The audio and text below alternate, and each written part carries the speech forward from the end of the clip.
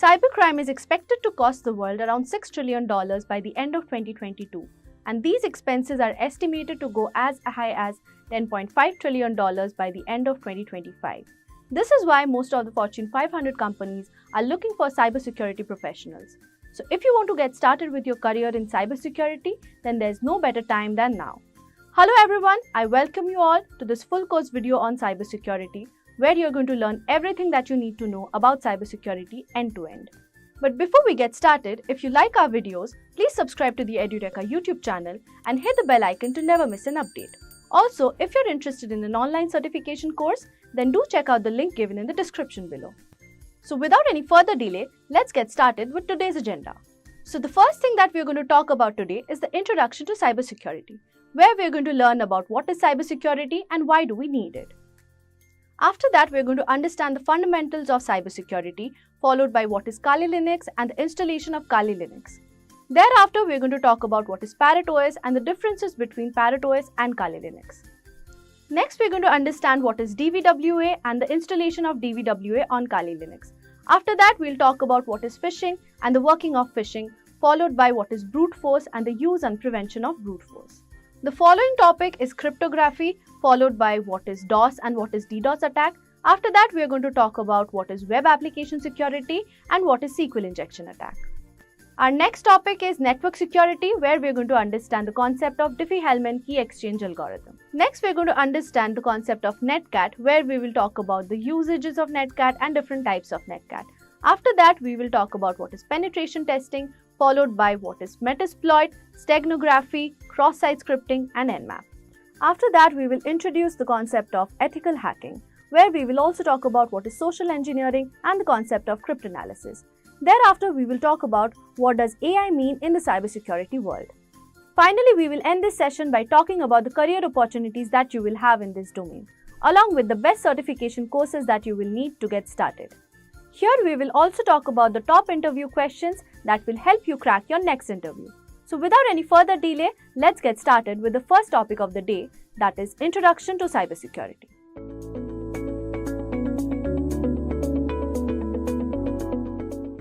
We are living in a digital era. Whether it be booking a hotel room, ordering some dinner, or even booking a cab, we are constantly using the internet and inherently constantly generating data. This data is generally stored on the cloud, which is basically a huge data server or data center that you can access online. Also, we use an array of devices to access this data. Now for a hacker, it's a golden age. With so many access points, public IP addresses, and constant traffic and tons of data to exploit, black hat hackers are having one hell of a time exploiting vulnerabilities and creating malicious software for the same. Above that, cyber attacks are evolving by the day. Hackers are becoming smarter and more creative with their malwares, and how they bypass virus scans and firewalls still baffle many people. Let's go through some of the most common types of cyber attacks now. So as you guys can see, I've listed out 8 cyber attacks that have plagued us since the beginning of the internet. Let's go through them briefly. So first on the list, we have general malwares. Malware is an all-encompassing term for a variety of cyber threats, including trojans, viruses, and worms. Malware is simply defined as code with malicious intent that typically steals data or destroys something on the computer. Next on the list, we have phishing. Often posing as a request for data from a trusted third party, phishing attacks are sent via email and ask users to click on a link and enter their personal data. Phishing emails have gotten much more sophisticated in recent years, making it difficult for some people to discern a legitimate request for information from a false one. Phishing emails often fall into the same category as spam, but are more harmful than just a simple ad. Next on the list, we have password attacks. A password attack is exactly what it sounds like: a third party trying to gain access to your system by cracking a user's password. Next up is DDoS, which stands for Distributed Denial of Service. A DOS attack focuses on disrupting the service of a network. Attackers send high volumes of data or traffic through the network that is making a lot of connection requests, until the network becomes overloaded and can no longer function. Next up, we have man-in-the-middle attacks. By impersonating the endpoint in an online information exchange, that is the connection from your smartphone to a website, the MITM attacks can obtain information from the end users and entity he or she is communicating with. For example, if you're banking online, the man in the middle would communicate with you by impersonating your bank and communicate with the bank by impersonating you. The man in the middle would then receive all the information transferred between both parties, which could include sensitive data such as bank accounts and personal information. Next up, we have drive-by downloads. Through malware on a legitimate website, a program is downloaded to a user's system just by visiting the site. It doesn't require any type of action by the user to download it actually. Next up, we have maladvertising, which is a way to compromise your computer with malicious code that is downloaded to your system when you click on an affected ad. Lastly, we have rogue softwares, which are basically malwares that are masquerading as legitimate and necessary security software that will keep your system safe. So as you guys can see now, the internet sure isn't a safe place as we might think it is. This not only applies for us as individuals, but also large organizations. There have been multiple cyber breaches in the past that has compromised the privacy and confidentiality of our data. If we head over to this site called Information is Beautiful, we can see all the major cyber breaches that have been committed. So as you guys can see, even big companies like eBay, AOL, Evernote, Adobe have actually gone through major cyber breaches, even though they have a lot of security measures taken to protect the data that they contain. So it's not only that small individuals are targeted by hackers and other people, but even bigger organizations are constantly being targeted by these guys. So after looking at all sorts of cyber attacks possible, the breaches of the past, and the sheer amount of data available, we must be thinking that there must be some sort of mechanism and protocol to actually protect us from all these sorts of cyber attacks. And indeed, there is a way, and this is called cybersecurity. In a computing context, security comprises of cybersecurity and physical security. Both are used by enterprises to protect against unauthorized access to data centers and other computerized systems. Information security, which is designed to maintain the confidentiality, integrity, and availability of data, is a subset of cybersecurity. The use of cybersecurity can help prevent against cyber attacks, data breaches, identity theft, and can aid in risk management. So, when an organization has a strong sense of network security and an effective incident response plan, it is better able to prevent and mitigate these attacks. For example, end-user protection defends information and guards against loss of theft, while also scanning computers for malicious code. Now, when talking about cybersecurity, there are three main activities that we are trying to protect ourselves against, and they are unauthorized modification, unauthorized deletion, and unauthorized access. These three terms are very synonymous to the very commonly known CIA triad, which stands for confidentiality, integrity, and availability. The CIA triad is also commonly referred to as the three pillars of security, and most security policies of bigger organizations and even smaller companies are based on these three principles. So let's go through them one by one. So first on the list, we have confidentiality. Confidentiality is roughly equivalent to privacy. Measures undertaken to ensure confidentiality are designed to prevent sensitive information from reaching the wrong people, while making sure that the right people can in fact get it. Access must be restricted to those authorized to view the data in question. It is common as well for data to be categorized according to the amount and type of damage that could be done should it fall into unintended hands. More or less, stringent measures can then be implemented across to those categories.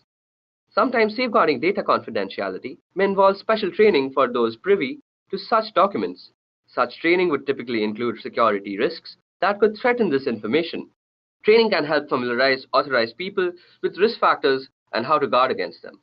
Further aspects of training can include strong password and password-related best practices and information about social engineering methods to prevent them from bending data handling rules with good intention and potentially disastrous results. Next on the list, we have integrity. Integrity involves maintaining the consistency, accuracy, and trustworthiness of data over its entire life cycle. Data must not be changed in transit, and steps must be taken to ensure that data cannot be altered by unauthorized people, for example, in a breach of confidentiality. These measures include file permissions and user access controls. Version control may be used to prevent erroneous changes or accidental deletion by authorized users becoming a problem. In addition, some means must be in place to detect any changes in data that might occur as a result of non-human caused events, such as electromagnetic pulses or server crash. Some data might include checksums, even cryptographic checksums for verification of integrity. Backup or redundancies must be available to restore the affected data to its correct state. Last but not the least is availability. Availability is best ensured by rigorous maintaining of all hardware, performing hardware repairs immediately when needed, and maintaining a correctly functional operating system environment that is free of software conflicts. It's also important to keep current with all necessary system upgrades. Providing adequate communication bandwidth and preventing the occurrences of bottlenecks are equally important. Redundancy, failover, and even high availability clusters can mitigate serious consequences when hardware issues do occur. Fast and adaptive disaster recovery is essential for the worst-case scenarios. That capacity is reliant on the existence of a comprehensive disaster recovery plan. Safeguards against data loss or interruption in connection must include unpredictable events such as natural disasters and fire. To prevent data loss from such occurrences, a backup copy must be stored in a geographically isolated location, perhaps even in a fireproof water-safe place. Extra security equipments or software such as firewalls and proxy servers can guard us against downtimes and unreachable data due to malicious actions such as denial of service attacks and network intrusions.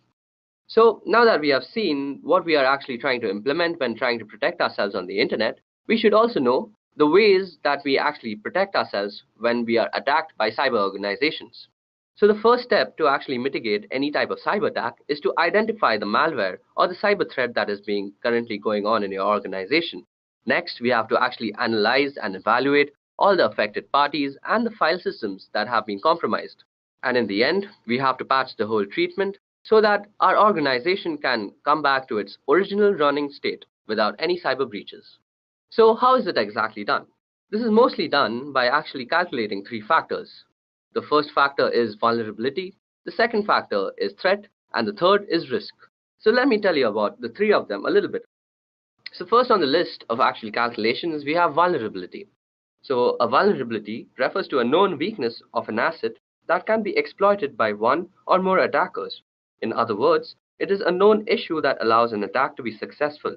For example, when a team member resigns and you forget to disable their access to external accounts, change logins, or remove their names from the company credit cards, this leaves your business open to both unintentional and intentional threats.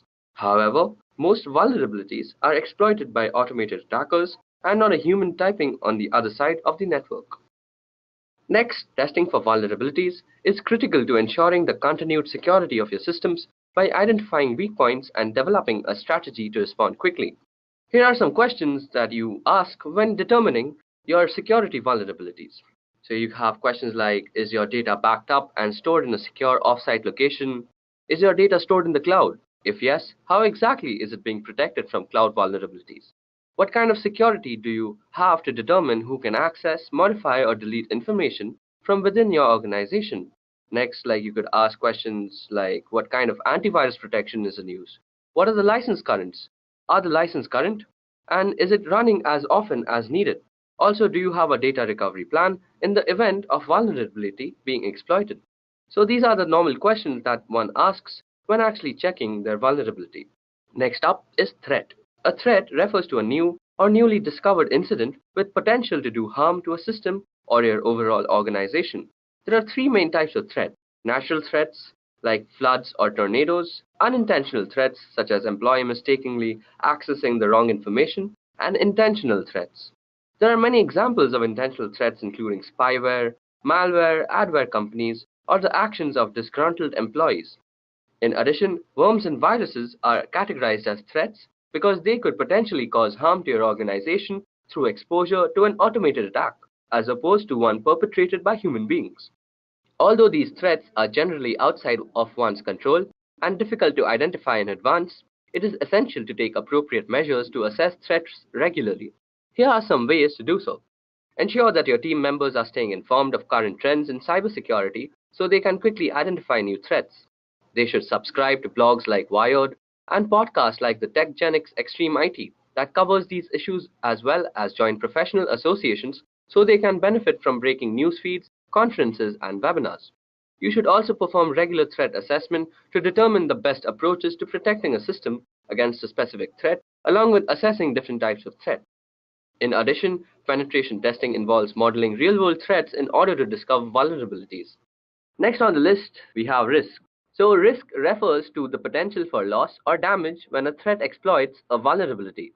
Examples of risks include financial losses, as a result of business disruption, loss of privacy, reputational damage, legal implications, and can even include loss of life. Risk can also be defined as follows, which is basically threat multiplied by the vulnerability. You can reduce the potential for risk by creating and implementing a risk management plan, and here are the key aspects to consider when developing your risk management strategy. Firstly, we need to assess risk and determine needs. When it comes to designing and implementing a risk assessment framework, it is critical to prioritize the most important breaches that need to be addressed. Although frequency may differ in each organization, this level of assessment must be done on a regular, recurring basis. Next, we also have to include a total stakeholder perspective. Stakeholders include the business owners as well as employees, customers, and even vendors. All of these players have the potential to negatively impact the organization, but at the same time they can be assets in helping to mitigate risk. So as we see, risk management is the key to cybersecurity.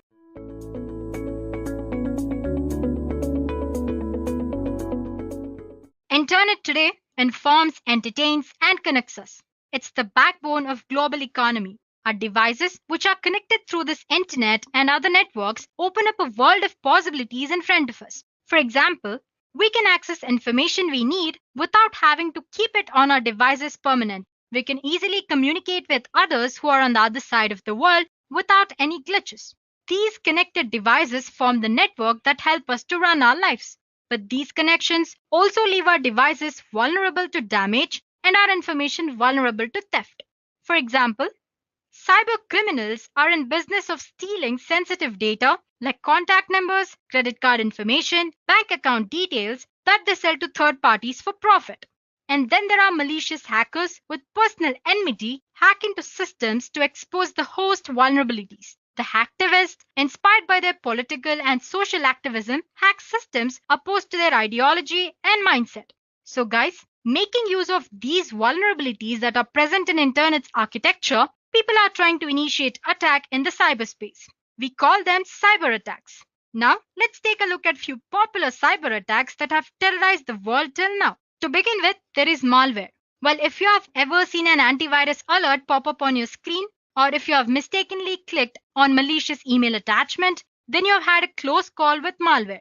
Malware basically is a term which is used to describe malicious software, including spyware, viruses, worms, different kind of trojans that are injected into your computer to corrupt it. And then there is something called phishing. In a phishing attack, an attacker may send you an email that appears to be from someone you trust, like it could be your boss or a company that you do business with. In this email, you will find an attachment to open or a link asking for you to click on. And as soon as you do that, you're giving leeway for attacker to exploit your computer. And then there is man-in-the-middle attack. It is also known as eavesdropping attack. Here, attacker inserts himself as a third party into a two-party transaction. Once the attacker interrupts the traffic, he can easily filter, manipulate, and steal your data without you knowing anything about it. Moving on, we have denial of service attack. Here, attacker floods a website with more traffic than it can handle. This will make it impossible for the website to respond to legitimate visitors who are trying to access it. And then there is malvertising. It is the use of online advertising to spread malware. It typically involves injecting malicious advertisements into legitimate online advertising networks and web pages. And finally, there is ransomware. Ransomware basically is a type of malware that prevents users from accessing their system or personal files. If the user wants to regain access, then he'll have to pay the ransom that the attacker is demanding. And today, most of the time, ransomware criminals order that payment be sent via cryptocurrency or credit card. So guys, these are just few major type of cyber attacks that are there. There are others out there that are traumatizing the cyberspace. Cybercrime is a global problem that's been dominating the news cycle. It poses a threat to individual security and even bigger threat to large international companies, organizations, banks, and government. But the good thing is that even with this flawed internet, there are simple things that we can do to protect ourselves from these attacks. This is where cybersecurity comes into picture. In simple terms, cybersecurity is defined as techniques and practices designed to protect your data.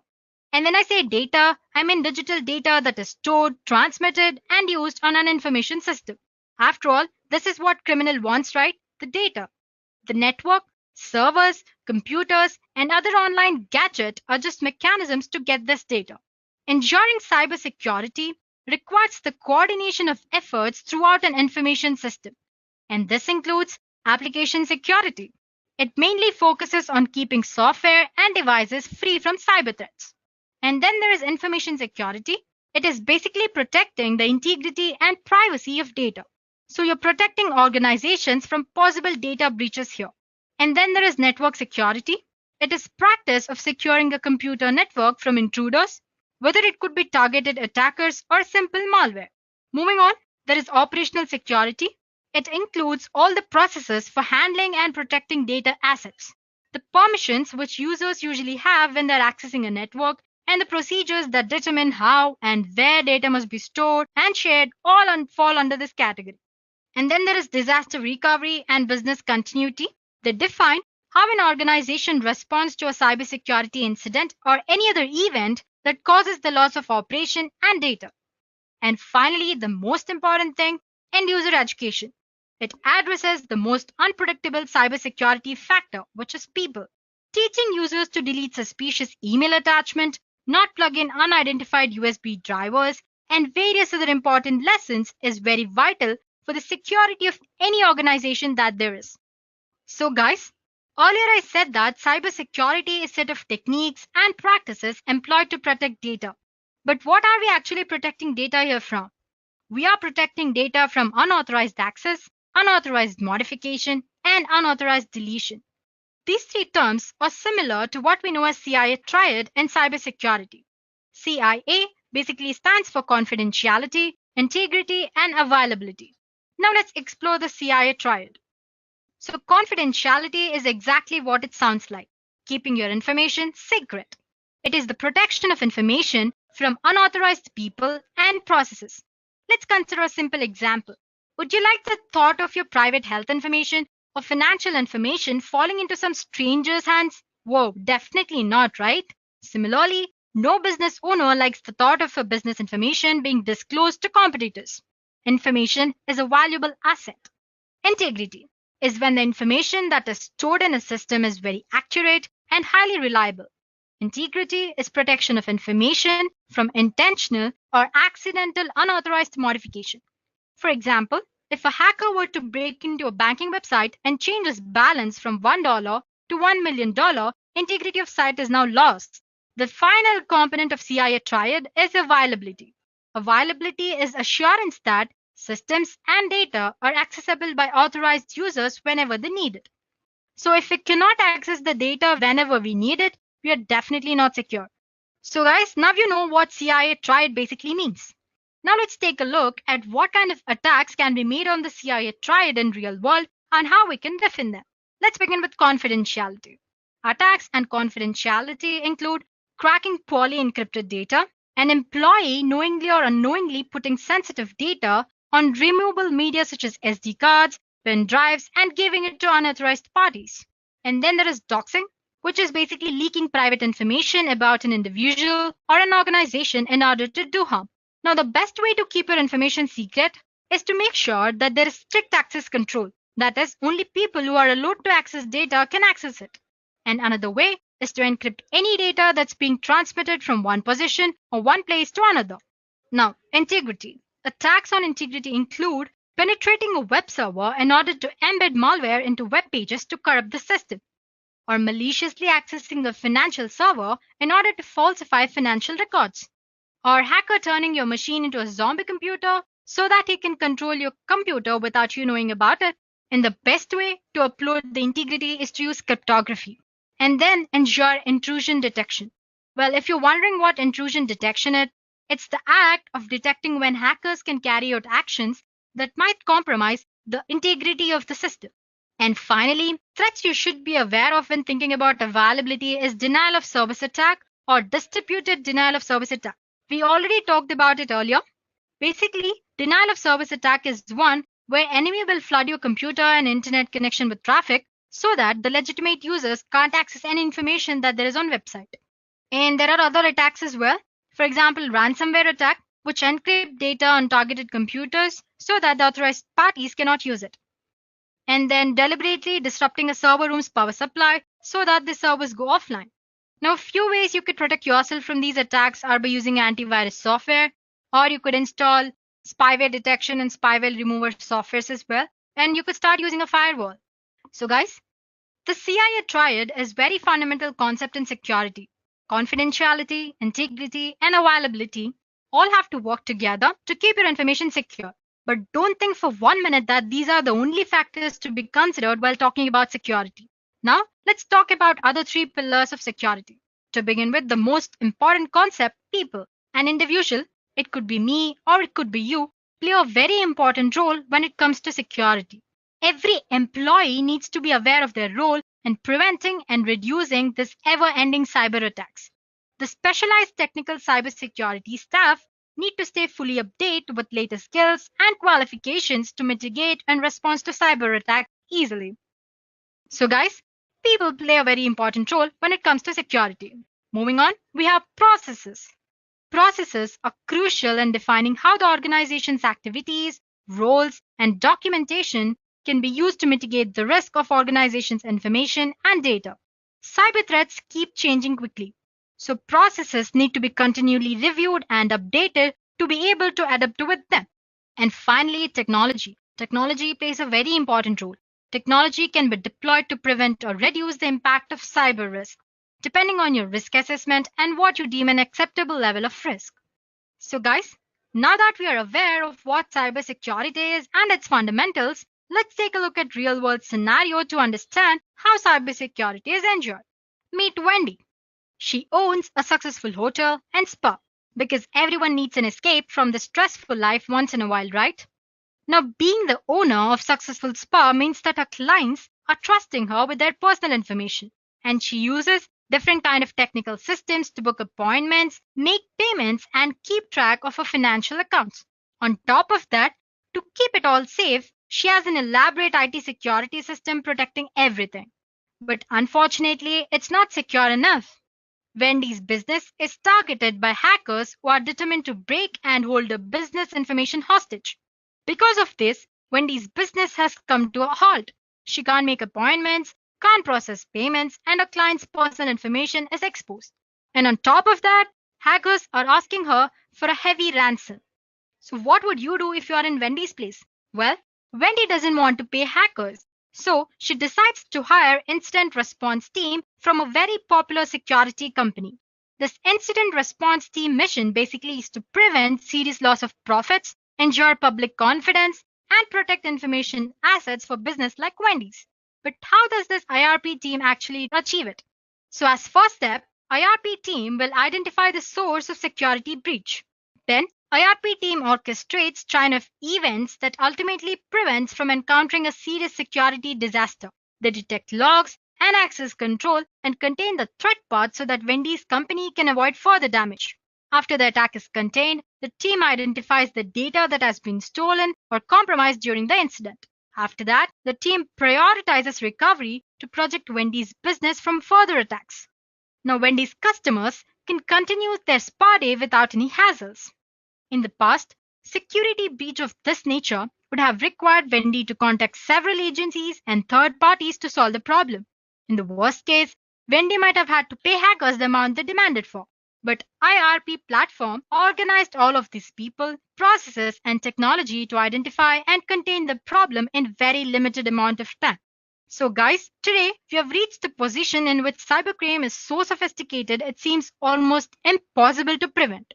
The emphasis is now on how an organization responds once it has been breached. While we can't prevent every incident that there is, we can easily control how we manage the aftermath so that we are prepared and practiced in the process of response.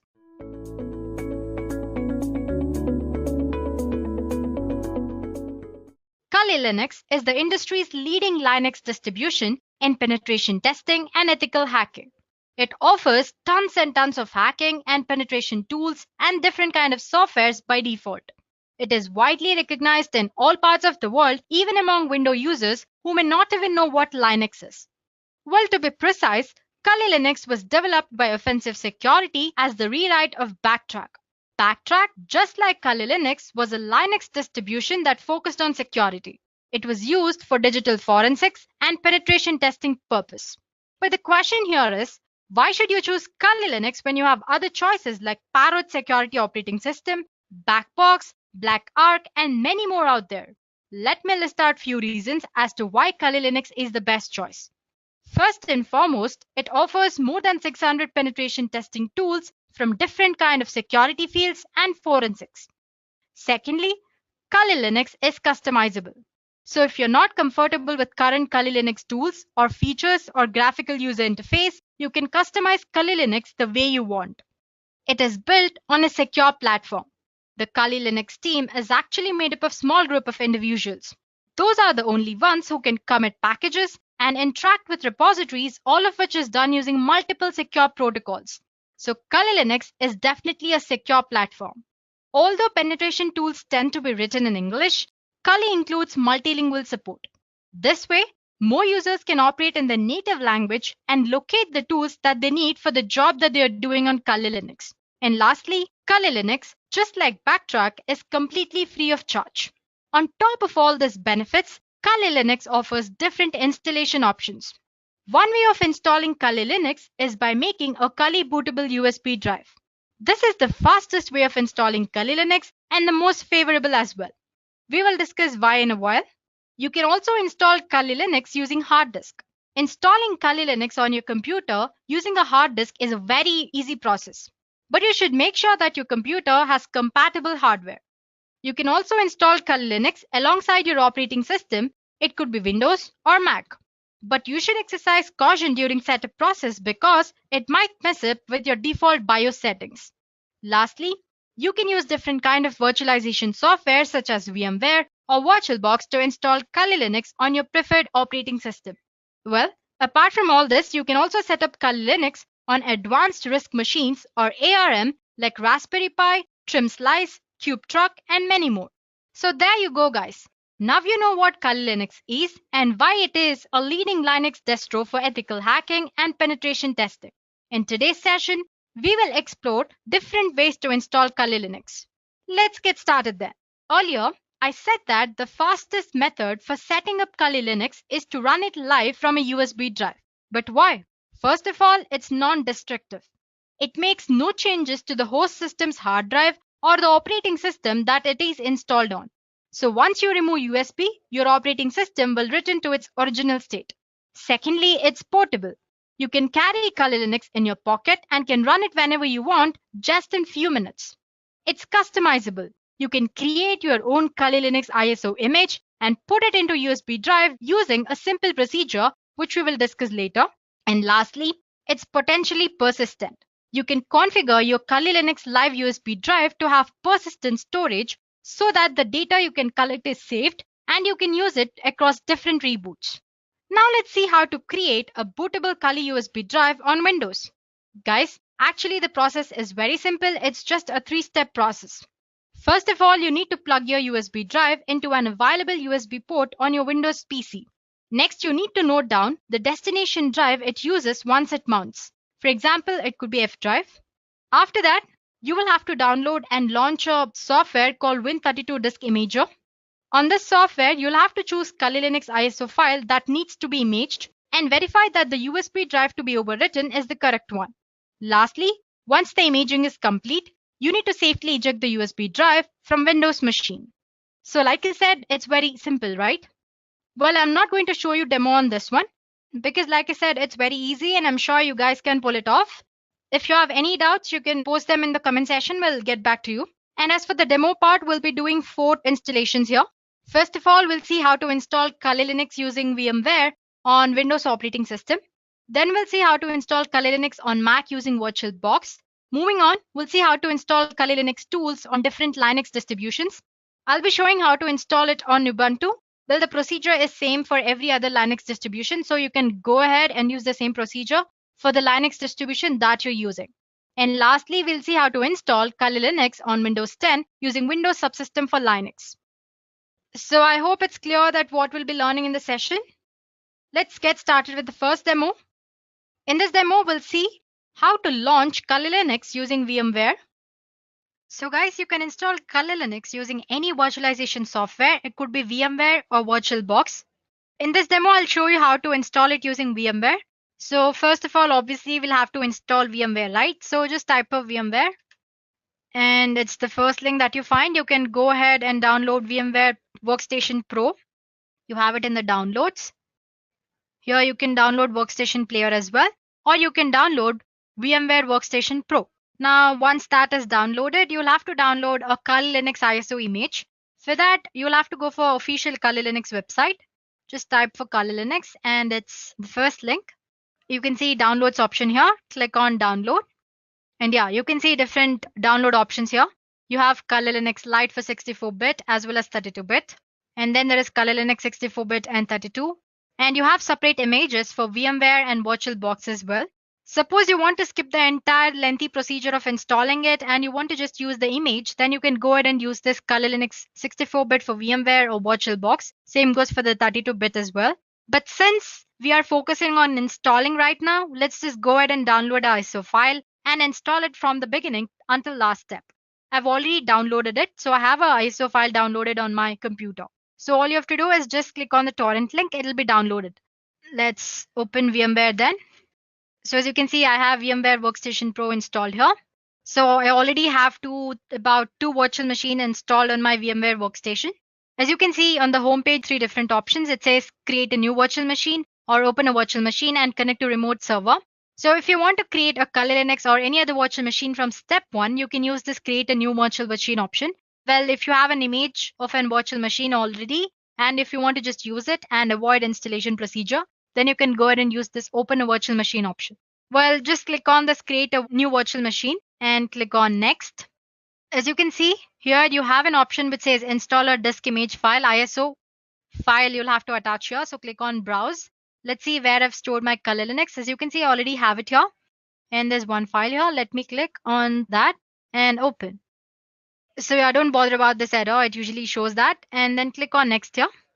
So it's asking which operating system will be installed on this virtual machine. I want it to be Linux. So make sure you select Linux 64-bit and click on next. You have an option to name your virtual machine. Let's say Kali Linux. And where do I want to store it? In my documents under virtual machines, Kali Linux. Sure, and click on next. It says it already exists. Let me try this one then. Let's say Kali Linux 1 and next. Yeah. So basically your Kali Linux will need about a 20 GB. Let's assign some 40 GB here. That's the maximum disk size that you can allot. Well, you can allot more than that as well, but minimum it needs about 20 GB. And you have an option which says store virtual disk as a single file or multiple files. Let's just select store virtual disk as a single file to avoid complications and click on next here. So as you can see, you can review your virtual machine settings here. You have an option to make changes to the settings. You can make changes right now or you can do it later as well. Let's just go ahead and make changes now. Click on this customize hardware option here. Well, as for the memory for this virtual machine, it totally depends on what you're using virtual machine for. If you're not using it for heavy works, then you can assign least amount of memory. Let's say I want to assign about 2 GB. There we go. And as for the processors, number of processors 1. And the number of core processors, you can choose as many as you want. Let's say 2. This will increase the performance of your virtual machine. So, and again, it totally depends on whatever you want to choose. And yeah, we have already attached the image. Network adapter, you can set for NAT. USB controller and sound card, you can retain the default settings. And as for the display, click on accelerated 3D graphics since Kali Linux has a graphical user interface. And it says 768 MB is the recommended amount of memory that you can use for graphics. So let's go ahead and select that and click on close. Well, you can actually make all the settings after installing Kali Linux as well. No problem there. Once you've done that, click on finish here. As you can see, my Kali Linux image is ready for installation. You have two options to power up. As you can see, you have this option here. You can click on that to power on this virtual machine, or you can go ahead and click on this.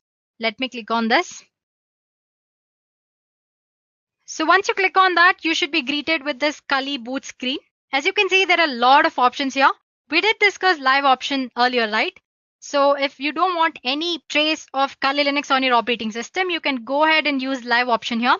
You have live USB persistence mode and live USB encrypted persistence as well. Suppose you want to store some data and save it for a later reboots, you can use live persistent option here.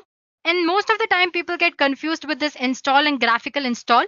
Just don't go ahead and click on install option. Do it only if you're well versed with command line interface. So basically that install option is for command line interface. So you'll be greeted with Kali Linux command line interface. Since if you're using Kali Linux for the first time, go ahead with graphical install. Select the graphical install and click enter.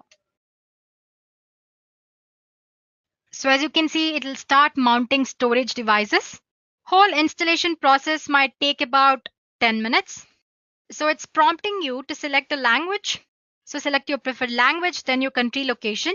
Let's say English and click on enter. And it's asking you for the country location. Just give United States and enter. And I want the keyboard to be configured with American English.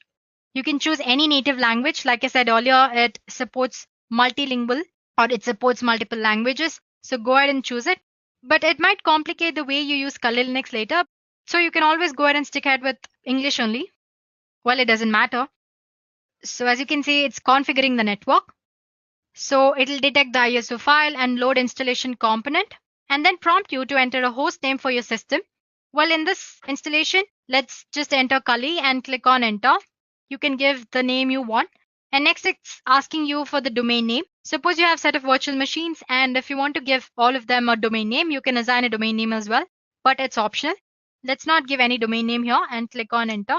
The next thing it does is it'll prompt you for the password that you'll have to enter every time you launch your Kali Linux. So just give some password of your choice and click on continue. The best thing about Kali Linux is you can set up date and time as well. You can make it later as well, but you can choose it here. So just click on Eastern or whichever choice you like and click on enter. So the installer will now probe your disk and offers you 4 different choices. As you can see, it says guided use entire disk. Guided use entire disk can set up LVM, which is logical volume manager. Same thing, which is encrypted, and manual. So if you're an expert, if you've already used this Kali Linux before, you can go ahead and select any of these 3 options from the bottom. That's LVM or manual or encrypted LVM. Otherwise, you can always go ahead and choose guided use entire disk option here if you're a beginner and click on enter. So this is the disk partition where all the data will be stored and click on continue. It's asking if you want to store all files in one partition or if you want to make partitions. So depending on your needs, you can go ahead and choose to keep all your files in single partition, which is default, or you have separate partition for one or more of the top level directories. Let's just choose the first option and click on enter. So once you've done that, you'll have one last chance to review your disk configuration. Once you're sure that you've given correct details, click on enter here. It's asking if the changes that you make to Kali Linux should be written to the disk or not. So say yes. So it will start partition and install the virtual machine. It took a while, but as you can see, installation is almost done. It's asking me to configure the package manager. Well, if you select no in this session, you will not be able to install packages from Kali repositories later. And click on continue. So suppose if you want to install other repositories or updates later on, you can always go and click on yes. Otherwise you can go for no as well. Now it's going to configure the package manager. It'll install package manager and configure it. Then it'll install grub bootloader. And it's asking if you want to install grub bootloader to master boot record. Definitely yes. So select yes and click on continue. So it's asking to select the device manually. You can click this, select the device. So yeah, guys, we're done here. So you can finally click on continue option to reboot your new Kali installation. So as you can see, the entire process took about 10 to 11 minutes. So yeah, let's go ahead and click on continue here. It's going to finish the installation. So guys, as you can see, the installation process from the step where we selected the language till the last step is same. It's just the medium on which you're installing is different. For example, right now we used VMware. Later on, I'll show you how to use VirtualBox. But once your Kali Linux image is ready to boot, the rest of the installation process is similar to this. So it's finished installing. It's loading the image.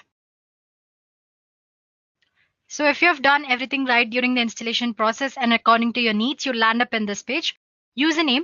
So we've given it this Kali, right? K-A-L-I and password. As you can see, it's showing an error. It says that didn't work. Please try again.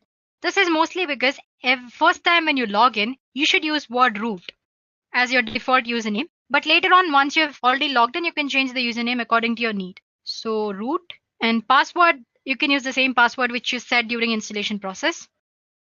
So as you can see, login is successful. And here I go. My Kali Linux is up and running. So I can start using Kali Linux according to my needs. So once you've done that, you can go ahead and install VMware tools so that you can maximize it, full screen and all that stuff. You can also go ahead and change the date and time settings. As you can see here, you can go for the settings option here and do the settings. And you can start using Kali Linux for hacking and penetration testing purposes. So it's as easy as that, guys. So please go ahead and try installing it. Well, if you find any errors during installation process, let us know in the comment section. We'll get back to you as soon as possible. Now let's move on to our second demo.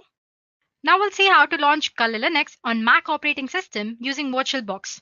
In the previous demo, we used VMware, and now we'll be using VirtualBox. But actually, I'm not using any Mac system here, operating system. But I'll show you how to install using VirtualBox. The procedure is very similar. So all you have to do is on your Mac operating system, go ahead and click for VirtualBox download. So this is the VirtualBox official page. You can go ahead and click on downloads here. As you can see, you have different options here. It says Windows for Windows operating system, OS X host, Linux, and Solar host. Since if you're using Windows, then go ahead and select Windows host. But as for Mac, you'll have to select this. It's mostly a .exe file. Once you've done that, you can install VirtualBox. It's just click on next, and it'll work out. And provide settings according to your need. I already have installed VirtualBox. The next thing you do is similar as what you've done with VMware. Go ahead and download official Kali Linux image. Make sure you don't download any duplicate versions of ISO file from other websites. Make sure you download it from original website. If you want to do it from the beginning, go ahead and install ISO file here, torrent. Or you can just go ahead and download just the image for VirtualBox here for 64-bit, and you have option for 32-bit as well. I've already done that. So let me open my VirtualBox. Yeah, here it is. The procedure for VMware and VirtualBox is almost same, just slight difference. Let me maximize the screen for you guys. As you can see, I already have a virtual machine launched up here. I haven't powered it up yet. Anyway, I'll show you how to install new one. Just click on new option here. This is your VirtualBox homepage, guys. So click on new here and just give a name. We've already given Kali Linux earlier, right, for the virtual machine. So let's give it some other name. Let's say capital K-L Linux. And choose the type of operating system, that's Linux. And here 64-bit, minus 64-bit. According to your operating system needs, you can go ahead and choose 32-bit as well. Click on next. And again, like I said earlier, depending on what you're doing on Kali Linux operating system or virtual machine, you go ahead and assign the memory.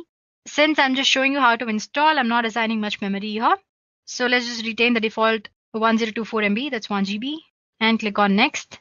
And it's asking, you have 3 options here. You have not to add virtual hard disk, create a virtual hard disk now, and you can go ahead and add a virtual hard disk here, use an external virtual hard disk.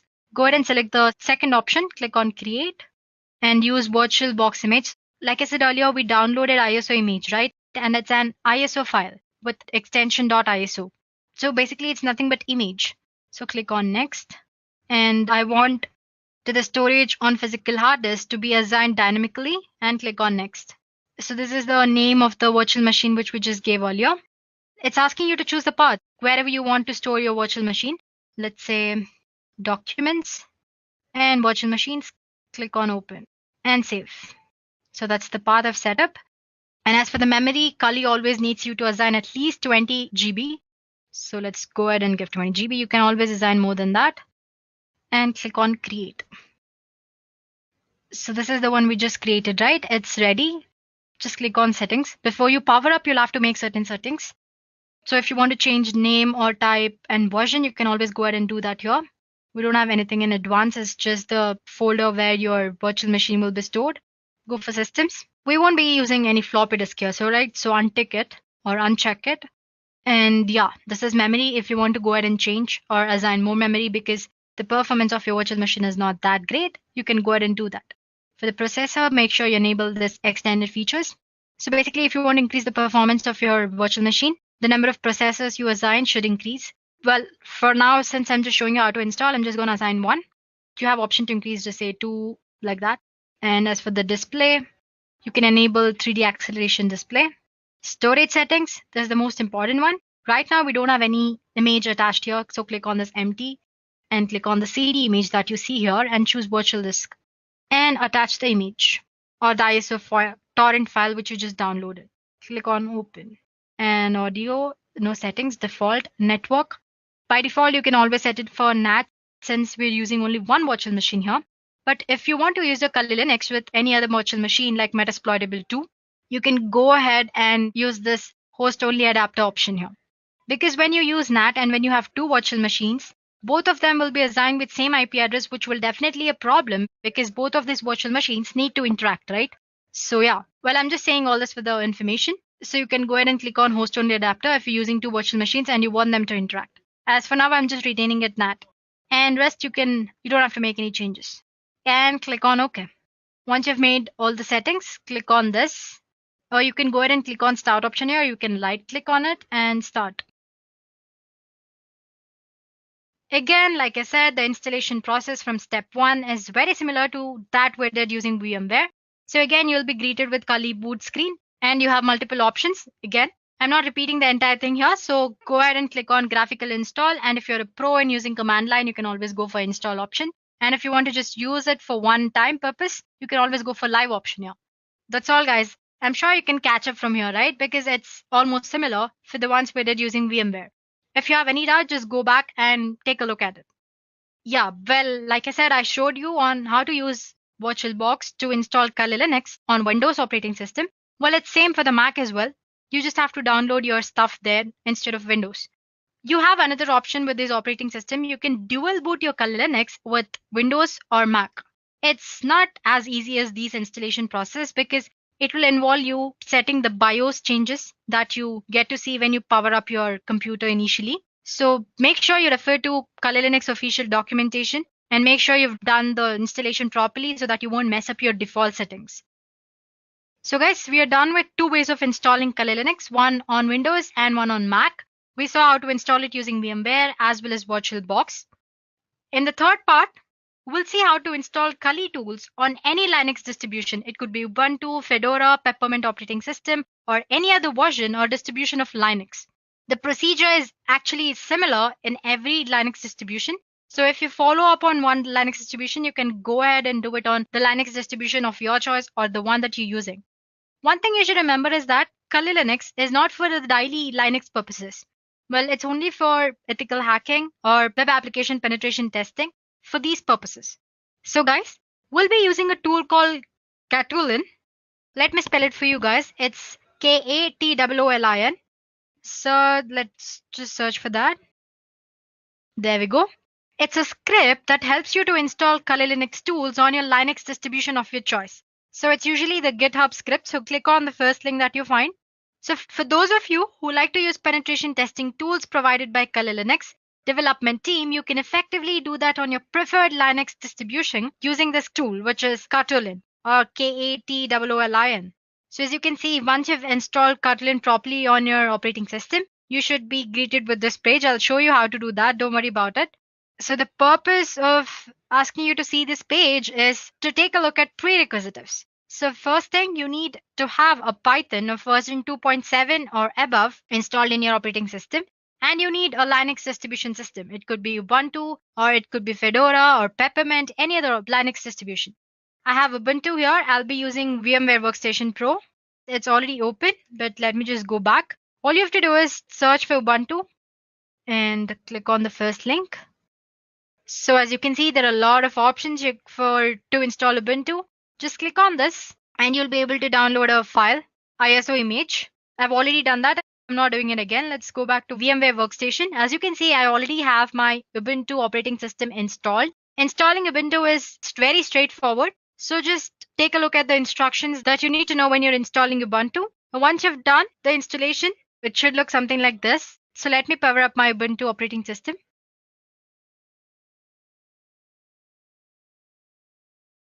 So as you can see, once you install, you'll land up on this page and it's asking for the password. You set up this username and password during the installation process, so don't worry about it. Click on enter. So let's say you are a Unix lover, you like using Unix platform.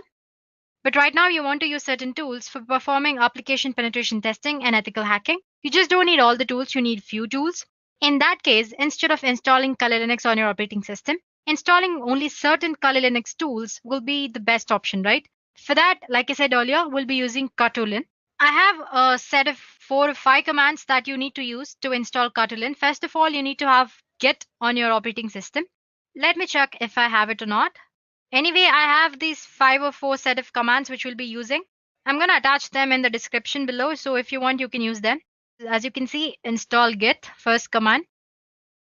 It says unable to use it because I have to log in as a root user. So let me just, it's asking for the password. Yeah, now I'm a root user. So let me try the command again. That's apt-get install Git. Yeah, installing Git. It's just gonna take few minutes. While this is happening, let's go ahead and explore 𝐶 tool. Let me go for Firefox here. Let's search for 𝐶. So it's the first link, guys, like I said earlier. So let me scroll down. As we saw, this should be the home page, and we did take a look at the requirements. So let's just go back and see if it's done. It's still happening. So one thing, guys, make sure you have a Python of version 2.7 or above. Otherwise, the entire thing won't work at all. Yeah, guys, it's done. Now we are done with the first step. We need to install, or we need to clone the 𝐶, right? So what you do, like I said, I have a command right here. Just copy this and place it over there. Control-C. Let's go back to terminal and let me clear the screen for you guys. Yeah, and paste. So basically, I'm cloning it here. And the next command is I'm copying the Python file to this directory and click on enter. It's done. It's just quick process. Now we'll have to change permissions so that we have access to use 𝐶. For that, basically we are giving execute permission. So chmod +X. Make sure you take a look at that. +X and enter. We are ready, guys. Now our 𝐶 is installed. Say lin. So as you can see, it's all ready. But the first thing that you should do is before you upgrade your system, it says please remove all the Kali Linux repositories to avoid any kind of problems. So as you can see, it shows you like 5 options here. First one, it says add Kali repositories and update. Next, view categories. Like I said, Kali Linux has 600 plus tools, right? So you have different tools categorized under different headings. Then you have classic menu indicator. It's nothing here. As you can see, I have a small icon here.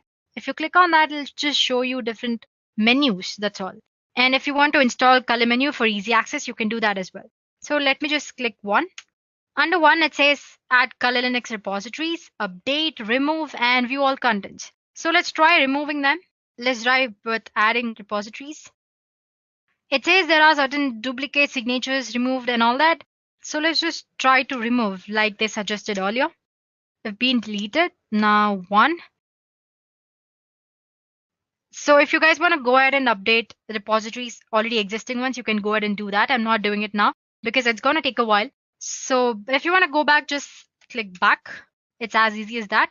Now let's say I want to view categories and install one tool of it. As you can see, there are like huge number of categories here. So I have web application penetration tools here. I have password attacks. I have exploitation tools. Well, if you are interested, there's an introduction video of what is Kali Linux by Edureka in the cybersecurity playlist. So go ahead and take a look at that. We have explained like about 5 to 6 popular tools in Kali Linux. Anyway, getting back to today's session, let me just say 4. As you can see, it lists all the web application tools. So if I want to install all tools, there's an option that's 0. But let's just say I want to install a tool called SQLmap. I'm sure you might have heard SQLmap. If not, it's okay. It's a tool which you use for checking out vulnerabilities that are present in application database system. So anyway, it asks insert the number of the tool that you want to install. Let's say 27.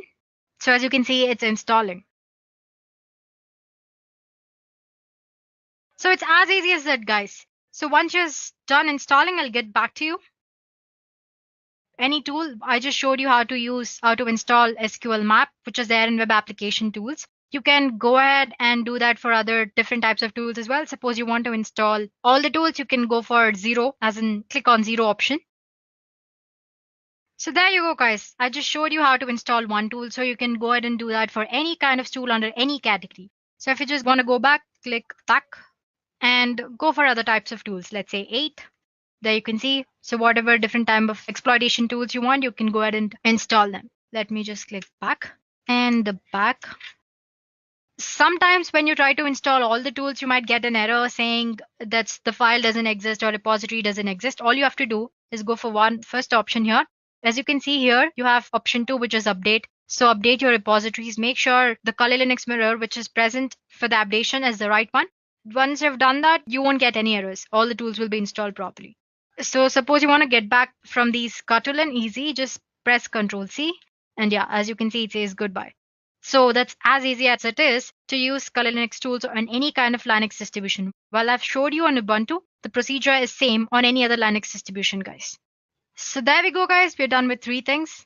First, we did on Windows using VMware, then on Mac using VirtualBox. And third, I showed you how to install Kali Linux tools on any kind of Linux distribution. And finally, there's one last demo. Here we'll see how to install Kali Linux on Windows operating system using Windows Subsystem for Linux feature. So let me get back to my operating system. We won't be needing VMware Workstation anymore. So guys, we'll be using a feature called Windows Subsystem for Linux, which is by default present in all the current versions of Windows 10. This is actually for those who prefer using Kali Linux command line interface. So make sure to listen to me properly. Or use this option only if you are a pro in using command line interface or if you have any experience using command line interface. Otherwise, just go ahead and use VMware or VirtualBox and install Kali Linux graphical user interface option. So yeah, this Windows Subsystem for Linux allows you to run Linux distributions as subsystem on your Windows operating system. This feature is really a new feature. It exists only in Windows 10. So you need to use latest version of Windows 10 to perform this demo or use this option.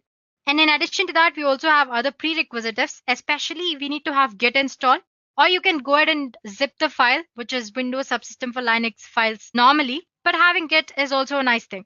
Secondly, you need to have Python of version 3 or above. Make sure you've installed Python and set up the path. To check if your Python is installed properly or not, just say cmd, go for your command prompt, and just type for Python version.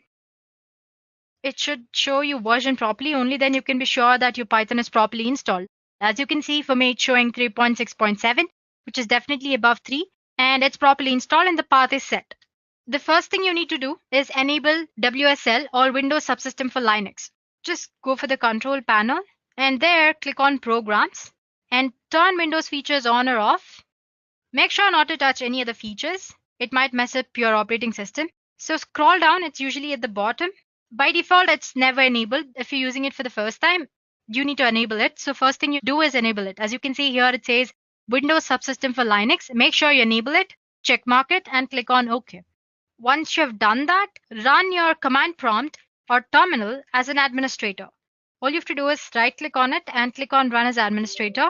And yes. Now we'll be enabling base distribution. That is, like I said, Windows Subsystem for Linux allows you to run a Linux distribution as subsystem, right? But for that, we need to enable this base distribution. For that, you need to install the base distribution or any kind of Linux distribution that you need. So just use lxrun and install. So once you type that, this is the output which you get. It says it's the legacy Windows system for Linux distribution. So you can go ahead and install other Linux distribution which are available in Microsoft Store. But unfortunately, Kali Linux is not available, but it doesn't matter, right? We are anyway installing it using the procedure. Just click on Y here, saying yes. I've already installed, so it's showing legacy Windows system for Linux distribution is already installed on my system. For you, it might take a while. After installing, the most important thing is it'll ask for you to set up a password and username. Don't skip that step, wait for a while, and make sure you set up the password and username properly. Only then the entire thing will work out. Once you've done that, we are done here. You can close the command prompt. The next thing you need to do is install Git. I already have it installed. It's very easy. Install .exe file and click on the installation process. It's very straightforward. And open Git bash. Yeah. Before that, let me go ahead and create a folder called text here. And as you can see, it's stored on my desktop. Right now, it's empty. Anyway, let me go back to Git here and cd desktop test. Earlier, we enabled Windows Subsystem for Linux, but now we have to download the script, right? For that, search for Windows Subsystem for Linux switcher And the first link is the GitHub link. Click on that. There you go, guys. It says Windows Subsystem for Linux Distribution Switcher. It says the purpose is to let you easily download and install Linux distribution as subsystem on your Windows operating system. So yeah, as you can see, you have different options here for the base operating systems. So yeah, copy this link here, Control C, and go back to Git clone, and paste the link which you just downloaded, paste it. It shouldn't take very long. It's done, guys. So now if you check your test folder, Windows Subsystem for Linux will be downloaded properly. Let's just go back and check that. Here is our test folder. As you can see, Windows Subsystem for Linux is already there. Now open your command prompt, cd, let's go for the text file. And if you search for the directories under that, you can see WSL here. Now let's go for that as well. You can just press tab, directories under that. So as you can see, the two things, the most important things is this get prebuild.py and install py. This get prebuild.py will fetch Kali Linux Docker files, and install.py will install Kali Linux for you. I already have it installed, but I'll just show you how to do it. So go back to the browser and type Docker file. Click on the second link. I just wanted you to copy the command easily so that you won't make mistakes. This is the one which you'll have to copy to fetch the Kali Linux Docker file. So you can just copy this part and go for command prompt. Let me maximize this for you. Here you can say, so if you remember, I said Python is must. So make sure you've installed it properly and set up the path. Python get prebuild. Let me just prebuild.py and copy it. As you can see, it's installing. It's going to take probably like 2 minutes.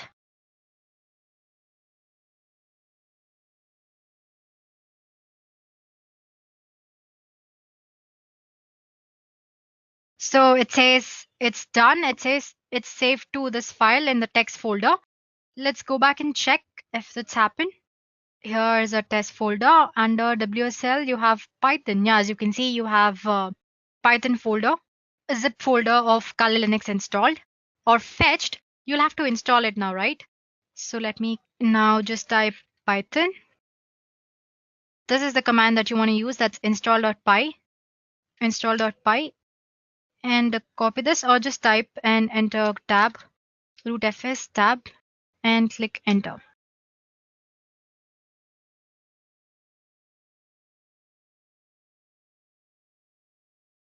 So as you can see, it took a while, but it did install, right? Now all you have to do is it's installed. So you can close the CMD and open your command prompt and run it as an administrator.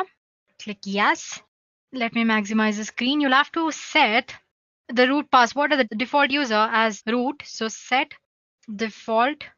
It's the command that you need to use. Set default user as root. As you can see, it's now set to root, and click bash. Done, guys. Right now we are running on Kali operating system on command line interface. If you want to make sure if you're actually running on Kali, just type cat etc and issue. It shows that Kali Linux rolling. So as you can see, we have successfully installed Kali Linux command line interface, or how to use command line interface on Windows using Windows Subsystem for Linux. And I'm telling it to you again, just use it if you know how to use command line interface very properly. Otherwise, it might be a little overwhelming for beginners.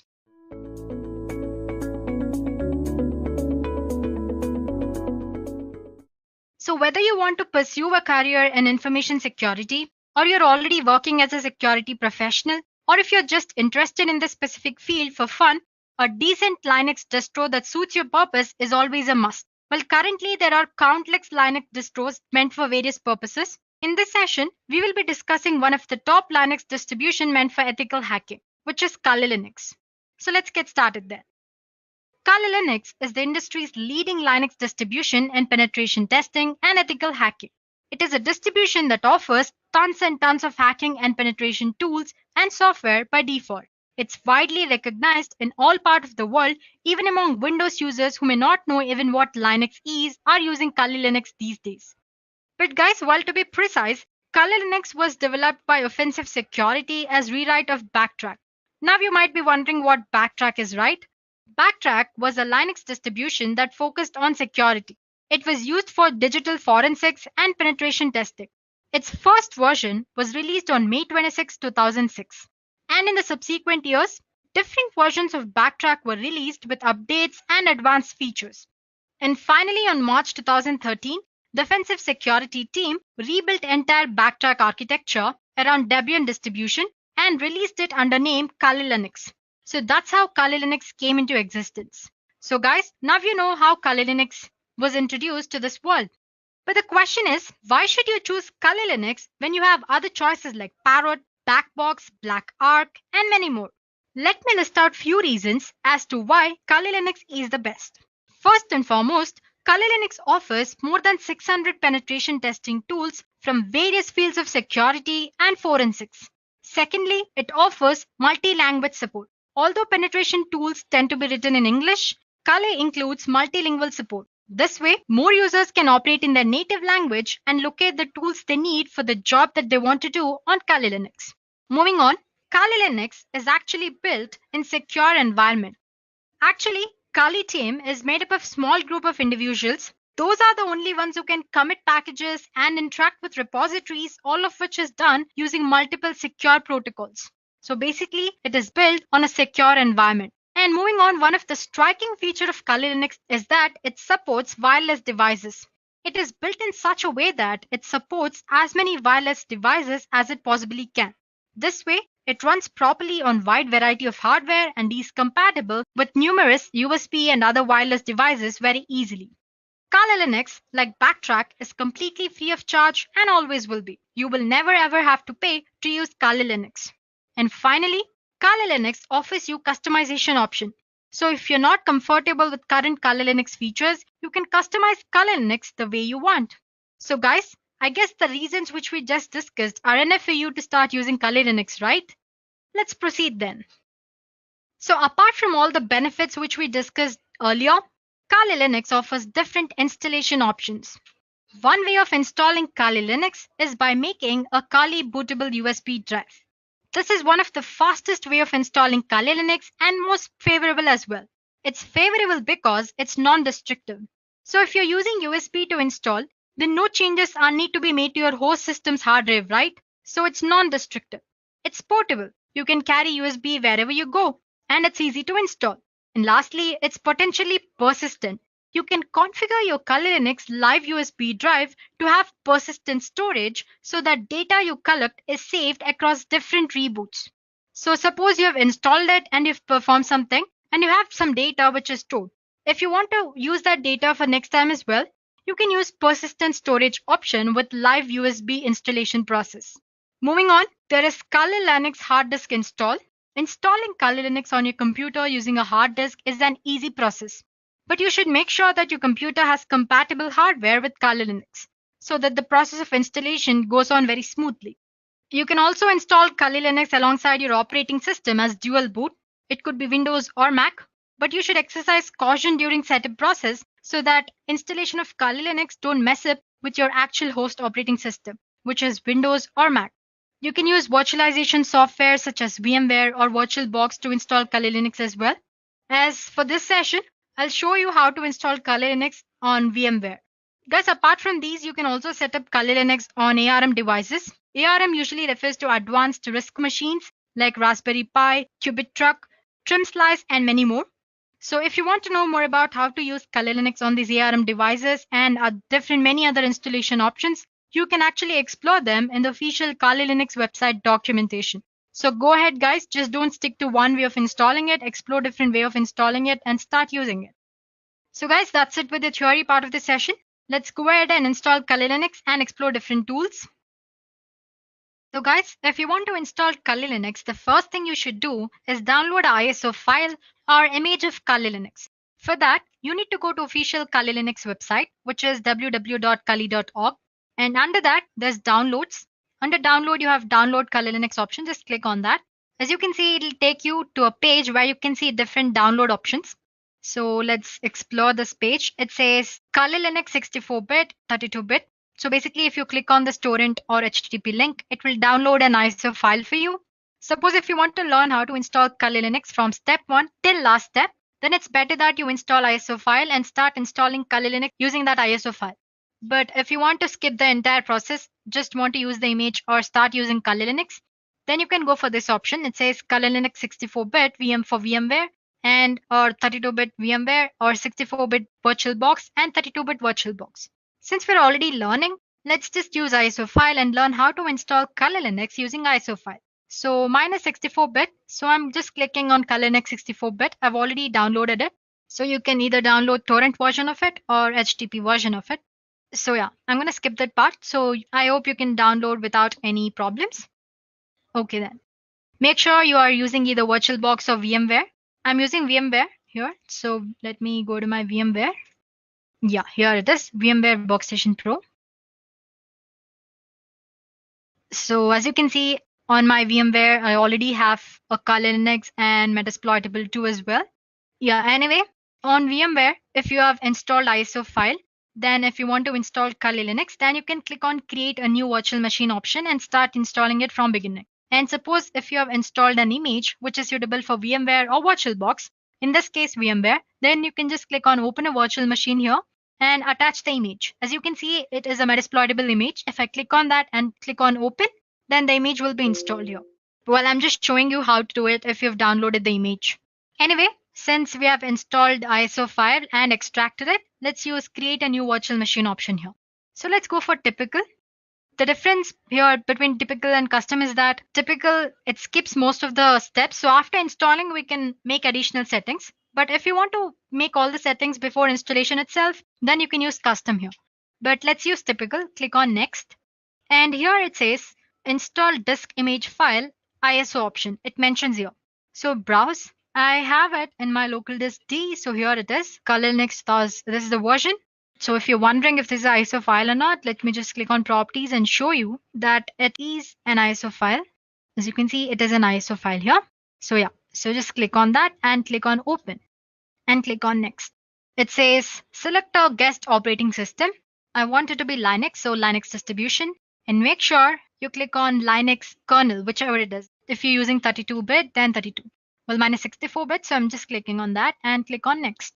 Here we go, just give it a name. Let's say Kali, and where I want to store it, it says under username, documents, virtual machine Kali. Yeah, sure. And then click on next. So, well, you can assign memory here, let's say 40 GB. Well, if you want to assign lesser than that, you can go ahead and assign lesser than that. You can always make changes later.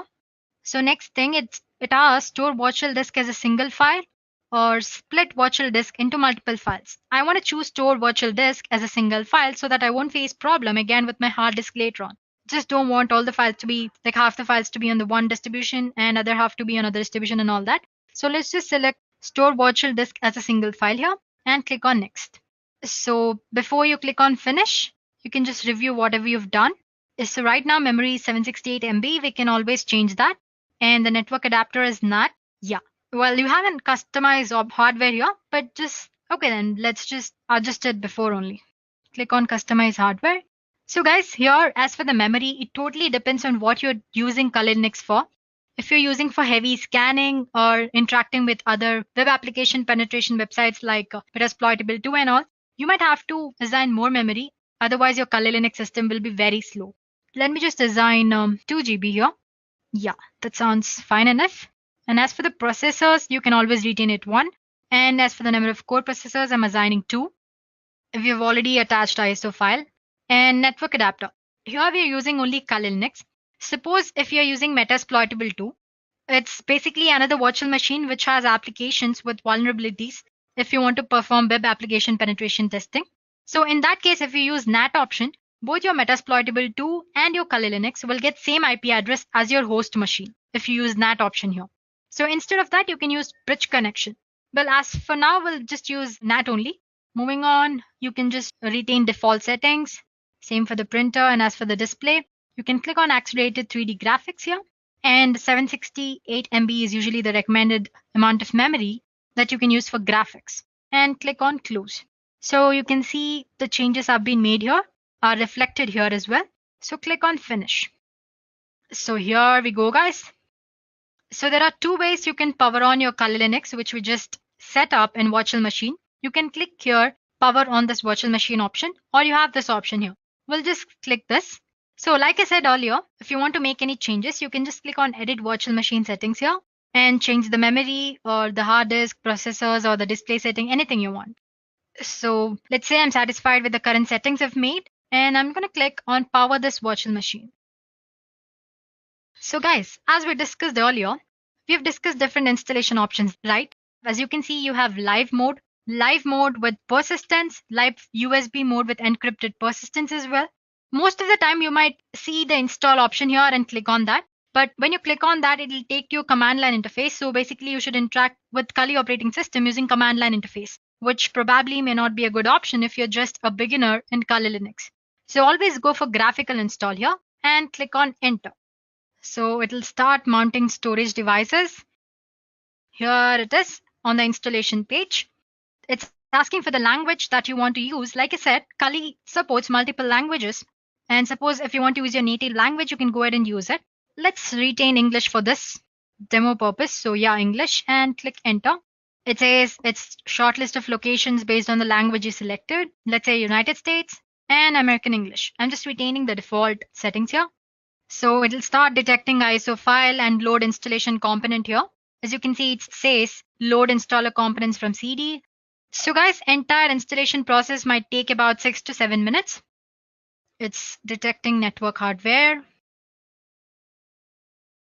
So if you have successfully completed the first step and second step, it should take you to this page. It's basically the host name it's asking for. So let's just retain it as Kali only. Or if you want to give anything else, you can do that. And just click on continue. And next thing it does is it asks you for a domain name. Let's say you have set of virtual machines, and if you're using all virtual machines together, and if you want to assign a domain name for all these virtual machines, you can go ahead and do that. As for now, I'm just leaving it blank and click on continue. Well, since you have set up the username, you'll have to set up root password as well, right? So let's just give it a something. You can give whatever you want and make sure you've given the right one in the second time as well. And click on continue here. So the best thing is it even asks for the date and time settings as well. If you have made any error here, you can always go and set your date and time after your Kali Linux is installed and booted up. So let's just say Eastern. Let's say Eastern. I'm just using that and click on continue. It says configuring the clock. It's detecting partition, disk partition. Well, basically disk partition is nothing that it's just if you want to retain your entire virtual machine or Kali Linux on use an entire disk, or if you want to partition half disk for some other purpose and all that, you can just always go ahead with guided use entire disk option. Click continue. Then it says manually select the device. So this is the virtual machine 42.9 GB VMware where the storage partition will be done. So I'm gonna click on enter. Yeah, like I said, I want all partitions to be done in one file. So click. It says if you're sure, then you can just go ahead and click enter or continue so that the partition is done. Continue. And it's asking if you want to write the changes to disk whenever some changes are made. Definitely yes. So click on yes and continue. So it'll start partition and install the virtual machine. It's going to take a while. So I'm going to return to you guys once the installation is done here.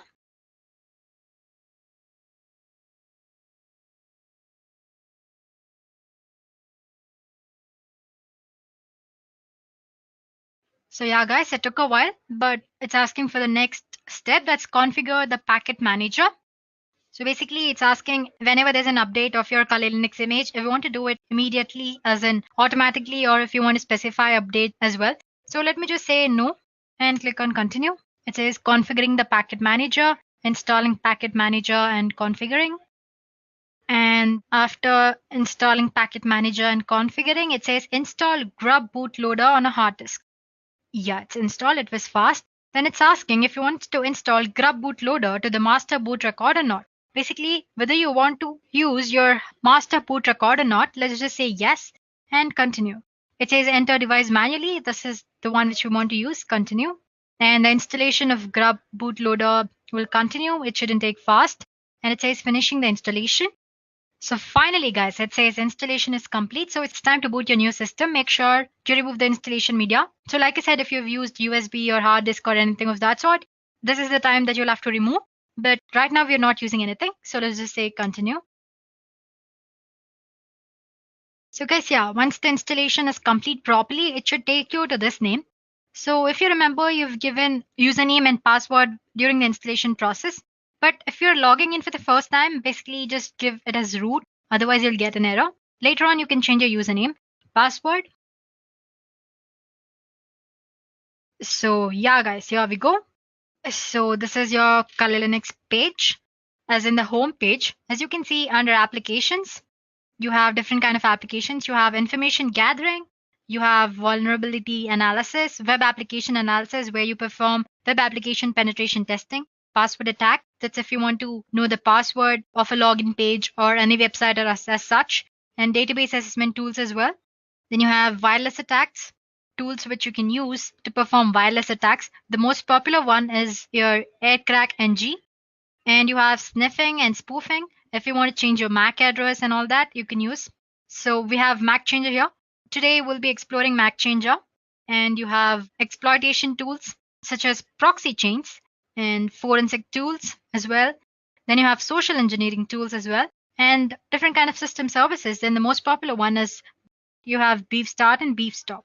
So guys, I hope at this point you should be able to install 𝐶𝐤 without any errors. Well, if you face any kind of errors while installing, or if the image is not proper or any kind of errors, you can post them in the comment section. We'll definitely get back to you. So yeah, now that we know how to install 𝐶𝐤 on VMware, the procedure is very similar on VirtualBox as well. So you don't have to worry about it. But I suggest that once you get to know how to install from step 1 till last step, go ahead and use 𝐶𝐤 images which are there for virtual machine and VirtualBox, which we saw in the official website earlier. So yeah, let's get to exploring different tools here. So as for today, we'll be exploring about 4 to 5 tools. Let me go back to slides now. So guys, the first step of ethical hacking or web application penetration testing is anonymity.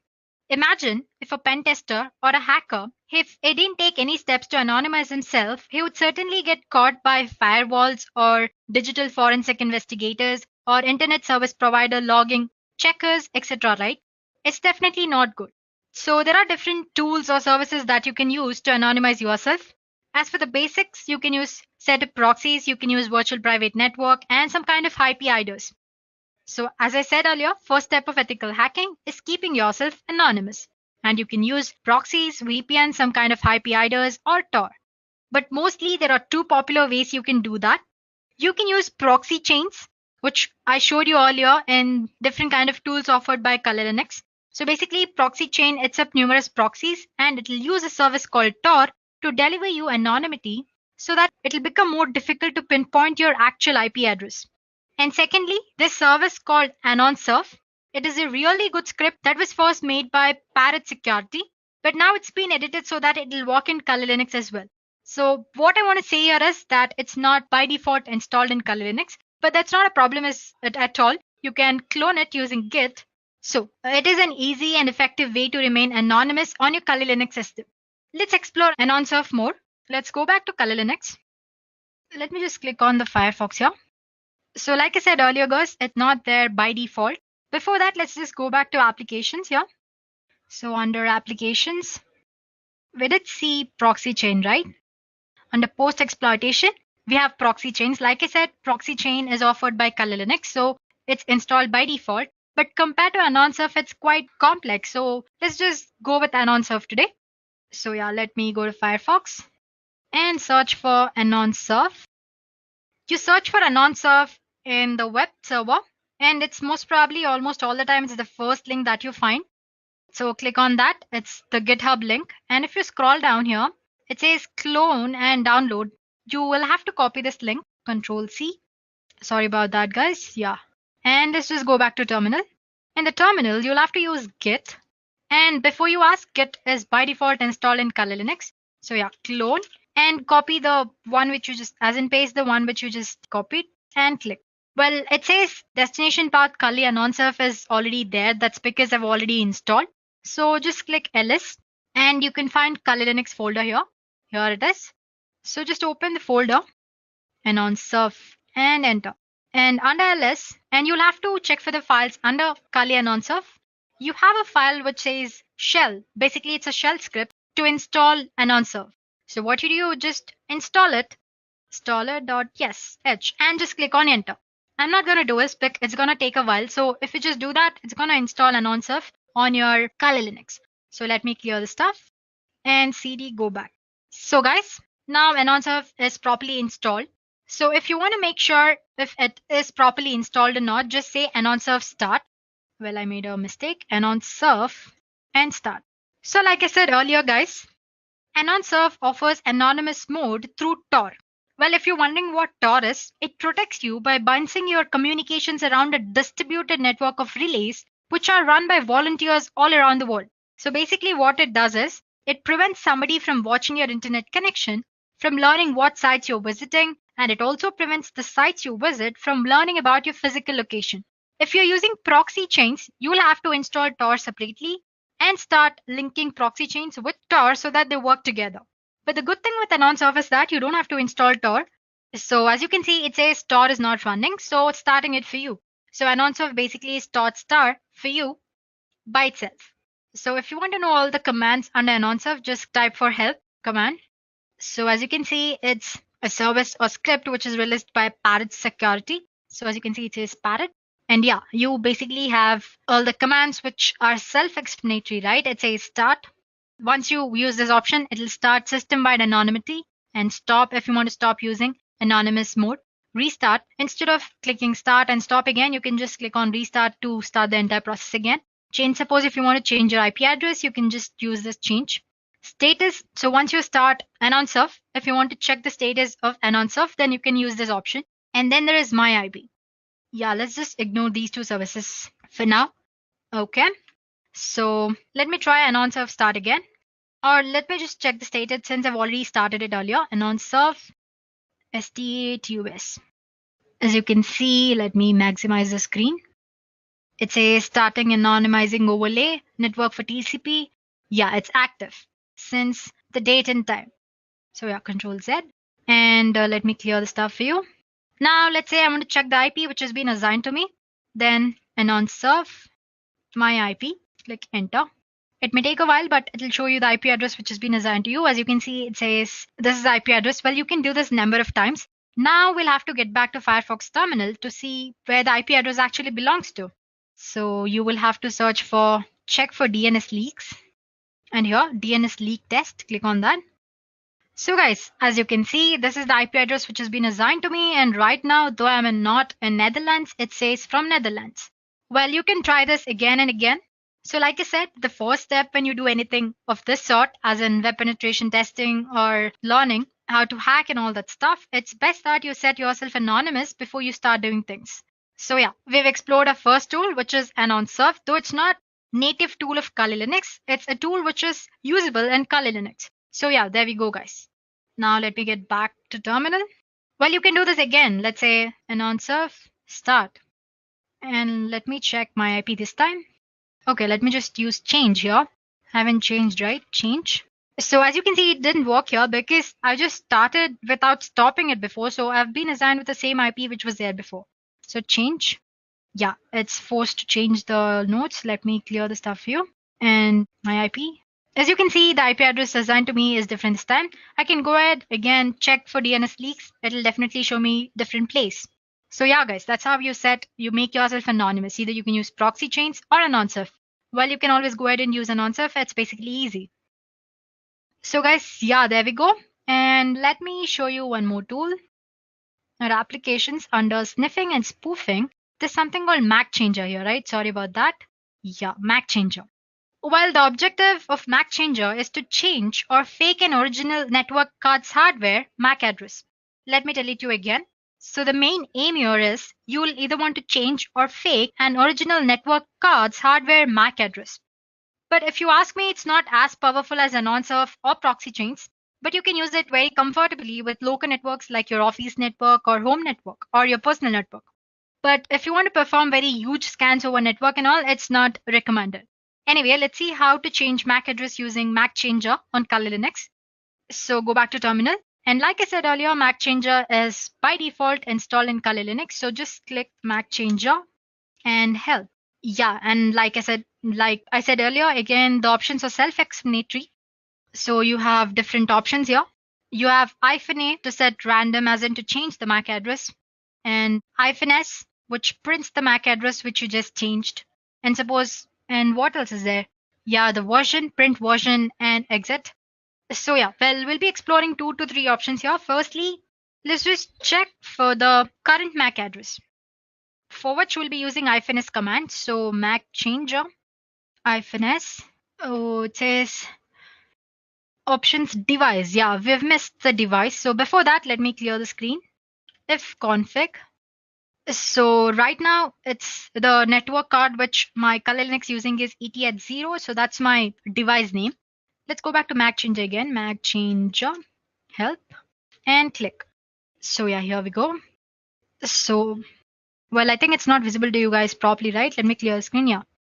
MAC changer, -S, device name was 𝐸𝐻, right? Click. As you can see, it shows me 2 MAC addresses, current MAC address and permanent MAC address. Guys, remember one thing, this permanent MAC address belongs to your network interface card, that's 𝐸𝐻, which currently the device which we just checked the MAC address for.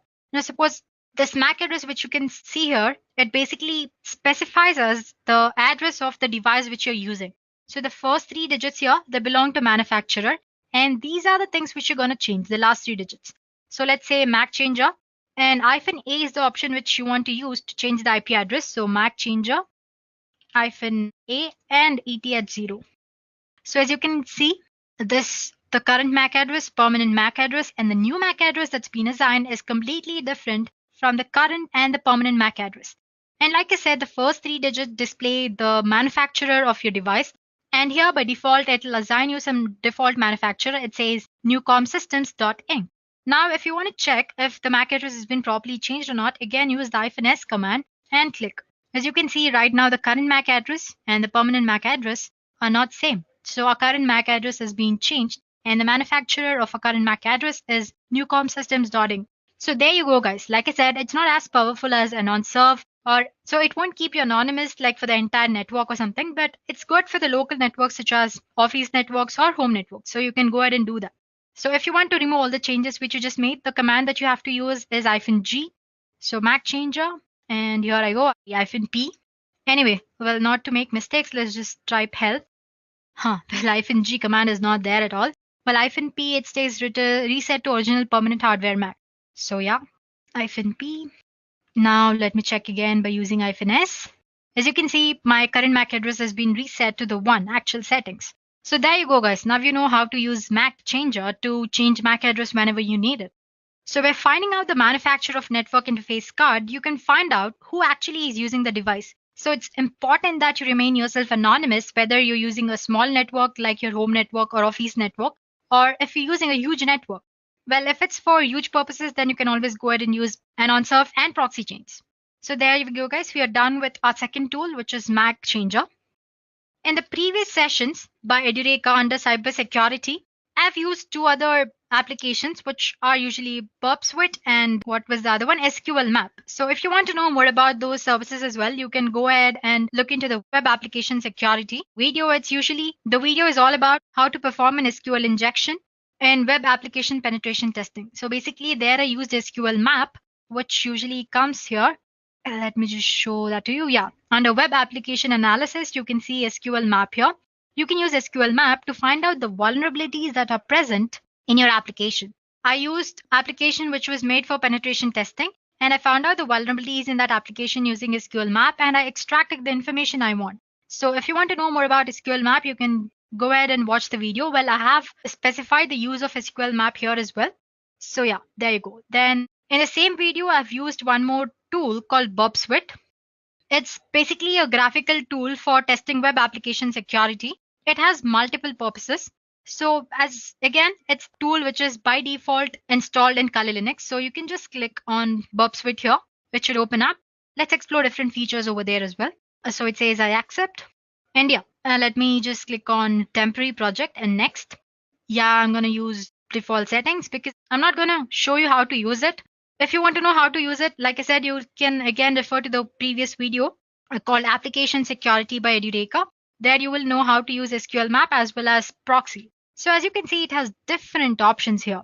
And the main purpose of it is proxy. That is, it operates as a web proxy server or interceptive proxy. So basically what it does is it sits as a man in middle between the browser and the destination web server. This allows interception, inspection, and modification of traffic that is passing it between your browser and your destination web server. And there we go, proxy. We just explored it. Under that, HTTP is the option which you can use to set up proxy. And there's something called a scanner here, right? Yeah, scanner. It's a web application security scanner. It's used for performing automated vulnerability scans on web applications. So if you have any application that's vulnerable, if you perform a scan on it, it will show you all the vulnerable point in that application so that you can exploit those vulnerabilities and start hacking or malicious attack on the application. Then there's an intruder. It performs automated tasks on destination. And there's repeater. It's a simple tool that can be used to manually test an application. While it can be used to modify requests to the server, you can resend them and observe the results. Yeah, there's a sequencer, then there's a decoder. It's a tool for transforming encoded data into its canonical form, or the vice versa. That's transforming raw data into various encoded and hashed forms. And then there is comparer. It's usually a tool for performing a comparison, basically a visual difference between any two items of data. Well, you have many other options as well, like extender and alerts and all such. So basically, this is how you can use 𝐵𝐵𝐻 for your different purposes. Let's move on to our next tool. Yeah, I want to close it. S. So guys, up to this point, we have explored AnonSurf and MacChanger as to how to set yourself anonymous while you're doing hacking or web application penetration testing. And the next thing we explored was 𝐵𝐵𝐻. I showed you different services that are available under 𝐵𝐵𝐻 and what you can do using them. And I've just mentioned SQL map as well. If you want to know more, like I said earlier, you can refer to application security video by Edureka under cybersecurity playlist. Now moving on, the next step in ethical hacking is that as an ethical hacker, you should know who you are attacking, right? So before attacking, you should gather information about the target, like IP address or other information about website, like different kind of websites or the IP address of the website and as such. Well, there is one popular tool using which you can gather information about your target, which is Nmap. It's a very popular tool. This is a tool which you must know if you're using Kali Linux. Basically, it's a footprinting tool. So let's just see it under applications. You have it under information gathering as well. Nmap, you can see an eye symbol here. Yeah. And you have it under vulnerability analysis as well. It's a footprinting tool that gathers all kind of information about target. And by default, it's installed in Kali Linux. So all you have to do is click Nmap here and enter. And it's going to specify you a whole lot of help options here. Yeah. So it says target specification. You can discover all information about host, scanning techniques, and yeah, script scanning again, the detection of operating system, and all that. So like I said, it's a footprinting tool that gathers all kind of information about your target. It is supported, basically it's supported in every ethical hacking platform. Now, if you scroll down, well, if you're a learner, if you don't know what Nmap is, if you're seeing it for the first time, if you scroll down, it says it specified 2 or 3 examples asking you what to do.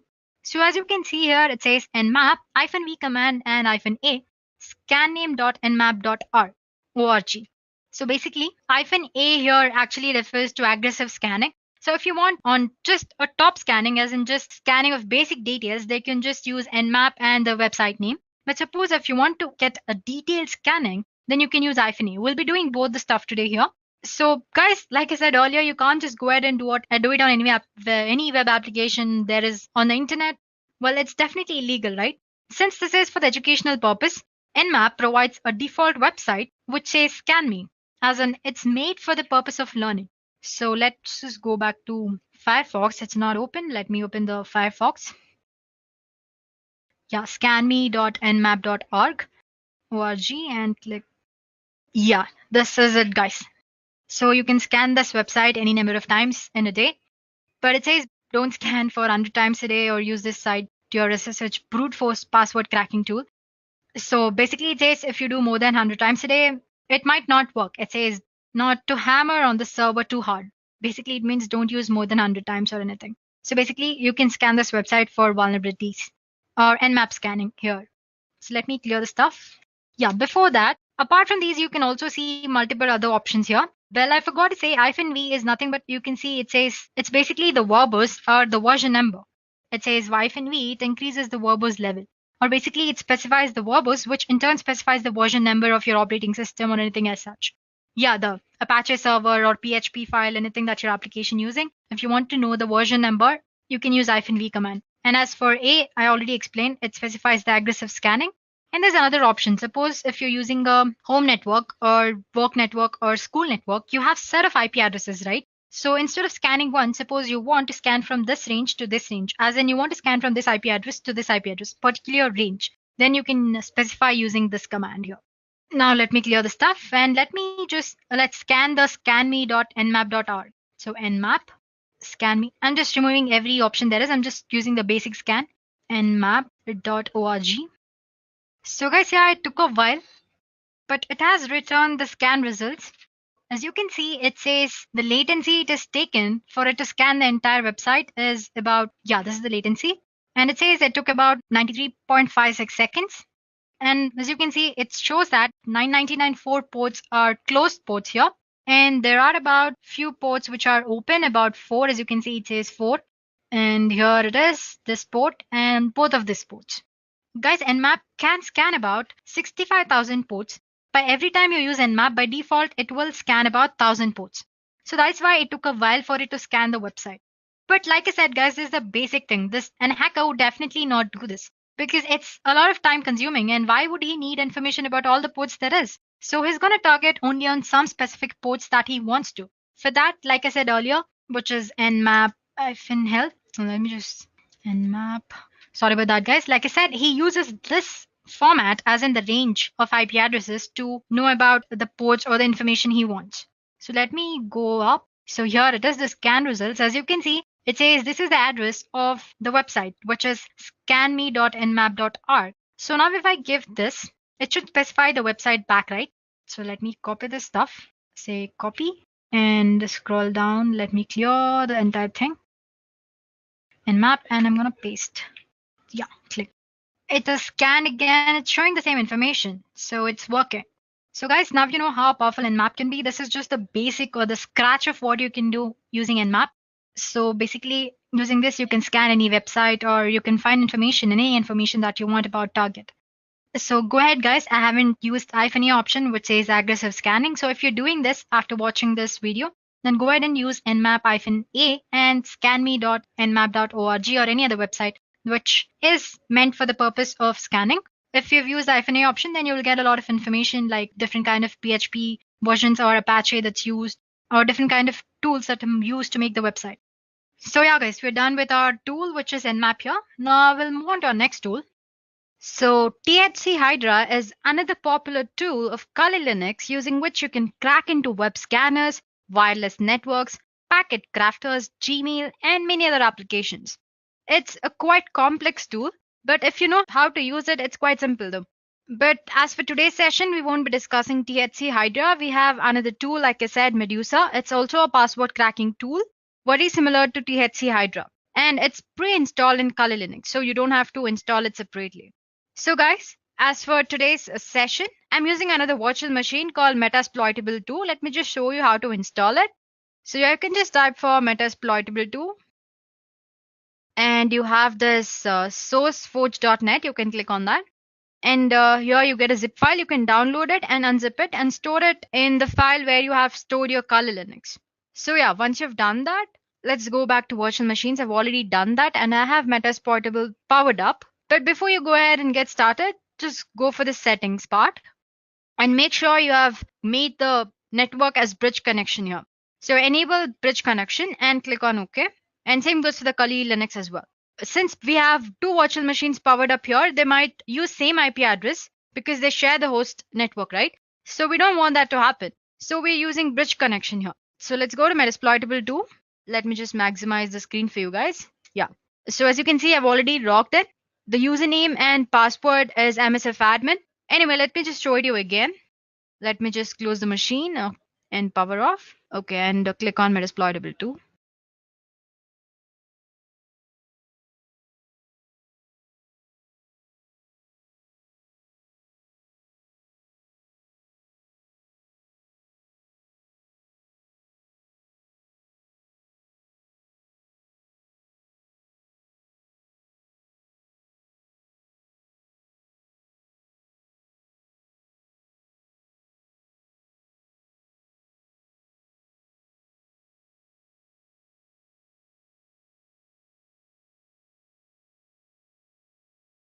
So as you can see, it's ready and it's asking for login.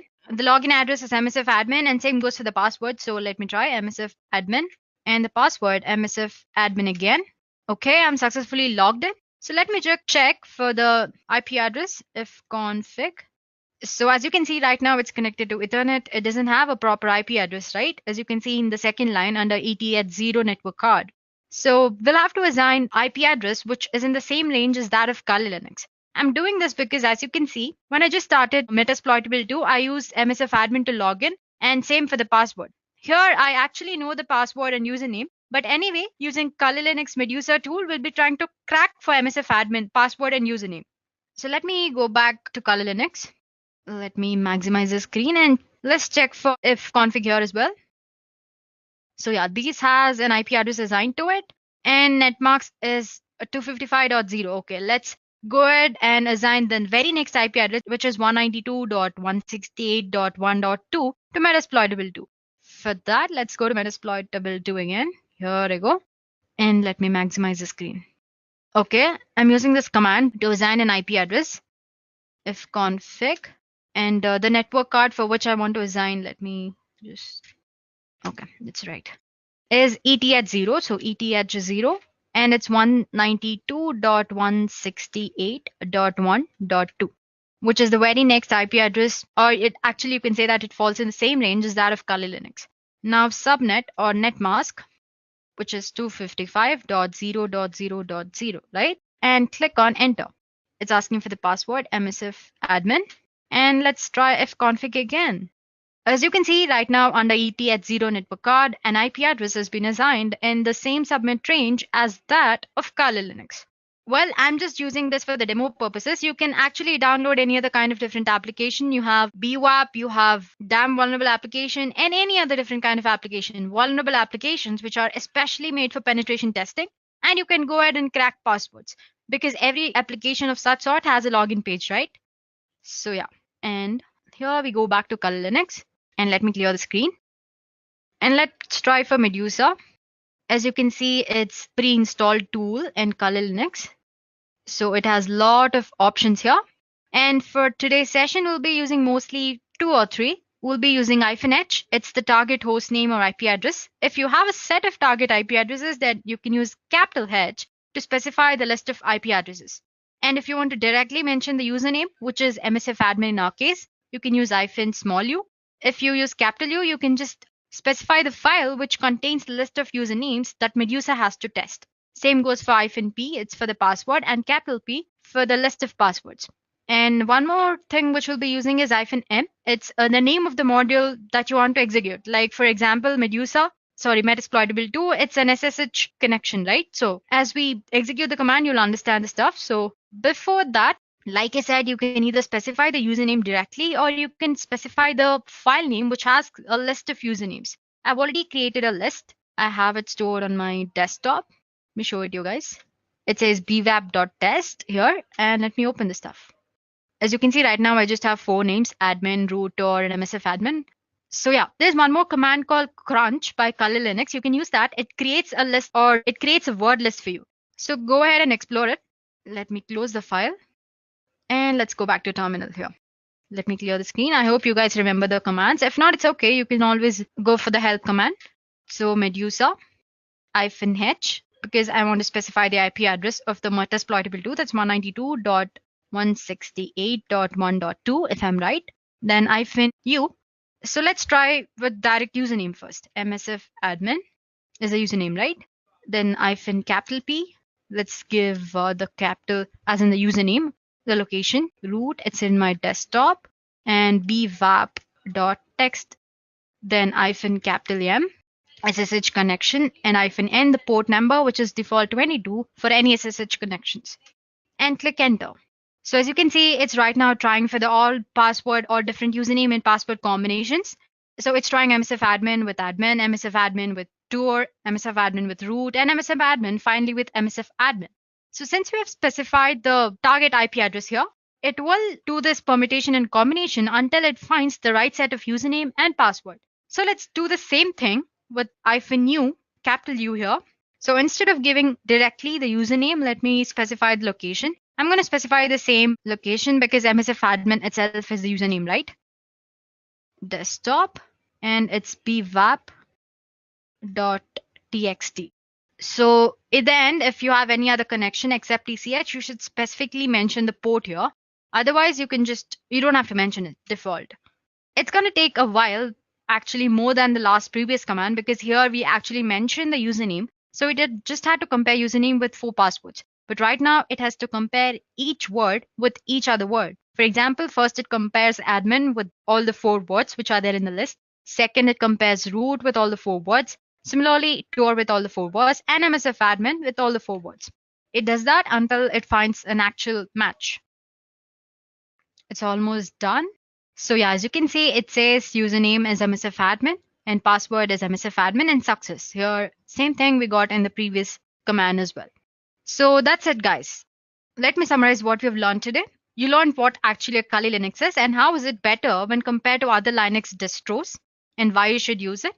Then we saw how to install it, different installation options as well. So while you are installing, if you find any error, please do post them in the comment section. We'll get back to you. After that, we discussed like 4 or 5 different tools, right? If we discussed the Burp Suite, we discussed Medusa just now, and we discussed other 3 tools. So these are just like 5 out of 600 tools that there are. It's a very exciting topic actually. So go ahead and explore. Don't just stop here with 5 tools. Go ahead and explore other different tools. Compare it with other tools on other platforms. So go ahead and explore Kali Linux, guys. It's really exciting. It's actually a really interesting platform to perform penetration testing and ethical hacking. And remember, it's only for the educational purposes. Don't go ahead and do something illegal.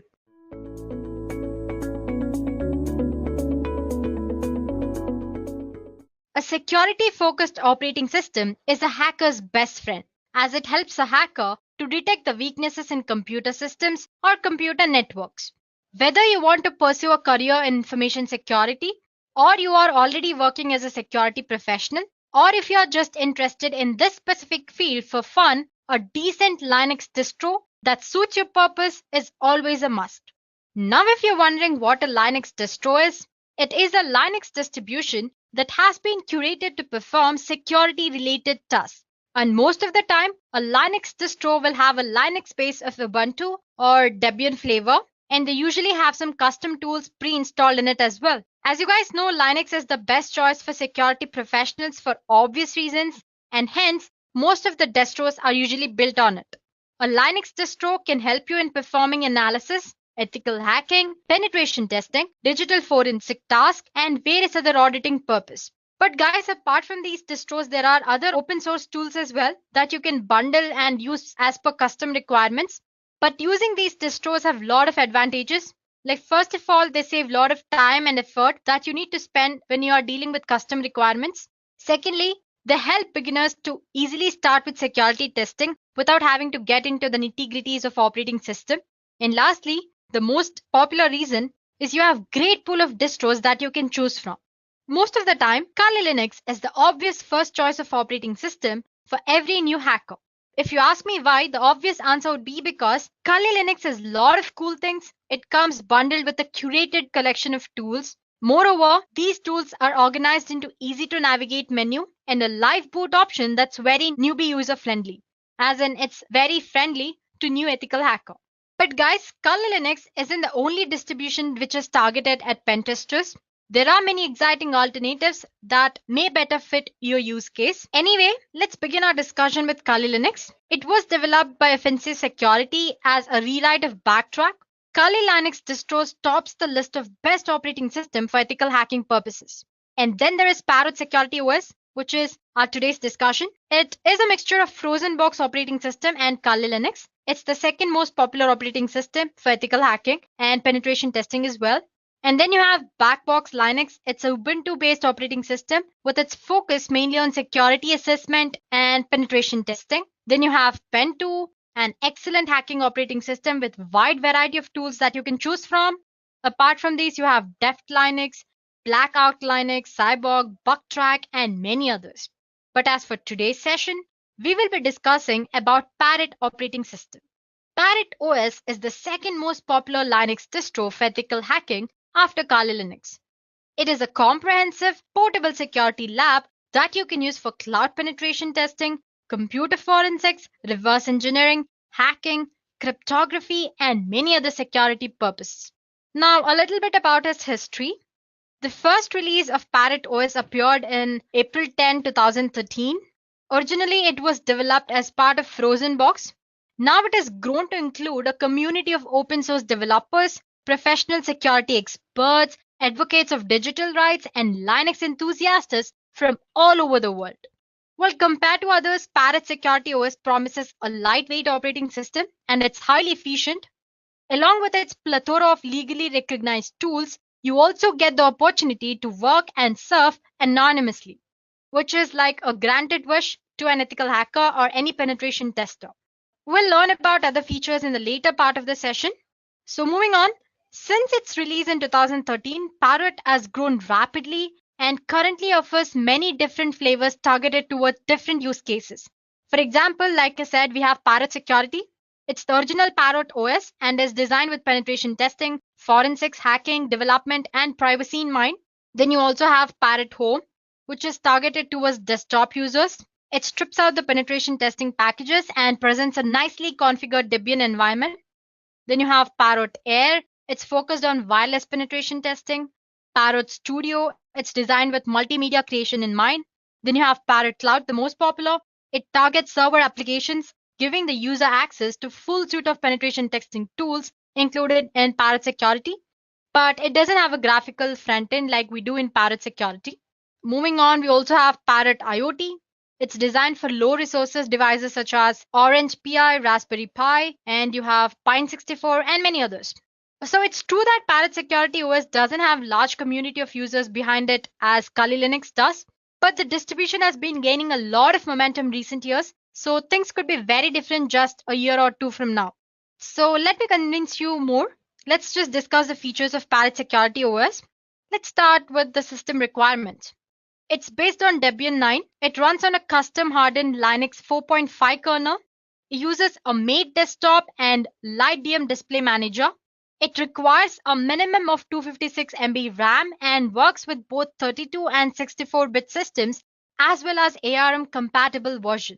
Apart from this, Parrot OS can also be installed on cloud and updated to perform cloud-based security testing. So basically, it runs on Debian 9. It is compatible with 32 as well as 64-bit systems and ARM systems as well. And it requires a minimum of 256 MB RAM. So those are the system requirements. Moving on, it also supports anonymity. It offers a tool called AnonSurf, including anonymization of entire operating system. It comes with custom-built anti-forensic tools, interfaces for GPG and CRISP setup. Additionally, it also supports encryption tools such as 𝐿UKS, TrueCrypt, and VeraCrypt, and many others. Moving on, it also supports forensic boot option to shut boot automounts plus many more. It braces Falcon programming language, multiple compilers, debuggers, and beyond. It also provides full support for developing frameworks for embedding systems and many other amazing features. So guys, these are a few features of Parrot OS. So basically, Parrot operating system supports anonymity. It offers different kind of cryptography tools. It also supports forensic mode. And it also provides an opportunity to develop frameworks for embedded systems and many other amazing features. Moving on, before you go ahead and use Parrot OS, there are some important considerations that you need to take a look at. First of all, Parrot OS provides general purpose features like any other normal operating system. But guys, before you go ahead and use Parrot OS, there are some important considerations that you need to take a look at.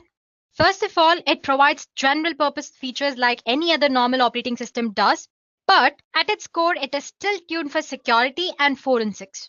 Now let's see how different Parrot OS is from other distributions. Parrot is different from a general purpose distribution because it does not try to hide its features. For example, there is a tool called Parrot Update Reminder. It's simple yet powerful program. Using this program, you can check for system upgrades once a week. But instead of hiding the upgrade process behind a progress bar like any other operating system, it shows the user the full upgrade process from the apt output. So you can see the upgrade process going on. Secondly, Parrot was designed to be a very comfortable environment for security experts and researchers. It includes many basic programs for daily use, which other penetration testing distributions usually exclude. Parrot Security includes its own sandbox system. It provides a secure distribution. User applications in Parrot are protected to limit the damages in case if the system is compromised anytime. So this way, no harm is caused. So like we discussed earlier, it also supports digital forensics. Digital forensics experts need an environment that does not compromise their proof. So Parrot comes with auto-mount functions which are disabled by default to allow forensics acquisitions to be performed in a very safe way. So before you go ahead and choose any of these operating systems, make sure you check out their features or the services they offer and make sure if they are suitable for the task which you want to perform. But as for Parrot OS, these are its features we discussed earlier, and these are the certain points that you should take into consideration before you go ahead and use it. Now, if you're wondering who the Parrot Security is made for, well, it's made for security experts, digital forensics experts, engineering and IT students, researchers. You have journalists and activists as well in the list, and you have the newbie hackers, police officers, and special security institutions. So basically, if you ask me, it's suitable for a student or the entry-level security experts as well. So earlier, I listed out few operating systems which are suitable for ethical hacking and penetration testing.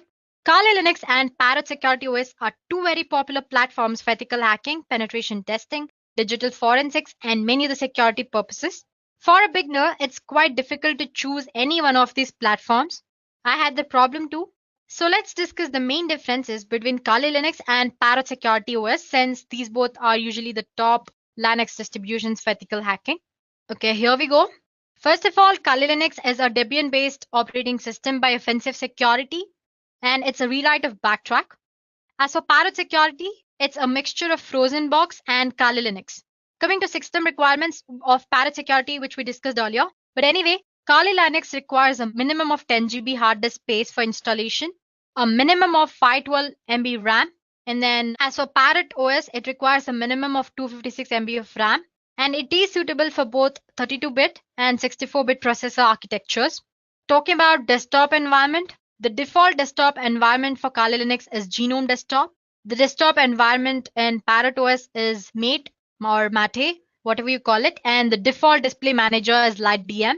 Now, penetration testing tools. Kali Linux has pre-installed penetration testing tools, and all these tools can be automatically updated, which is a very easy process. But Parrot Security has no updating capabilities. It uses repository of Kali Linux for updating its tools. But one thing is, it has its own dedicated repositories for storing the custom packets. And then about the operating system. As you guys know, Parrot Security is the most lightweight Linux distribution that's available for ethical hacker. And when it comes to Kali Linux, it uses a very heavy operating system and has more hardware requirements when compared to Parrot Security OS. On the other hand, Parrot Security OS uses very fewer hardware resources. Thereby, it's very lighter and it has smoother software. And then comes a tool called Wi-Fi Fisher. Kali Linux has no pre-installed Wi-Fi Fisher, whereas Parrot Security has it. Kali operating system doesn't have a privacy tool like Tor clients and a non-surf. Parrot Security has inbuilt privacy tools such as Tor client and a non-surf. Kali Linux supports Metasploitable framework, whereas there's no support for Metasploitable framework in Parrot Security OS. Well, these are certain basic differences between Kali Linux and Parrot Security. So based on this, now you can consider these factors when you're choosing the Linux distro that suits your purpose. So this is the end of the theory part. Now that you guys know about what Parrot Security OS is, its features, it's high time that we go ahead and install it and explore its features in live. So first I'll show you how to install Parrot Security OS on VMware. So basically when it comes to installation, you have two options. You can install Parrot Security OS alongside your operating system using dual boot option, or you can install it using any of these virtualization software like VirtualBox or VMware. As for today's session, I'll show you how to install it using VMware. So let's get started with our installation. So guys, just search for the Parrot Security OS and it's most probably the first link that you find on the net. This is Parrot Security OS official website. As you can see, there's a little bit about its history, its features. It says it's based on Debian. It's designed for security development and privacy in mind.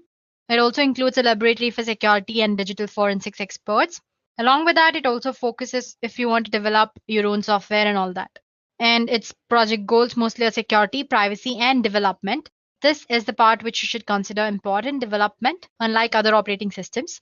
Its features, it's secure, lightweight when compared to Kali Linux or any other operating systems, and it's a free source. So go ahead and explore it. So as for the download options, you can go for Security Edition here. In the download menu here, you can see other options as well. It says Home Edition, Security, and other builds. We discussed few of the flavors of Parrot OS earlier. We discussed Parrot Home, Parrot Air, Parrot Studio, and many others. Anyway, today we're concerned with Parrot Security. 4.5.1 is the current version that's running. So you have two options here to download. First of all, take a look at the size. It's 3.7 GB and 5.9 GB. So make sure whichever you want, you're downloading it depending on your operating system requirements. And as you can see, this is a live plet installer ISO. This is a virtual appliance. You can choose any of these. If download is taking a little longer than you've expected, maybe you can go for Maris or a torrent. So I've already installed it. I'm not doing it. I have both ISO file as well as this OVA format installed as well. Next thing we need to do is install VMware. So VMware Workstation Pro. So you have a download option here. You can go ahead and download it. You have for the free option here, you also have VMware Player, I guess. Wait, here I go for the link. Sorry about that. Here in the downloads. So you can go for Workstation Pro or you can also go for Workstation Player here. Any of this, whichever suits you.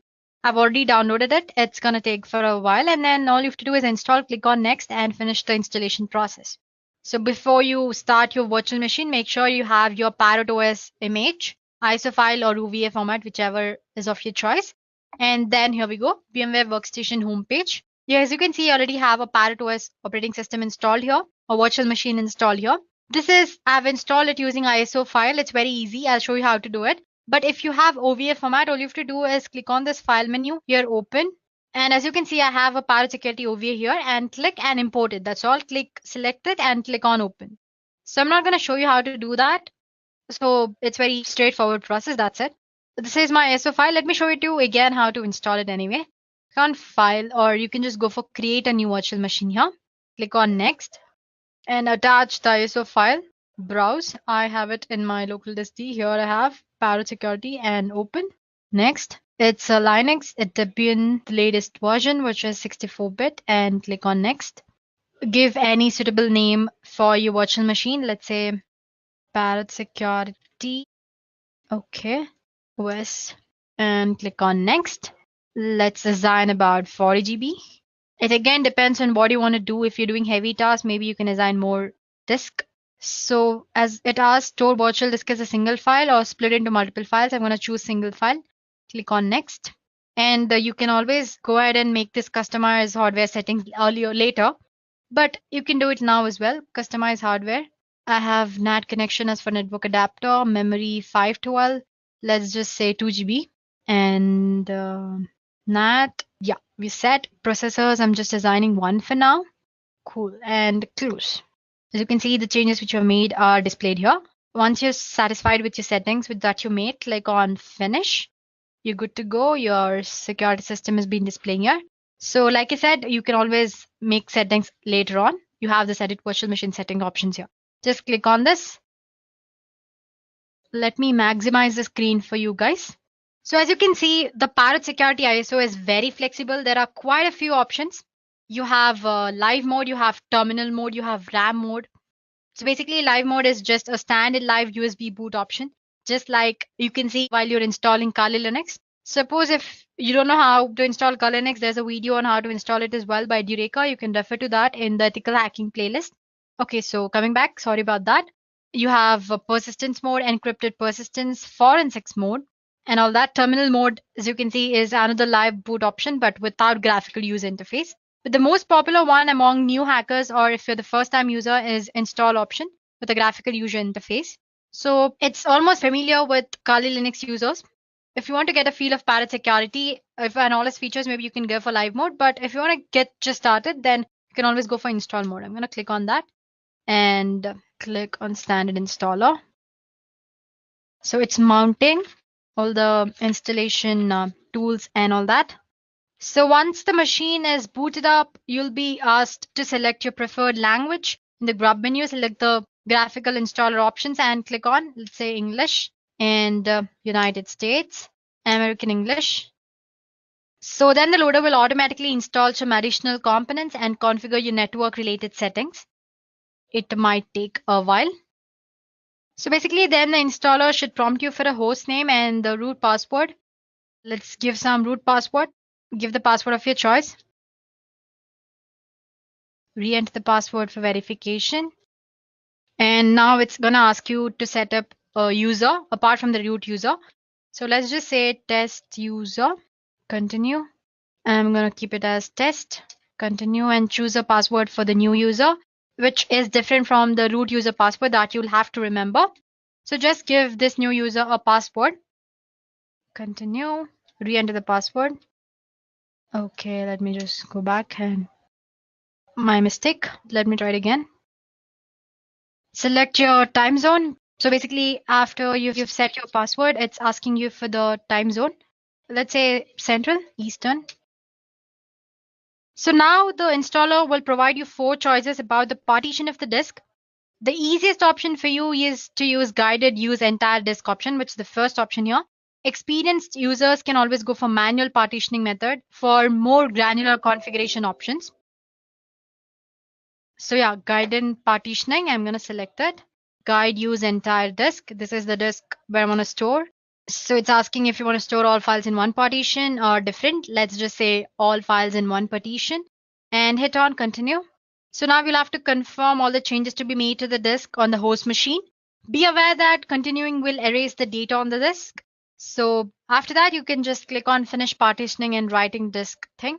It's asking if you want to write the changes to the disk. Obviously, yes. So click yes. So once on confirming the partition changes, the installer will run through the process of installing the files. Let it install the system automatically. This may take a while. So I'm going to meet you guys once the installation is done.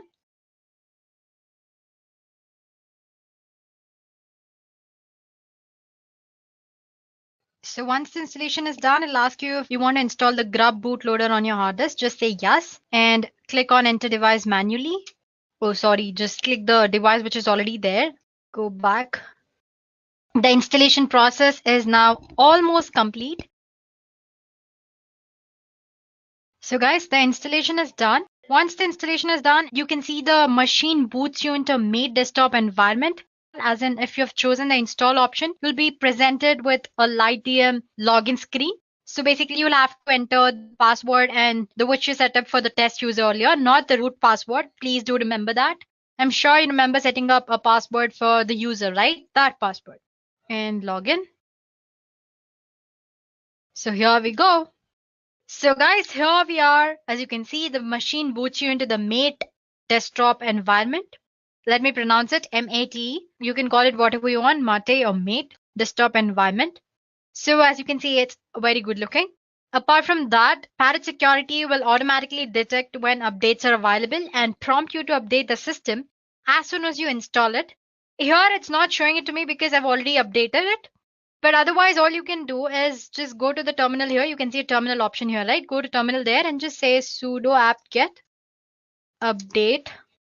It'll ask me for the password.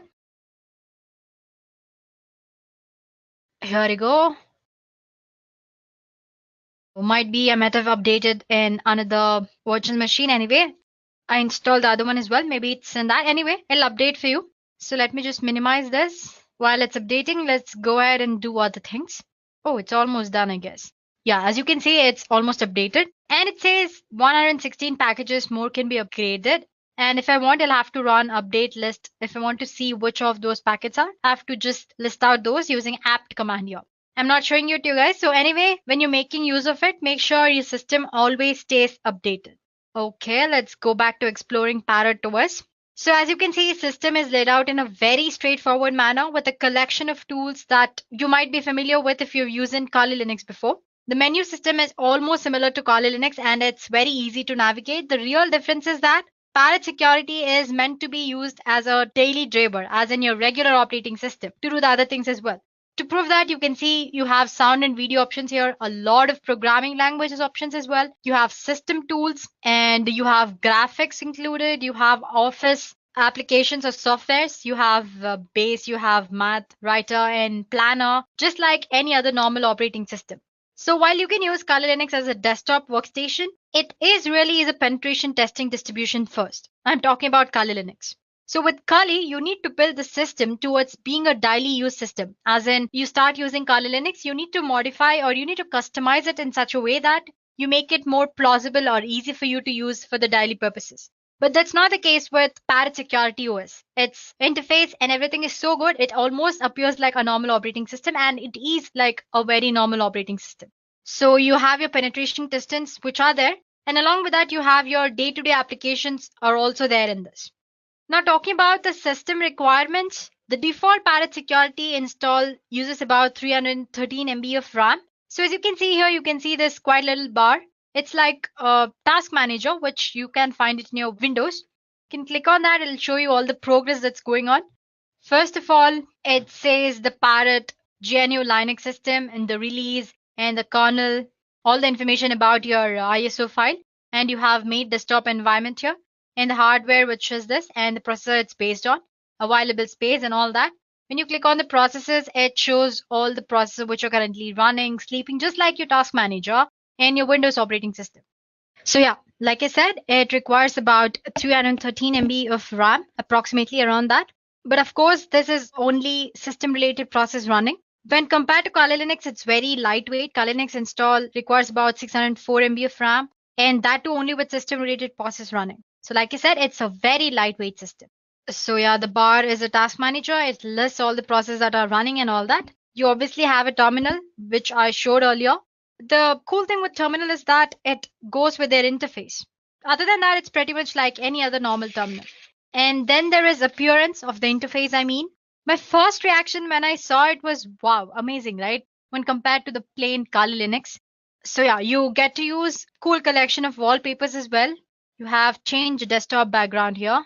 You have fonts, interface, and see you have quite a lot of collection of wallpapers. And you can go ahead and add your customs as well. That's all about the interface. And like I said, it's like any other normal operating system. So it comes with a lot of programming languages and a bunch of text editors. You also have IDs as well. It uses Pluma as your default text editor. So that's it when talking about the normal operating system.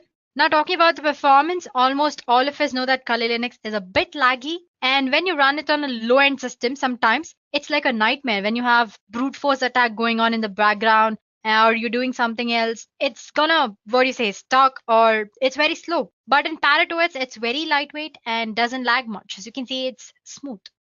Now, talking about hardware requirements, pretty much both Kali Linux and your Parrot require high-end hardware, but Parrot needs low specification hardware as compared to Kali. So, if I have to conclude in one word, Parrot is a good-looking distro. It's very lightweight. It's resource-friendly, and if you want to know how much resources it's consuming and all that, you can always go ahead, click on the little bar which is available there, click on the resources.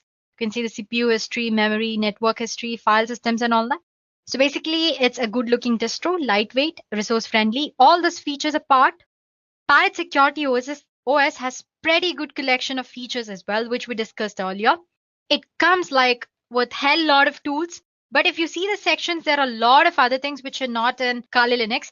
So the most pointed tool here is that in Kali Linux, suppose if you want to say private when you're doing hacking or any other stuff, you'll have to install Anonsurf, Tor, and then enable them, or proxy chain. You also have option of proxy chains to stay yourself anonymous on the system while you're doing hacking or pen testing or anything.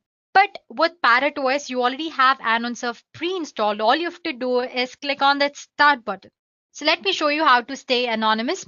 So this is one of the best feature in Parrot Security OS. It has proxy chains as well as Anonsurf to make yourself anonymous. So you can go for this Anonsurf and click on Anon Start here. Before that, you can check your IP of your system. So it says 106.51.73. Just remember it. You don't have to note it down anywhere. 106.51.73. Now, if I go and enable this, first of all, it'll ask you for the administration password. Give that. Okay. So basically, once you enter the password, it'll ask you if you want the Anonsurf to kill the dangerous process. which that can be de-anonymize your clear cache files or modify your IP table rules and all that. It'll ask you if you want to do that. Just say yes. So basically, as soon as you click on S, as you can see the notifications here, the tool will attempt to kill dangerous processes that can de-anonymize you anytime. It'll clear your cache files. It'll modify your IP tables, modify your resolve config file, disable your IPv6, and only allow you the outbound traffic through Tor. As you can see, it says Tor is running, started it for you. Imagine doing all this stuff by yourself if you don't have a non-surf, like in Kali Linux. This would be quite a bit of effort manually, but with the script already present here, it's just a click away. So Parrot Security also includes a similar script for I2P as well. Apart from that, once you've enabled, you can also check, like I said, your IP address now.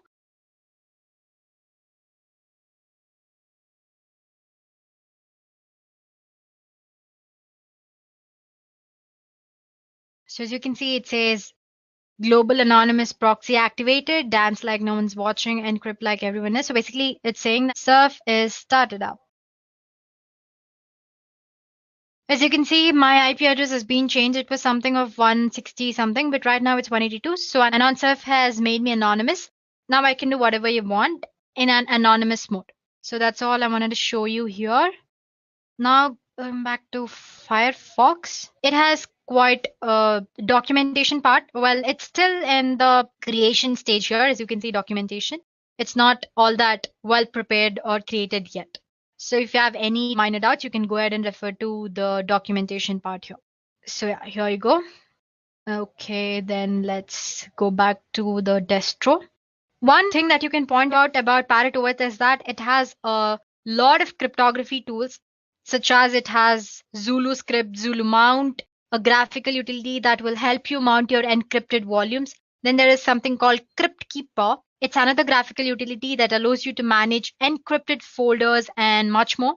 These utilities makes confidentiality easily accessible even with the minimal experience. I mean, if you do not have any idea about cryptography, you can easily start learning here. That's what I meant. So it just doesn't stop with cryptography or a non-surf. You have a lot of other tools which you might not find in Kali Linux. So let me show you guys that Parrot, as you can see, you have a lot of tools. You have most used tools, which is Armitage, you have Wireshark, ZenMap, OWASP and all that. Then you have wireless testing tools. Give me a second. Yeah, post exploitation. This set of tools, mostly you can't find them in the Kali Linux. You have OS backdoor tools, web backdoor tools. You have 𝐓𝐫𝐞𝐜, 𝐕vli, and all that. And you have something called social engineering kit. If I'm right, it should be in the exploitation tools. Where's exploitation here? You can see a social engineering toolkit. Just click on that. Password. So it has started up all that. So if I just click one, you have a lot of options. The update, set configuration, you have social engineering attacks. So you have different type of attacks here. You have PowerShell attack vectors. You have mass mailer attack. You have phishing attack vectors and all that. So basically you can click on that and enable all the attacks. I'm not going to show you in this demo how to do it. This is just the basic introductory video about Parrot OS. So let me just close the terminal. Well, there are common tools like you have Nmap. I'm sure you know how to use Nmap. Let me just show you anyway. Nmap is one of the scanning tools. You can find it in information gathering. I'm sure Nmap is here. Yeah, it's one of the basic tools. Okay, let's just explore Nmap and Dimitri here. Let me just show you how to use Nmap first. Just click Nmap. You have all the help or the Nmap configuration options are displayed in front of you. If you don't know how to use, just go through them. It's pretty easy. A simple example, I'm already using the one which is already there. Just say scanme.nmap.org. Okay, here I go, making spelling mistake again. Sorry about that. It's gonna take a little while, that's all. While it's scanning, let me just show you another tool, which is Dimitri. It's a deep magic information gathering tool. It has ability. So here it is. It should be in the information gathering only. You have, yeah, here it goes. So basically, like I said, it has ability to gather as much information as possible about a host subdomains, its email information, TCP port scan, who's lookup, and all that. Well, let's just check out if the Nmap scanning is done. Here is the terminal. Yeah, it's going to take a little while. So once the scanning is done, it's going to show you how many seconds it took, what are the ports which are open, and the closed ports and all that. Now about Dimitri, you can enable it from your terminal, but you can also do it from here, information gathering, and click on Dimitri password. So let's say, here we go. So let me maximize. All you have to do is you have a lot of options here. You have W, which performs a who's lookup. You can do it online as in using Firefox. As well, you have a lot of websites where you can gather all the information once you have your IP address and all that. And you have retrieve ncraft.com information on a host, perform search for possible subdomains, email address, and all that. So basically, you can give all these options in one go. Let's say try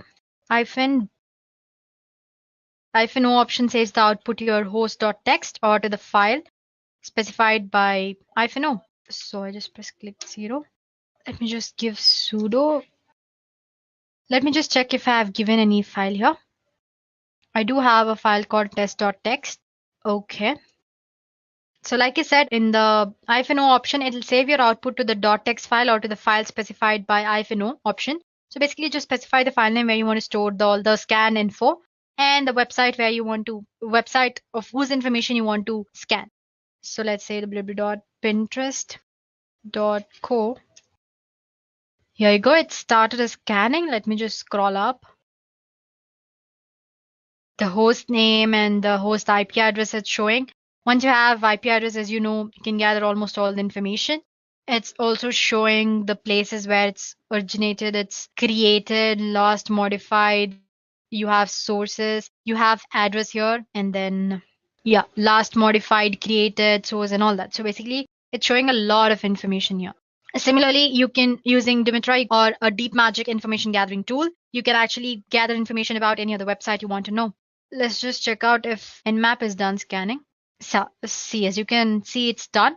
So I've given a website name here. Instead of that, you can go ahead and give the IP address, which is this one, and it will show you the same results. As you can see, there are a lot of ports. Usually Nmap scans about more than 1,000 ports. As you can see, it says 992 are the closed ports and these are the open ports. And suppose you want to know information about each port, because basically if you're an hacker, if you try to hack something, you don't need information about all the ports. It's basically the one port which you want to. So to know that, there are a lot of options which are provided by Nmap. If you want to know more about by Nmap, there's a video in the Edureka playlist all about Nmap. It's under network security. So you make sure to take a look at that. So while you are taking a look at Parrot Security OS, make sure you go ahead and watch a video on Kali Linux as well. So you will know how different Parrot OS and Kali Linux are, though they are similar in few parts. So yeah, that's it about system as in Parrot OS. So like I said, it's one good looking distro, which is lightweight when compared to Kali Linux, and a lot of tools, a lot of unique tools as well when compared to Kali Linux. And it's very smoother, way smoother. Apart from all these good things, there are a few things that are problematic with Parrot OS. First of all, like you don't find a search bar here. That's not a problem, but that's one demerit you can say. And it's also a little problematic when it comes to launching your application. The process is a little slow, unlike Kali Linux. So guys, this is your Parrot OS. So basically, this was a crisp video on what Parrot OS is, its review, its features, and all that.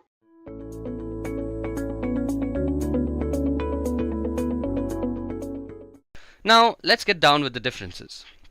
The first criteria of differences that we are going to discuss is hardware requirements. Now, as you guys can see on the slide, I have put down the system requirements of Parrot OS on the left hand side, and I have put down the system requirements of Kali Linux on the right hand side. So as you guys can see, Parrot OS and Kali Linux both need 1 GHz dual core CPU. When it comes to RAM, Parrot OS needs much lesser RAM than Kali Linux. Parrot needs 384 MB of RAM for its minimal running time, and Kali Linux needs 1 GHz of RAM on the other hand. In terms of GPU, Parrot OS doesn't really need a graphic card as it has no need for graphical acceleration. Kali Linux, on the other hand, if you're trying to run the GNOME desktop version, you will certainly need a graphic card. On the other hand, Parrot OS needs 16 GB of free hard disk space for its full installation, and Kali Linux needs 20 GB of free space. So basically, Parrot OS is a much more lightweight version. So we see that Parrot OS definitely wins against Kali Linux when it comes to hardware requirements due to its lightweight nature. Not only does it require lesser RAM to function properly, but the full installation is also pretty lightweight, thanks to the use of the Mate desktop environment by the developers. So basically, if you're having an older hardware configuration on your computer, Pirate OS should definitely be your choice. Now the next parameter that we're going to compare the two OSs in is look and feel. Now this section completely boils down to personal choice. Personally, I prefer the minimalistic look that is given by Pirate OS. The interface of Pirate OS is built using the Ubuntu Mate desktop environment. There are two clear sections. On top, you see a pane, which contains applications, places, systems, which is much like Kali itself. Pirate also gives some cool information about CPU temperatures along with a usage graph. And the bottom pane contains the menu manager and the workstation manager, which is a brilliant addition to the Linux system. Kali Linux, on the other hand, follows the GNOME desktop interface. While it still has the functionality that is offered by Pirate OS, it doesn't provide the same clean and refined look in my opinion. If you don't know your way around a Kali interface, it is pretty easy to actually get lost. Now, the next parameter that we're going to compare them is hacking tools. Now, since both these operating systems are tuned for penetration testers and ethical hackers, I think hacking tools is the most important criteria that both the operating systems are going to be compared in. So when it comes to general tools and functional features, Pirate OS takes the prize when compared to Kali Linux. Pirate OS has all the tools that are available in Kali Linux, and also it adds its own tools. There are several tools that you will find on Pirate that is not found on Kali Linux. Let's take a look at a few of them. So the first one that you see is called Wi-Fi Fisher. Now Wi-Fi Fisher is a rogue access point framework for conducting red team engagements or Wi-Fi security testing. Using Wi-Fi Fisher, penetration testers can easily achieve a man-in-the-middle position against wireless clients by performing targeted Wi-Fi association attacks. Wi-Fi Fisher can be further used to mount victim-customized web phishing attacks against the connected clients in order to capture credentials or infect the victim stations with some sort of malware. Another tool that is seen on Pirate and is much appreciated that is not seen on the Kali side is called Anon Surf. Now, being anonymous for a hacker is the first step before hacking a system. And anonymizing a system in an ideal way is not an easy task. No one can perfectly anonymize a system, and there are many tools available on the internet that say that they anonymize system. One such tool is Anon Surf. Now, Anon Surf is pretty good as it uses the Tor IP tables to anonymize the whole system. Also, if you guys have not already realized this, Tor also comes pre-installed on Pirate, while it has to be externally installed on Kali. Now, these things that you see, that Wi-Fi Fisher, Tor browser, and Anon Surf, surely they can be imported and downloaded on Kali, but they don't really come pre-installed, and that is what counts right now. So, since Pirate OS also is designed with development in mind, it also comes pre-installed with a bunch of useful compilers for various languages and IDEs for their respective development, which is completely absent on the Kali Linux side. So for this part of hacking tools, Pirate OS definitely takes the prize. Now the next thing that we are going to compare both these operating systems is release variations. Now both operating systems come with a variety of variations, but Pirate OS has much more diversity in terms of variety. So let me just explain what I mean. So as you guys can see on the left hand side, I have listed down the release variations that are available for Pirate OS. Now aside from the full editions, which is both provided by Pirate and Kali, they also both provide the light editions on Pirate side and the light edition on Kali side. They are both basically the same thing, wherein minimalistic tools are actually pre-installed and you can install and customize the operating system according to your own needs. If you don't choose to customize the operating system, you can very well use it as a very lightweight and portable operating system. So Pirate OS Lite Edition and Kali Lite Editions are two flavors of the operating system. Now this is where the differences start. So Pirate OS Air Edition also exists. So this is an edition that is used for wireless penetration testing and wireless vulnerability testing. So basically anything wireless, Pirate OS Air Edition does it faster and does it better. Then there's also Parrot OS Studio Edition, which is used for multimedia content creation. Yes, you heard that right. Parrot OS can also make content for your social media. So if you're thinking about using Parrot OS for marketing as well as security, Parrot OS is definitely your go-to operating system.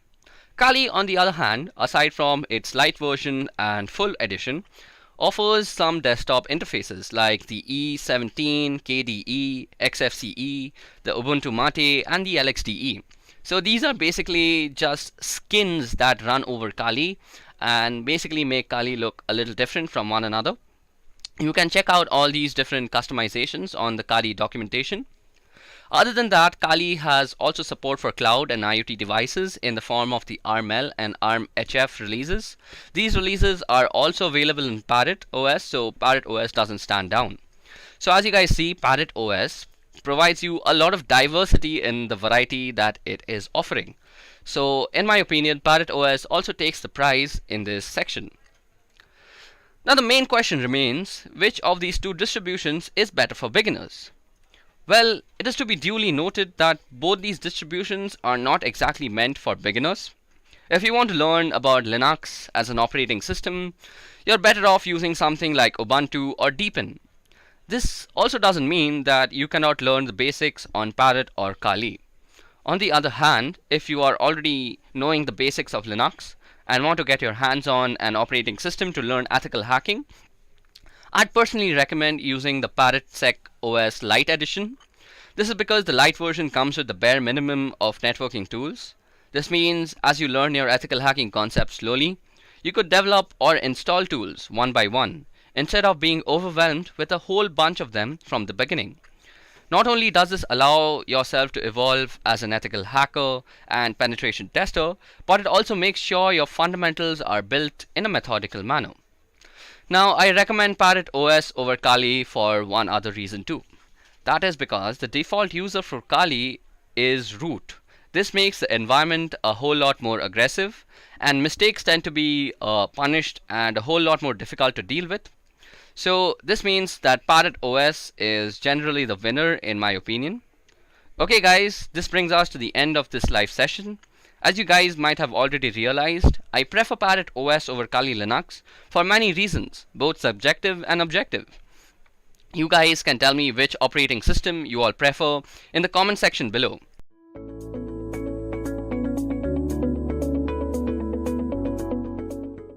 Most of the beginners who start with ethical hacking learn from watching videos, reading blogs, and reading books. But the knowledge you gain from here is limited, and the best way to improve your skills in hacking is by practice. So DVWA is one such platform where you can practice hacking. So the main intention of building this web application was to avail a platform where beginners can come and practice different hacking techniques and different tools. And this application is very beneficial for practicing hacking, especially for beginners who have just started with ethical hacking, who just know the concepts and the tools and want to practice these tools on a web application.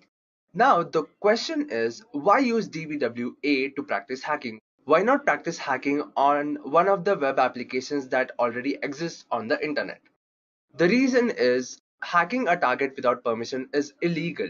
You cannot do that. You cannot just pick up a random website on the internet and practice hacking on that. If you do that, you might be prisoned for it.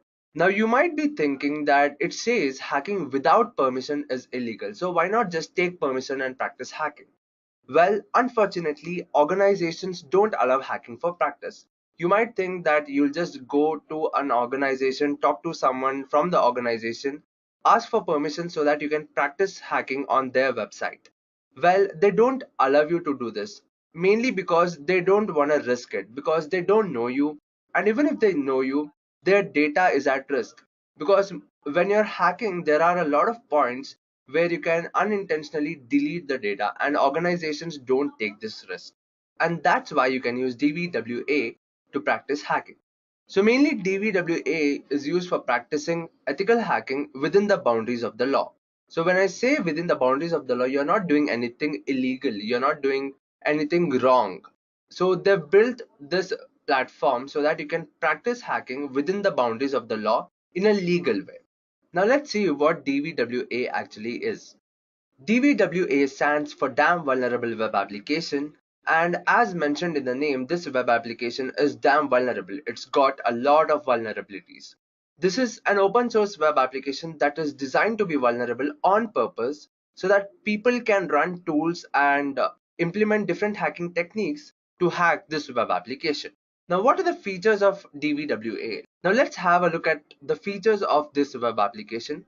The first feature is it is very easy to install. In the next part where I'll be showing you how to install DVWA, you'll realize that it's pretty easy to install. The installation will hardly take 5 to 10 minutes. The next feature is that this web application runs on your local server. You don't need to host this web application on a different server, and you don't even require an internet connection to use this web application. The next feature is that this web application has got various vulnerabilities. It has got different vulnerabilities like SQL injection, cross-site scripting, brute force, and many others. So if you use DVWA for practice, you're practicing more than one hacking techniques, and you can also use more than one tools for hacking this web application. And the final feature, and one of the most useful feature that I've found on DVWA, is that it's got different security levels. While you're playing a video game, which I'm sure you have at least once in your lifetime, you have different difficulty levels. You have easy, medium, hard, and depending on how skilled you are in playing the video game, you choose the difficulty level. Similar to that, when it comes to hacking, DVWA provides 4 difficulty levels as of now: easy, medium, hard, and impossible. And depending on what your skill levels are in hacking, you can choose a different security level. Now this is all about DVWA. Now let's move on and see how to install DVWA on Kali Linux operating system. The operating system that I've chosen to install DVWA is Kali Linux operating system. The reason I've chosen Kali Linux as the operating system is because this operating system is designed for penetration testing. And if you're practicing hacking using Kali Linux, it's easy because most of the tools are already pre-installed. Next, we'll have to use a database because this web application will require a database because some of the vulnerabilities are database related. So in this installation video, I'll be using MySQL database. And finally, like I told you previously, we'll be running this web application on a local server. And that's why we need to run a server on our system. And for that, I'll be using Apache server. Now let's see how to install DVWA on Kali Linux. This is the home screen of Kali Linux operating system, and the first step to do to install DVWA is to download the files. So for that, I'll open a web browser and I'll type DVWA git because I'll be downloading the files from GitHub. You'll see a lot of links. I'll click on the first link of GitHub where I'll be downloading this web application from, and I'll just copy this URL. Now I'll open a terminal and download DVWA on my local system. Now before starting the download, I'll switch directory to var www and html because for a web application to run, all the files should be present in this particular directory. So first I'll switch to this directory and then I'll use the command git clone and I'll paste the URL that I copied and .git. This is the extension that you have to give. And then I'll hit the enter button. Now we can see that the project or the web application is getting cloned and it is done. Now I'll just run the ls command and see if it's there. Yeah, so you can see that there's a DVWA directory here. Now the next thing you have to do is give this directory all the permissions. To do this, I'll type chmod -R, which says to give the permissions to all the files in all the directories, and the permission I'll be giving this directory will be 777 and then the name of the directory. Now you have to set up this web application to run properly. For that, you have to go into this directory DVWA, and under this directory there is another directory called config. I'll just switch to that directory, and here you'll see a file named config.inc.php.dist. This file has got the default values, the default configuration. I'll just create the copy of this file and I'll name it config.inc.php. So keep in mind that the extension should be PHP. The reason for creating a copy of this file is that in future, if you make changes and you mess up something, then you always have a copy of the default values. So I'll just hit the enter button, and now I'll use a nano editor to make changes to this configuration file. Here you can see a lot of different configuration, and the changes I'll be making is in this part. Firstly, I'll be changing the password to pass and the username to user.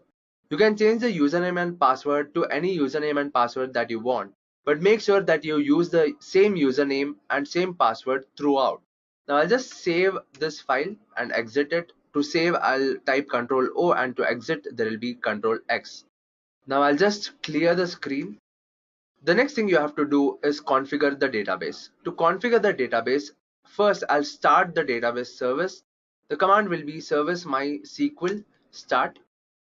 If there are no errors, that means the service is started. Now let's log into MySQL. I'll be choosing the username root. If the username of your super user is something else, then you'll have to use that username. Now I'll just hit the enter button, and because I haven't given any password, I'll click the enter button again. Now to set up the database to use DBWA, the first thing you have to do is create a new user. To create a new user, you'll have to type create user, the name of the user, that is user @ 127.0.0.1. I'm giving this IP address because this is the loopback IP address, which means that the web application is running on the local server. And then I'll type identified by, which is to provide a password, and the password will be pass and a semicolon. So remember, this username and the password should be exactly the same as the password and username that we entered in the configuration file of the DBWA web application. Now I'll just hit the enter button. Now the user is created. The next step to do is grant these users all the privileges over the database. For that, you have to type grant all privileges on. The name of the database will be dbwa.star to provide privileges on all the tables and all the contents of that database. 2, and the username is user at 127.0.0.1, and then the password identified by pass and a semicolon. Okay, so the database is set up. Now let me just exit this database and clear the screen. So the web application is configured, the database is configured. Now the next thing you have to do is configure the server. Before configuring the server, you'll have to start the server first. So I'll be using the command service apache 2 start, because the server I'm using is apache 2. Now we have configured the web application and also the MySQL database. The next step to do is to configure the server. For this, you'll have to make some changes in the configuration file. So first, I'll switch to the directory where this configuration file is. The directory will be cd etc php 7.3. In some cases, if you have a different version of Apache or different version of PHP, this path might change. So make sure you're in the right path, and then Apache 2. Let's see what files I've got here. So this is the file, the php.ini is the file that I have to make the changes to. I'll use a gedit text editor, and the file name is php.ini. The changes you have to make are these two configurations. The first one is allow URL fopen. You have to set this as on, and the second one is allow URL include. You also have to set this to on. In some cases, maybe when it's the first time you're opening this file, you might find that one of these or both of these configurations are set to off. So make sure both of these configurations are set to on. Save the file and exit the file. Next thing to do is to start the service. So the command is service apache to start. Okay, so I've configured the server. Now let's open the browser and access this web application. To do this, I'll type 127.0.0.1 because this is where I'm running the web application on my local server, and the name of the directory, that is DBWA. I'll click the enter button. So when you open this web application for the first time, you'll see a setup page, and you'll see a lot of different information regarding the configuration. So what you have to do is scroll down to this web application and click the create or reset database button. You can see that the database has been created, and you'll see a lot of different information, and you'll be redirected to a login page. The default password and username for this login page is the username is admin and the password is password. I'll hit enter. And here is the home page of damn vulnerable web application. There are some general instructions, warnings, and on the left hand side on this part you can see there are a lot of vulnerabilities that are present, and you can practice these vulnerabilities. And like I told you about the security levels, if you look at this tab, let me just click this tab, you'll see that there are different security levels: low, medium, high, and impossible. If you want to change it, you can change it like this. You can set it to low and submit, and then choose whichever vulnerability you want to practice, and then run tools or hacking techniques. Well, that's how you can install DVWA on Kali Linux operating system.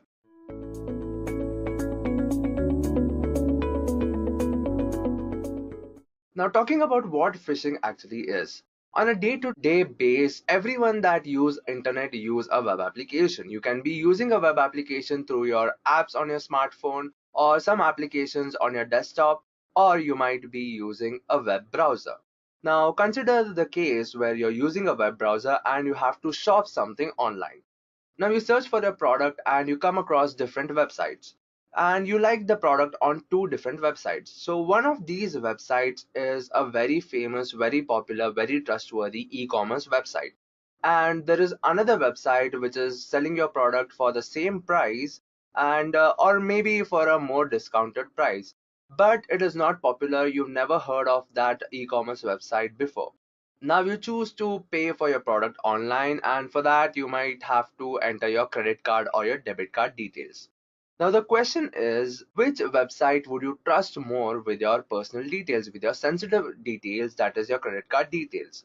Obviously you would be less hesitant while you're entering the credit card details onto the e-commerce website that is trustworthy, and you would be more hesitant, you would be worried while entering these details onto the website that you are hearing the name for the first time.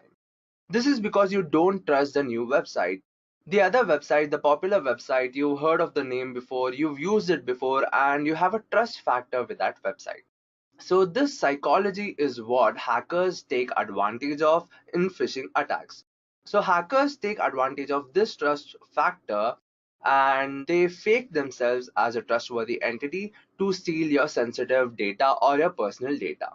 So phishing is an attack of gathering sensitive information of a target, such as username, password, email ID, or other sensitive information, maybe your bank details, your credit card, your debit card details, by disguising themselves as a trustworthy entity.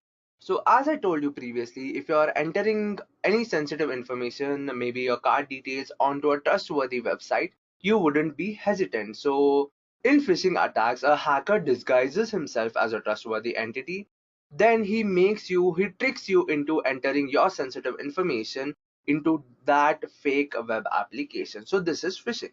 Now let us see how phishing works.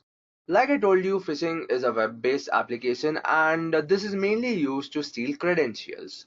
So we need a web application that is using a web server. Now every web application is connected to a web server. When you're using a web application, what happens is there is some data, the packets, the information that is being sent from your web application to the web server, and from the web server back to your web application. Now this is how the communication between the web application and the web server happens. Now what happens in phishing attack is the hacker disguises himself as this web server. So you think that you are communicating with the actual web server, but in reality, you're just communicating with the fake web server or the fake web application that the hacker has built. And when you enter sensitive information onto this web server or this web application, the hacker steals your credentials. So this is how phishing works. Now let's see what are the steps for a phishing attack. So the first thing a hacker must do is create a fake website. Because like I told you, phishing is an attack where a hacker disguises himself as a trustworthy entity. So first he has to create a fake website, a fake of a genuine website, and to trick the victim to enter the credentials. The next step is to send this fake website to the victim. Now suppose a victim is trying to access Facebook, for example. If he goes to the web application by himself, maybe he'd enter the URL of the website, or he would search for that website on a search engine and then use the link to go to that website. Now when he does that, he goes to the genuine website and not to the fake website. So the second step is that the hacker has to send this fake website to the victim, where the victim enters the credentials.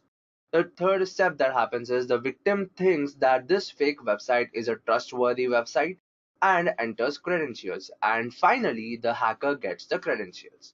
So this is how phishing works. Now let's see how you can use phishing to steal credentials of a victim. There are different ways of using phishing, and phishing is basically stealing credentials by disguising yourself as a trustworthy entity. Now, how you use phishing depends on your victim. So there are different ways you can use phishing in. I'll be talking about two ways. The first one is using already existing tools. There are different tools that are already available. Some of these tools are already pre-installed in certain penetration testing operating system, and most of them, almost every one of them, are present online on the internet, and most of them are available on GitHub for you to download and use. So the first thing I'll be telling you, the first way is using tools. So for this demo, I'll be using SE Toolkit, which stands for Social Engineering Toolkit. And there are different tools like vmin, Social Fish, that I'm not going to be showing because it's basically the same thing you're trying to do. And when you're using a tool, there are two things you can do. The first thing is using pre-available templates. So most of these phishing tools come with pre-available templates, and you just have to use these templates to create a fake web application. So what if you want to fake a web application or creating a phishing page of a web application that is not pre-installed? In that case, you can go for the second option, that is cloning a website. So in this method, what you do is you enter the URL of the web application that you want to fake, and then the tool creates a clone of that web application. So first, let us see how you can use SE Toolkit tool, that is Social Engineering Toolkit tool, to clone a website using pre-available templates. So to enter this tool, I'll be typing SE Toolkit. I'll be getting a lot of different options that I can choose from. I'll be using the first option, that is social engineering attacks, because that's what phishing comes under. So I'll choose option 1, I'll hit enter. And there are different websites. I'll be choosing option 2, that is website attack vectors. And then I'll be choosing option 3, that is credential harvester attack method, because we are trying to steal the credentials of the victim. Now I've got different options. Like I told you, you can use pre-available web templates or you can use site cloners. So first I'll be telling you how you can create a fake phishing web page using pre-available templates. So I'll choose option 1.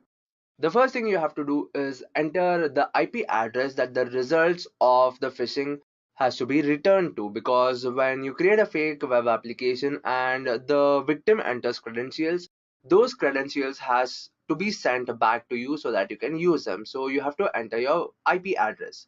To find out your IP address, you can open the terminal, then type ifconfig, and you can see different interfaces. And because I'm using a local machine for this demo, I'll be using Ethernet 0, and the IP address for this is 192.168.111.181. So I'll copy this, and as you can see that this tool is by default taking the same IP address. I can just go ahead and hit enter. And suppose you want to change the IP address, suppose you have different interfaces and you want to use a different interface, in that case you can use the IP address of the other interface. For this demo, I'll be keeping the IP address same, and I'll just go ahead and hit enter. Now there are three options. There is Java required, there is Google, and Twitter. And for this demo, I'll be creating a phishing page for Google. So I'll choose option 2, that is Google. Now the tool will run, it will create a web application, a phishing web application, and I'll just hit enter. Now the phishing web application is ready. So I'll just open the browser, and because I'm running this on my local server, I'll just hit localhost and enter. Well, you can see that there is a Google login page that is asking for an email ID and a password. And as you can see in the URL, that it is not the actual Google page, because the actual Google login page would have a different URL. Now, what you have to observe is what is shown on the terminal, because whatever the victim enters, those details can be seen on the terminal. Now what you have to do after creating a fake phishing page, you have to send this page to your victim. And when you send this page to your victim and the victim enters some details, maybe abcxyz.com and some random password, and then he hits the enter button, you can see on the terminal that the phishing tool shows the email ID and the password that is entered by the victim. So this is how you can use pre-available templates to create a phishing page. Now, what if you want to create a phishing page of a web application that is not available as a web template? In that case, there is another option that you can use, that is the site cloner. So let's see how you can use site cloner to create a phishing page. Well, for this demo, I'll be creating a phishing page of Edureka community, and the URL for that is edureka.co/community. I'll hit the enter button. Edureka community is basically a forum where people can ask questions, their doubts regarding various technologies, and there are other community members that answer to your questions. So there are different options here. Latest, most viewed, there's ask a question. It's also integrated with a blog, and what we are actually interested in this part, that is the login and sign up, because we want to steal the credentials. So this is what we are interested in, and I want to clone this site to create a phishing page. So I'll just copy the URL of this page. Now coming back to the terminal, I'll enter the phishing tool again, that is SE toolkit, and I'll choose option 1. Here I'll be choosing option 2, that is website attack vectors, and similar to the previous way, I'll be using credential harvester attack method, that is option 3. And here, instead of using option 1, that is web templates, I'll be using a site cloner, that is option 2. And similar to the previous time, it asks for the IP address. I'll hit enter because this is the IP address I want to use. And now you have to enter the URL for the web application that you want to clone. And because I copied the web application of Edureka community, I'll just paste it here and I'll hit enter. Now this tool will take a little bit of time to clone the website, and well, it is ready. Now let's see how the phishing website looks. I'll open a new tab. I'll just close the other tab, and because I'm running this on a local server, I'll hit localhost. Well, this is the fake website. This is the fake Edureka community website. Now you can see that the interface looks exactly the same. All the options here are available, all the questions, all the details. There are different categories here, and also the login button. Now, if you have a victim that uses Edureka community regularly, then you can create a fake website, a phishing website of Edureka community, and then send this phishing website to him. So what happens is when he hits the login button, he has to enter the email ID and password. And when he enters the email ID and password, for example, I'll be entering this email ID and some random password, and I'll hit the login button. Now let's see on the terminal what details we get. Now, as you can see that there's a message that tells possible username found, possible password found, and you can see that the username and the password that I entered on the phishing page is available to me on this site. So this is how you can use phishing tools to steal credentials of your victim. Now the question is, when you create a phishing page using these tools and you send these phishing pages to your victim, the URL is something different. There is localhost or there is an IP address. And suppose you want to steal credentials of Gmail and you send one IP address and your victim opens it. He sees there's a Gmail login page. So do you think he would actually enter his information? Because it would be fishy, because if he has to log in into Gmail, he would just enter the URL by himself or go to Gmail login page by himself. He would obviously think why he has to enter his credentials on the web application, the website that you sent. So if you're just using phishing tools and just sending the IP address, in most cases you will fail because the victim will know that something's fishy. In that case, what you have to do is use the second way for phishing. So the second way for phishing is creating a custom phishing website. Now to do this, you have to study your victim, you have to understand your victim, you have to understand what pages he usually visits, what fields, what things he is usually interested in, and then depending on his interest, you have to create a phishing website. Now let me show you how you can use phishing by creating a custom phishing page. Now coming back to the Kali Linux operating system, I have created a phishing page that I will show you, and I have created a phishing page that gives you some offer. There's a special offer, and when I was creating this phishing page, I had this one friend in mind that usually keeps looking for offers to buy food because he's a foodie. He usually orders online, and every day he goes on to different websites and checks for coupons available or promo codes available. So this friend was what I had in mind, and I created this phishing page that tells special offer valid on Swiggy, Zomato, Uber Eats, Food Panda, basically different food ordering services. And I've also written that you can get 80% off on your food delivery. And to do this, you have to log in with your Gmail account. So you have to log in with your Gmail account to avail this offer. And also under the get promo code, I have created a login button, and just to make it a little legit, because usually promo codes have expiry dates, and yeah, so if I send this thing, it would look legit, and because there's an expiry date, he would log in with Gmail. Now I've also connected this web application to a database where I've designed this web application in such a way that when the user logs in to Gmail using his email ID and password, then that email ID and password is sent and stored onto my database. So if I send this phishing page to my friend, obviously because he needs promo code, he would go and hit the login button, and I've redirected this to a fake Gmail login page. He would enter his email ID and password because he wants the promo code for food, and he would enter his email ID and password and hit the login button, and then I'm just displaying something telling coupon details will be sent to your email address, and he'll be checking for the coupon details for the promo code on his email ID. But what happens in the background is his credentials are sent to my database and stored in it. So let me just check what details I've got on my database. So I'll be logging into my database first, and for this I'm using the database called test. So I'll just select that database. Let me see what tables are available here. There are two tables, and there's this table called phishing details where I'm storing the data in.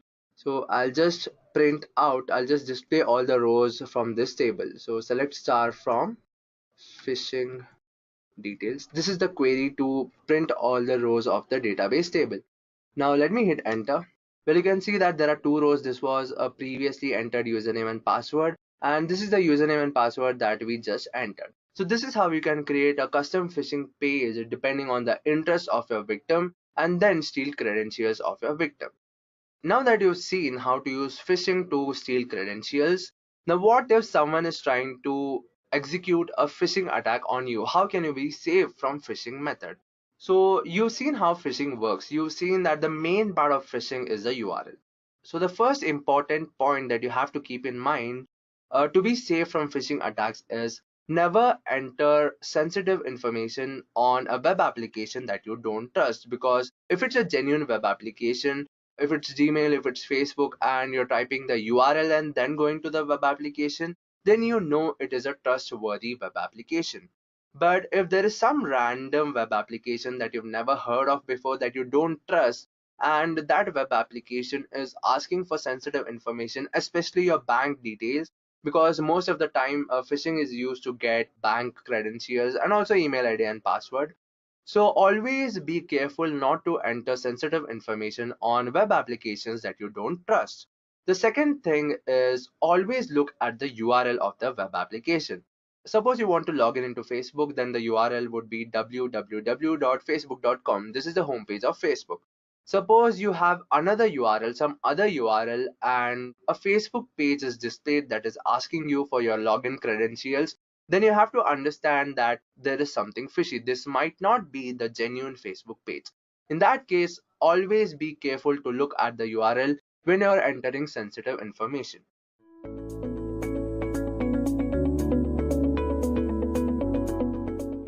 So let's move on and understand what brute force attack is. By definition, brute force is a hacking technique used to find out the user's credentials by trying various possible credentials. So what happens in brute force attack is you are not exploiting any vulnerability in the web application. You're basically trying all the possible combinations and permutations of passwords and usernames of your victim and trying to see if you can get any of those right. So brute force is a hacking technique where you are guessing the credentials. You're not basically exploiting any vulnerability of the web application. It is a trial and error method because you have a large list of usernames and a large list of passwords. And in some cases, if you know what the username is, then the username is single, but the password is a large list of possible passwords. So you have to try each of these combinations and see whether you get it right or wrong. So it's basically a trial and error method. And for brute force attacks, you need a username list and a password list. So in some cases, you need a list for both the username and the password. In some cases, if you know the username, then you only need the password list. And some of the tools that are used for brute force are Metasploit, John the Ripper, 𝐴𝐴RCrack-NG, Hydra, and Medusa. So this is what brute force attack is in brief. Now let's see how brute force attack works. This is the flow diagram of how brute force attack works. First, there's a brute force tool to which you feed usernames and passwords, maybe one username and a list of passwords, or a list of usernames and a list of passwords.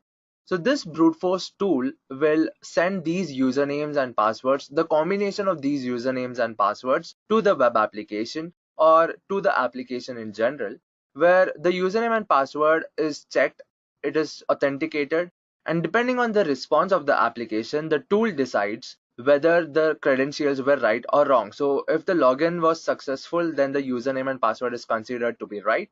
If the login was a failure, then the username and the password, that combination of the username and password, is considered to be wrong.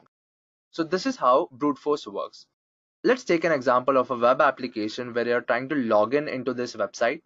There are two fields. There's username and password. Username can be a username or your phone number or your email address. And then there's a password. So what happens is there's a brute forcing tool. In this case, I've taken the example to be Hydra as a brute forcing tool. And then there's a passwords and username list.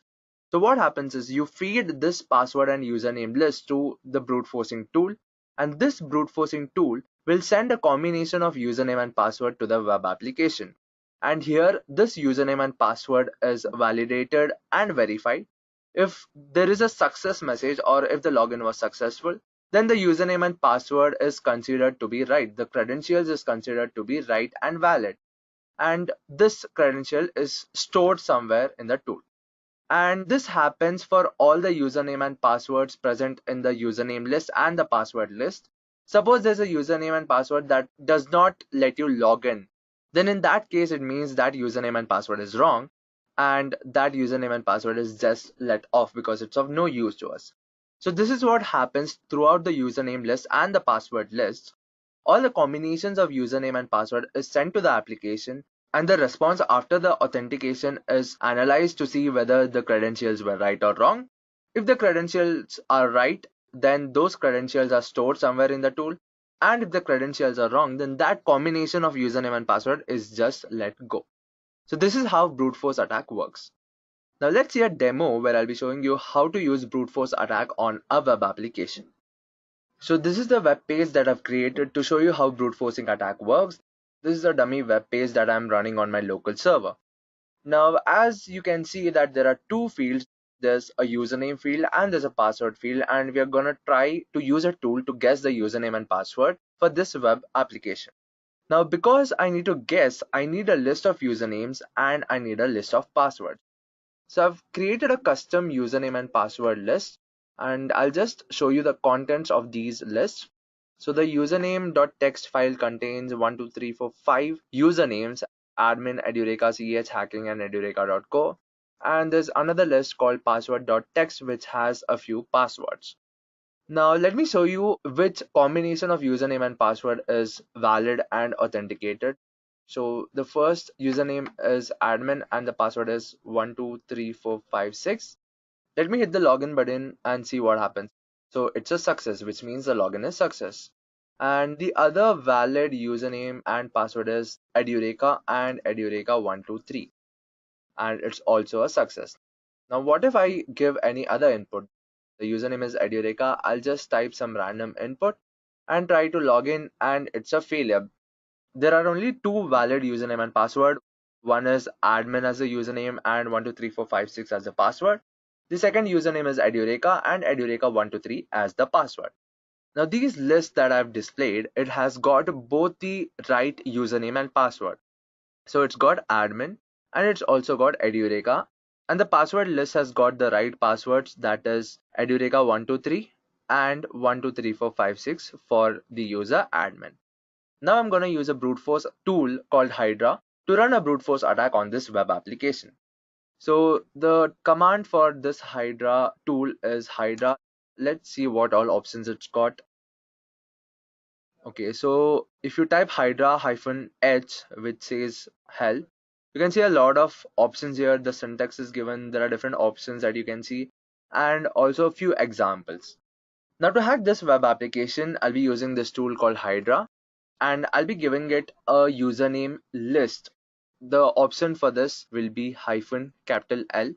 If you want to give a single username, then you have to use small l or lowercase l, and because I have a list, I'll be using the uppercase L. And the path for that particular list.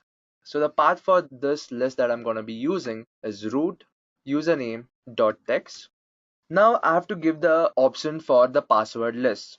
So the option will be -P. If you have a single password, then you have to use smaller case p. And then I'll be giving the path for the password file, which is password.text. Now I have to give the IP address of the web application. Now because I'm running this web application on my local host, the IP address will be 127.0.0.1. And the next option I'll be giving is the way the data is being passed. So there are mainly two ways. There is post method and there is get method. If you don't know what these methods are, go back to the SQL injection video that I've made in the playlist where I've explained what the get and the post method is. So when you enter the username and password and you hit the login button, you don't see anything on the URL, which is a clear indication that this web application uses a post method. So I'll be mentioning that in the command, and the option for that is http form post. And next I'll be using the URL for this. So there's the IP address or the domain of the web application, and then there are directories. So I'll just be typing /brute force because that's where the web application is. And then after I enter the username and password, this takes me to a new page called login.php. So this means that my credentials are being checked by this particular file called login.php. And that is actually the web page where I have to run my brute force attack on. So I'll be mentioning that. I'll be mentioning login.php. Next, I have to tell the tool where to enter the username and where to enter the password. For this, I'll just right click on the text box and I'll hit inspect element. So when I do this, I will find the name of that particular text box. In this case, the name for that particular text box is uname. So I'll be using that in my command. So it'll be uname equal to, and in between caps will be my user. So this tells the tool to replace the elements in the list, in the password list and the username list, at this particular position. So this is the username, and the next parameter will be password, and the name for the password field here is pass. So I'll be using that in my command. So pass equal to, and I'll be using caps and pass. And after this, I'll have to mention one more thing to tell the tool when the login is successful and when the login is a failure. So what I'm gonna do is I'm gonna type some random password, and this is the message I get when the login is not right. That means when the credentials are wrong. So this is the message, and I'll be telling the tool that this is a message that I get when the credentials are wrong. So ignore the username and password combinations that return a failure message. That indirectly means whichever credentials are being used and the message failure is not displayed, that particular username and password is the right credential. Now let's run this command and see if this tool can find out the right credentials. Earlier I've shown you what the right credentials are. The username is admin and the password is 123456. The other username is Edureka and the password is Edureka123. So let me just hit the enter button and run this tool. So now we can see that this tool has run a brute force attack on the web application and it has found out the right username and the right password. So these are the usernames like I showed you earlier, which are the right credentials. And all the other combinations of username and password are wrong and that's not displayed. So this is how you can use a brute force attack on a web application. Now one more thing I'm going to mention here is how to create a username and password list.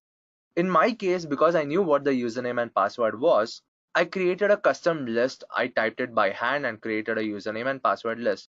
But in most of the cases, you don't know what the password is. Maybe you found out the username somehow, but you don't know what the password is. But you can make an educated guess on what the username or what the password might be. In this case, you can use a tool called Crunch, which is a list generator, to generate the list of passwords automatically. So I'll be showing you how you can do that. So this is the tool. It's called Crunch. And let's see the syntax of it. So this is a syntax. So Crunch, minimum, maximum, and options, where minimum and maximum are numbers. So basically you type Crunch. Then you give the minimum number of characters the password should have. I'll enter 3. Then you mention the maximum number of characters that password should have. I'll try 5. And the possible characters that password can have. So I'll try A, B, C, D, E, and I'll hit the enter button. Now we can see that this tool is generating all these passwords. Like you can see, it's generated all the possible passwords using that combination of characters for that particular length. So it's generated 3875 lines. So this is a very helpful tool if you're making an educated guess. But the problem with brute force attack is, suppose the password is complex or it's lengthy, then it will take a lot of time to generate the password list. For example, suppose you have no idea what the password could be and you type a few alphabets here and all the numbers and the length, because most of the passwords require a minimum length of 6 characters. Suppose the maximum is 8. Now you see the password generator has to generate this number of passwords and it takes a lot of time. Even if you're using a fast computer, it will take a lot of time, sometimes hours, sometimes days, sometimes weeks, and depending on the length and the complexity, maybe years sometimes. So this method of generating a password is basically the last thing you should be doing because it takes a lot of time. Like you can see, it's still on the letter B and it's still on 6 characters. It's generating passwords of only 6 characters even now. So this is how you can generate a password list. So when you run the command, you can also see some information about how much time it might take or how much the size of the file can be. So I'll just run this command again and I'll not let it execute. I'll just show you the information that it's displayed. So basically when I'm trying to generate a password of minimum 6 letters, 6 characters and a maximum of 8 characters with these combinations of characters, it has to generate 61 GB of data, which is a lot. And that's why it takes so much time. So this is how you can use brute force attack to guess the credentials of a victim. Now let's see how you can prevent brute force attacks. So while you're creating a password, it's very important for you to create a strong password. And also when you're building a web application, you have to take measures so that you can prevent brute force attacks on your web application. So here's a list of some of the most common prevention methods. The first thing is to increase a password length. Now, like I showed you while using the Crunch password generator, it takes a lot of time when the length of the password is more. So basically, if you create a password with a greater length, it will take more time, making it more difficult for the hacker to hack your password. The next prevention method is to use password complexity. Suppose you use only numbers as your password, it's easy to guess because the password generator can generate your password pretty quick. And suppose you're using a combination of letters and numbers, the complexity increases. Suppose you're using letters, numbers, and special characters, then the password complexity increases even more. So it's better that you increase your password length and also use letters, numbers, and characters. The next way to prevent brute force attack as a web developer would be limiting login attempts. So what you can do is you have to limit the login attempt. Suppose you have a web application and I am trying to log into that, and I give a lot of wrong attempts because basically brute force is trying and guessing. So before the hacker gets the right password, there can be a lot of times where he's trying with invalid or wrong username and password. So what you have to do is limit the login attempts.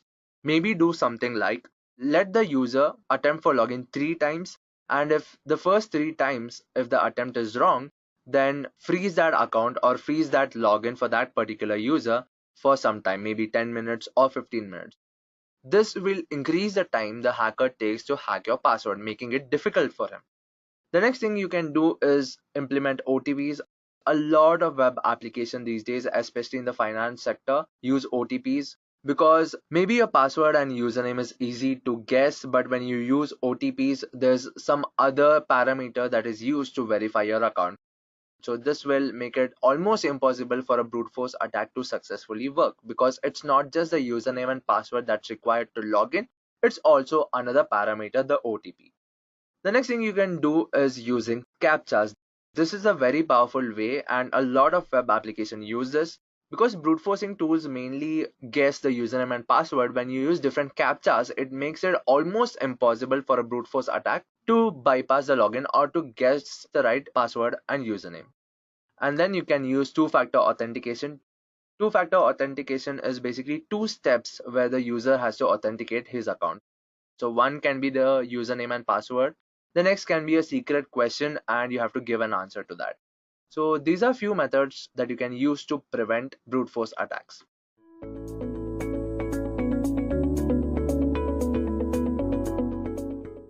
Now I'm going to take the help of an example or a scenario to actually explain what is cryptography. Alright, so let's say we have a person and let's call him Andy. Now suppose Andy sends a message to his friend Sam, who is on the other side of the world. Now obviously he wants this message to be private and nobody else should have access to the message. Now he uses a public forum, for example the internet, for sending this message. The goal is to actually secure this communication, and of course we have to be secure against someone. Now let's say there is a smart guy called Eve who has secretly got access to your communication channel. Since this guy has access to your communication, he can do much more than just eavesdrop. For example, he can try to change the message in itself. Now this is just a small example. What if Eve actually gets access to your private information? Well, that could actually result in a big catastrophe. So how can Andy be sure that nobody in the middle could access the message sent to Sam? The goal here is to make communication secure, and that's where cryptography comes in. So what exactly is cryptography? Well, cryptography is the practice and the study of techniques for securing communication and data in the presence of adversaries. So let me take a moment to explain how that actually happens. Well, first of all, we have a message. This message is firstly converted into a numeric form, and then this numeric form is applied with a key called an encryption key, and this encryption key is used in an encryption algorithm. So once the numeric message and the encryption key has been applied in an encryption algorithm, what we get is called a ciphertext. Now this ciphertext is sent over the network to the other side of the world, where the other person who the message is intended for will actually use a decryption key and use the ciphertext as a parameter of a decryption algorithm, and then he'll get what we actually sent as a message. And if some error had actually occurred, he'd get an error. So let's see how cryptography can help secure the connection between Andy and Sam. So to protect his message, Andy first converts his readable message to an unreadable form. Here he converts the message to some random numbers, and after that he uses a key to encrypt his message. After applying this key to the numerical form of his message, he gets a new value. In cryptography, we call this ciphertext. So now if Andy sends the ciphertext or encrypted message over communication channel, he won't have to worry about somebody in the middle of discovering the private message. Even if somebody manages to discover the message, he won't be able to decrypt the message without having a proper key to unlock this message. So suppose Eve here discovers the message and he somehow manages to tamper with the message and message finally reaches Sam. Sam would need a key to decrypt the message to recover the original plaintext. So using the key, he would convert a ciphertext to numerical value corresponding to the plaintext. Now after using the key for decryption, what will come out is the original plaintext message or an error. Now this error is very important. It is the way Sam knows that message sent by Andy is not the same as the message that he received. So the error in a sense tells us that Eve has tampered with the message. Now the important thing to note here is that in modern cryptography, the security of the system purely relies on keeping the encryption and decryption keys secret. Based on the type of keys and encryption algorithms, cryptography is classified under the following categories. Now, cryptography is broadly classified under two categories, namely symmetric key cryptography and asymmetric key cryptography, popularly also known as public key cryptography. Now, symmetric key cryptography is further classified as classical cryptography and modern cryptography. Further drilling down, classical cryptography is divided into two, which is transposition cipher and substitution cipher. On the other hand, modern cryptography is divided into stream cipher and block cipher. In the upcoming slides, I'll broadly explain all these types of cryptography. So let's start with symmetric key cryptography first. So symmetric key algorithms are algorithms for cryptography that use the same cryptographic keys for both encryption of plain text and decryption of ciphertext. The keys may be identical, or there may be some simple transformation to go between the two keys. The keys in practice represent a shared secret between two or more parties that can be used to maintain a private information link. This requirement that both parties have access to the secret key is one of the main drawbacks of symmetric key encryption in comparison to public key encryption, also known as asymmetric key encryption. Now, symmetric key cryptography is sometimes also called secret key cryptography, and the most popular symmetric key system is the Data Encryption Standards, which also stands for DES. Next up, we're going to discuss transposition cipher. So, in cryptography, a transposition cipher is a method of encryption by which the positions held by units of plain text, which are commonly characters or groups of characters, are shifted according to a regular system, so that the ciphertext constitutes a permutation of the plain text. That is, the order of units is changed, the plain text is reordered. Now, mathematically speaking, a bijective function is used on the character's position to encrypt and an inverse function to decrypt. So as you can see that there is an example on the slide. So on the plain text side, we have a message which says, "Meet me after the party." Now this has been carefully arranged in the encryption matrix, which has been divided into 6 rows and the columns. So next we have a key, which is basically 421635, and then we rearrange by looking at the plain text matrix, and then we get the ciphertext, which basically is some unreadable gibberish at this moment. So that's how this whole algorithm works. On the other hand, when the ciphertext is being converted into the plain text matrix is going to be referred, and it can be done very easily. Moving on, we are going to discuss substitution cipher. So substitution of single letters separately, simple substitution can be demonstrated by writing out the alphabets in some order to represent the substitution. This is termed as substitution alphabet. The cipher alphabet may be shifted or reversed, creating the 𝐬𝐳 and 𝐴 cipher respectively, or scrambled in a more complex fashion, in which case it is called a mixed alphabet or deranged alphabet. Traditionally, mixed alphabets may be created by first writing out keyword, removing repeated letters in it, then writing all the remaining letters in the alphabet in the usual order. Now consider this example shown on the slide.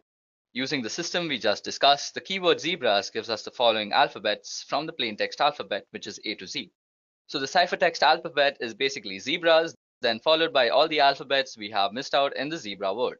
So as you guys can see, it's zebras followed by S, C, D, F, G, H, and so on. Now suppose we were to actually encrypt a message using this code. So as you guys can see on the screen, I've shown you an example, which is a message, "Flee at once, we are discovered," is being actually encrypted using this code. So if you guys can see out here, the F letter actually corresponds to S, and then the L letter actually corresponds to I out here. Then we actually get the ciphertext, which is SIAAZQ, using the code and the process that I just discussed. Now traditionally, the ciphertext is written out in blocks of fixed length, omitting punctuations and spaces. This is done to help avoid transmission errors to disguise the word boundaries from the plain text. Now these blocks are called groups, and sometimes a group count, that is the number of groups, is given as an additional check.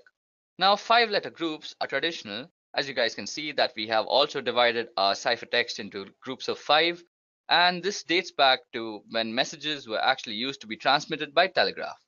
Now if the length of the message happens not to be divisible by 5, it may be padded at the end with nulls, and these can be any characters that can be decrypted to obvious nonsense, so the receiver can easily spot them and discard them.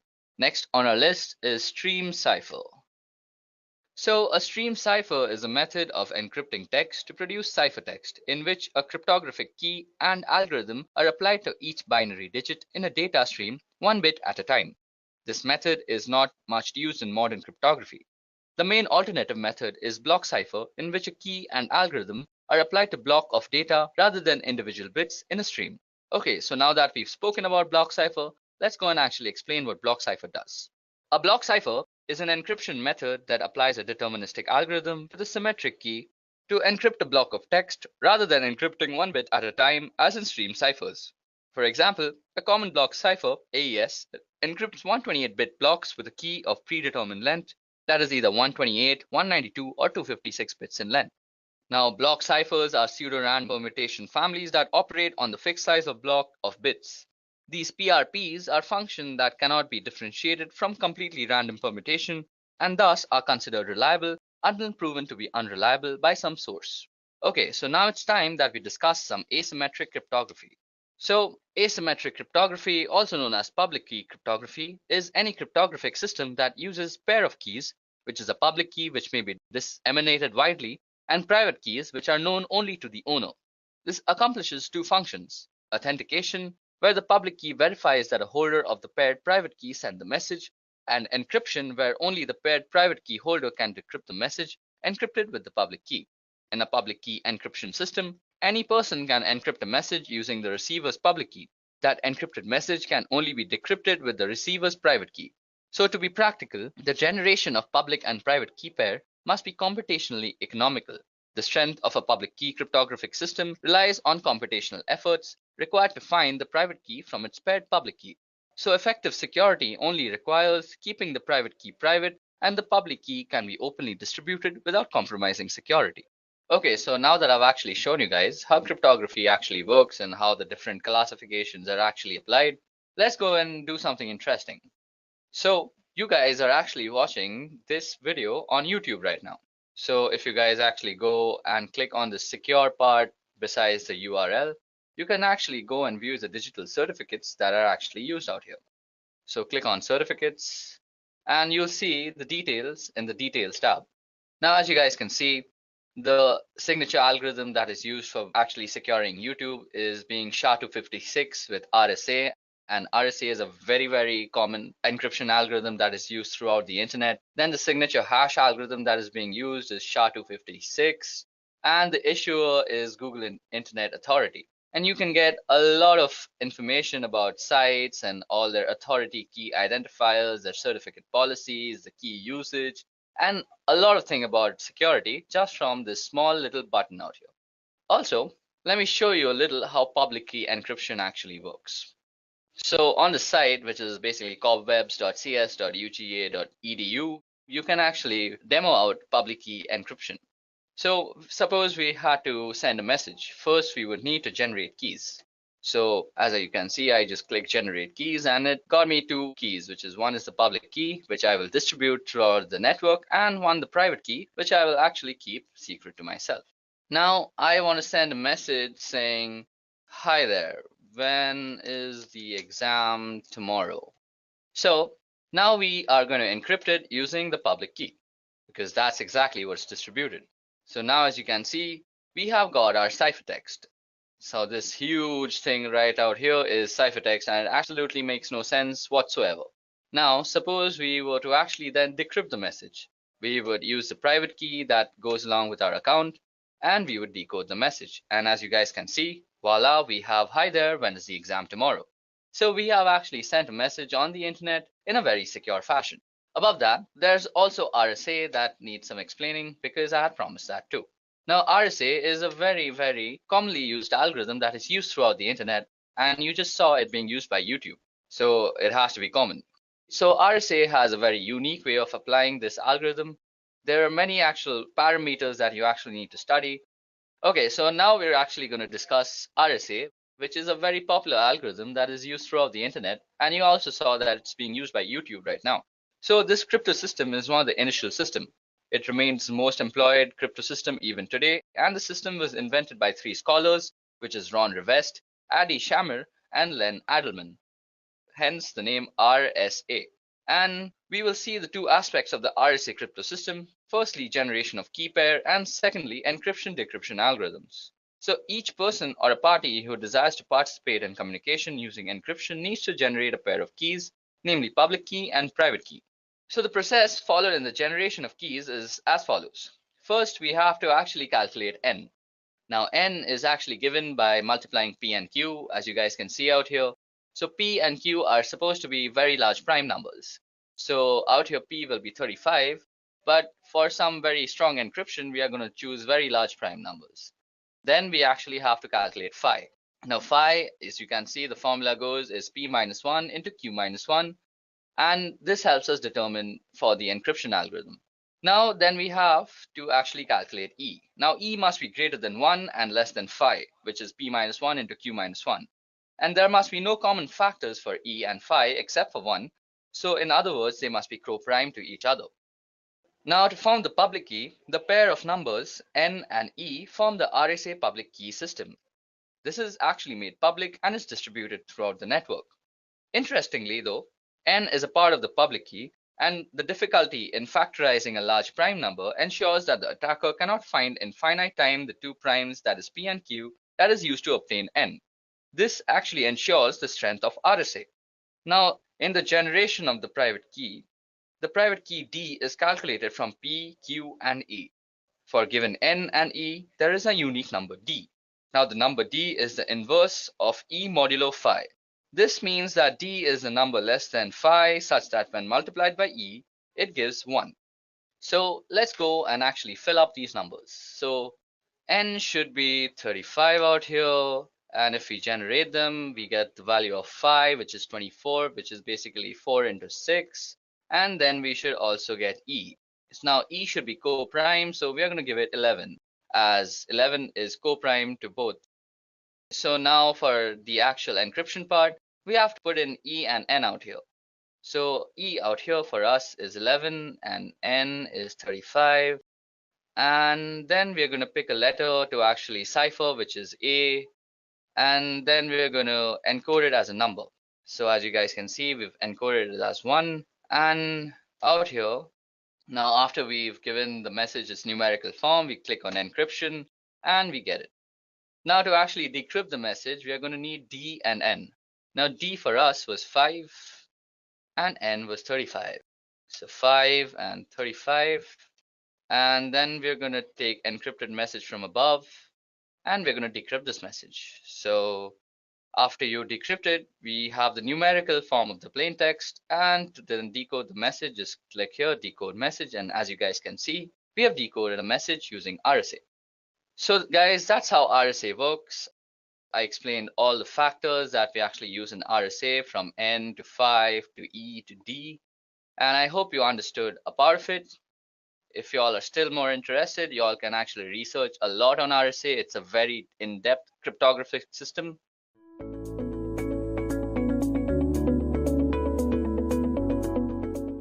Firstly, let's go over what DOS and DDoS means. Now, to understand a DDoS attack, it is essential to understand the fundamentals of a DOS attack. DOS simply stands for denial of service. This service could be of any kind. For example, imagine your mother confiscates your cell phone when you are preparing for your exams to help you study, without any sort of distraction. While the intentions of your mother is truly out of care and concern, you are being denied the service of calling and any other service offered by your cell phone. Now, with respect to a computer and computer networks, a denial of service could be in the form of hijacking web servers, overloading ports with requests, rendering them unusable, denying wireless authentication, and denying any sort of service that is provided on the internet. Attacks of such intent can be performed from a single machine. While single machine attacks are much easier to execute and monitor, they are also easy to detect and mitigate. To solve this issue, the attack could be executed from multiple devices spread across a wide area. Not only does this make it difficult to stop the attack, but it also becomes near impossible to point out the main culprit. Such attacks are called distributed denial of service or DDoS attacks. Now let's see how they work. The main idea of a DDoS attack, as explained, is making a certain service unavailable. Since everything that is attacked is in reality running on a machine, the service can be made unavailable if the performance of the machine can be brought down. This is the fundamental behind DOS and DDoS attacks. Now, some DOS attacks are executed by flooding servers with connection requests, until the server is overloaded and is deemed useless. Others are executed by sending unfragmented packets to a server which they are unable to handle. These methods, when executed by a botnet, exponentially increase the amount of damage that they are doing, and their difficulty to mitigate increases in leaps and bounds. To understand more about how these attacks work, let us look at the different types of attacks. Now, while there are plenty of ways to perform a DDoS attack, I'll be listing down the more famous ones. These methodologies have become famous due to their success rate and the damage they have caused over time. It is important to note that with the advancement in technology, the more creative minds have devised more devious ways to perform DOS attacks. Now, the first type of methodology that we're going to discuss is called ping of death. Now, according to the TCP/IP protocol, the maximum size of a packet can be 65,535 bytes. The ping of death attack exploits this particular fact. In this type of attack, the attacker sends packets that are more than the max packet size when the packet fragments are added up. Computers generally do not know what to do with such packets and end up freezing or sometimes crashing entirely. Then we come to reflected attacks. This particular attack is more often than not used with the help of a botnet. The attacker sends a host of innocent computers a connection request using a botnet, which are also called reflectors. Now, this connection that comes from the botnet looks like it comes from the victim, and this is done by spoofing the source part in the packet header.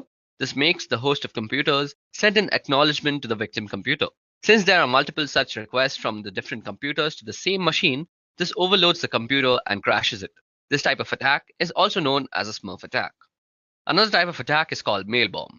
Now, mail bomb attacks generally attack email servers. In this type of attack, instead of packets, oversized emails filled with random garbage values are sent to the targeted email server. This generally crashes the email server due to a sudden spike in load and renders them useless until fixed. Last but not the least, we have the teardrop attack.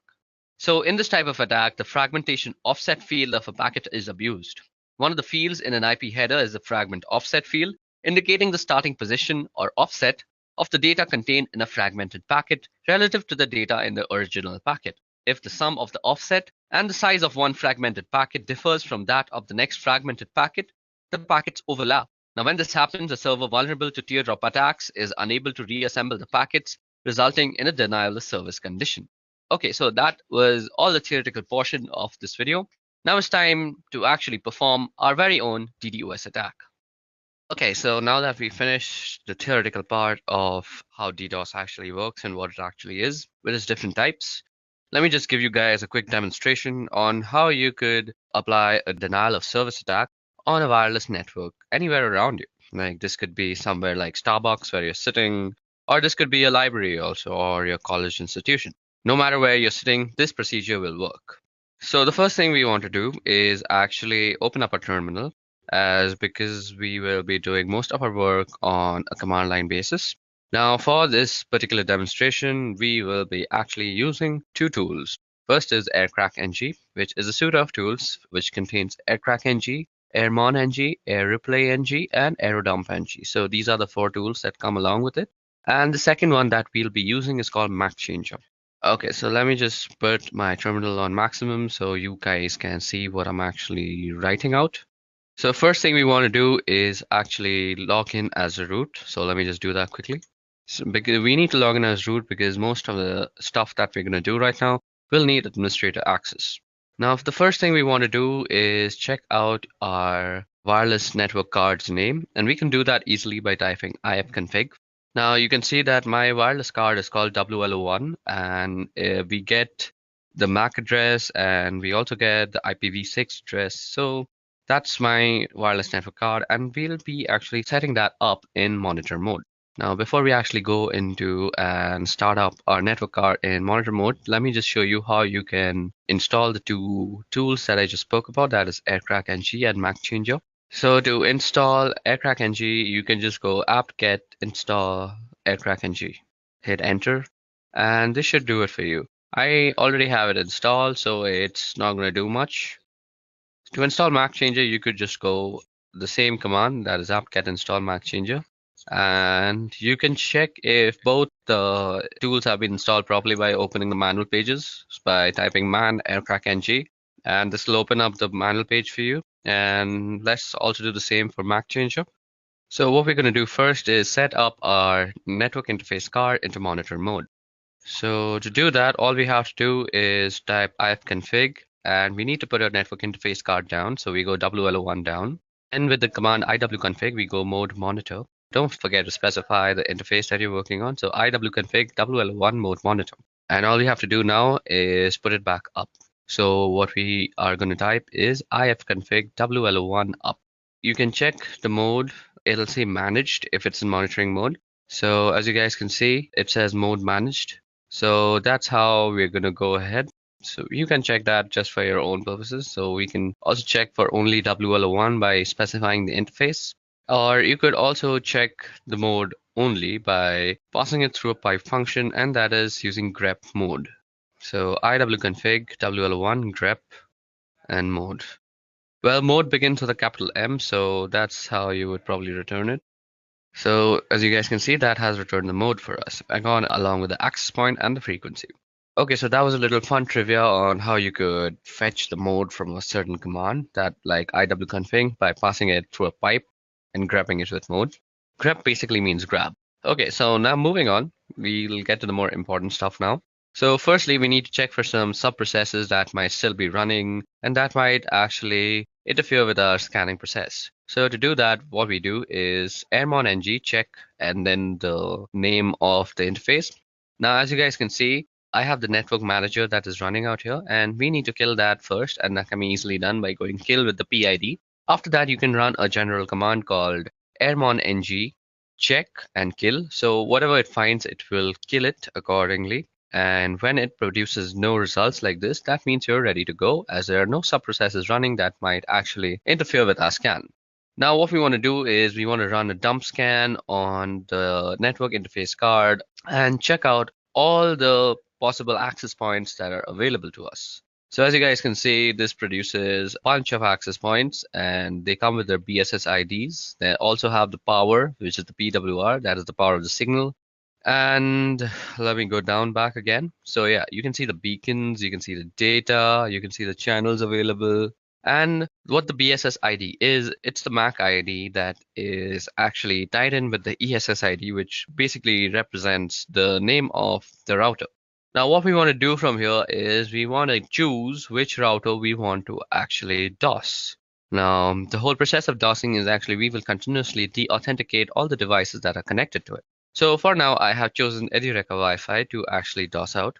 And once I send a de-authentication broadcast, it will actually de-authenticate all the devices that are connected to it. Now, this de-authentication is done with a tool called Air Replay, which is a part of the AirCrack NG suite of tools. Now, let us just see how we can use Air Replay by opening up the help command. So we go --help, and this opens up the help command for us. Now, as you guys can see, it shows us that we can send a de-authentication message by typing in the -0, and then we need to type in the count.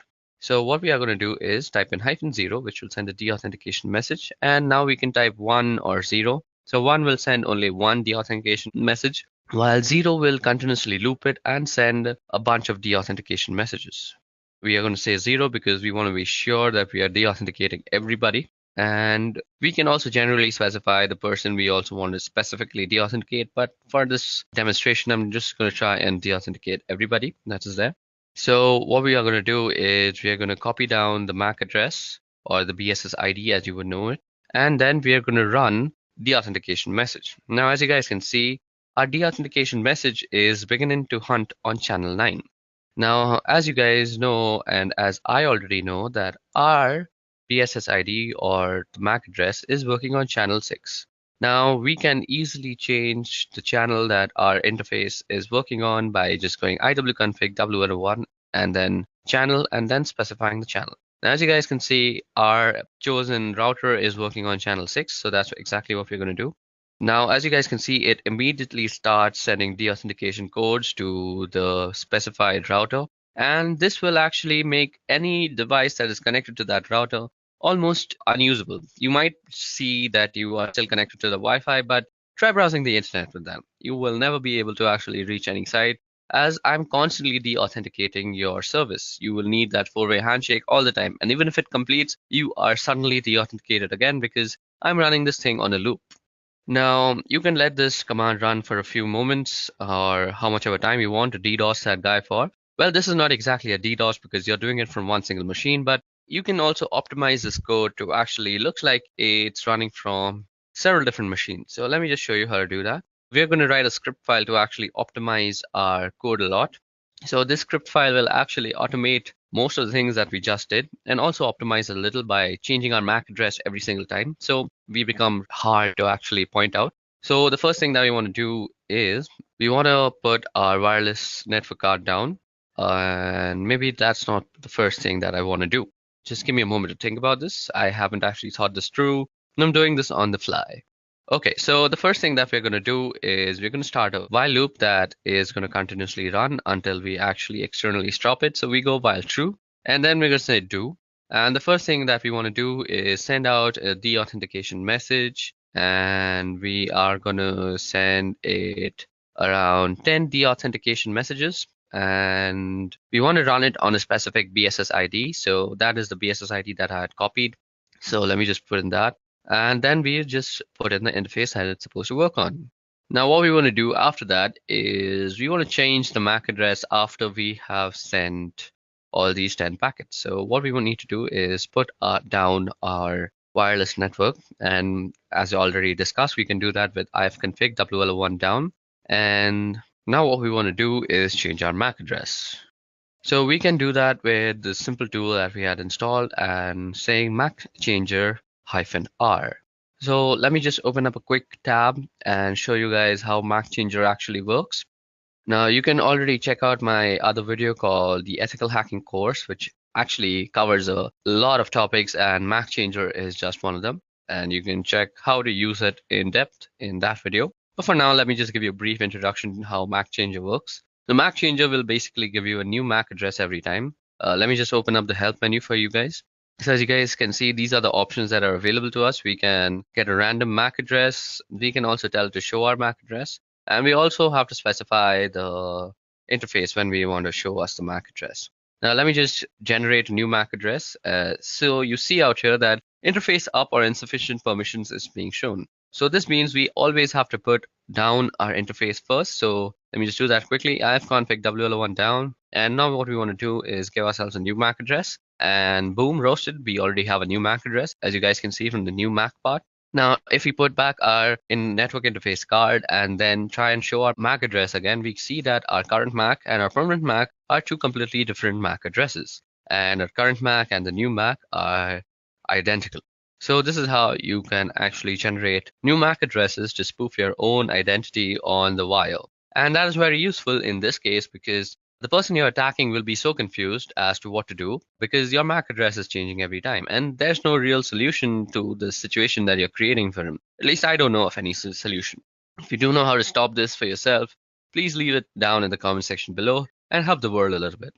Now we want to also get to know what our MAC address is every time. So let me just pipe my function through the whole thing and let me just try and grab the new MAC address. So MAC changer are WL1 and grep MAC, and then we want to put our network card in the monitor mode, and then we also want to put up our network interface card. Now what we want to do out here is optimize it. So we can't be attacking constantly. So let us put a sleep timer. So this will make our program sleep for a particular amount of time. I'm going to make it sleep for 5 seconds. So after every 5 seconds, it's going to send that particular BSS ID 10 deauthentication messages.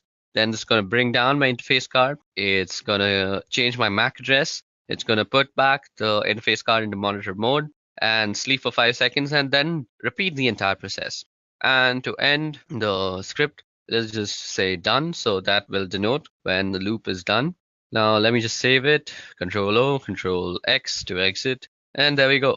Okay, so first of all, to actually run this, we need to give it some more permissions. So as you guys can see, we already have it. Let me just put it in a much more readable format. Okay, so as you guys can see, our /sh doesn't really have executability. So we can do that with the command chmod.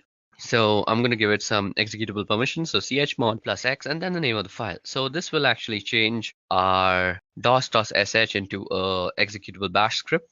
Okay, so it seems that we have done some error. So let's just go back into our bash script and check for the error that we have probably done. So nano dos.sh.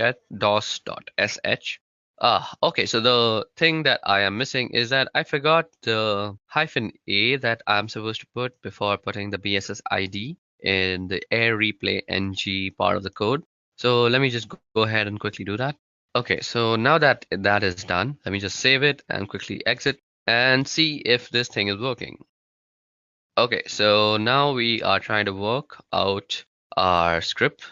Now, you guys should know that this Edureka Wi-Fi is my company's Wi-Fi and I have complete permission to go ahead and do this to them. Also, my company's Wi-Fi is kind of secure, so every time it senses that a deauthentication message is being sent like that, it kind of changes the channel that it is working on. So these guys are really smart, smarter than me most of the time. And this time, I'm just going to try and force them to work on channel 6. So let me just go ahead and run my script once.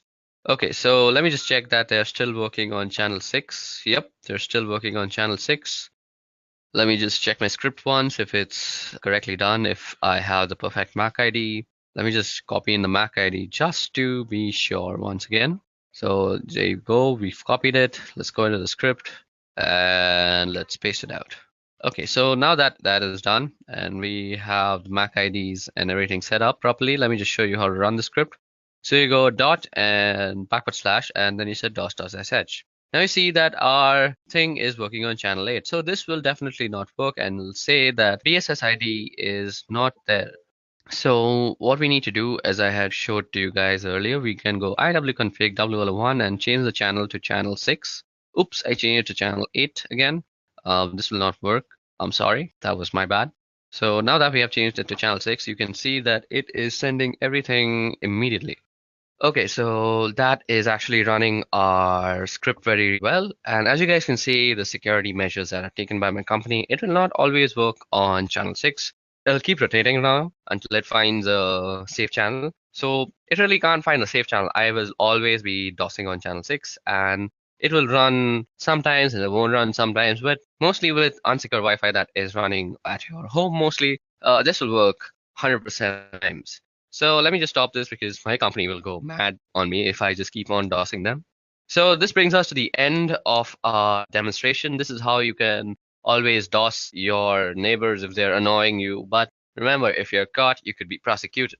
So this was about how DDoS works, what DDoS actually is, and the different types, and how you can do one on your own with your own system.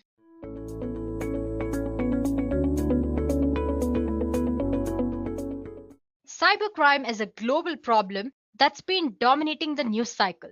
It poses a threat to individual security and even bigger threat to large international companies, banks, and government. But the good thing is that even with this flawed internet, there are simple things that we can do to protect ourselves from these attacks. This is where cybersecurity comes into picture. Well, in simple terms, cybersecurity is defined as techniques and practices which are designed to protect digital data, the digital data that we deal with on daily basis. While under cybersecurity, we have other generic categories, which are application security, network security, operational security, and many others. But as for today's session, we are just concerned with application security. So guys, like I said earlier, advancements in web application and other technology have changed the way we do business or the way we access and share information.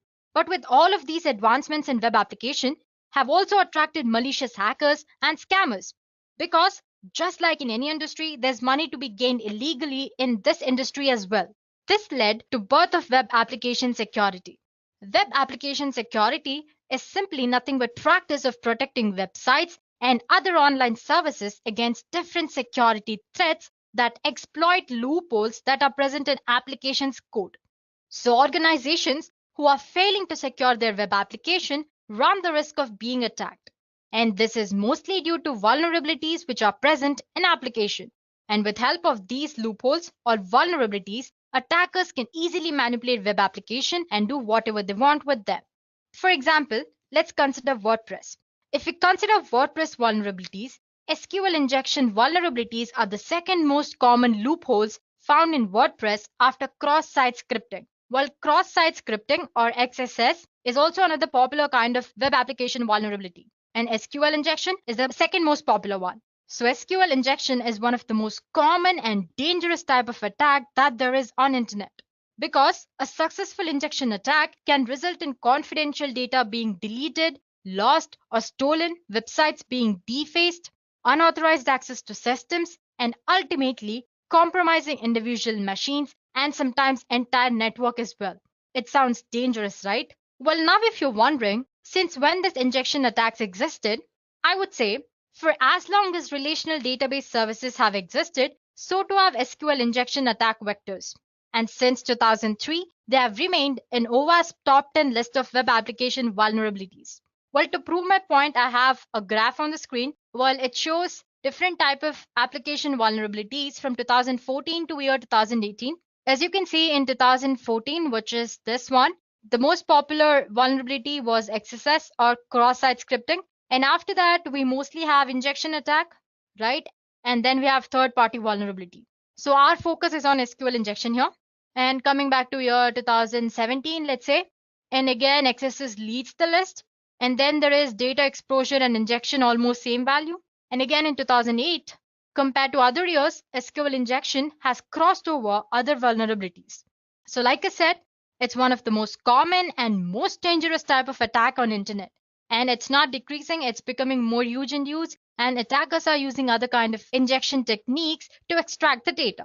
So if you only have time to protect yourself against one loophole or vulnerability, you should be checking out for SQL injection vulnerabilities in your website or application's code base. So let's explore more about this SQL injection attacks. In early days of internet, building websites was straightforward. There was no JavaScript, no backend, no CSS, and very few images. But as web gained popularity, the need for more advanced technology and dynamic websites grew. This led to development of Common Gateway Interface, or CGI as we call it, and server-side scripting languages like ASP, JavaScript, PHP, and many others. Websites changed and started storing user input and site content in databases. Each and every data field of a website is like a gate to database. For example, in login form, the user enters the login data. In search field, the user enters a search text, and in data saving form, the user enters the data to be saved. All this indicate data goes to database.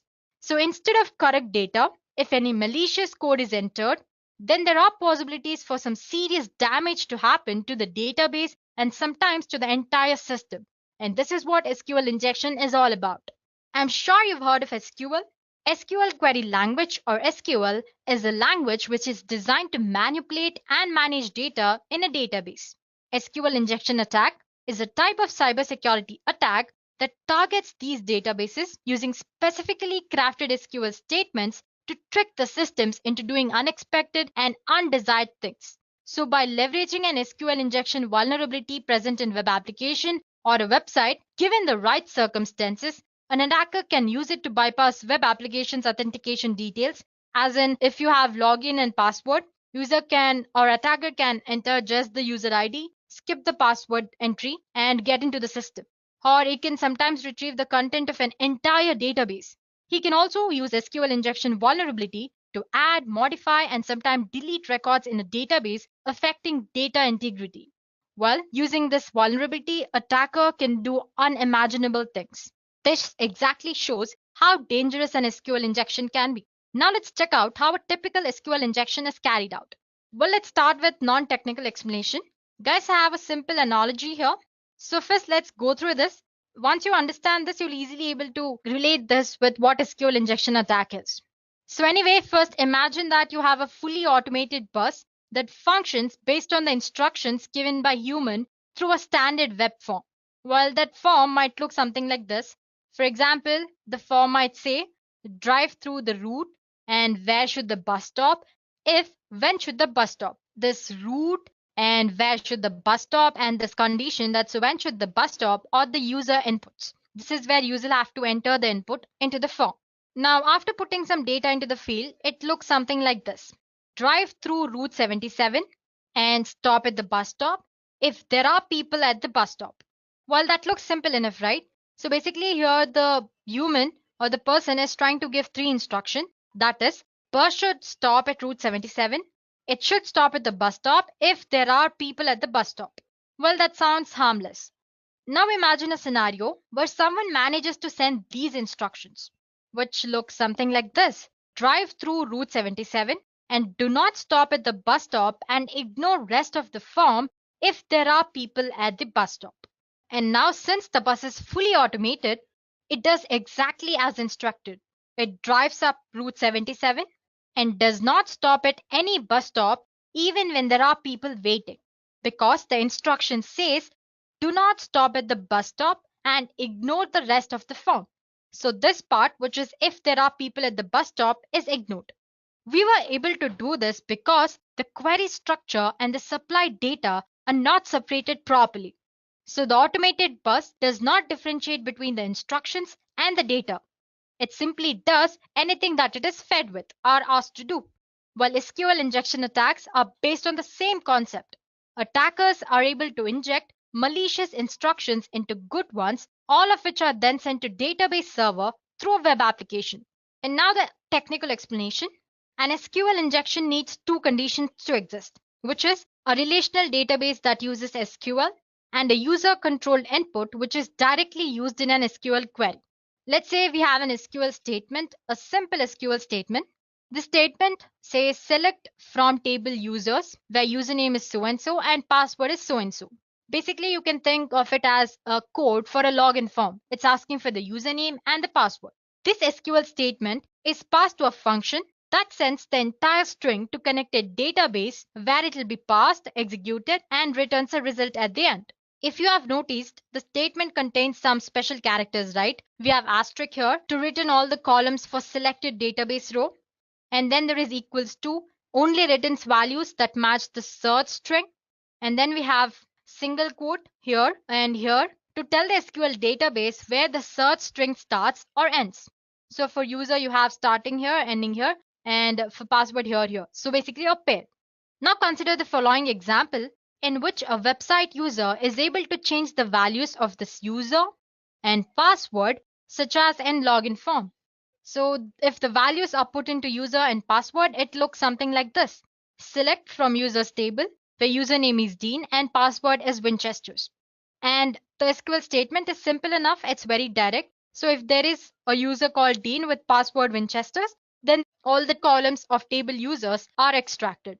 Now suppose if the input is not properly sanitized by the web application, the attacker can easily insert some malicious SQL statement like this. The username might be Dean or 1 is equal to 1, and then you have double hyphen followed by password is equal to Winchesters.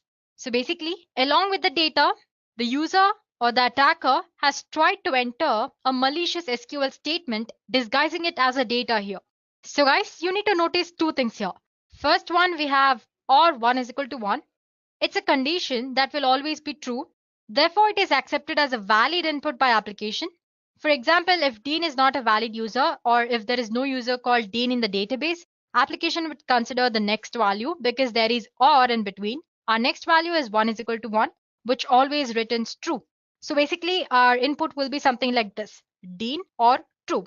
And if there is no user called Dean, the next input will be true and it will be taken as an input value and the values will be displayed. So the next part, which is double hyphen.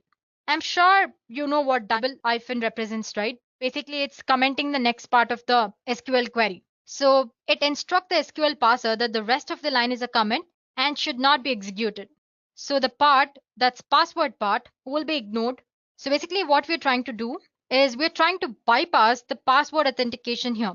So once the query executes, the SQL injection effectively removes the password verification, resulting in an authentication bypass. By using double hyphen, we're commenting rest of the comment. And before that, using 1 is equal to 1, which is translated to true, we are trying to enter the database without even giving an valid value. So the application will most likely log the attacker in with the first account from the query result. And as you guys know, most of the time, the first account in a database is that of an administrative user. So basically by doing nothing or basically by giving some random data here, the attacker was able to extract the admin details. It sounds very dangerous, right? So that's all an SQL injection attack is all about. Basically, you're trying to manipulate the valid or the correct SQL statement as a malicious code and trying to extract data from the database. Now, what's the worst that could happen when you suffer an SQL injection attack? There are a number of things that an attacker can do when exploiting an SQL injection on a vulnerable website. First of all, he can access data without authorization, for example, by tricking the database into providing too many results for a simple query. Then he can extract sensitive information like social security numbers or credit card details. Next thing, he might somehow get in touch with authentication details of users registered on a website, and then he can use this information to log in during other attacks. He can also alter data in the database without authorization. For example, he can create fraudulent records or add extra users, or he might even actually delete the entire table. Or an attacker can easily control applications' behavior that's based on data in the database. For example, by tricking an application into allowing a login without a valid password, which we saw earlier. I showed you how using an SQL injection attack, you can bypass an authentication mechanism, or you can avoid password verification. Well, it all depends on the capabilities of an attacker, but the exploitation of an SQL injection vulnerability in a website or an application can lead to complete takeover of the database and the web server. It sounds as dangerous as it looks. Well, guys, there are different types or categories in SQL injection. Attackers can exfiltrate data from servers by exploiting SQL injection vulnerabilities in multiple ways. So guys, till now we've learned what SQL injection attack is and what worse could happen as a result of an SQL injection attack. Now let's explore different type of SQL injection attacks that there are. Attackers can exfiltrate data from data servers by exploiting SQL injection vulnerabilities in multiple ways.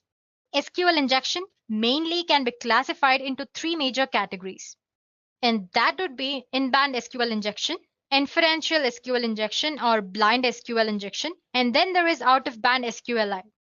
So let's begin with in-band SQL injection. In-band SQL injection is one of the most common and very easy to exploit when compared to other SQL injection attack types. In-band SQL injection occurs when an attacker is able to use same communication channel to both launch the attack as well as gather the result. It's further divided into error-based SQL injection and union-based SQL injection. Now talking about the next type, which is blind SQLI, or we can also call it inferential SQL injection.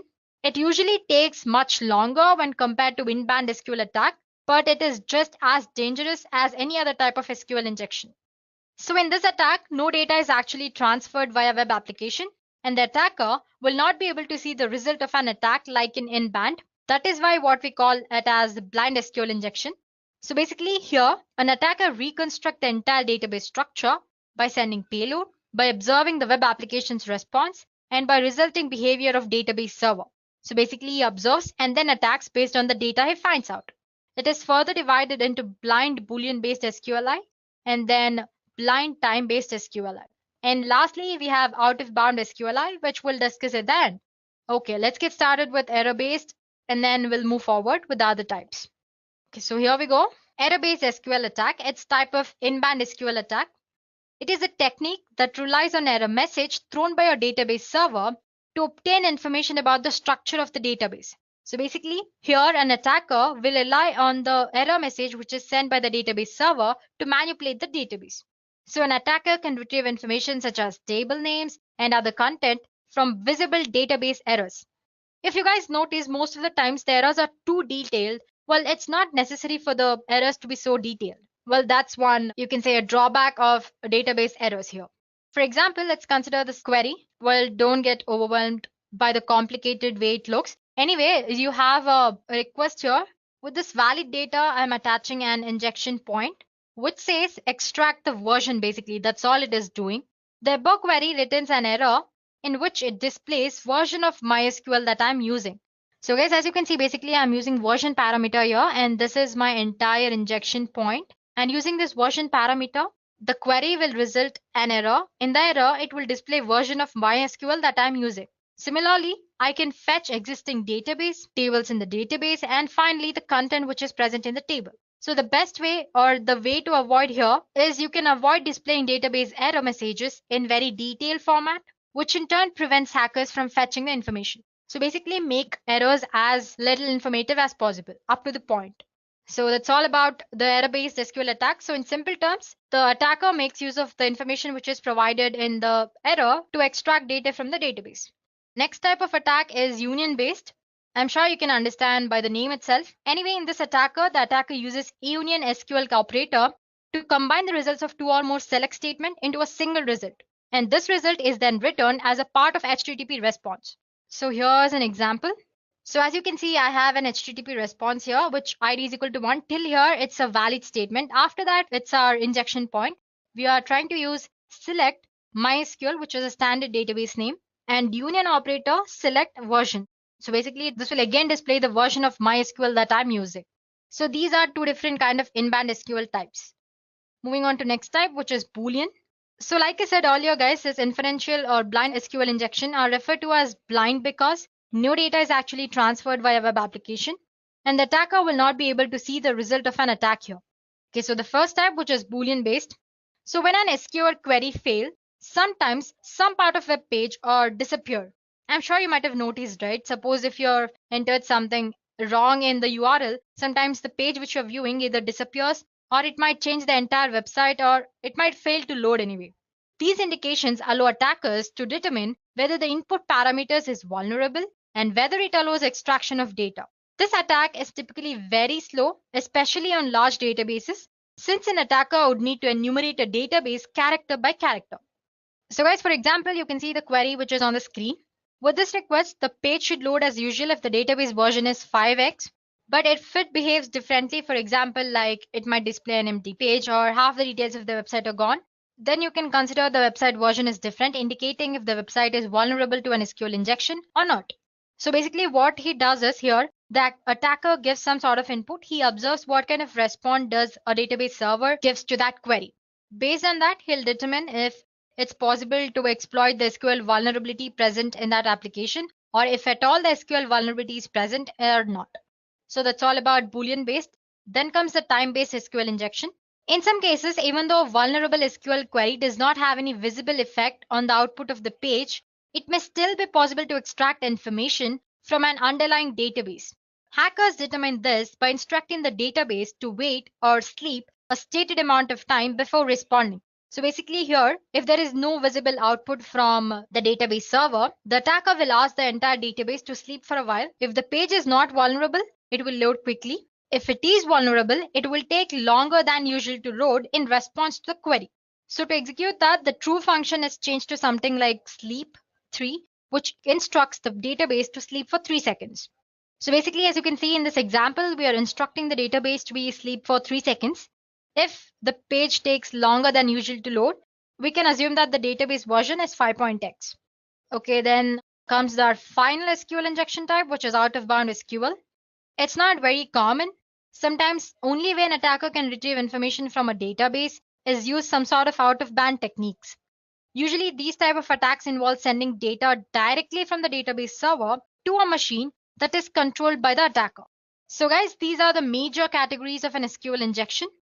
And now that we have learned the theory part, it's better if we know how to actually perform them in reality. So let's explore at least a few of these types, if not all.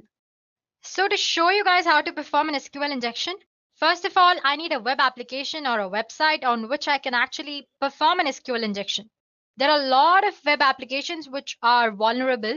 So all you have to do is just type php id is equal to 1.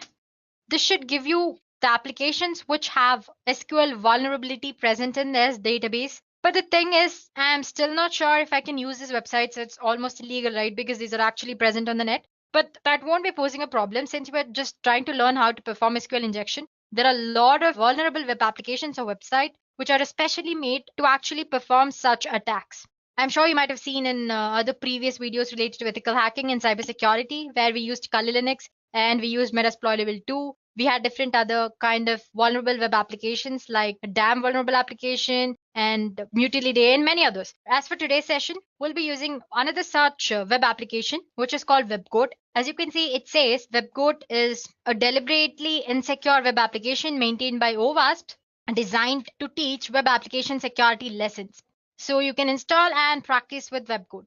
It not only has SQL injection, it also has other kind of vulnerabilities, which you might have seen when we were discussing the WordPress website vulnerabilities, like cross-site scripting, SQL injection, and content delivery, many others.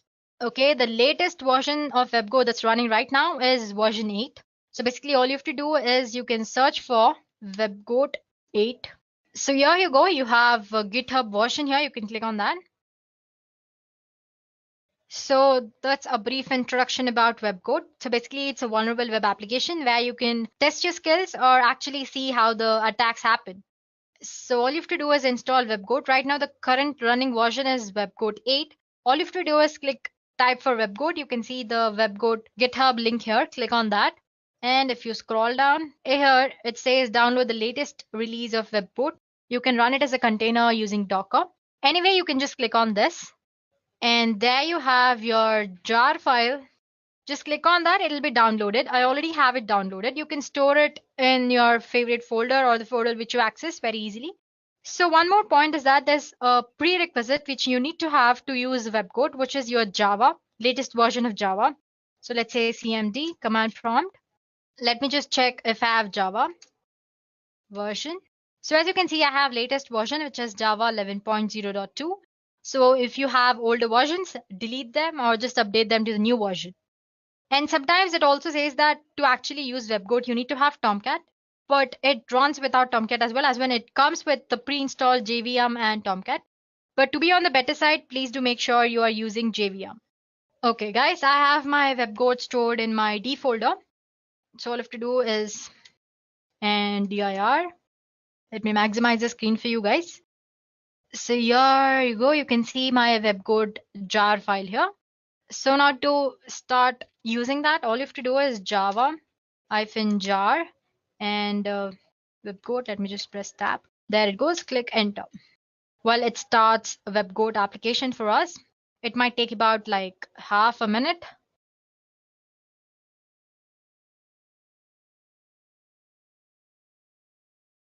So guys, it has started. It says Tomcat started at port 8080 and it says started 𝐓𝐵O in so many seconds. As in it says, it took so many seconds to actually install at the start the 𝐓𝐵O application. Now we go back to a browser. Here I type for localhost. Okay, that's 𝐓𝐵O login page. So guys, here we go. We are into the application. Well, if you haven't registered, if you're using it for the first time, all you have to do is click on this register new user and create a username and password. Okay, let's create a username. Let's say Deepthi, password, some password, and agree. It's as easy as that, and click on sign up. It says it must be between 6 and 10.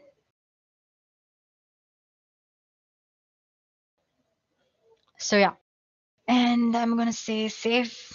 Here you go. This is the 𝐓𝐵O application. As you can see, it's a deliberately insecure application that allows interested developers just like you to test vulnerabilities, which are commonly found in Java-based applications that use common and popular open source components like SQL and other components. So you have different other kinds of vulnerabilities here as well discussed. You have insecure deserialization, you have access control flaws, you have cross-site scripting. Under that, you have different categories. And then you have authentication flaws like JWT tokens. Then you have authentication bypass. You have password reset. And then there is injection flaws, which we're going to discuss today. Under that, you have cross-site scripting as well, or 𝐬𝐳. And then other general like HTTP basics and proxies. So let's go for our today's topic, which is SQL injection. The first thing that you want to do is not go for advanced. It's a little complicated. So just click on injection here, SQL injection. You will land upon this page. So basically the first page is all about what SQL query languages, that's SQL is about. Different type of SQL injection, not the types which we discussed. String-based SQL injection and numeric-based SQL injection. And then just click next. Ignore this, it's mostly because of the network error anyway. It's all about basic SQL details, that DML, data manipulation language, data definition language, which includes create, alter, drop, and truncate. Then you have data control language, which is grant and revoke. So it basically described what an SQL injection attack is. Basically, if you recall, SQL injection is basically entering a malicious data into an actual data, this way getting access to the database content. So the things that you can do using SQL injection, you can read and modify sensitive data from the database. You can execute administration operations on the database by getting access to admin data. You can shut down the entire database. You can truncate the tables, and you can add malicious users as well. You can recover the content of a given file from the file system. You can issue commands to operating system as if the application is of your own. There you go. Then what all you can do, you can spoof identity, you can tamper with existing data, you can destroy, you can pick an administrator. And it says SQL injection is more common in PHP, Classic, ASP, Cold Fusion, and the other languages. If you remember, we just use PHP ID equals 1 to check if the application is SQL vulnerable or not. So yeah, it's more common in PHP. Moving on to next thing. So like I said, the extent to which a damage can be created by an SQL injection attack totally depends on the attacker and his level of knowledge and what countermeasures you have taken to avoid SQL injection attacks and all that, and the database technology that you're using. Moving on for the sixth. So this also we discussed in the theory part, as in I showed you an example on how to actually perform an SQL injection attack. So this is string-based SQL injection attack. You can see there's an SQL query which says select from user table where name is username. But you can see it's using some sort of quotations here. It's using single quotes to indicate that's the start of the content and a single quote here to indicate the end of the content. Using this misplaced quotations or unnecessary quotations is how an injection attack can be easily performed. So same for the ID, it's just that there are no single quotations because it's not a string. So instead of giving some normal output like maybe a dean or something, user can give something like this, a name which ends with quotation or 1 is equal to 1. Basically, by making use of the quotations or actual characters which are present in the string, an attacker can perform SQL injection. Or you can also give it as some this way. So yeah, basically you can give malicious SQL statements. Let's start with our first exercise, which is this one. Okay, so it says try it SQL injection attack. This is the user, the SQL query. It says this SQL query can be used to fetch all the information about a user if you know a username. So you don't need to know any specific username to get a complete list. But I have given a sample value, which is Smith. But let's say I don't know Smith. Let me give some other value. So as you can see, I've already done it before. So there are other values. So let's say Dean. But it doesn't give me anything because there's no user called Dean in the database. Okay, it says give Smith because Smith is a valid user. So let me just give Smith. So as you can see, it is displaying the values of user Smith. Well, this is straightforward. They've mentioned a username, which we've used, and we got the information. But now suppose if I want to know other users' name as well, all you have to do is manipulate this data. So as you can see here, this part, there was a single quotation, but right now what's showing is different garbage characters. Anyway, so I'm ending with this another single quote and saying or 1 is equal to 1, which is always true as you guys know. And there is already a single quote here, one more, so I'm not giving one here. And I'm clicking on get info. So there you go, it successfully fetched me other information about other users as well. So basically, I manipulated the data into some malicious SQL statement. So like I said, 1 is equal to 1 is always true. So basically, it accounts to Smith or true when it actually goes to database. Since true is a valid input, it's displaying me the content. Now let's say I just want to know the first user. And you guys actually, you can give that as this as well, as in you don't have to use the quotations, just give 1 is equal to 1. This also works. I'm saying comment rest of the SQL query like we did earlier, as in we avoided password verification, right? So whatever is after the username, it's going to avoid rest of the query. So get info. So you can see it's worked again. Let's say now I want to fetch just one user or the first or second users. Okay, let's use another name. Okay, just let me clear it. Plain or 1 is equal to 1, and I want to limit the content to 1. So as you can see, it has limited the content to the first user. It's not taking the first input, it's skipping, it's coming to this part, 1 is equal to 1, and it's limiting to the one user. Let's say Dave. So yeah, since the Dave user is not there, it's skipping this part and it's going to this part, which is 1 is equal to 1 and limiting to 1. Let's say 2 here. It should give the next username. Let's say 5 users. So there you go. Similarly, the way you want using malicious SQL statement, you can manipulate and get the data. Let's go to next exercise, which is 8. It's same as the previous one. Before it was string and now it's just number. So they say give 101 for the valid user. Let's give 100. But as you can see, there's no result because there's no user with 100 as user ID. And if I give 101, it's giving me the user 101. Let's say, let me give 110. I don't know if the user is there or not. Or 1 is equal to 1 and comment. I want to limit. Let's limit to 3 users. Okay, it says it's number, right? My mistake. So yeah, it's displaying 3 users. So guys, this is a simple explanation of an SQL injection attack, or you can say an error-based injection attack. Now moving on to next exercise. So this is a basic SQL injection. Now going to advanced. Again, click on the first. It says the purpose of this lesson is to combining multiple SQL techniques and use blind SQL injection as well. Okay, I'm going to click on one here. That's one. Second one, like we discussed, if you have misplaced special characters in your SQL statement, using that you can make use and you can extract data.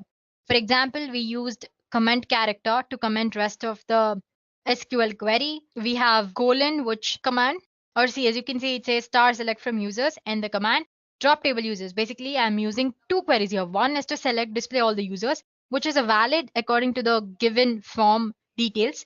And next statement, or the injection I'm adding, is drop table users. And then you have concatenation plus is again the concatenation, string without quotes, and all that. Let's get with our third exercise. It says try it pulling data from other tables. It says one of the table in WebGo database is user system data, which has a username of character, password, which is again a character, and a cookie, which is again a character. So the first thing that we have to do is execute a query to union or join these two tables. The other table was users, if you've forgotten. Let me just take you back to that exercise. As you can see, the first table is users, which I've used in this query. So going back to advanced, we were in this exercise. So yeah, we need to join users table as well as user system table, or do whatever you want. But the final thing they want is see if we can fetch Dave's password. Dave is one of the user. So guys, like I said earlier, the union operator is used in SQL injection to join a query. And the result of this forged query will be joined to the result of actual query. So you have one query, for example, let's say you're giving username and I'm giving union there. I'm attaching another statement. So basically for the result of the previous query, I'm adding my injection point via union. We are asked to fetch Dave's password here. Well, there are a lot of ways you can do it. We can do it without using union as well. Let me show you one way. Let's say I have Smith. I'm going to end this here. And let me say select star from user system data. And I'm again quoting it. And that should do it. So sorry about that, guys. Earlier it was an error, right? So basically, let's say Smith. And I'm commenting it. And then I'm giving select star from user. What is the table name? System data in the query and comment the rest. So as you can see, it has fetched the password of Dave. This is one way of doing it. But then we explored error-based SQL injection earlier. Now I want to show you how to use union command to extract or to perform this exercise. Anyway, so basically, like I said earlier, again, you can use union to combine two results. So the first thing you need to do is you need to know the number of columns in your user tables. For that, the simple thing that you can do is Smith. You can use group by or order by. Both of them works fine. I'm using order by 1 and let me comment it. It is giving me some sort of output. So I can say number of columns is more than 1 or actually 1. Let me try one more. 2, comment. It's still giving output. Let's give 3, 4, 5, 6, 7. It's still giving me output. Let me try go for 8. Yeah, as you can see, when I've given till 8, it says invalid order by expression. It's because, as you can see, if I give 7, the number of columns here is 7. User ID, that's 2, first name, 3, 4, 5, 6, and 7. Total number of columns is 7. And when I give it 8, it's giving me error because the number of columns are just 7. So this way, based on the error it's displaying, you can actually extract data, or you can actually know. So now that we know there are 7 columns, I'm going to use union statement. Remember guys, when you're giving union, in the select statement, the number of fields or the number of columns that you're giving should be same number of columns as in the users table. That's 7. That's why we found the number of columns. The values are needed because the two queries must have equal number of columns in order to avoid syntax error. If you have like 5 columns in your second table, and if you have 7 columns in the first table, the union won't happen properly and you're going to get the syntax error. To avoid that, we found out the number of columns so that you can manipulate it in the query. For example, let's say Smith, and now the union select user ID, 7 columns, user ID, then password. Let's give username as well, username, password, then cookie. Make sure the data types is right as well, matching, then cookie, then user ID. Let me just count. So I have 1, username 2, that's 3, password 4, 5, 6 the field, and 7 user ID. From which user table? That's user SYSTEM system. Sorry about the mistakes, guys. Data, and comment the rest of the session. Now if I give get info, as you can see, it is fetching the information. So basically we used union operator. We combined that with actual getting, which was name. So basically we gave Smith as the username. Along with that, we attached our next query, which is select.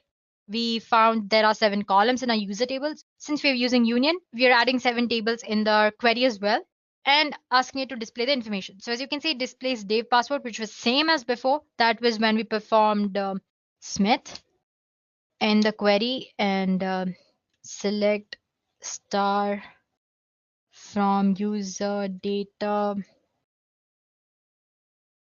system data. Okay. So as you can see, the password now and the password earlier was also different, as in same. Sorry about that. Now if I give this to check, pass W 0, and then I have R and capital D. So it says, congratulations, you have successfully completed the assignment. There you go, guys. I've showed you error-based SQL by finding out number of columns, and in the simple SQL as well. After that, we also learned how to use union operator to extract the data. So like I said, we have learned at least 2 types of SQL injection attacks here. Then going to next one, it says blind SQL injection attack. We've already learned about blind SQL injection attacks. Basically, no output, or an attacker can't actually see the database input here. So basically, the attacker determines the answer or the data he wants based on the application's response to the query he gives. And next part is about difference. So it says in a normal SQL injection, error messages from database are displayed and given enough information to find out how query is working, or similarly in the case of union-based SQL as well. So in case of this blind SQL, nothing is displayed. You will start asking questions based on true or false statement, and depending on the response the system or database server gives to you, you determine what kind of attack can you actually perform. So for example, you have this SQL query and it'll change to URL in this form. That's HTTP. This is the query is equal to 4 and 1 is equal to 1. This will be translated to this form. You know the website is vulnerable for a blind SQL injection. But if the browser responds with page not found or something else, you know that a blind SQL injection might not work, or that there is no vulnerability present in that application. Similarly, you can go ahead and change 1 to 2, which will not return anything because obviously the query returns false, which 1 is not equal to 2, right? So basically it equates to some content or data and false. Now, how do we actually take the advantage of above true or false thing? So here you go. I have my actual data, which is http myshop.com, article is equal to 4. And this is my injection point, substring. I'm trying to find database version here. Similarly, you can also find the number of databases present, the database's names, tables present in database, and actual content of the database and all that. If the Boolean blind SQL injection doesn't work, you can always go for time-based blind injection. Basically here, instead of true, you're replacing by some time limit, say sleep for 3 seconds. Even after giving that, if the application actually loads properly, it means there's no SQL vulnerability. If it takes a little time to load, then it means that there is some sort of SQL vulnerability and you can exploit that. So there you go. And our next assignment is, it says, now that you know all the basics of SQL injection, go ahead and log in as a Tom. Well, you can obviously cannot do the thing which we did earlier, that's try Smith or 1 is equal to 1, because as you know, there's no user called Tom there. So guys, go ahead and try this exercise on your own and see if you have understood the concept properly. If not, you can always post in the comment section below and we'll get back to you guys. So as for this session, this is more than enough. We have explored the basic SQL injection as well as advanced. So there you go, guys. Now you know what SQL injection attack is and how an actual SQL injection is performed in reality. So the first step you do is to discover SQL injection vulnerabilities by routinely testing your application using both static testing as well as dynamic testing. Secondly, you avoid and repair SQL injection vulnerabilities by using parameterized queries. I'm sure you know that programming languages talk to SQL databases using database drivers, right? These database drivers allow an application to construct and run different types of SQL statements against the database extracting and manipulating data as they need it. And these parameterized statements make sure that the parameters or the input which user gives passed into SQL statement are treated same way as the data rather than a part of SQL command. So what I'm saying is that earlier I said that all you have to do in SQL injection attack is insert malicious data into a actual proper data, right? So and this malicious data is treated as an SQL statement. So if you used parameterized queries, this malicious SQL code won't be treated as an SQL statement. Instead, it will be treated equal as some data, input data. And there's one more way you can protect against SQL injection. Many development teams prefer to use object relational mapping or ORM frameworks to make the translation of SQL result sets into code object more seamless. And then comes the third thing, which if you are unable to use parameterized queries or a library that writes SQL for you, the next best approach is to ensure proper escaping of special string characters. So basically, you can use escape characters in your data. Well, escape symbol characters is a simple way to protect against SQL injection attacks, and many languages have standard functions to achieve this. You can enforce principle of least privilege. Application should ensure that each process or software component can access and affect only the resource it needs, as in it can't access the other data which is not actually related to it. Well, you can think of it in the same way that only certain bank employees have the access to the actual vault. So applying this restricted privileges can help mitigate a lot of risk around injection attacks. Sensibly designing access management in this way can provide a vital second line of defense. So no matter how an attacker gets access to your system, it can mitigate the type of damage that they can possibly do. And finally, you can use a web application firewall. Well, they're not as effective as other measures, but they can help you identify SQL injection attempts and sometimes help you prevent SQL injection attempts from reaching the application as well. So guys, SQL injections are popular attack methods for cyber criminals. But by taking proper precautions such as ensuring that data is encrypted, performing security tests, and by being up to date with patches, you can take meaningful steps toward keeping your data very secure. There are a variety of ways an hacker may infiltrate an application due to web application vulnerabilities. So guys, stay informed and stay alert.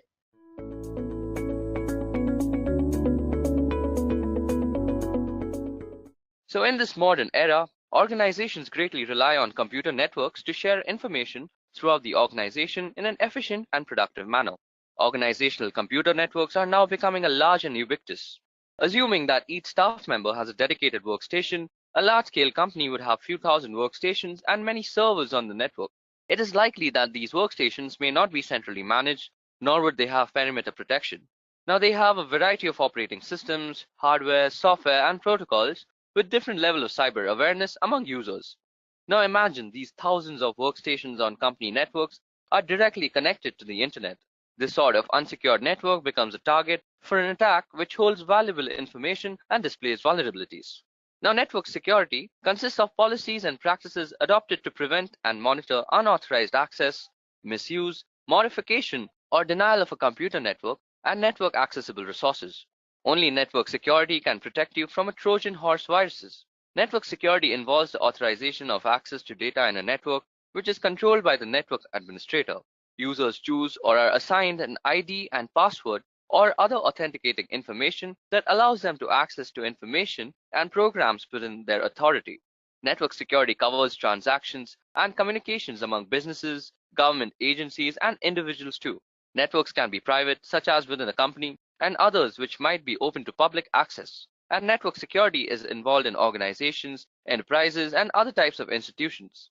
It does as its title explains.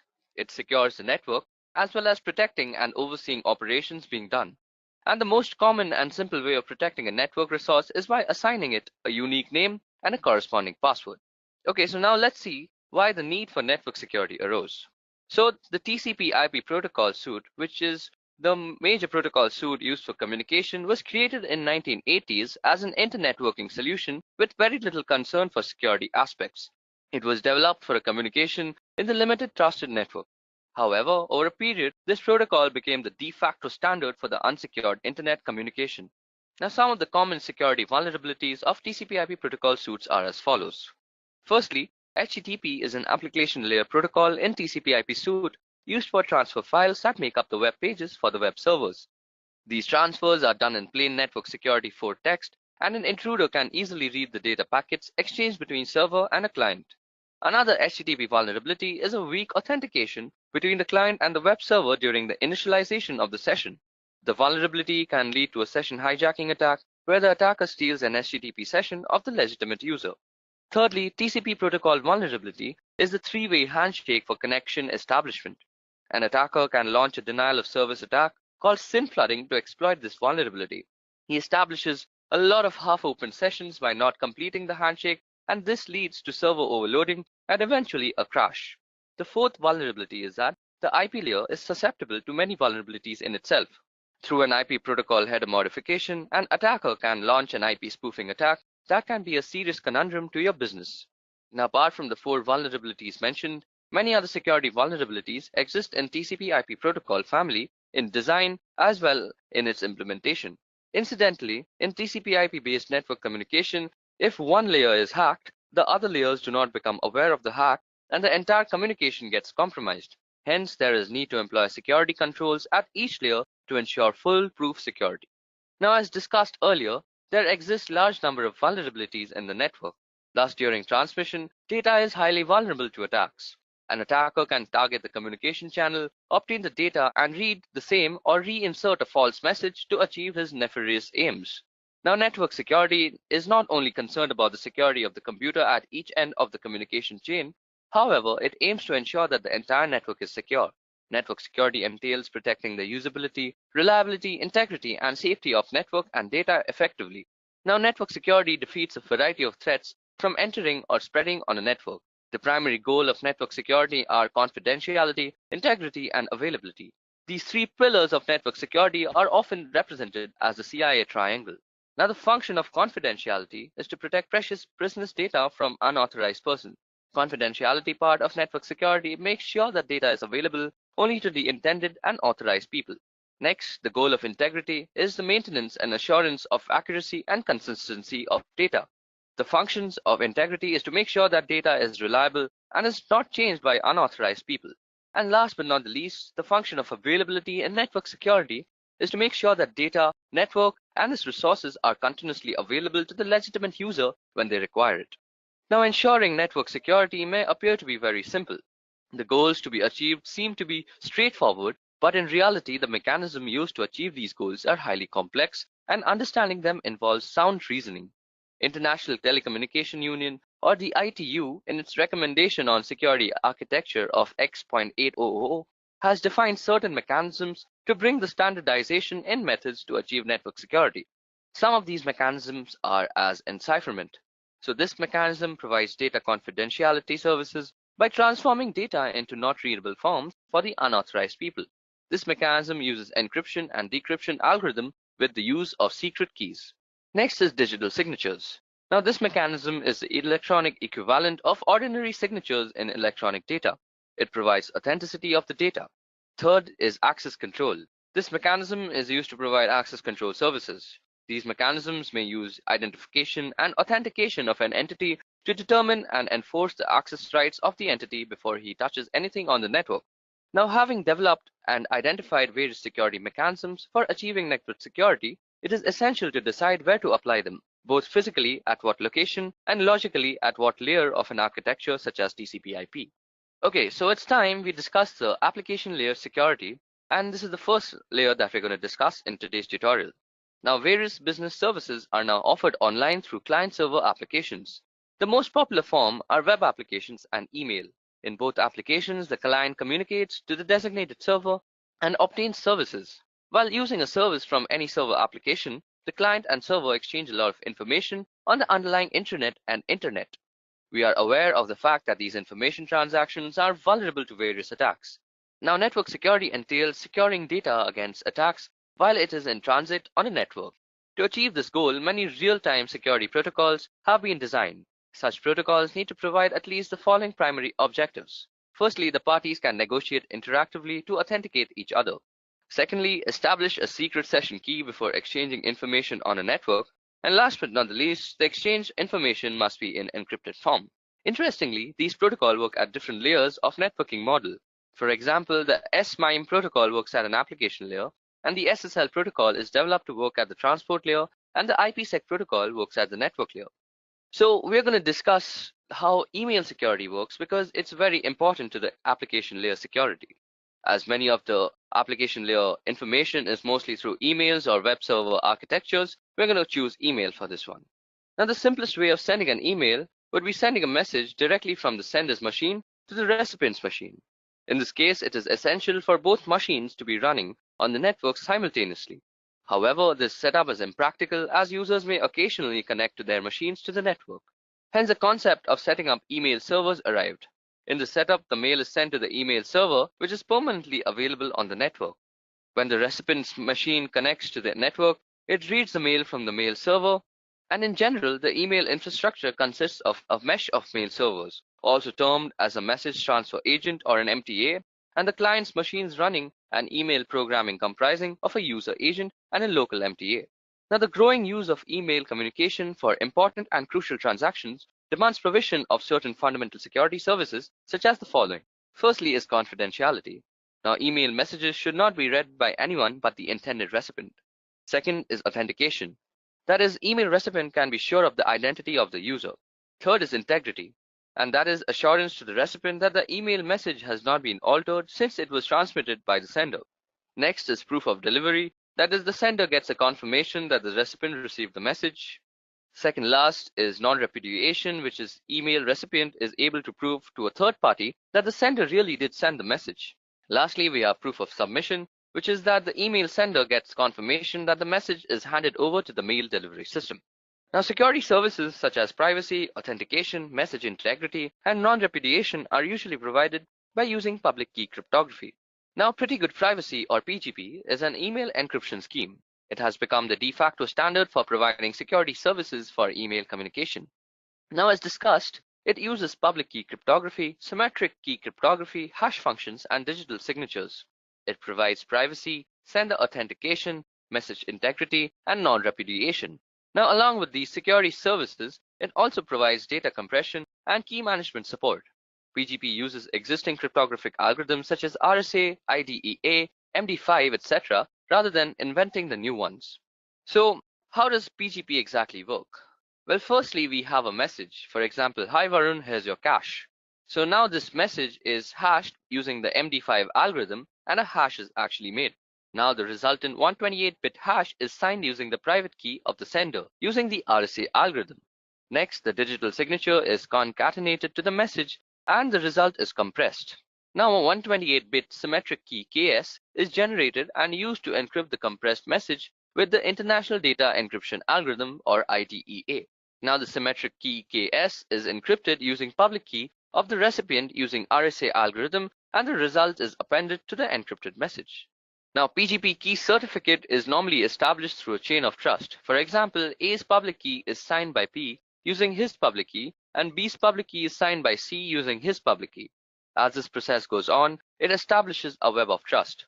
In a PGP environment, any user can act as a certifying authority, and any PGP user can certify another PGP user's public key.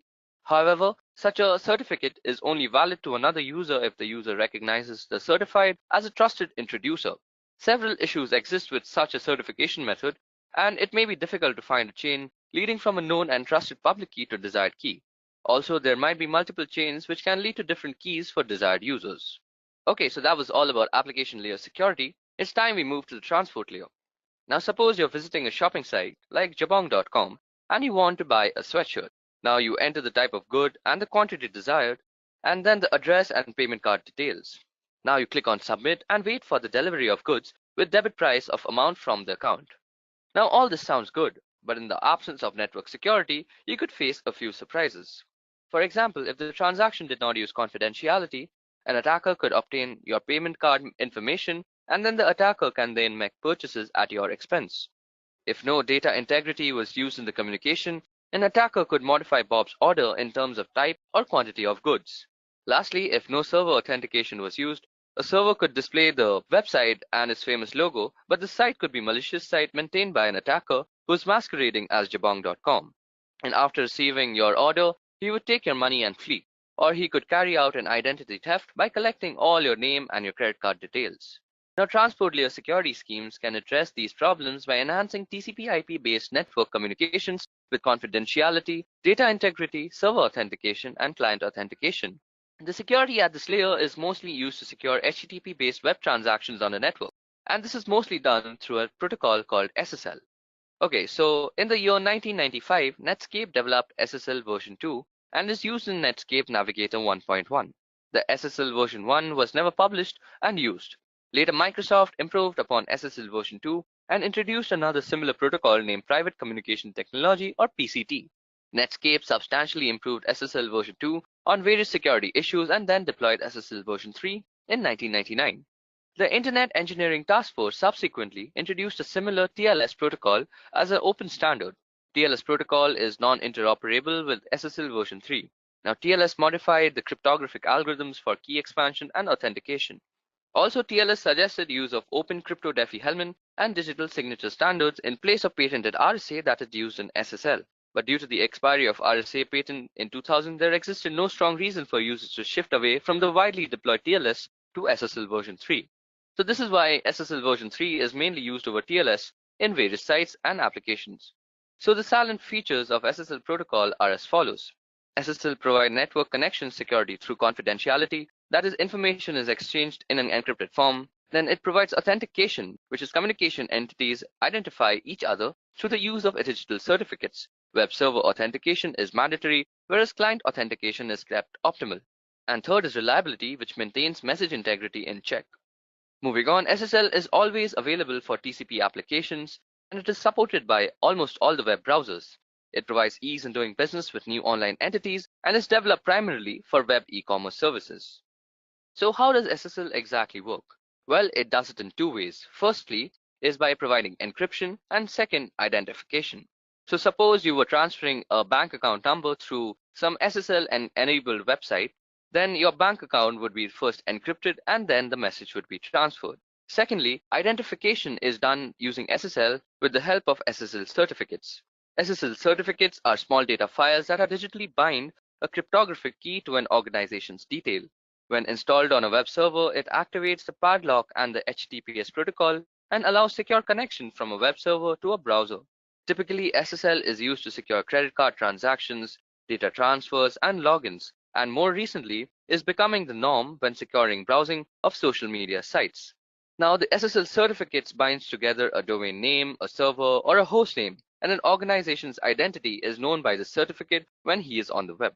So when a website is using HTTPS, you know it's using HTTP with the secure part provided by SSL, that is provided by the SSL security certificates. Okay, so it's time we move to the most important layer, that is the network layer security. Now, in the early 90s, internet was used by a few institutions, mostly for academic purposes. But in later decades, the growth of internet became exponential due to expansion of network and several organizations using it for communication and other purposes.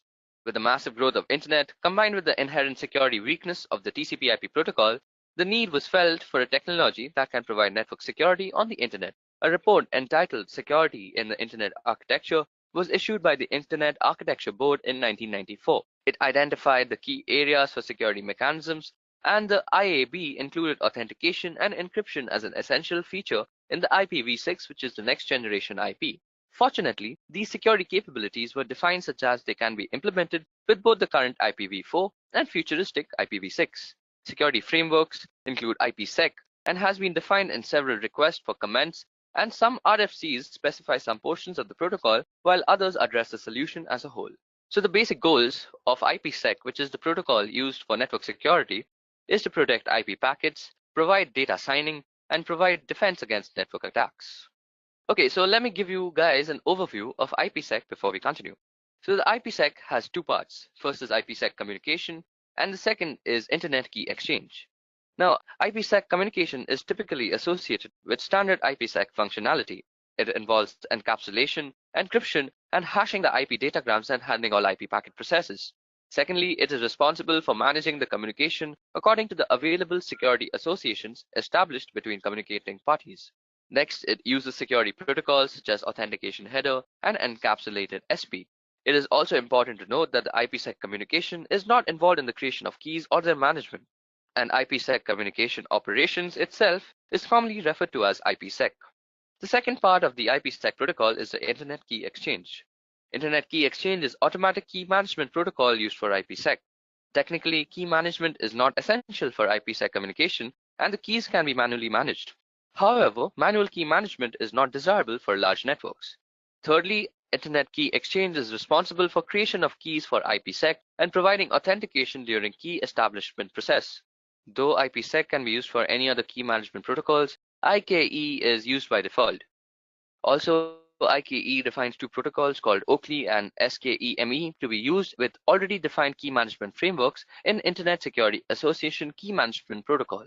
Okay, so let's just see how IPsec works. So firstly, when two computers realize that they need to share data amongst themselves, they ask themselves one question, which is, will IPsec be used by the sending and receiving computers? Now, if the answer to the question is yes, a security negotiation is actually established. In this security negotiation, an encryption algorithm and decryption algorithm is discussed between the two computers that can be used for the exchange of data. Now, during this security negotiation, a session key is also generated. Now, after the security negotiation takes place, these session keys are actually made known to the two computers that are trying to communicate with each other, and they use these session keys for encryption and decryption purposes for the data that is being sent over the network now. So this is how IPsec works. Now, IPsec also consists of various policies that make it the de facto for network security protocols. Now, the first policy on the list is Server Request Security Policy.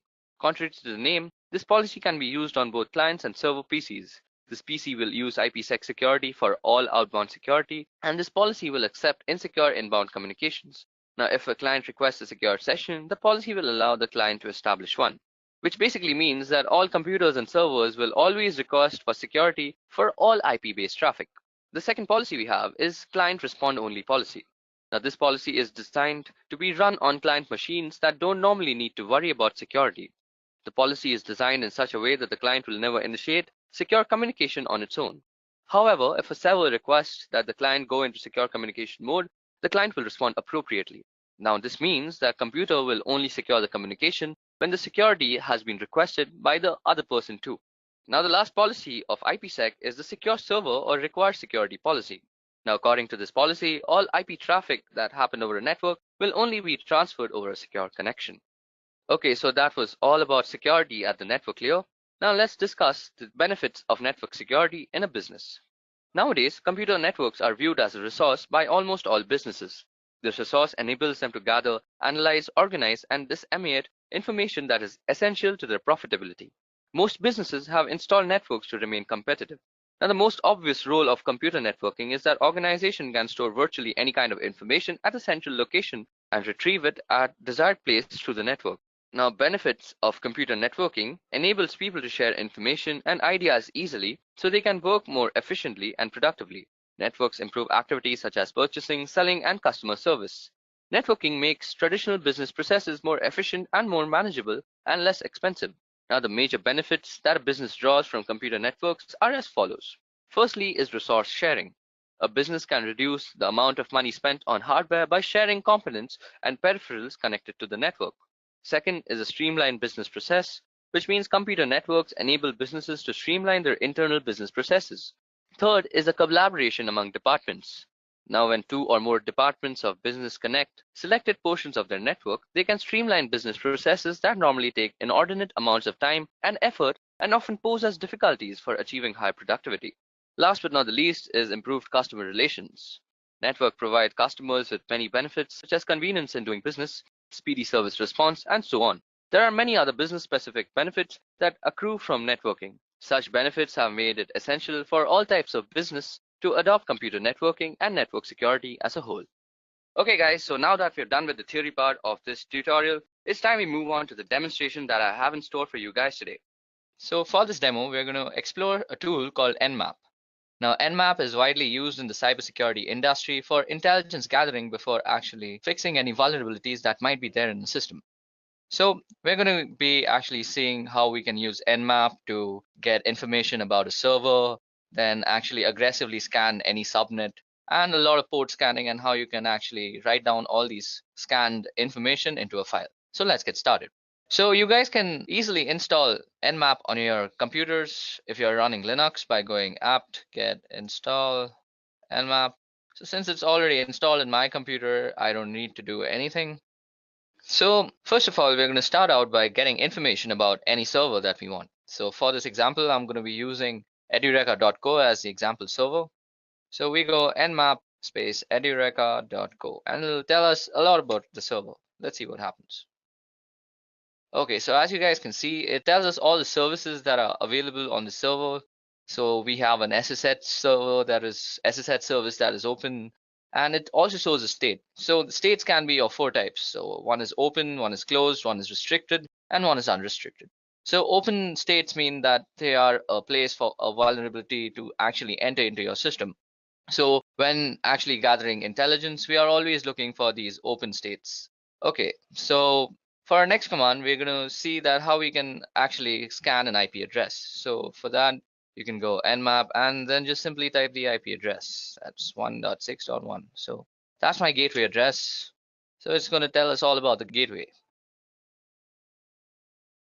So yeah, an nmap on our gateway gave us a lot of information like what domain is open, and so we can see that this BGP is closed. And so moving on, we can also scan multiple IP addresses by actually spreading out the IP addresses with spaces. So 192.168.1.1 space 192.168.1.3, and you can run this, or you could just, if you wanted to go through 1 through 30, you could simply do this also. Now, I'm not going to run this command because this takes a lot of time, but it will always scan through 192.168.1 through 1 through 30, and it'll give you a result of all the 30 IP addresses. Also, if you want to scan all 255 of them, you could just replace this with a star. And this is normally used when you're scanning your entire subnet, which is normally what you do as a network security analyst. So this is what you would do, and you would just go out for a cup of coffee and then you would just come back with the results. It takes that much amount of time.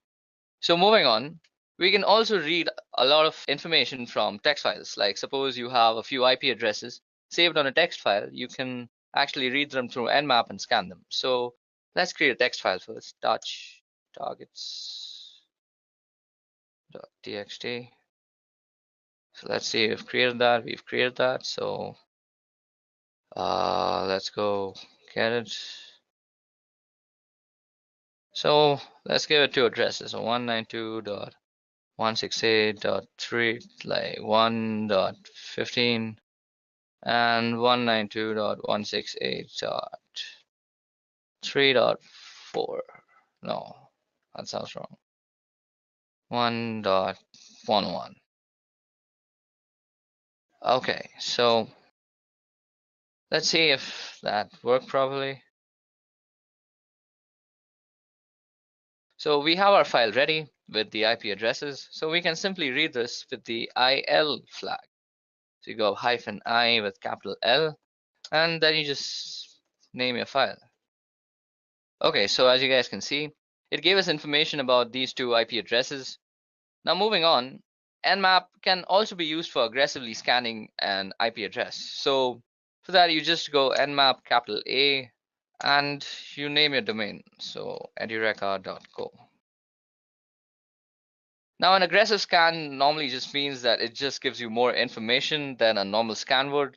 Like it gives you the OS version, it gives you the trace route, and it'll give us a lot more information about certificates and stuff.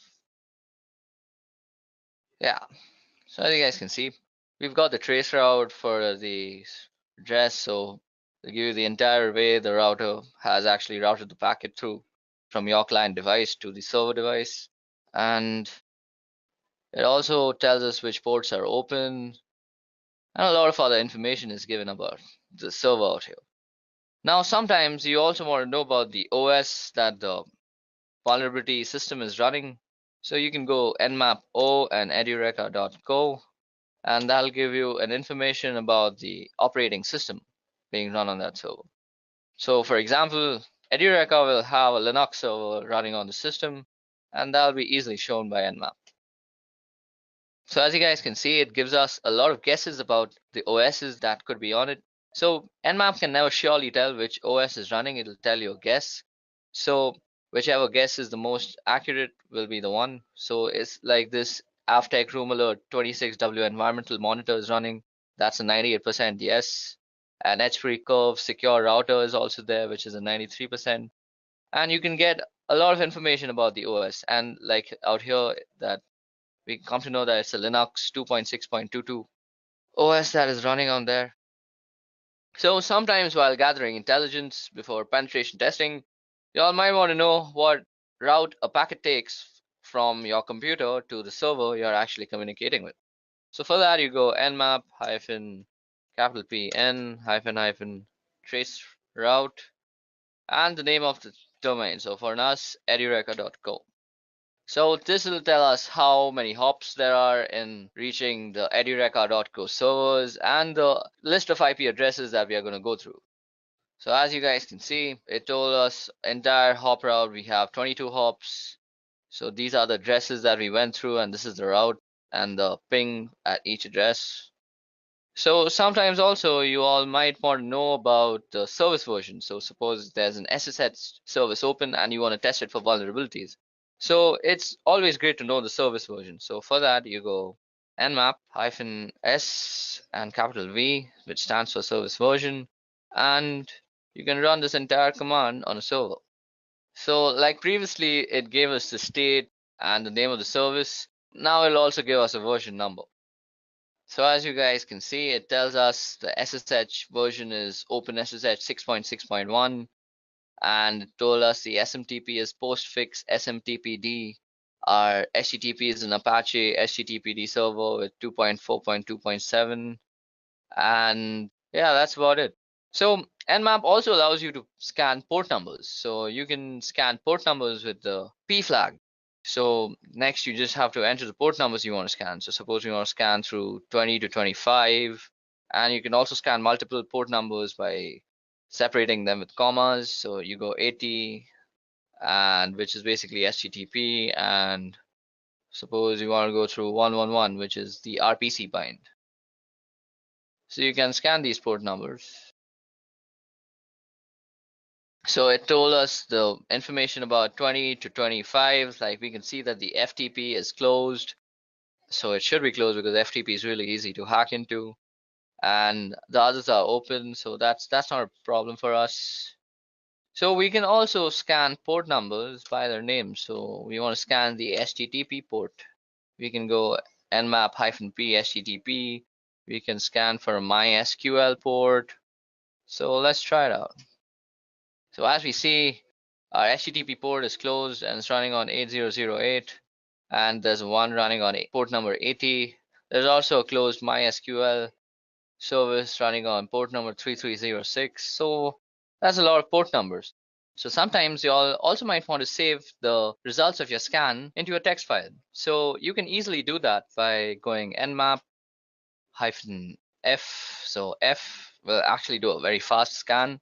And then you use the ON flag, small o and capital N, which tells us that we're going to write it down into a normal text file. So we're going to do it logs.txt, and we're going to scan through edureka.co again. So let's see. So our scan is over, and as you guys noticed, that was a very, very fast scan. And if we go into our directory, we see that we have a logs.txt file. And if we get that file, we see it's the same output, so we've actually written down a file with all the scan results.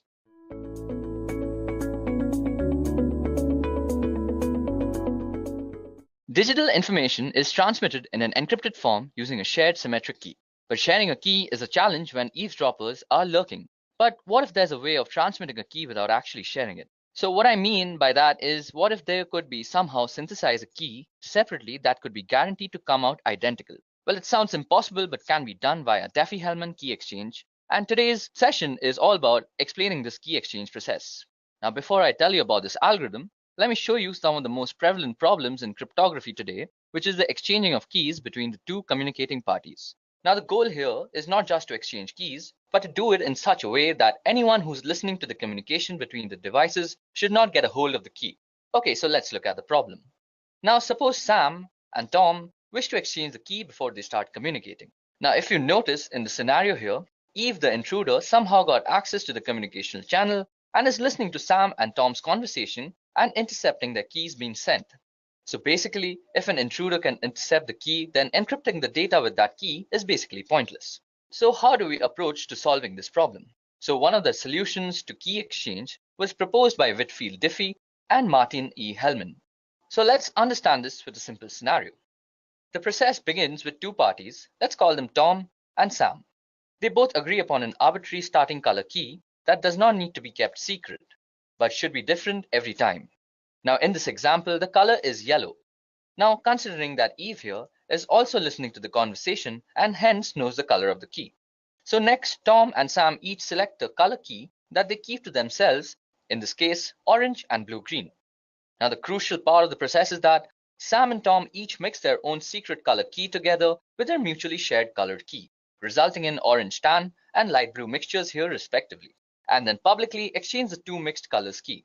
Now finally, each of the two mixed colored keys are received from the partner with their own private keys. The result is a final colored key mixture, in this case yellow-brown, that is identical to the partner's final colored mixture. Now if a third party listens to the exchange, it would be computationally difficult for this party to determine the secret colors. In fact, when using large numbers rather than colors, this action is computationally expensive for modern supercomputers to do in a reasonable amount of time. So far, we are able to agree upon a common colored key securely. Now this is an easy way to understand the working of Diffie-Hellman key exchange algorithm. Now let me actually tell you guys what exactly is Diffie-Hellman. So Diffie-Hellman key exchange is also called exponential key exchange and is a method of digital encryption that uses numbers raised to specific powers to produce decryption keys on the basis of components that are never directly transmitted, making the task of a would-be code breaker mathematically overwhelming. So basically, the Diffie-Hellman key exchange method allows parties that have no prior knowledge of each other to jointly establish a shared secret key over an insecure channel. This key can be used to encrypt subsequent communications using a symmetric key cipher. Now, it is one of the most important key exchange algorithms which is widely used to secure a variety of internet services. Although Diffie-Hellman key agreement itself is a non-authenticated key agreement protocol, it provides the basis of a variety of authenticated protocols and is used to provide forward secrecy in transport layer security FML modes referred to as EDH or DHE depending on the cipher suit. The method was followed shortly afterwards by RSA, an implementation of public key cryptography using asymmetric algorithms. Alright, so that was a brief about Diffie-Hellman, and I hope you guys have followed so far because I think it's been an easy ride and I've tried to keep it as simple as possible.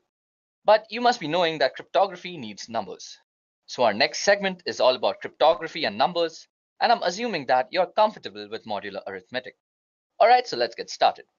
So the simplest and the original implementation of the protocol uses multiplicative groups of integers called modulo. Now the foremost step is to assume a prime number, so let's call it q.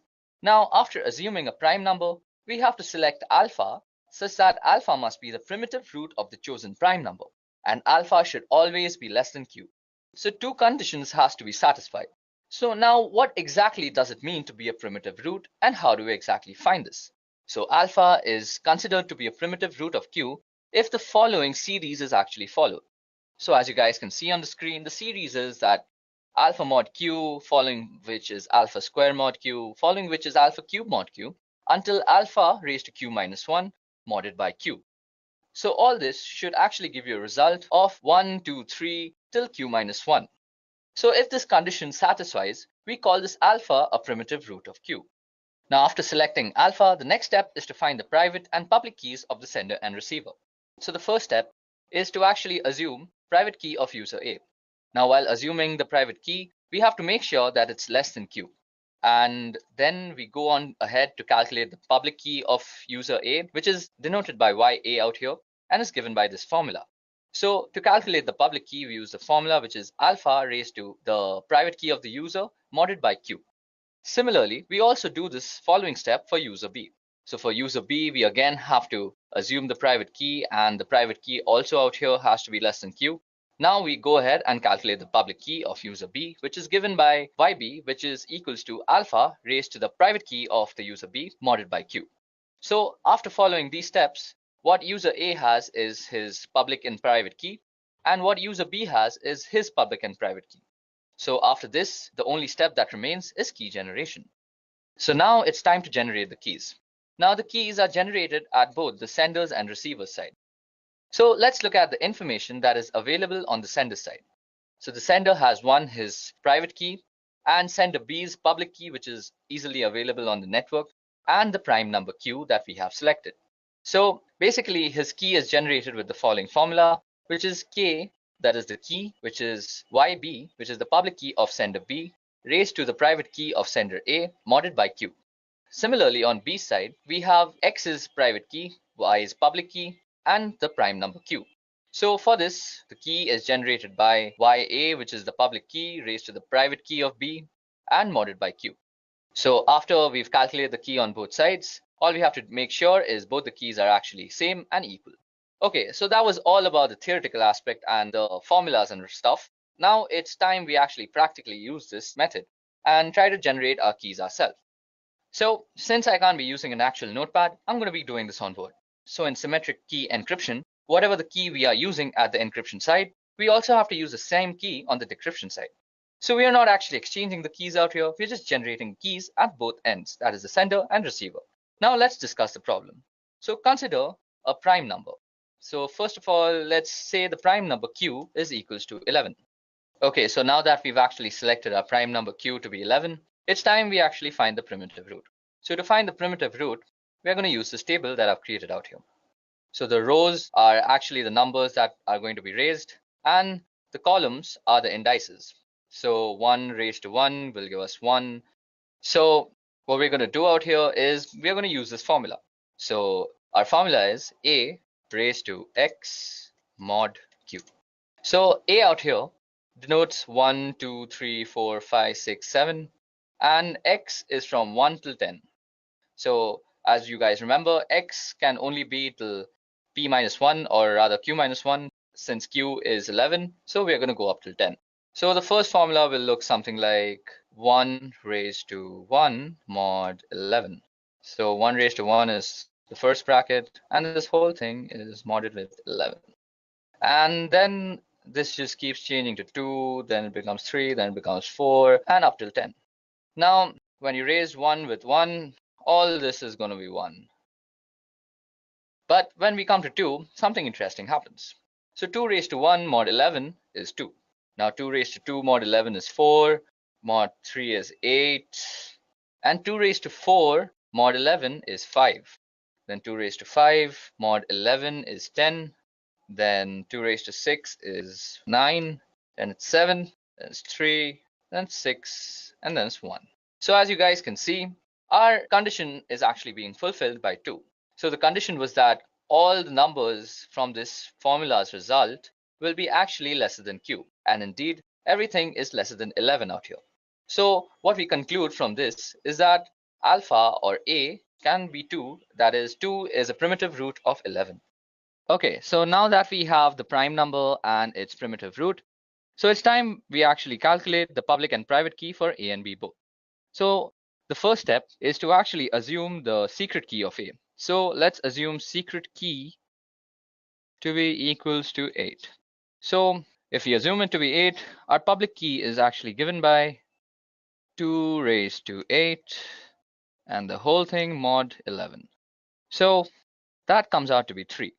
So what do we have from here is that the private key is 8 and the public key is 3. Now it's time for B. So we also have to assume the private key for B.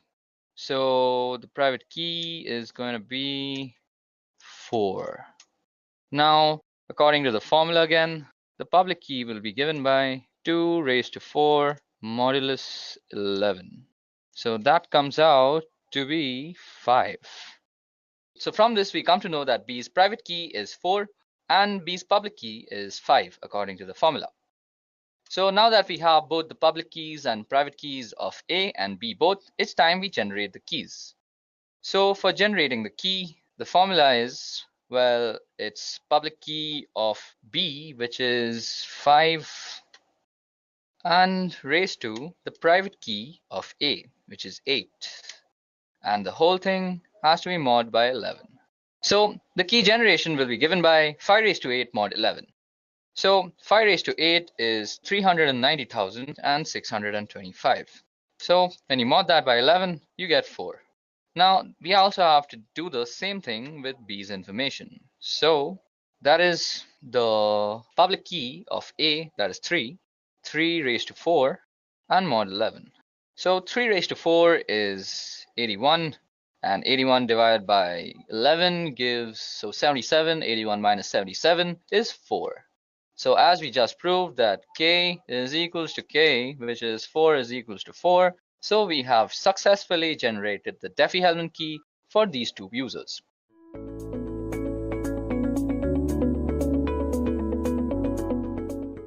So what exactly is Netcat?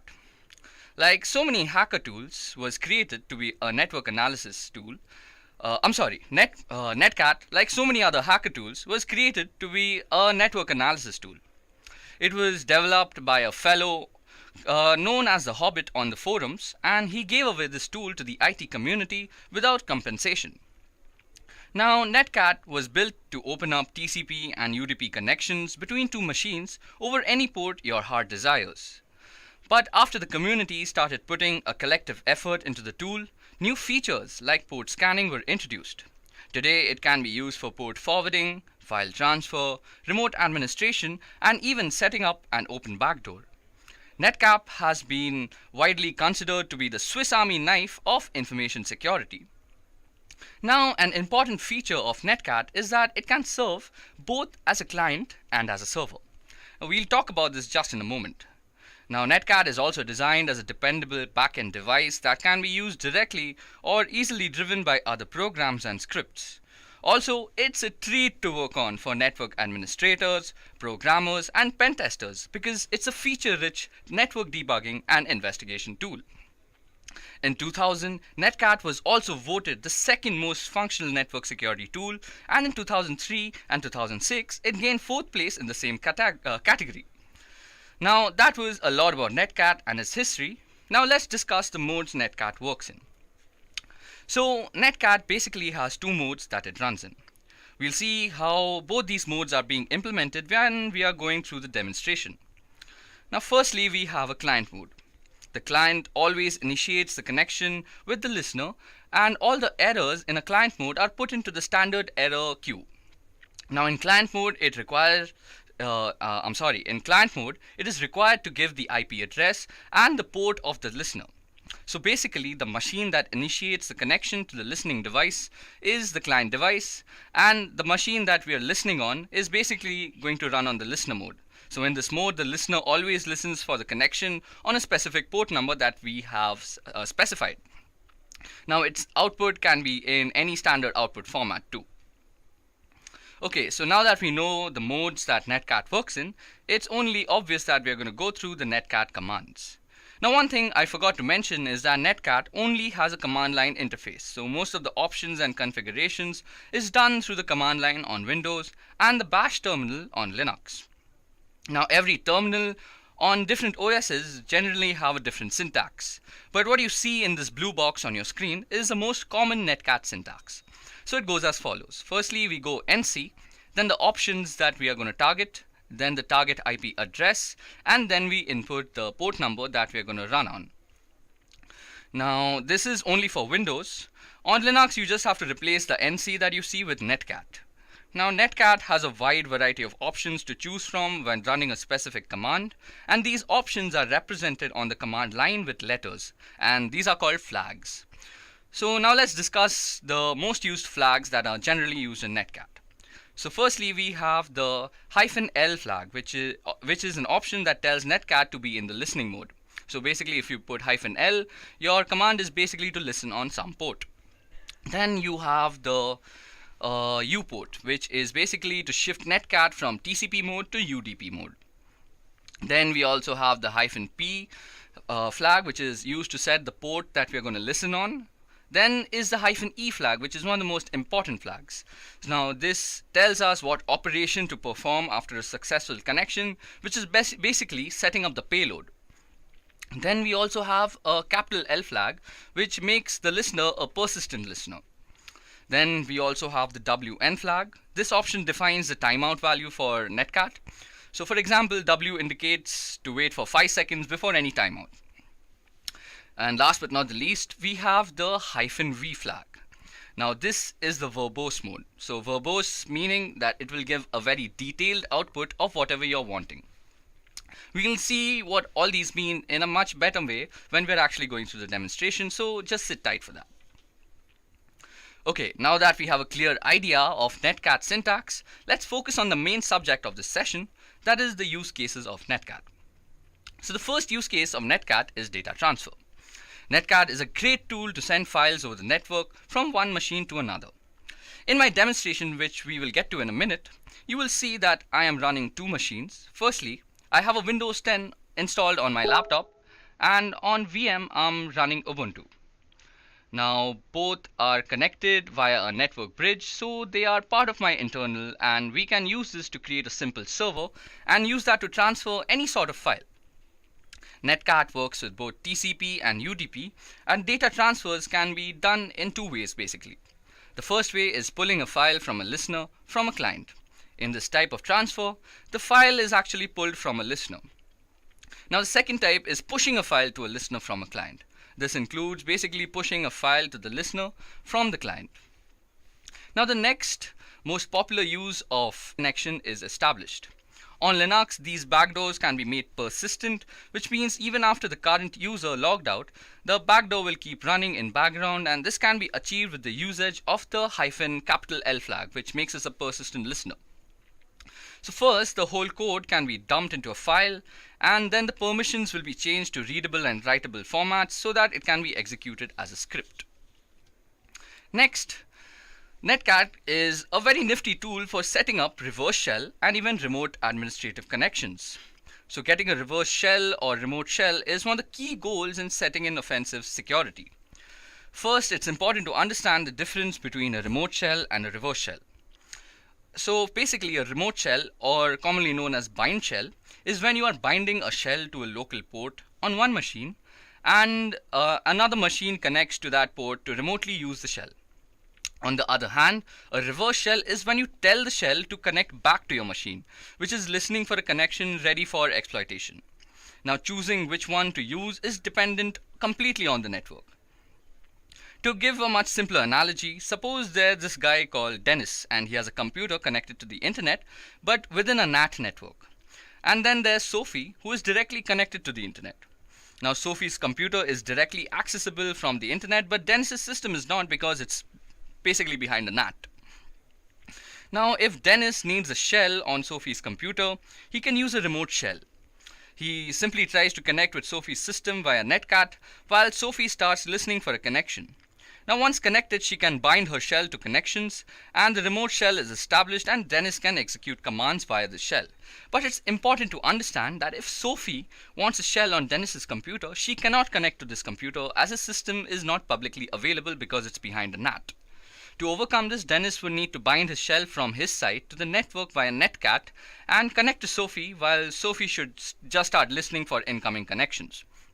Once connected, Sophie would have access to Dennis's shell and can execute commands as well. So basically, a bind shell is you connecting from your machine to the shell, and a reverse shell is when the shell is connecting to a listening service on your machine.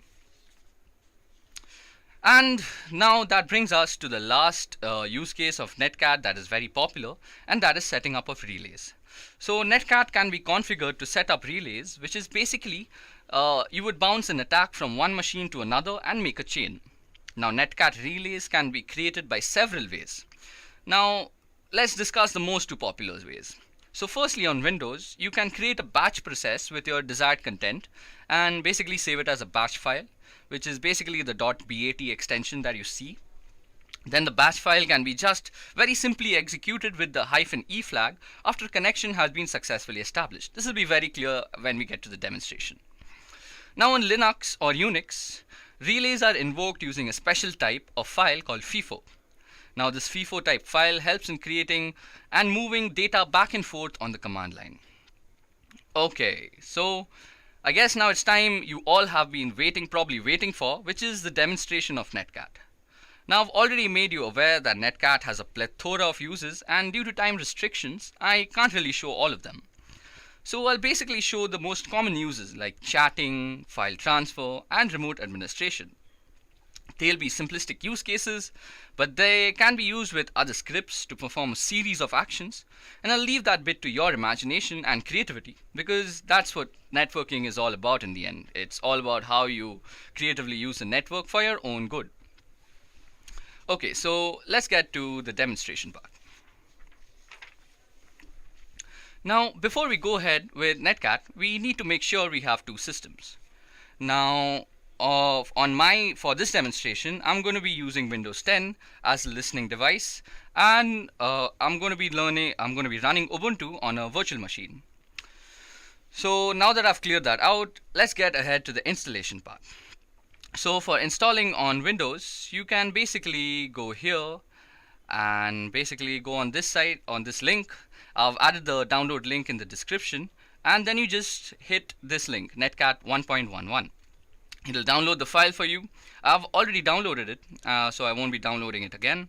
It's on my desktop, so as you guys can see, it's netcat 1.11. You get a zip file like this, and then you just extract it. So to start up netcat out here, all you do is start up this folder and open a command prompt window there. So you have to be very sure that you're opening the command prompt window there. Now it's time we set up our Ubuntu service. Now before we set up Ubuntu, it's very important that we set up the network the network configuration. So go into Global Tools and set up a VirtualBox host only Ethernet adapter. Then go into the settings out here. Go to where is network? Yeah, network. So in network, you just choose the virtual host only Ethernet adapter. So with that out of the way, let's go and get started with this demonstration. Okay.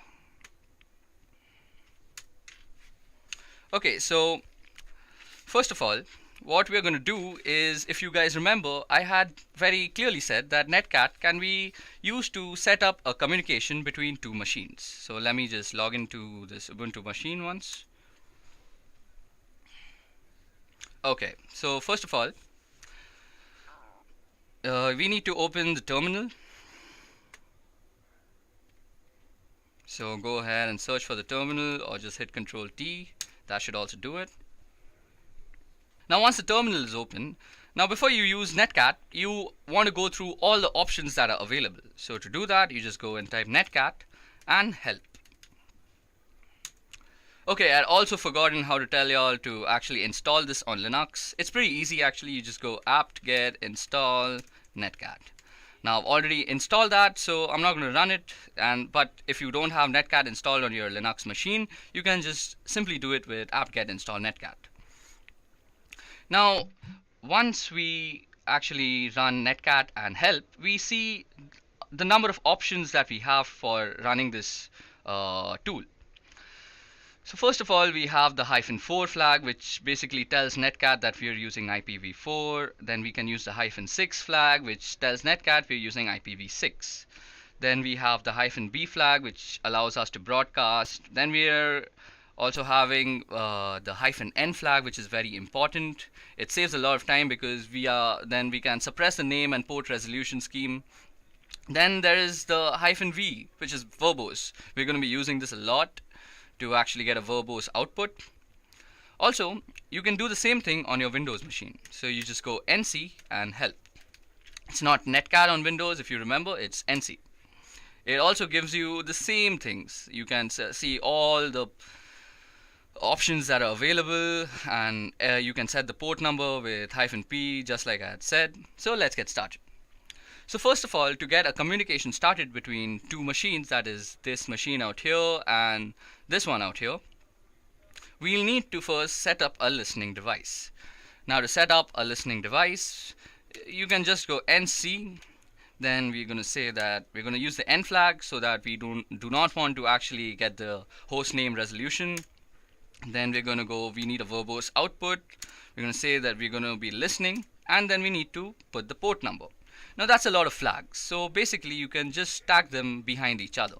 So we go nc-nvlp, and then we choose the port number. Now as I had said, that netcat can be actually run on any port that you want to. So it's upon your heart's desire. So let's choose the 1100 port number. Hit enter, and as you guys can see, it says it's listening for all sorts of connections on port number 1100. Now before that, we also need to know the IP address. So let's open up another command prompt window and go ipconfig. So our IP address is 192.168.146.3. So we'll be targeting this IP address. Now let's head back to our Linux machine. Let's clear our screen out. And we go netcat, N for no hostname resolution, verbose output. Then we set the port number. So we go 192.168.146.3, and then we tell them the port number. So it was 1100. So this will set up a connection. Okay, I think I did something wrong. Yeah, just remove that p tag. Okay, so now we have a connection successful. So our connection is successful with the TCP mode. Now here's something interesting. Let's keep this out here. As you guys can see, it's saying that it's connected from this unknown source, like 192.168.146.4. Now if you type any message out here, so suppose you were tech support, so you could say hi. We want to communicate from this device, so say hi. My name is Arya. I'm here to help you out. So suppose you are tech support and you're connecting to a customer to help them out, you can probably use netcat for that. You hit enter and it appears out here. Okay, there seems to be something wrong. So let's try again. So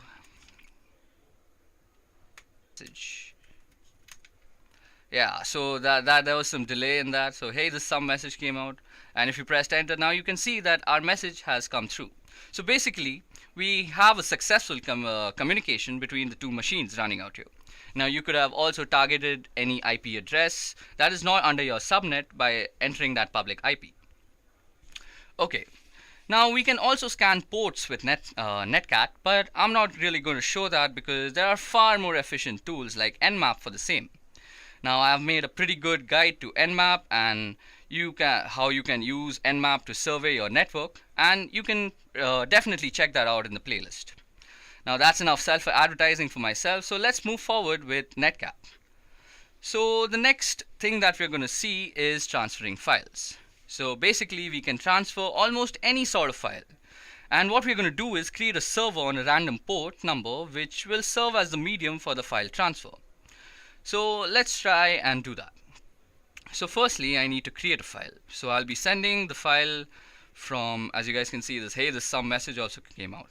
So let's close this connection here. Let's clear our screen, and now I'm going to create a text file and send it from this machine, that is my Ubuntu machine, to the Windows machine.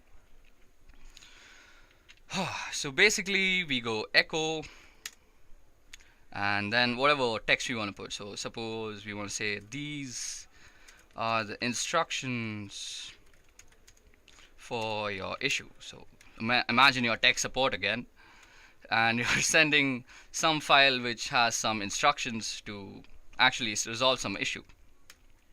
Put in the arrow, and we're going to say that we're going to save it in incoming, or let's just call it info.txt. Now to actually see if we have created the file, we go ls, and yep, we have info.txt, and it indeed does contain our instructions for the issue. So now it's time we send this to the Windows machine. So for that, firstly, we need to set up a listener. So we go nc -n for no resolution, L for listening, V for verbose, and P for port number. So let's run it on a different port number now. So let's go 1200. And we're going to save whatever we get from this port into a file called receive.txt. Okay. So it's running on port number 1200, and we can send whatever file we want. So let's head back to our Linux machine. Now to send the file, the command is actually something like this. So you go -n and v, then the IP address 192.168.146.3, and then you just reverse the arrow and you say which file you want to send. So info.txt. I forgot the port number. So you have to specify the port number, and it's 1200 if I remember correctly. And as you see, it says the connection was successfully made. Now since Netcat is a very old tool, there's actually no way to know when your transfer has ended. But since for this demonstration I've chosen a very small text file, we can already assume that it's done. Now to see if it's done or not, just close the connection. And now let's just check what files we have. So if you see, there is a received.txt right out here. Now if you just go and open received.txt, man. So received, my spellings are horrible. So received.txt. So as you guys can see, it contains the instructions for your issue. Now this could have been a really long file with a lot of instructions, and I'll leave the creativity up to you. Now also, instead of a text file like I just showed, you guys could have sent an exe file too, which completely solves the issue. Or if you're just friends that are communicating over Netcat, you can even send media files. Now the last use of Netcat that we're going to see is actually opening a reverse shell, or actually getting a backdoor access basically. Now to do this, first of all, we need to start a listening service. So nc nlvp, the port number, so let's go 1000 this time. And we also need the e flag. So the e flag will basically tell us, once the connection is set, what we actually want to do. So basically the payload. So for this demonstration, I'm going to be running our command prompt shell from Linux. So basically it should run command prompt once I connect from the Linux shell. So let's clear this out. Then we go netcat. What am I typing?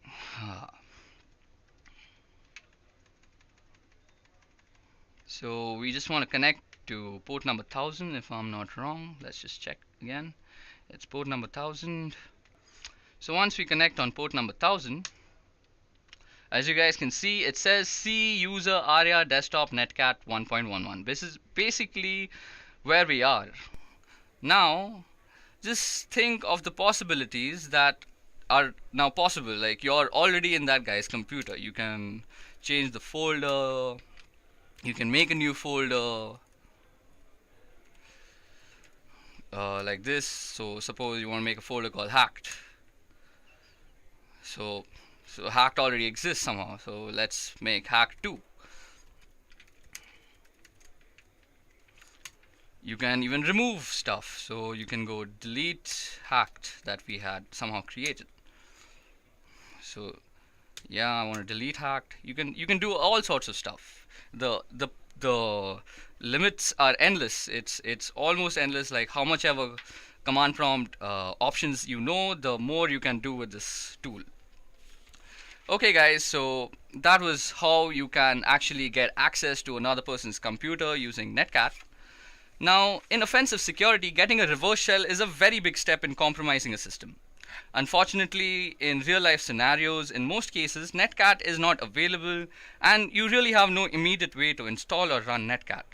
For any method to work, the attacker either needs to be able to execute arbitrary commands on the system, or your other options are mostly limited by the installed scripting languages on the target machine, which can range from Bash, Perl, Python, or even PowerShell. Other than that, you could upload a file that could be executed by opening the browser. For example, you could send a reverse shell script that is probably written in PHP or JavaScript.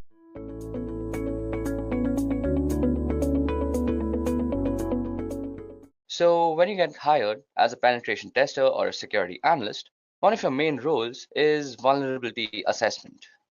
So what exactly is vulnerability assessment? Well, A vulnerability assessment is the process of defining, identifying, classifying, and prioritizing vulnerabilities in a computer system, application, and network infrastructures, and providing organization doing the assessment with the necessary knowledge, awareness, and risk background to understand the threats to its environment and react appropriately to them. So vulnerability is a situation that can be taken advantage of by a hacker or a penetration tester for their own misuse or actually for fixing the issue. So vulnerability assessment has 3 steps. So the first step is actually identifying the assets and the vulnerabilities of the system. The second step is actually quantifying the assessment. And the third is reporting the results. Now, vulnerability assessment is only a small part, and pen testing is an extended process of vulnerability assessment. Pen testing or penetration testing includes processes like scanning, vulnerability assessment in itself, exploitation research, and reporting whatever the results are.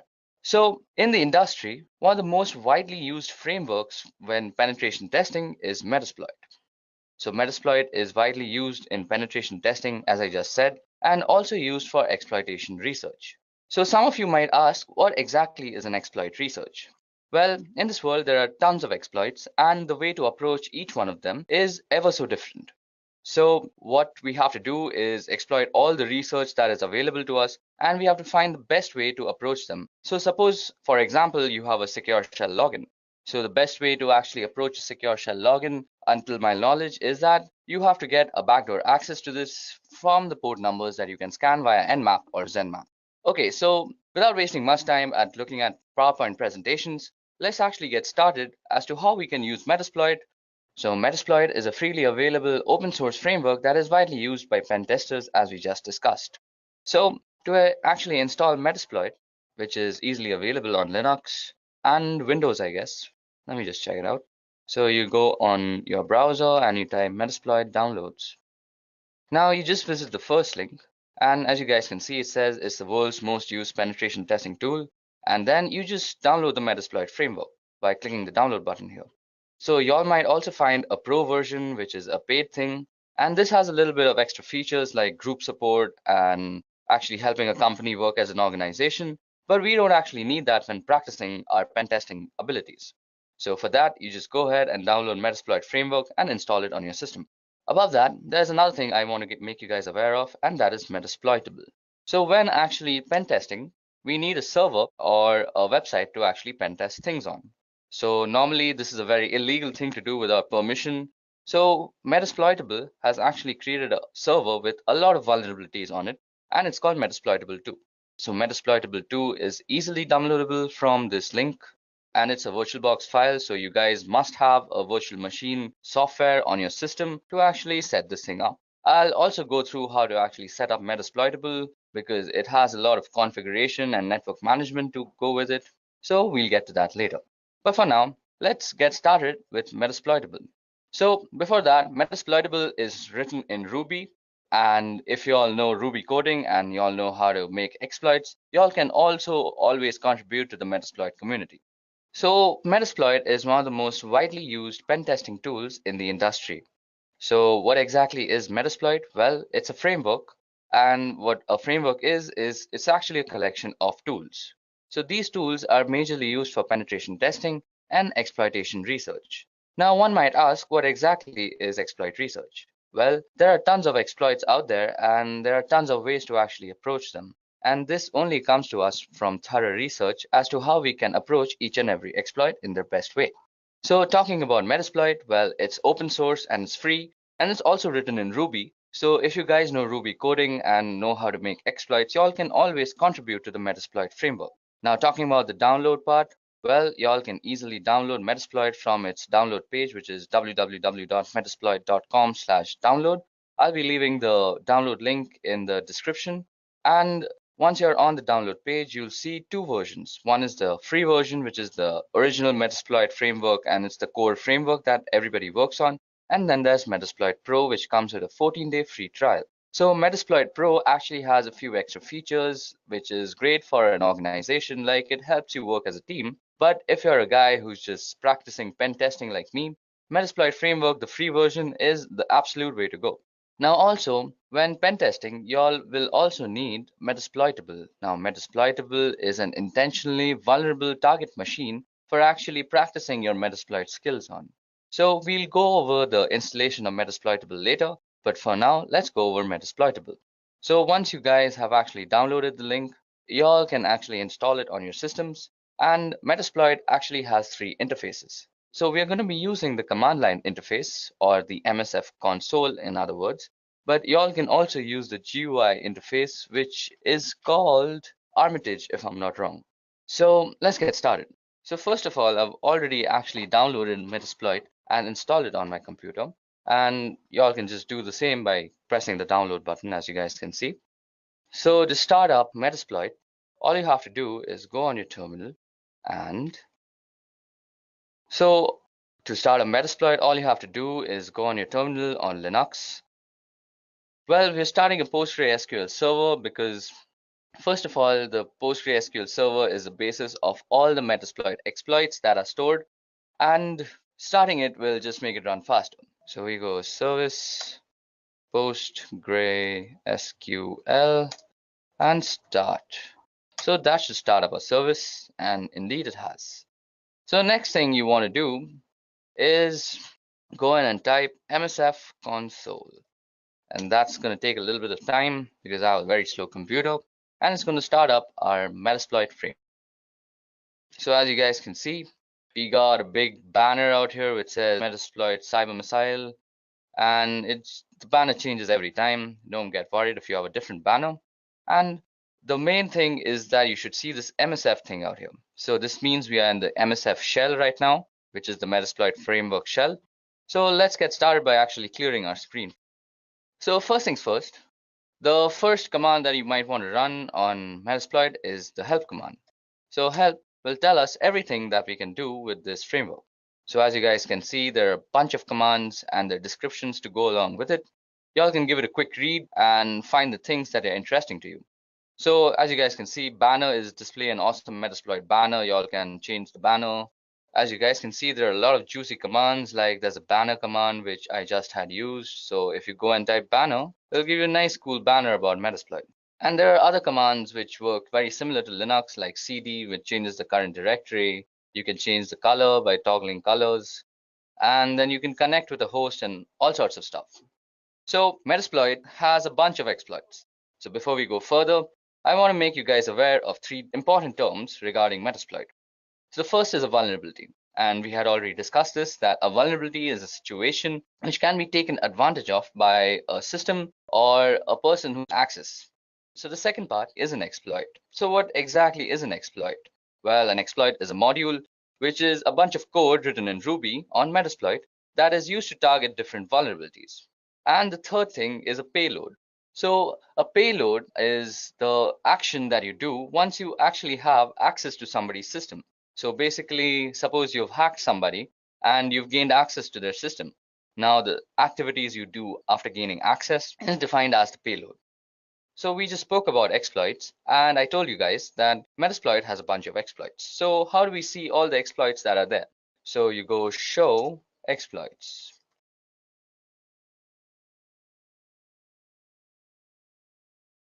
Well, as you guys can see, we've loaded up a bunch of exploits, which is basically all the exploits that Metasploit has to offer at this moment. So let me just increase the screen a bit. And let's scroll completely to the top.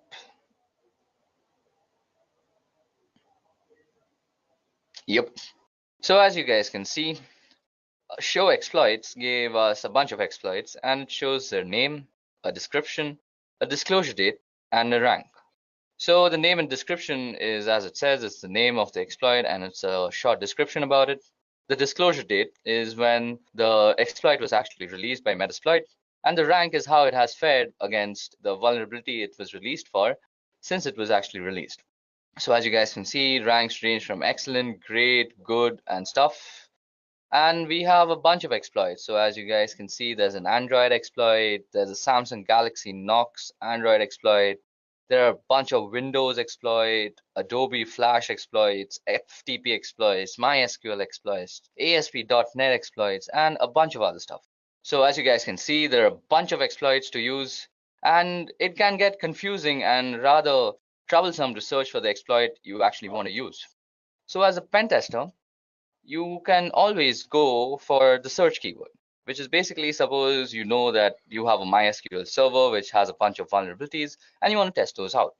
So you simply go search MySQL. Now I'll search the database for all the exploits that are related to MySQL and present them to you.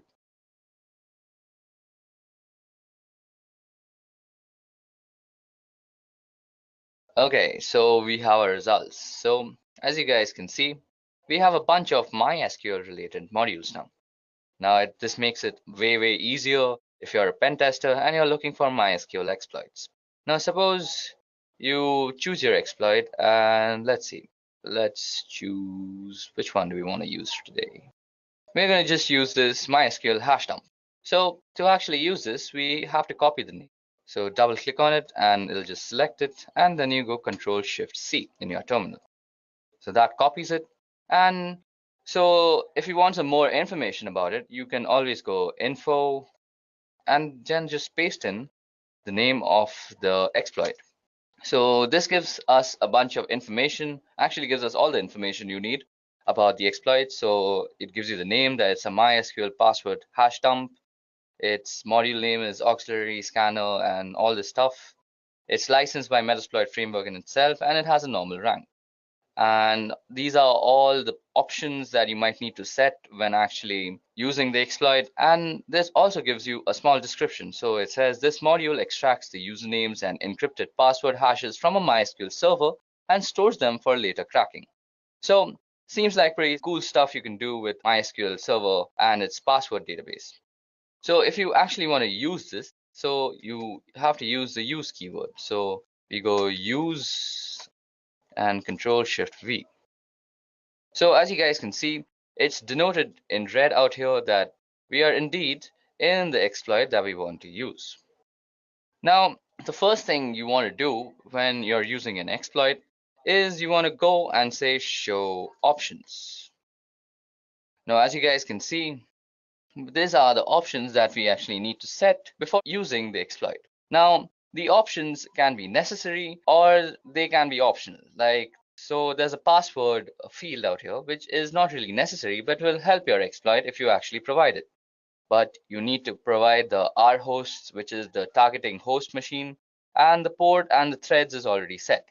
Now, suppose you want to set the rhosts, so you can just go set rhosts, and you can set it to whatever IP address you want. Like suppose you want to address 192.168.2.56, something like that. So that will set the rhosts. You can also set the number of threads.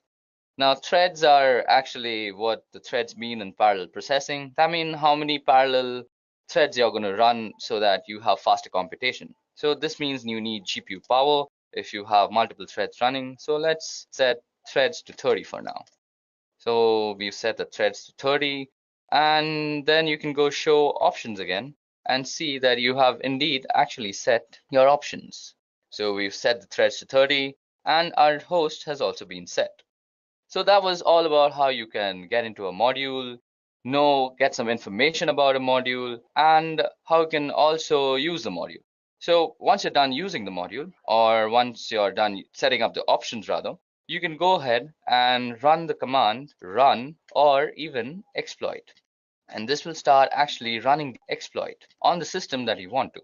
Now I've put in a very arbitrary IP address, and that does not have MySQL port running, so our exploit failed.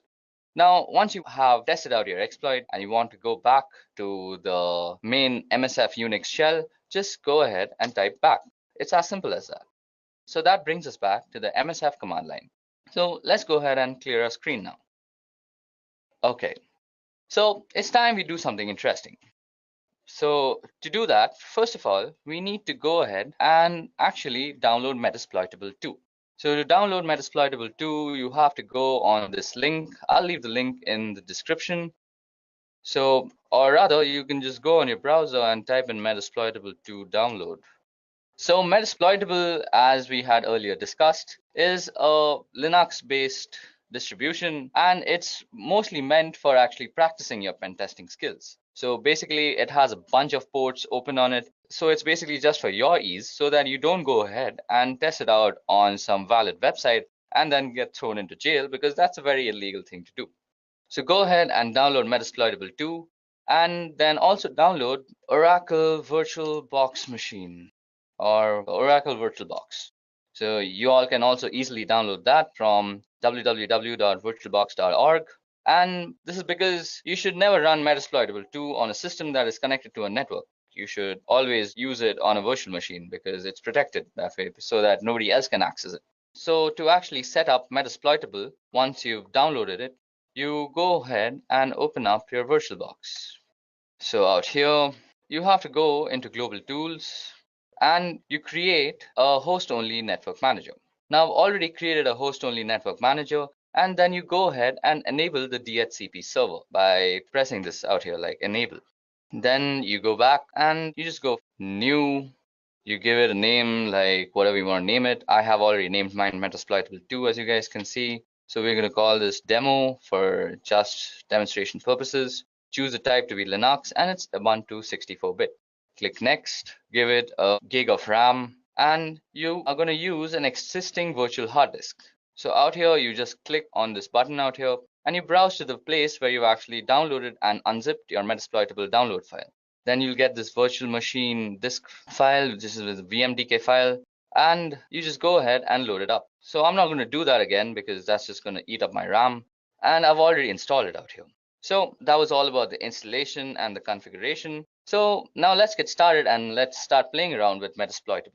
So once you're done downloading and installing Metasploitable on your computer, all you have to do is go ahead and start it up in your VirtualBox machine. And the login ID and the password both are MSF admin. So first of all, we need the IP address of our Metasploitable server. So we go ifconfig, and this gives us the address. So as we can see out here, our address is 192.168.56.101. So once you go ahead and started up Metasploitable, it's time that we go ahead and exploit all the vulnerabilities that is presented to us by Metasploitable 2. So to do that, let's head back to our Linux terminal again. So once we have the IP address, that was 192.168.56.101 if I am correct.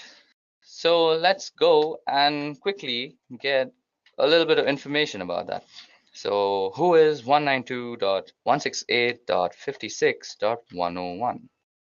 So this will give us a who is on Metasploitable 2, and it'll give us a bunch of information as to how the server is set up, where it is set up, the ports that are open, and various other things. So as you guys can see, this gave us a complete who is. So to get some more information about our Metasploitable server, we're going to be using Nmap. Now, if you guys don't know about how to use Nmap, you can go out and check my other video on the playlist. I've made a pretty good Nmap tutorial. So we go Nmap-f-s and v, which is steel version, and we give it the name or the domain name server, 92.168.56.101. So we've got a juicy result out here, and we can see that there's a bunch of stuff open. So as you guys can see, there's the FTP port open, which has a version of VSFTPD 2.3.4. There's also OpenSSH, which is 4.7 P1 Debian. There's also Telnet, which is almost miserable to have Telnet running on your computer. Then there's SMTP, there's HTTP, and there's a bunch of ports open, as you guys can just see on your screen. So it's time we actually use Metasploit like a pen tester to go ahead and test out these vulnerabilities. So let's choose these FTP things. So we have this FTP out here. So from the version number, which is given to us by the steel version flag on Nmap, we know that it's using VSFTPD 2.3.4. So we can easily search for an exploit of the same version. So as a pen tester, you would go search VSFTPD 2.3.4. So this should give us all the exploits that are available for this particular vulnerability. So as you guys can see, after a long search from the search VSFTPD, we found a vulnerability or an exploit that can take advantage of the vulnerability. So it's time we actually use this. So first of all, let's get some info about this. So info, let's copy down this thing, and then let's get some info about this. So as this module description says, this module exploits a malicious backdoor that was added to VSF-TPD download archive. This backdoor was introduced in the VSF-TPD 2.3.4 tar.gz archive between June 30th and Walla Walla. So we have the options of setting an R host. It has an available target. It's provided by these guys, and it's a pretty good exploit in my opinion. So let's go ahead and use it. So we go use and the name of the exploit. So it's visible to us that we've again entered the exploit module, which is unix/ftp/vsf-tpd234 backdoor. So what we're going to do is we are going to actually gain a backdoor access to our metasploitable system. So to actually make this more believable, so if you guys go into your metasploitable system, so you guys can see that you're in the root directory. So you can gain some root access by going sudo su and going msf admin. So we're now a root user in the msf admin, or rather the metasploitable console. So if we go ls, we can see the various files.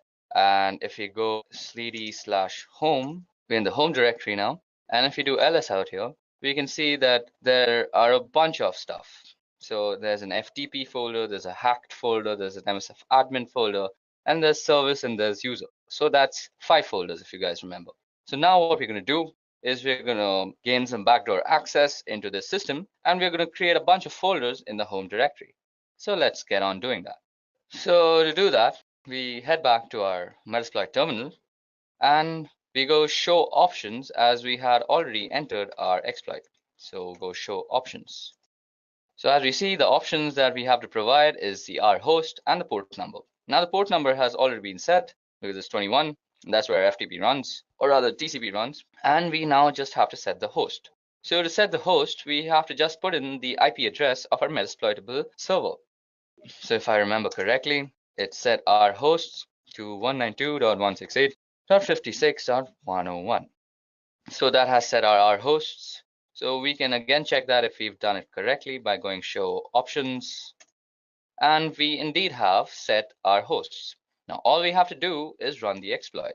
So we go and hit run. So as you guys can see, we have actually gained a backdoor service has spawned and it's handling, and the command shell session has started. Now you might be confused as to why do I have this blinking line? Well, this blinking line actually means that you are inside the metasploitable server. That means we have already gained a backdoor access, and this blinking line denotes that we are on the terminal of metasploitable 2. Now if you guys don't believe me, let's do some experimenting. So as I had said, I'll create a bunch of folders in the home directory. So let's change to the home directory first.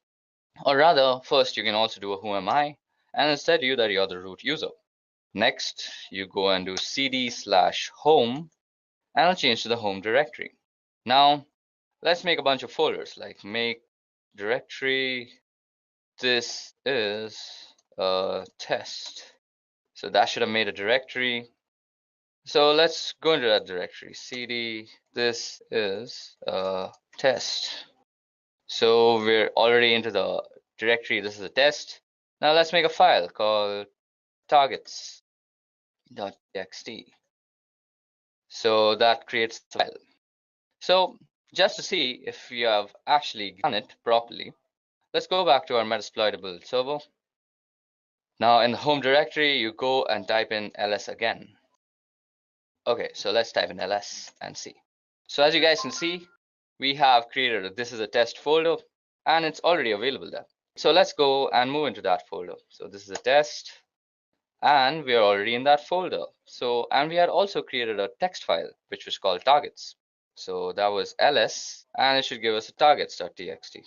So as you guys just saw, we gained a backdoor access into a remote system through a vulnerability that was available to us on the FTP port.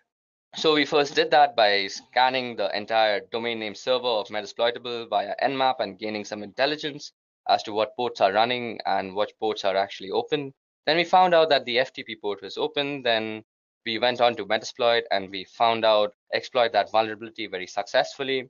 We found out how to use the exploit, some information about that exploit, and in the end, we actually executed our commands.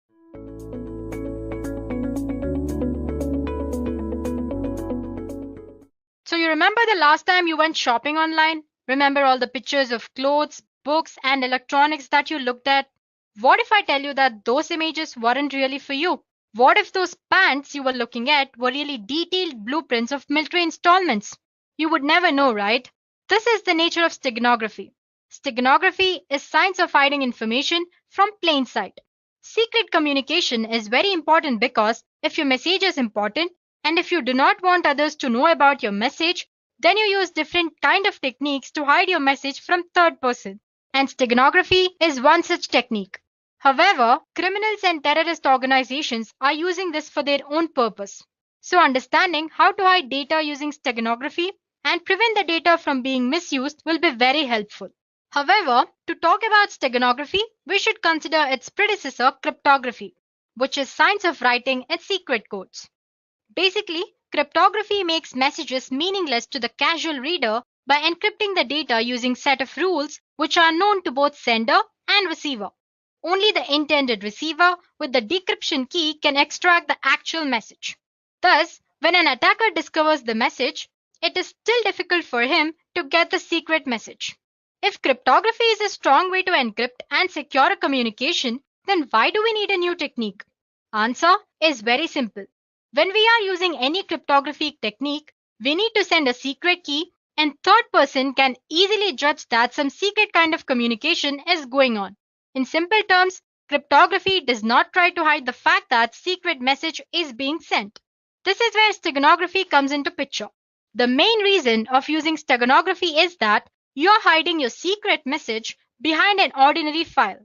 No one will suspect the fact that a communication or some sort of secret message is being sent. People will generally think it is an ordinary file and your secret message will go without any suspicion. Unlike cryptography, which conceals the content of a secret message, steganography conceals the very fact that message is being communicated. So if I have to define steganography, it is an ancient art of covering messages in a secret way such that only the sender and the receiver knows the presence of the message. Well, now if you're thinking steganography is a brand new method, then you are mistaken. Steganography is an ancient practice. The word steganography is derived from Greek word steganos, meaning hidden or concealed, and graphen, which means writing or drawing. Before moving further, let's get a glimpse of how steganography evolved from past. The concept of steganography was first introduced in 1499, but the idea itself has existed since ancient times. There are stories of a method being used in Roman Empire whereby a slave choosing to convey a secret message had his scalp shaved clean and a message was tattooed onto his skin. When the messenger's hair grew back, he was dispatched on a secret mission. On the other end, the receiver shaved the messenger's scalp again and read the secret message. Well, that was one way of doing it. Demaratus, the king of Sparta, sent a secret message on tablet covered with wax. When it was received at the other end, the wax was scraped off to recover the message. Another oldest and the most fascinating and common way to hide message is to use invisible inks. The actual message can be made visible if document was heated gently. Next came the null cipher. Null cipher refers to the method of encrypting where plain text is mixed with actual message. Next was hiding data in the images. Microdots were used to conceal a message. A microdot is a simple text or an image which is reduced in size to hide its contents. And this microdot or the images or the text which are present in a microdot are then read using magnifiers. Apart from these techniques, there were others as well, like spread spectrum, semograms, etc. So like I said earlier, steganography is an ancient practice. The majority of today's steganographic systems use multimedia objects like image, audio, video, etc. as cover media. Well, if you don't know what I mean when I say cover media, don't worry about it. You will know more about it as we progress through this session. But for now, cover media is a place where you actually store your hidden information or you store your secret information. So based on the type of cover media, steganography is divided into multiple types. To begin with, we have text steganography. Text steganography is hiding information inside the text files. It involves things like changing the format of existing text, changing words within a text, generating random character sequences, or using some sort of context-free grammar to generate readable text. Well, there are different methods to hide data in text. Some of the popular ones include format-based method, random and statistical generation, linguistic method. Moving on, we have image steganography. This is nothing but hiding data in an image. It's one of the most popular way of hiding data because in image, there are huge number of bits present in digital representation. So it's easy to store or hide data in an image. There are a lot of ways to hide your information inside an image. Common approach includes LSP steganography, which we'll be discussing in detail later. And then there is masking and filtering, some sort of encryption techniques, and many others. Moving on, audio steganography. It sounds according to its name. In audio steganography, secret message is embedded into an audio signal, which alters the binary sequence of corresponding audio file. Then there is video steganography. In video steganography, you can hide any kind of data in digital video format. The advantage of this type of steganography is that large amount of data can be hidden very easily.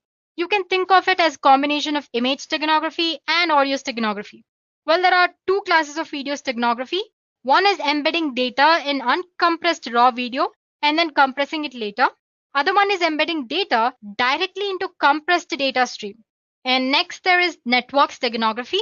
Like it sounds, it's a technique of embedding information within network control protocols like TCP, UDP, ICMP, and many others. For example, you can hide information in the header of an TCP/IP packet in some fields that are either optional or not important. And finally, there's email steganography. It's not a very well-known type, but anyway, email that contains the files embedded within hidden information using steganography can be very difficult to detect as well as read. Now that we have learned of different types of steganography, let's take a look at few features that a steganographic technique must and should possess. I'm sure you can see an image of an adorable and cute kitten on the screen, right? Well, that's our cover image or the file where we store our secret data. So the first feature that any steganographic technique must possess is transparency. It's an important feature. Each cover media, it can be image or audio or video, has certain information hiding capacity. If more information or data is hidden inside the cover, then it will result in degradation of cover media. As you can see, the stego image or our final image after hiding data inside our cover image is not proper or exactly similar to our original image, right? So there's some sort of distortion. So if attacker notices this distortion, then our steganographic technique fails and there is possibility that our original message can be extracted and damaged by attacker. Well, that's the first feature. Next feature is robustness. Robustness is the ability of hidden message to remain undamaged even if the stego media undergoes some sort of transformation like cropping or scaling and blurring or linear and non-linear filtering or some sort of hindrance. So we have to make sure that technique in any way doesn't affect our secret message. And the last property, tamper resistance. This is one of the most important feature because if attacker is successful in destroying the steganographic technique, then the tamper-resistant property makes it difficult for the attacker to alter or damage the original data. While you can think of it as a last step that as a sender you can do to protect your data from other people. Okay, so till now we have covered what steganography is, a bit about its history and its types. Now let's go through a basic steganographic model. Well, it's pretty simple concept. But before we start, we should be aware of few technical terms that I was using earlier and which I said I'll explain later.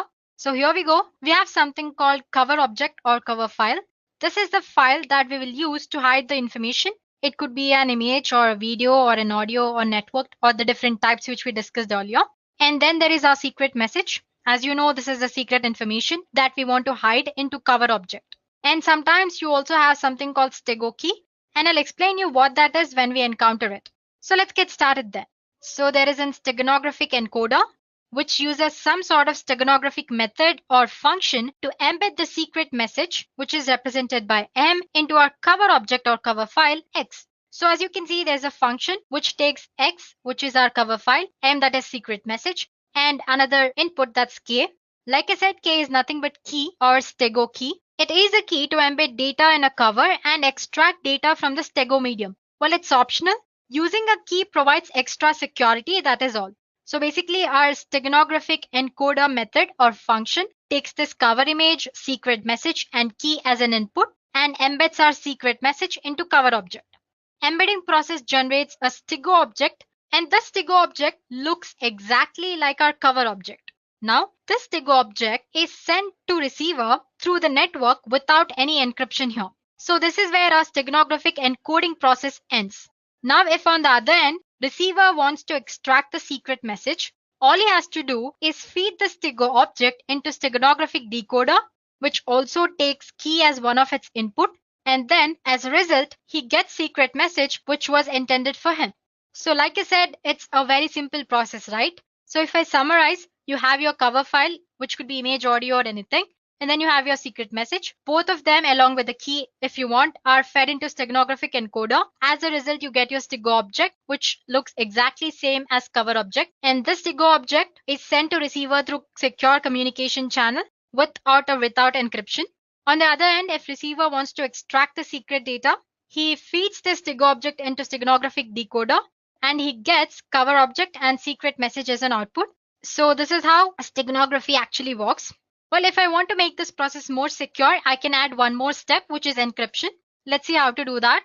So like I said, there's a sender. Before actually feeding the secret information into steganographic encoder, he encrypts this secret message along with an encryption key. As a result, he gets a ciphertext, or like we discussed when we were discussing cryptography, the meaningless text or the ciphertext. This ciphertext along with steganographic key or _STIGO key and cover file is fed into steganographic encoder. Embedding process generates a _STIGO object, and this is where our encoding process ends. This _STIGO object, which looks exactly like our cover object, is sent to receiver using a secure communication channel. Now on the other end, if the receiver wants to extract the secret message, he feeds this _STIGO object along with _STIGO key into steganographic decoder. As a result, he gets a ciphertext, and to decrypt the data, he feeds this ciphertext and the key, that's decryption key, into decryption algorithm. And as a result, he gets the secret message which was intended for him through the sender. So there you go, guys. That's simple. So like I said earlier, we discussed the most simple process. If you want to make it more secure, you can include encryption as well. So basically, any type of steganographic method or technique works this way. It's just that the type of algorithm they use, or the encryption algorithm, or the technique they use to embed data into an image or a video, or it could be anything that's cover object, is different. So guys, till now we've learned about what steganography is and how a steganographic technique actually works. It's time that we should learn about one of the most popular steganographic technique, which is LSP steganography. If you remember, earlier we talked about image steganography, where we hide secret data inside an image. Well, one of the popular technique to hide secret message inside an image is LSB steganography, or least significant bit steganography. Now, before we jump into what LSB steganography is, let's take a look at a few basic concepts. On the screen, I have an image. To be more precise, let's call it a digital image. Every digital image is a finite set of digital values called pixels. You have probably heard the term before and generally know that pixels make up an image. Pixel is actually short for picture element. Well, you can think of them as dots of illumination, typically so small that you're unable to see them. Thousands or even millions of individual pixels together make up an image. So each pixel can be one color at a time. However, pixels are so small that often blend together to form new colors. In this session, we will work with RGB color model. The RGB color model is an additive color model in which red, green, and blue light are combined together in different ways to reproduce a broad array of colors. And each of these can be represented using a binary code. So like I said, I have three values, which are RGB, that's red, green, and blue. And each of this value is represented in a binary code. So by mixing the 8-bit binary red, green, and blue values, pixel can be any color. And the color is usually determined by number of bits used to represent it. Well, in this case, we are using 8 bits. So we can display for about 250 colors. Moving on, when we are working with binary values, we have more significant bits and less significant bits. The leftmost bit is the most significant bit. On the other hand, rightmost bit is the less significant bit. Now, if we change the leftmost bits, that is most significant bit, it will have a large impact on final value. For example, let's say I have 255 and its binary representation, which is 8 ones in 8-bit representation. Now, if we change the leftmost bit from 1 to 0, the decimal value will change from 255 to 127. As you can see, the amount of change is very huge here. It has made a large impact on final value. On the other hand, the rightmost bit is the less significant bit. Now if I change the rightmost bit, it will have less impact on final value. For example, if we change the leftmost bit, which is 1, to 0, it will change the decimal value from 255 to 254. And you can note that the change is about decimal 0.002%, which is very less when compared to most significant bit. So the point I want to state here is that if we change most significant bit or MSB, it will have larger impact on final value. But if we change LSB, the impact on final value is very less. This very point is made use by LSB steganography. So in this method, which is LSB steganography, least significant bit of an image or of a pixel in an image is replaced with a bit of a secret image. The result of this process alters the original output very slightly. So your cover image and your STIGO image, that's your final result, after hiding the data, look exactly same without any difference. This technique works very good for image, audio, and video steganography. Well, let's consider a simple example. Suppose we want to insert letter A into an image. The binary representation of A is 1 followed by 5 zeros and again 1. Now, like I said earlier, we are using RGB color model here. So, and I'm using 8 bits to represent each of these values, which is red, green, and blue. So I'll be needing about 3 consecutive pixels. That's about 9 bytes to replace all the least significant bits by the bits of the letter A. Well, don't worry about it. You'll understand once you see the next image that I show you on the screen. So like I said, I'm considering 3 pixels, which is about 9 bytes. So these are the pixels before insertion. I've picked like random pixels. So as you can see, I have 3 pixels, 1, 2, 3, and 9. So totally 9 bytes I have here. And now if we replace the last bit or LSB for each byte with a bit from binary representation of A, what we get is this. So as you can see, I have replaced the 0 with this 1 here. So as you can see, 0 is replaced with 1. And then I have 5 zeros, 0, 0, like 5 zeros followed by 1, 1, which is already 1. So I'm not replacing anything here. So as you can see, all the color bits have been replaced here. So once you are done with replacing, you'll find that the final result or the STIGO image is very much identical to your actual image. That's your cover object. On an average, LSB requires that only half of the bits in the image can be changed. As you can see, I've like left 3 or 4 bits unchanged here. For example, this one, and the 0 here. The 0 in the first line, in the last line, I have 2 ones left without changing it. So if need required, you can hide data in the least and the second least significant bits as well. And still, the human eye would not be able to discern it. So guys, that's all about least significant bit steganography. Well, that's the concept. So to summarize, every pixel can be represented using different color models. Well, in this demo, I've used RGB color model, and each of these values are represented using 8 bits. While you can use a different number of bits as well. And this number of bits used usually determine the color which pixel displays. Like I said, we have used 8 bits here. And in a binary format, we have least significant bit and most significant bit. Like I said, changing most significant bit makes more changes to our final value. But that does not happen when we change the least significant bit. So we made use of that point. So basically, the least significant bit steganography make uses of the fact that changing LSB doesn't make much change to our actual image. So it replaces the LSBs in the cover object by the binary bits of secret message. So there you go, guys. Now you know the theory part of the concept. It's time to perform a small demo. In this demo, we'll see how to use the concept of LSB steganography and hide secret text in an image. So here are the steps involved. First, to encode the text into image, the program loads an image and looks or considers each pixel hexadecimal's value. Then the program asks you for the secret text and converts it into its binary form. And then one by one, it stores the secret message bits into LSB of image pixels, which is our blue value bits of RGB model. After the message is embedded into an image, program adds delimiter to the end to determine when the text ends.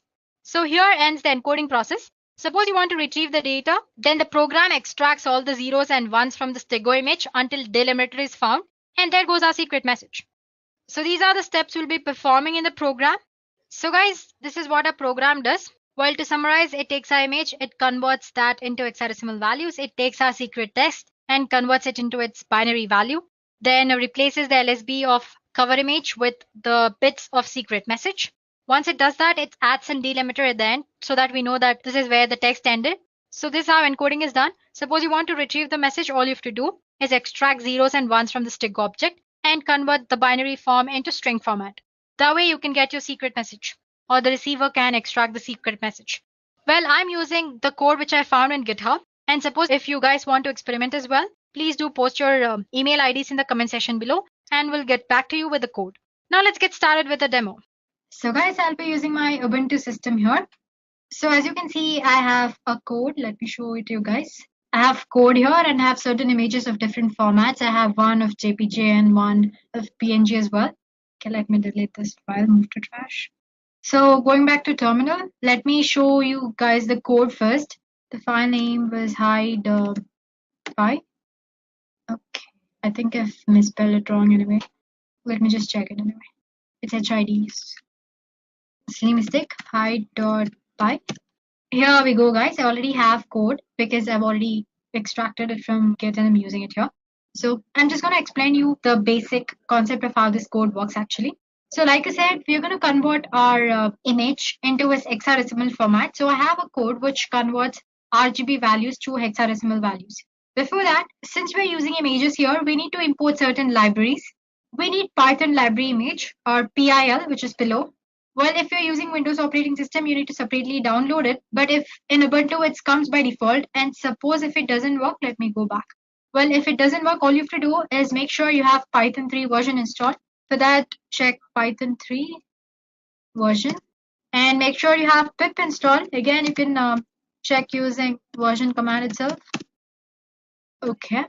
So as you can see, I have pip installed. And suppose if you don't have, please do install it.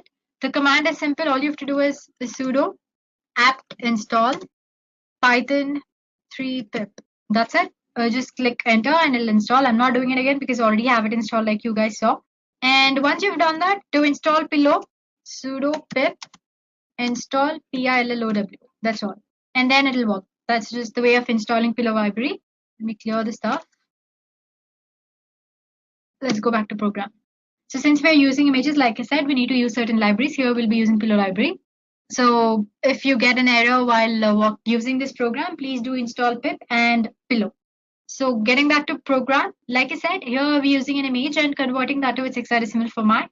And similarly, while retrieving it, we're using the inverse function of it. And our secret message, which is in string format, we're converting it to binary and binary to string. And then there is encode. Basically, it goes through the hex code and places the binary bit of a secret message into the hex code. Similarly, the inverse program is decode. It'll decode the hex format. First, it'll check if for the zeros and ones, and then it pulls the data from that.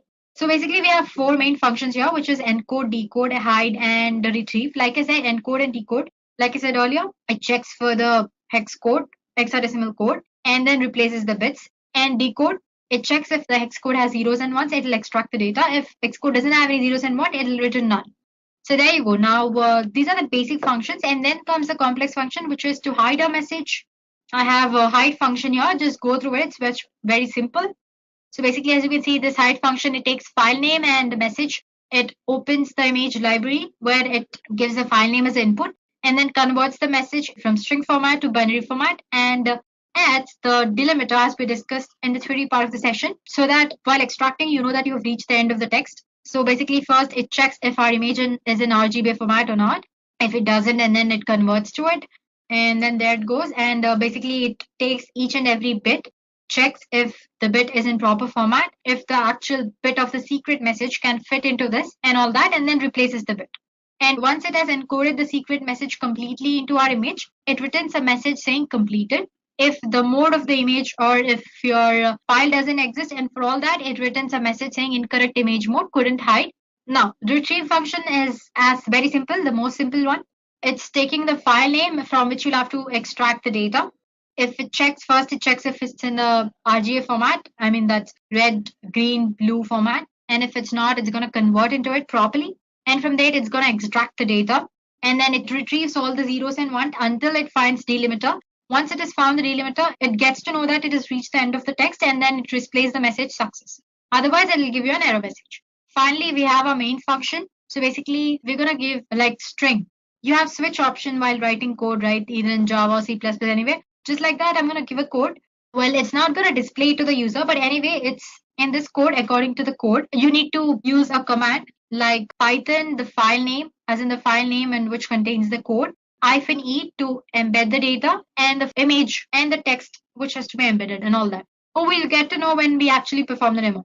So let me just summarize what we've learned in the code again. So just basically go through it. It's very simple. So like I said, we are using Pillow library. For that, we need to install it properly. If not, the program doesn't work. So make sure you have Python, and after that install pip, and through pip install Pillow. And like I said, we're converting our image into its hexadecimal format using this function, and inverse using this function, and our secret message to binary and binary to string. Encode, it basically checks for each and every hexadecimal of our image and replaces that by 0 or 1 of a secret message. And then you have decode. It checks if the hexadecimal code has zeros or ones. If it does, it extracts the data. Otherwise, it returns none.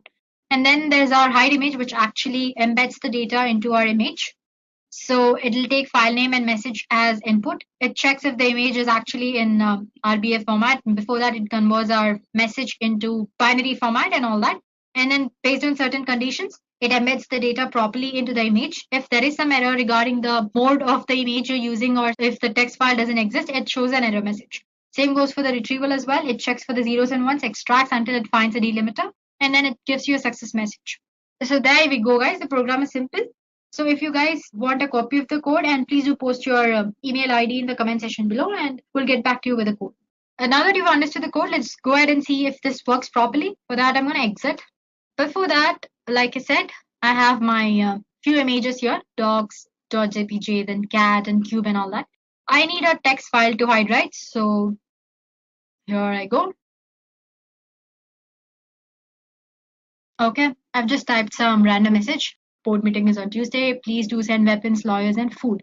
So I'm going to save it in my home page itself. Let me just give it a name, msg.text, and click. Let me close it. So now going back to files, as you can see, I have a file here which says msg.text. Now I'm going to use a docs.jpg, the image. Oh, sorry, I forgot to tell you this program only works for PNG images, so I can't use docs image. Let's take cube.png. So Python, because we are using the Python code.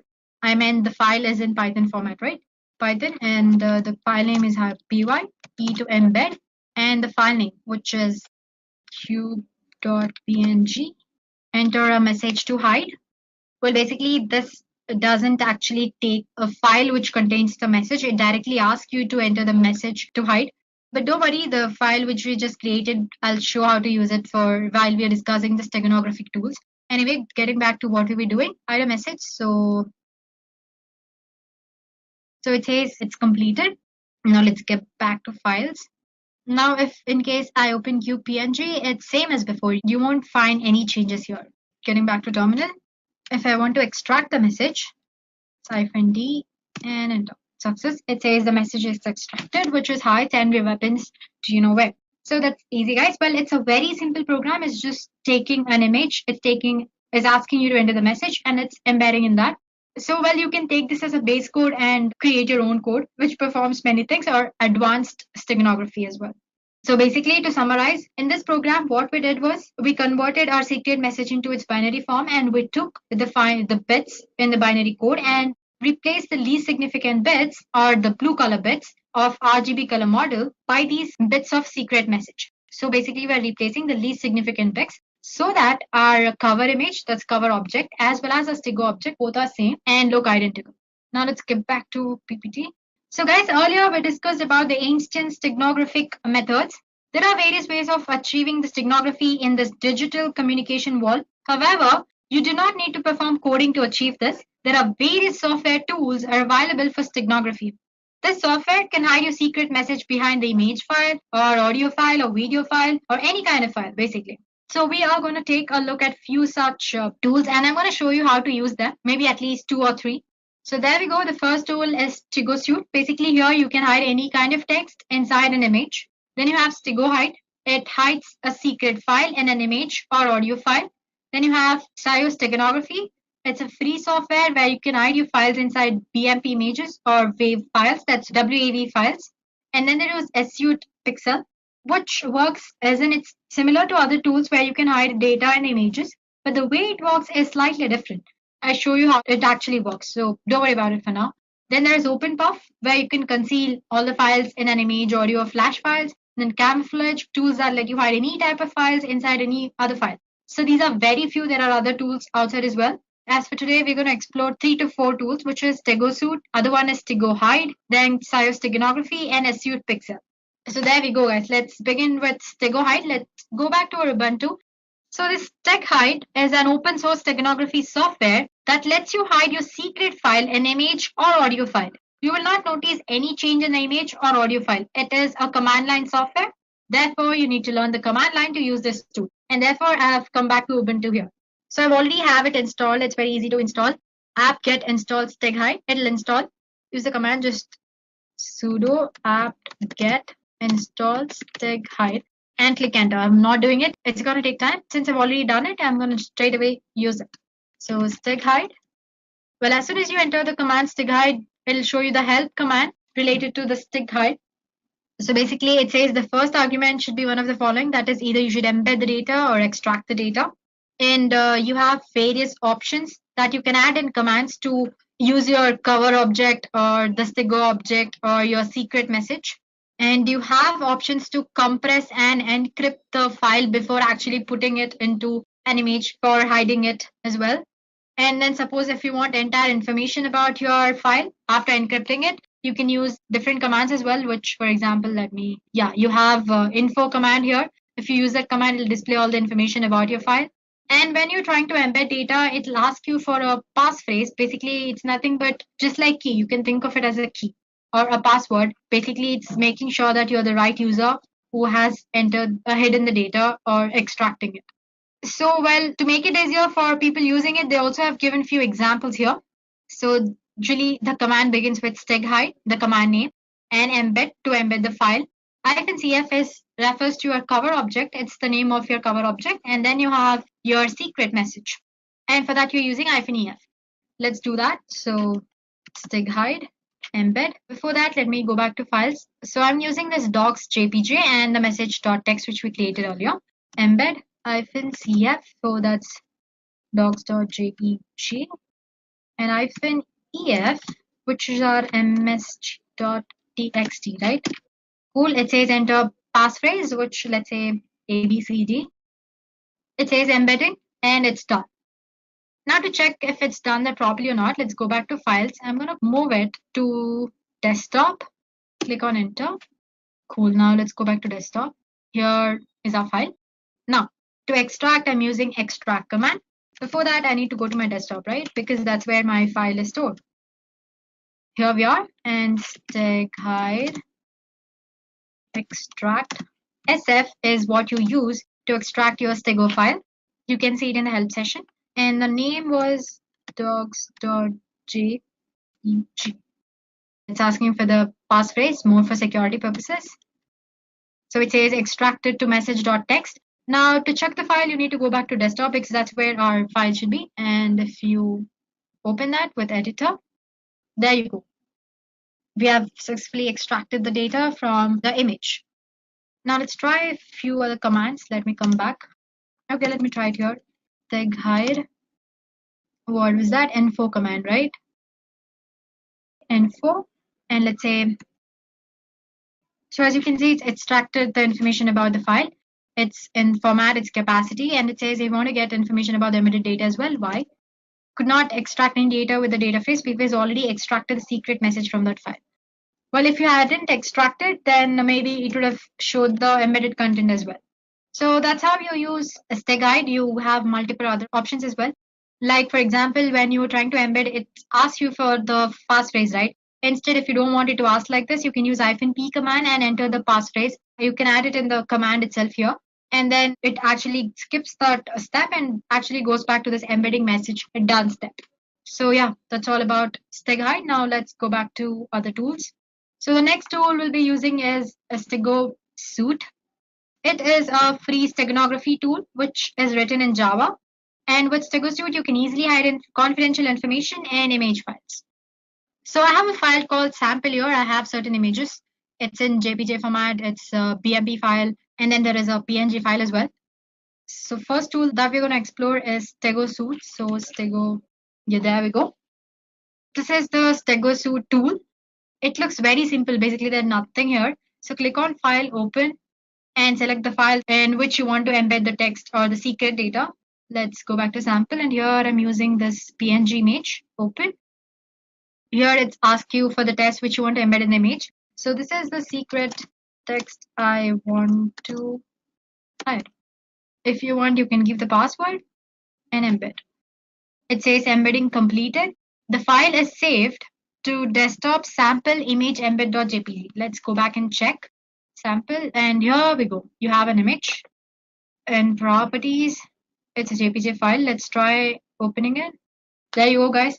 It looks similar to our actual message. Well, it doesn't look different at all, but the data is actually hidden inside it, right? To know that, all you have to do is let's just rename this. Let's say image E. That's the embedded format of our image. It says the image is open. Okay, I'm gonna close 𝐑𝐸𝐺𝐿. So yeah, you can see the image here. Let's rename it image E. Now, if you want to retrieve the message, 𝐑𝐸𝐺𝐿 file, open, select the file in which the text was embedded, which is image E, and open.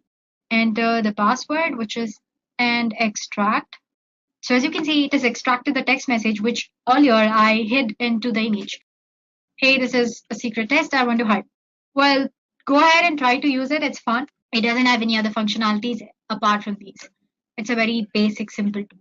Let's go to our next tool, which is 𝐶IO Well, it's a free software that can be used to hide secret files in BMP, that's bitmap images, or WAV files.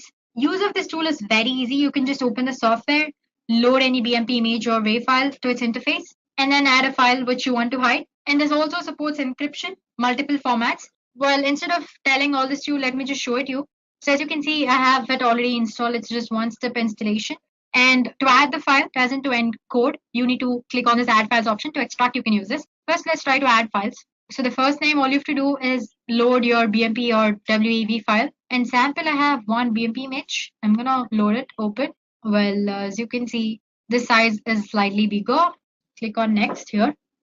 So now that you've loaded your cover image, you'll have to load the image or the file which you want to store in this cover image. For that, you click on add file option here. Let's say I want to store this image. Let's try open and next. So as I said, it shows different encryption formats here. So you can select from various algorithms like RC4. Then you have triple DS, DS, triple DS with 1112 and many other formats. It's asking for the password. Give some password. Click on next. So the embedding is done. It's asking you to name the file. Let's say bird and save. So the final file is similar to the actual BMP image. You can't make out any changes, right? But there is a secret data which is hidden inside it, which is another image. Now let me close, finish. Let's try to extract it. Click on this extract files and load the source file, which should be a bird. Then open, next. It's asking for the password, so A, B, C, D, that's what I'd give it. And extract file, image2.j, save. File extract successful, okay. Finish, let's go back to the location and see. So here we go. We had tried to store this image2 in the bird, but after that we tried to extract it. So there we go, guys. The image has been successfully extracted. This way you can store any kind of file. It can be your Excel file or Word file, document file or PowerPoint file or image or anything. So that's your 𝐶IO tool. So like I said, you can add the files, but to extract the message, you'll have to start using this file from the beginning again. Then let's go back to our next tool, which is Issued Pixel. It's here. Let me just check. I have installed it. I'm gonna extract all.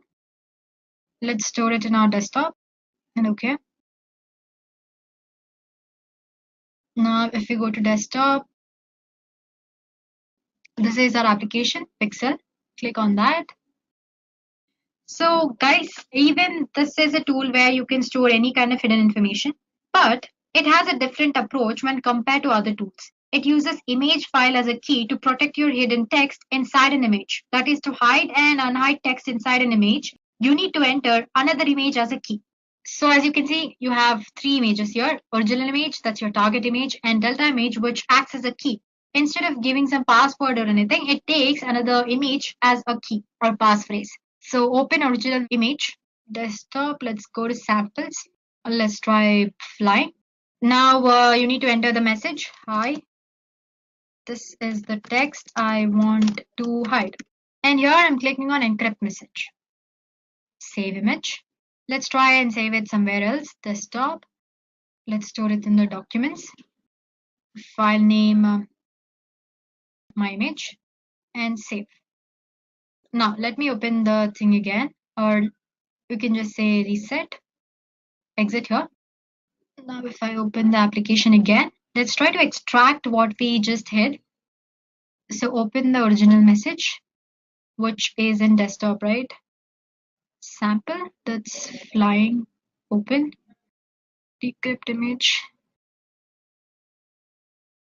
So there you go. So let me show it to you again. All you have to do is reset, click on the open original image, give the original image which you try to encrypt, that would be flying, and open, and then say decrypt image. So like I said, it uses an image as a key to extract or hide anything inside your image. And now give your actual image as in the encrypted encoded image or your 𝐶𝐲 image, and click on open. Yeah, and just say yes. So as you can see, it has extracted the data which I was trying to hide. So I'm sure you might have observed, right? The way it functions is slightly different from other steganographic tools.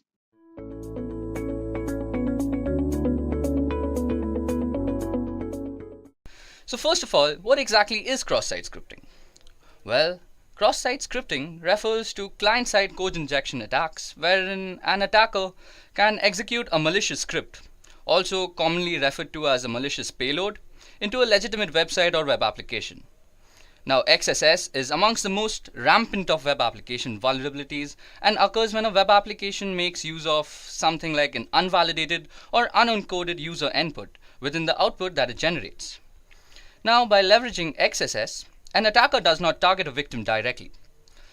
Instead, an attacker would be exploiting a vulnerability within a website or something like a web application that the victim would visit, and essentially using the vulnerable website or the web application as a vehicle to deliver a malicious script to the victim's browser. Now, while XSS can be taken advantage of within a VirtualBox script, ActiveX, and Flash, unquestionably the most widely abused is JavaScript. This is mostly because JavaScript is the fundamental to any browsing experience. All the modern sites today have some JavaScript framework running in the background. Now, XSS can be used in a range of ways to cause serious problems. Well, the traditional uses of XSS is the ability for an attacker to steal session cookies, allowing an attacker to probably impersonate a victim, and that just doesn't stop there. So XSS has been used to wreak havoc on social websites, spread malware, website defacements, and phish for credentials, and even used in conjunction with some clever social engineering techniques to escalate to even more damaging attacks. Now, cross-site scripting can be classified into three major categories. So the first is reflected cross-site scripting, the second is stored or persistent cross-site scripting, and the third is DOM-based cross-site scripting. So out here, DOM refers to the document object model that is used while web application building. So let's take a moment to discuss the three types of cross-site scripting. So the first one we're going to be discussing is reflected cross-site scripting. Now, by far the most common type of cross-site scripting that you'll be coming across is probably reflected cross-site scripting. Here, the attacker's payload is a script and has to be part of a request which is sent to the web server and reflected back in such a way that the HTTP response includes the payload from the HTTP request. Now, using a phishing email and other social engineering techniques, the attacker lures in the victim to inadvertently make a request to the server which contains the cross-site scripting payload, and then he ends up executing the script that gets reflected and executed inside his own browser. Now, since reflected cross-site scripting isn't really a persistent kind of attack, the attacker needs to deliver this payload to each victim that he wants to serve. So a medium like a social network is very conveniently used for dissemination of these attacks. So now let's take a step-by-step look at how cross-site scripting actually works. So firstly, the attacker crafts a URL containing a malicious string and sends it to the victim. Now the poor victim is tricked by the attacker into requesting the URL from the website, which is running a website response script.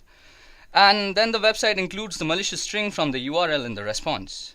And then in the end, the victim's browser executes the malicious script inside the response, sending the victim's cookies to the attacker's server. Okay, so at first, reflected XSS might seem very harmless because it requires the victim himself to actually send a request containing a malicious string. Now, since nobody would be willingly attacking himself, so there seems to be no way of actually performing the attack. But as it turns out, there are at least two common ways of causing a victim to launch a reflected cross-site attack on himself. So the first way is if the user or targets a specific individual and the attacker can send a malicious URL to the victim, for example using email or for example instant messaging, and then trick him into visiting the site. Secondly, if the user targets a large group of people, the attacker then can publish the link or the malicious URL on his own website or social media, and then he'll just wait for visitors to click on it. So these two methods are similar and both can be very successful with the use of a URL shortening service like one provided by Google. So this masks the malicious string from users who might otherwise identify it. Okay, so that was all about reflected cross-site scripting. Let's move on to stored cross-site scripting now. So the most damaging type of cross-site scripting that is there today is persistent or stored cross-site scripting. In stored cross-site scripting attacks, in stored cross-site scripting attacks, the attacker is injecting a script into the database that is permanently stored on the target application. So a classic example is a malicious script inserted by an attacker in the comment field or on a blog or a forum post. So when a victim navigates to the affected web page now in a browser, the cross-site scripting payload will be served as a part of the web page, just like any legitimate comment would be. Now this means that the victim will be inadvertently ending up executing the malicious script once the page is viewed in the browser. Now let's also take a step-by-step look at how cross-site scripting in the stored version works.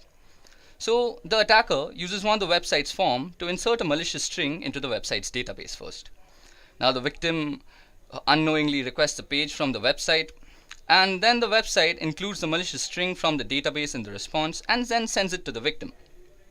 Now the poor victim will be actually executing the malicious script inside the response and sending all the cookies to the attacker's server. So that's basically how stored or persistent cross-site scripting works. Now it's time for the last type of cross-site scripting, which is document object model based cross-site scripting. So DOM based cross-site scripting is an advanced type of cross-site scripting attack. So which is made possible when the web application's client-side script writer uses provided data to the document object model. So basically it means that data is subsequently read from the document object model by the web application and outputted to the browser. So if the data is incorrectly handled in this place, an attacker can very well inject a payload which will be stored as a part of the document object model and then executed when the data is read back from the DOM. Now let's see how that actually happens. So first the attacker crafts a URL containing a malicious string and sends it to the victim. Now this victim is again tricked by the attacker into actually requesting the URL from the website. This is like the primary step in actually performing cross-site scripting. Now the third step is that the website receives the request but does not include the malicious string in the response. Here's the catch of DOM-based cross-site scripting. So now the victim's browser executes the legitimate script inside the response, causing the malicious script to be inserted into the page. That is basically into the inner HTML attributes. And the final step is then the victim's browser then executes the malicious script inserted into the page and then just sends the victim the cookies to the attacker's server. Now, if you guys must have realized, in the previous examples of persistent and reflected cross-site scripting, the server inserts the malicious script into the page, which is then sent as a response to the victim. Now, when the victim's browser receives the response, it assumes that the malicious script is to be a part of the page's legitimate content and then automatically executes it during page load as with any other script would be. But in a DOM-based attack, there is no malicious script inserted as a part of the page. The only scripts that are being actually automatically executed during the page load is legitimate part of the page. So that's the scary part. So the problem is that this legitimate script directly makes user input in order to add HTML to the page. So the malicious string is inserted into the page using inner HTML. So it's passed as HTML. So mostly people who are actually servicing or surveying any server for cross-site scripting attacks, they will not be actually checking the client side. So it's a very subtle difference, but it's very important. So in traditional cross-site scripting, the malicious JavaScript is actually executed when the page is loaded as a part of the HTML server. And in DOM-based cross-site scripting, the malicious JavaScript is executed at some point after the page has already been loaded, because the page's legitimate JavaScript treating user input is using it in an unsafe way. So now that we have actually discussed all the three types of cross-site scripting that is widely available today, now let's see what can actually happen if if you were actually a victim of cross-site scripting. So let's see what can happen if you actually were a victim of cross-site scripting. So the consequences of what an attacker can do with the ability to execute JavaScript on a web page may not immediately stand out to you guys, but especially since browsers like Chrome run JavaScript in a very tightly controlled environment these days, and JavaScript has very limited access to users' operating systems and user files. But when considering that JavaScript has the access to the following that we're going to discuss, we can only see how creative JavaScript attackers can get. So firstly, with malicious JavaScript has access to all the same objects that the rest of the web page has. So this includes a thing called cookies. Now cookies are often used to store session tokens, and if an attacker can obtain a user session cookie, they can impersonate that user anywhere on the internet. Secondly, JavaScript can read and make arbitrary modifications to the browser's document object model. So your page will just be incorporated with all sorts of scripts and viruses without you even knowing from the server side. Now JavaScript can be used with the XML HTTP request to send HTTP requests with arbitrary content to arbitrary destinations. And the most scary part is that JavaScript in modern browsers can leverage HTML5 APIs, such as accessing a user's geolocation, webcam, microphone, and whatnot, and even specific files from the user's file system. Now, while most of these APIs require the users to opt in, cross-site scripting in conjunction with some very clever social engineering can bring an attacker a very long way. Now, the above in combination with social engineering, as I just said, allows an attacker to pull off advanced attacks including cookie theft, key logging, phishing, and identity theft too. Now, critically, cross-site scripting vulnerabilities provide the perfect ground for attackers to escalate attacks to more serious ones. So now that we understand what cross-site scripting attacks are and how damaging they can be to your application, let's dive into the best known practices that are actually followed to prevent them in the first place. So the first mechanism that is used is called escaping. So escaping data means that taking data an application has received and ensuring that it's secure before actually rendering it for the end user. Now, by escaping user input, key characters in the data received by a web page will be prevented from being interpreted in any malicious sort of way. Now, in essence, you're censoring the data your web page receives in a way that will disallow characters, especially those brackets that begin the HTML attributes, like in HTML and IMG. So these will be stopped from being rendered, which would otherwise cause harm to your application and users and database. But if your page doesn't allow users to add their own code to the page, a good rule of thumb is normally to escape any and all HTML, URL, and JavaScript entities. However, if you are running a forum and you do allow users to add rich text to your content, you have a few choices. So firstly, you will need to carefully choose which HTML entities you will escape and which you won't, or by replacement format for raw HTML such as Markdown, which will in turn allow you to continue escaping all the sorts of HTML characters. Now the second method that is normally used is called validating input. So validating input is the process of ensuring an application is rendering the correct data and preventing malicious data from doing harm to the site, the database, and the users. So while whitelisting and input validation are more commonly associated with stuff like SQL injection, they can also be used as an additional method of prevention for cross-site scripting attacks. So input validation is especially helpful and good at preventing cross-site scripting in forms, as it prevents a user from adding special characters into the fields instead of refusing the request completely. But input validation is not the primary method of prevention for vulnerabilities, such as cross-site scripting and even SQL injection for that example, but instead they help to reduce the effects should an attacker actually discover such a vulnerability in your system. Now, the third way to prevent cross-site scripting attack is to sanitize user input. So sanitizing data is a strong defense, but should not be used alone to battle cross-site scripting attacks. It's totally possible that you find the need to use all three methods of prevention in working towards a more secure application. Now, as you guys might notice, that sanitizing user inputs is especially helpful on sites that allow HTML markup to ensure data received can do no harm to users, as well as your database by scrubbing the data clean of potentially harmful markup and changing the unacceptable user input into an acceptable format. Okay guys, so that was all the theory about cross-site scripting. It's time for the demo right now. So for the demonstration now, I'm going to be showing you guys the three types of cross-site scripting that we have discussed throughout the course of this session. So not only will this be rather interesting to see how cross-site scripting works on a vulnerable web application, but it will also give us a better understanding of cross-site scripting in itself. Now, to perform cross-site scripting is a very big crime, so we really can't target any random website or web application for that matter. So keeping that thing in mind, I have chosen the Broken Web Application project. So this is brought to us by OWASP, which stands for Open Source Web Application Security Project. Now, the Broken Web Application Project, or BWAP, is a broken web application that is intentionally vulnerable, and it incorporates a majority of the known bugs that are out there. And it is widely used by security enthusiasts, students, and practicing ethical hackers to mostly practice and nurture their skills in the right direction. Okay, so to get started, first of all, we need to download a few files and get things ready. So first of all, we'll download the Broken Web Application project, and I'll be leaving the download link in the description just in case you guys want to practice in your own free time. Secondly, we'll need to download a VirtualBox. Now, after we have both the files ready and we have it installed and we have our Broken Web application installed in the virtual machine, we are good to go.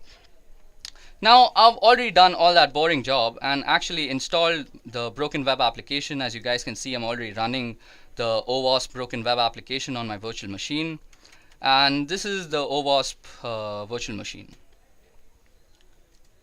So as you guys can see, it's based off Linux, and if we go ifconfig, it'll give us the IP address that it's running on. So as you guys can see, it's running on 192.168.146.4. So if we just head over there, yeah, I've already opened that up, we get a portal. So for this particular demonstration, I'm going to be using the Broken Web Application project and also WebGoat. So first of all, let's head over to the Broken Web Application project. So we'll be greeted with a login screen out here, and the credentials for this is B and bug, as you guys can see. So just go and enter login after you've entered the credentials. Okay, so you all will be welcome with a place where you can choose your bug, and you can also choose the amount of security that you want to practice with. So since this is a very simple demonstration, I'm going to set the security to low. And the first thing that we're going to test is actually reflected cross-site scripting. So reflected cross-site scripting mostly has things to do with the GET request when we are actually coding on the back end. So let's see. So first of all, we go ahead and choose reflected cross-site scripting with the GET method, and we go and press hack. Now we'll be presented with a form. Now form is a very good way of actually showing reflected cross-site scripting, because normally when an attacker will be trying to attack you, he'll be trying to send you a form or any way you can actually input something into his server. So interestingly, if we go and just input nothing into these two fields and just go, we'll see the URL change out here. So firstly, you guys see that the fields are very clearly visible, and these are the two fields, and that means that it's an unencoded input. So this is a very rich place to actually practice your web vulnerability and penetration testing skills. So if I were a hacker, I would try and run a script out here. So if I were to go script, and I've already practiced a few out here, as you guys can see. So if we go script alert, this is an example of reflected XSS. Yeah, And if we go and just end the script out here, this is going to actually render the JavaScript input as a part of the page, and we are going to get an output because of this. So that's how reflected cross-site script is actually working. So as you guys can see, what am I saying? As you guys can see, the web application has actually rendered our JavaScript, and now we can see that reflected cross-site scripting is actually working out here. So now you guys must have realized that in a practical scenario, this form must be sent to the victim and must be tricked into filling the form for the attack to be successful. Also, in more practical scenarios where sites are also having forms, they're going to be putting filters to the content of the input parameters such that you cannot run JavaScript in them, and you cannot also input any unencoded inputs into them. So that was all about reflected cross-site scripting. So now let's move on to stored cross-site scripting, which is the most dangerous form of cross-site scripting. Okay, so as I had discussed, the comment sections are normally the best place for actual stored cross-site scripting. So as you guys can see out here, we already have a few comments that I had added for practicing. Now, in stored cross-site scripting, the attacker is normally attacking the data that is stored. So basically, we are going to inject the script into the database, into the server. So if the script has some malicious intent, and it can do a multitude of things if it has a malicious intent. We'll not get into that. So for that reason, let's first add a normal comment out here. So let's say if this was a blog, I'd say, good job there, like I'd said, or something like, hey man, nice work. And if you go and press submit, okay, it's showing this is an example of persistent cross-site scripting because I had already inserted a malicious script. So this is that script out here, the second input. But just for demonstration purposes, let's go and input it again. So we can also input raw data, that is unencoded input, in the form of a script. So let's go alert. And let's just print hello world.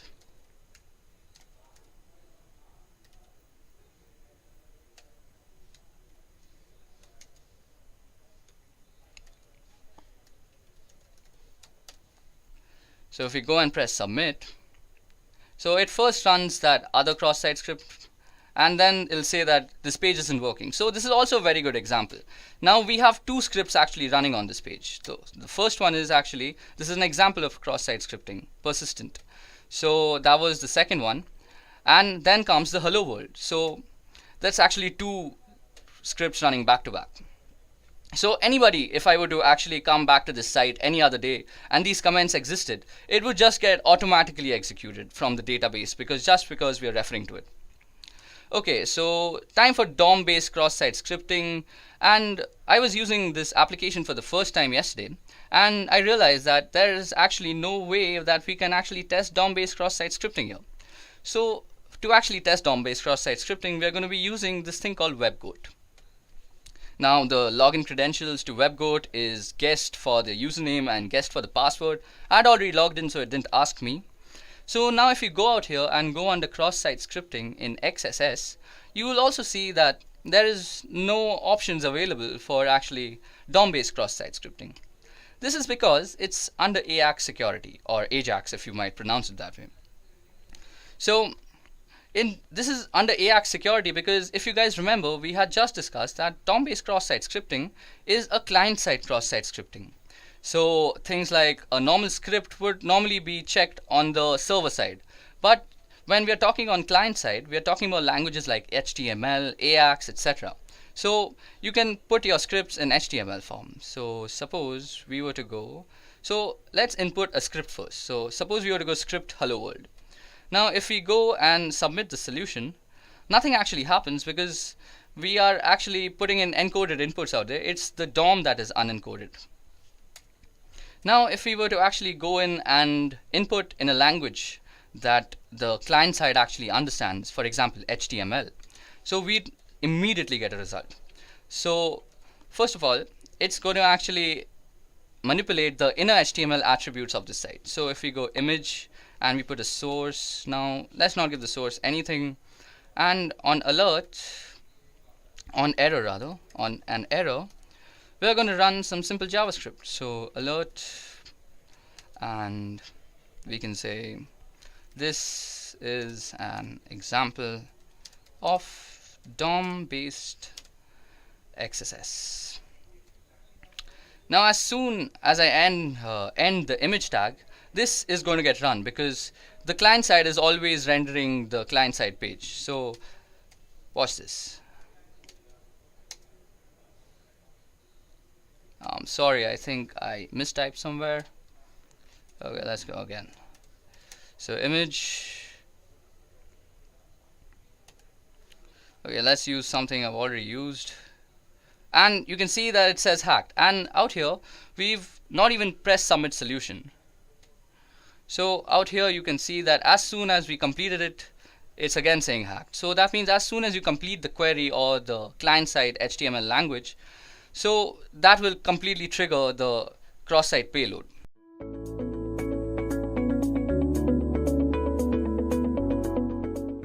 Now, you guys must be wondering what exactly is Nmap and why should I learn it? Well, Nmap is a network scanner that is widely used by ethical hackers to scan networks, as the name suggests. Now, you might wonder, why do I need a network scanner? Well, let me give you an example.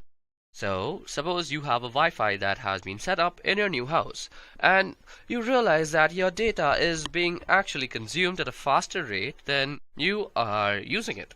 Now, you have suspected that it's your pesky neighbor who keeps on connecting to your Wi-Fi and eating up all your data.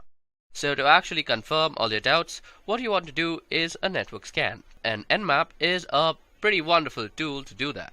Now, Nmap runs on Linux, Mac OS and Windows, and I'm mostly going to be running this on Linux because that's what I do most of my penetration testing and network testing on.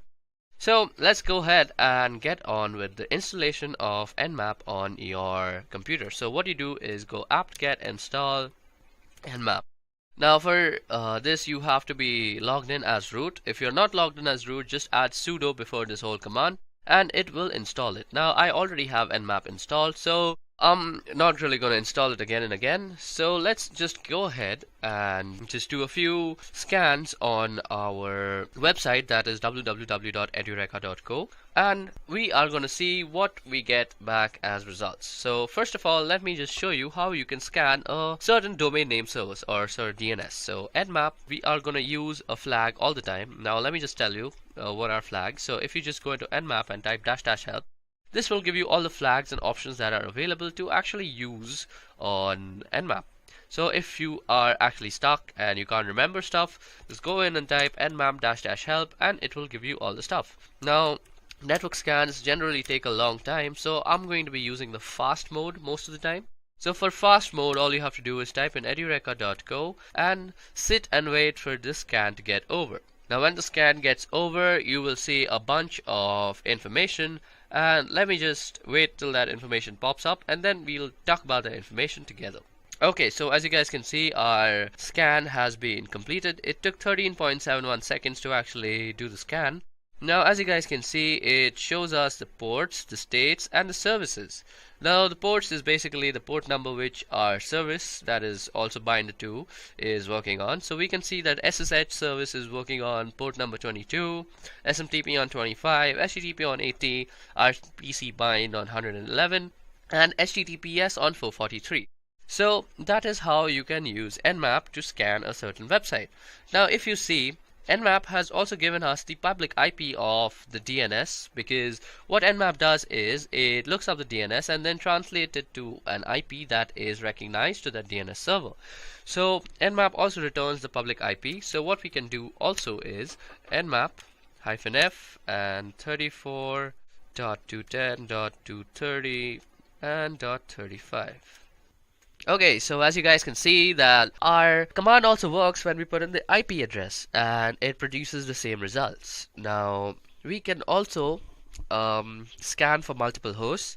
Now, suppose you are on a network and you want to scan for multiple hosts. Now, you don't really want to run different commands for that. Now, what you can do is just go in and type nmap and a bunch of IP addresses like 192.168.1.1 and 192.168.1.2 and 192.168.1.3. And what this will do is it will run an nmap scan on these three different IP addresses, and you did this in just one command. So that's a way that you can do this. Now you can also know about how much of your scan is left by just pressing the up button.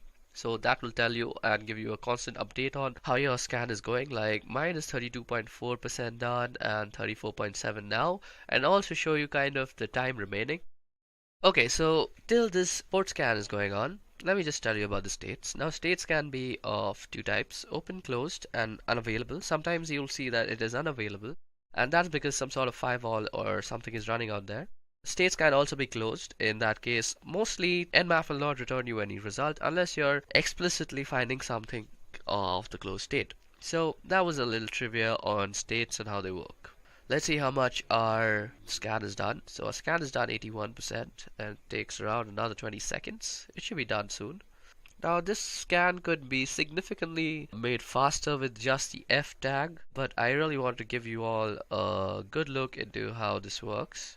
97, 98, 99. Okay, so as you guys can see, this is our result. It gives us a bunch of ports and services. Now, as I just said, this thing can be also closed and also unavailable.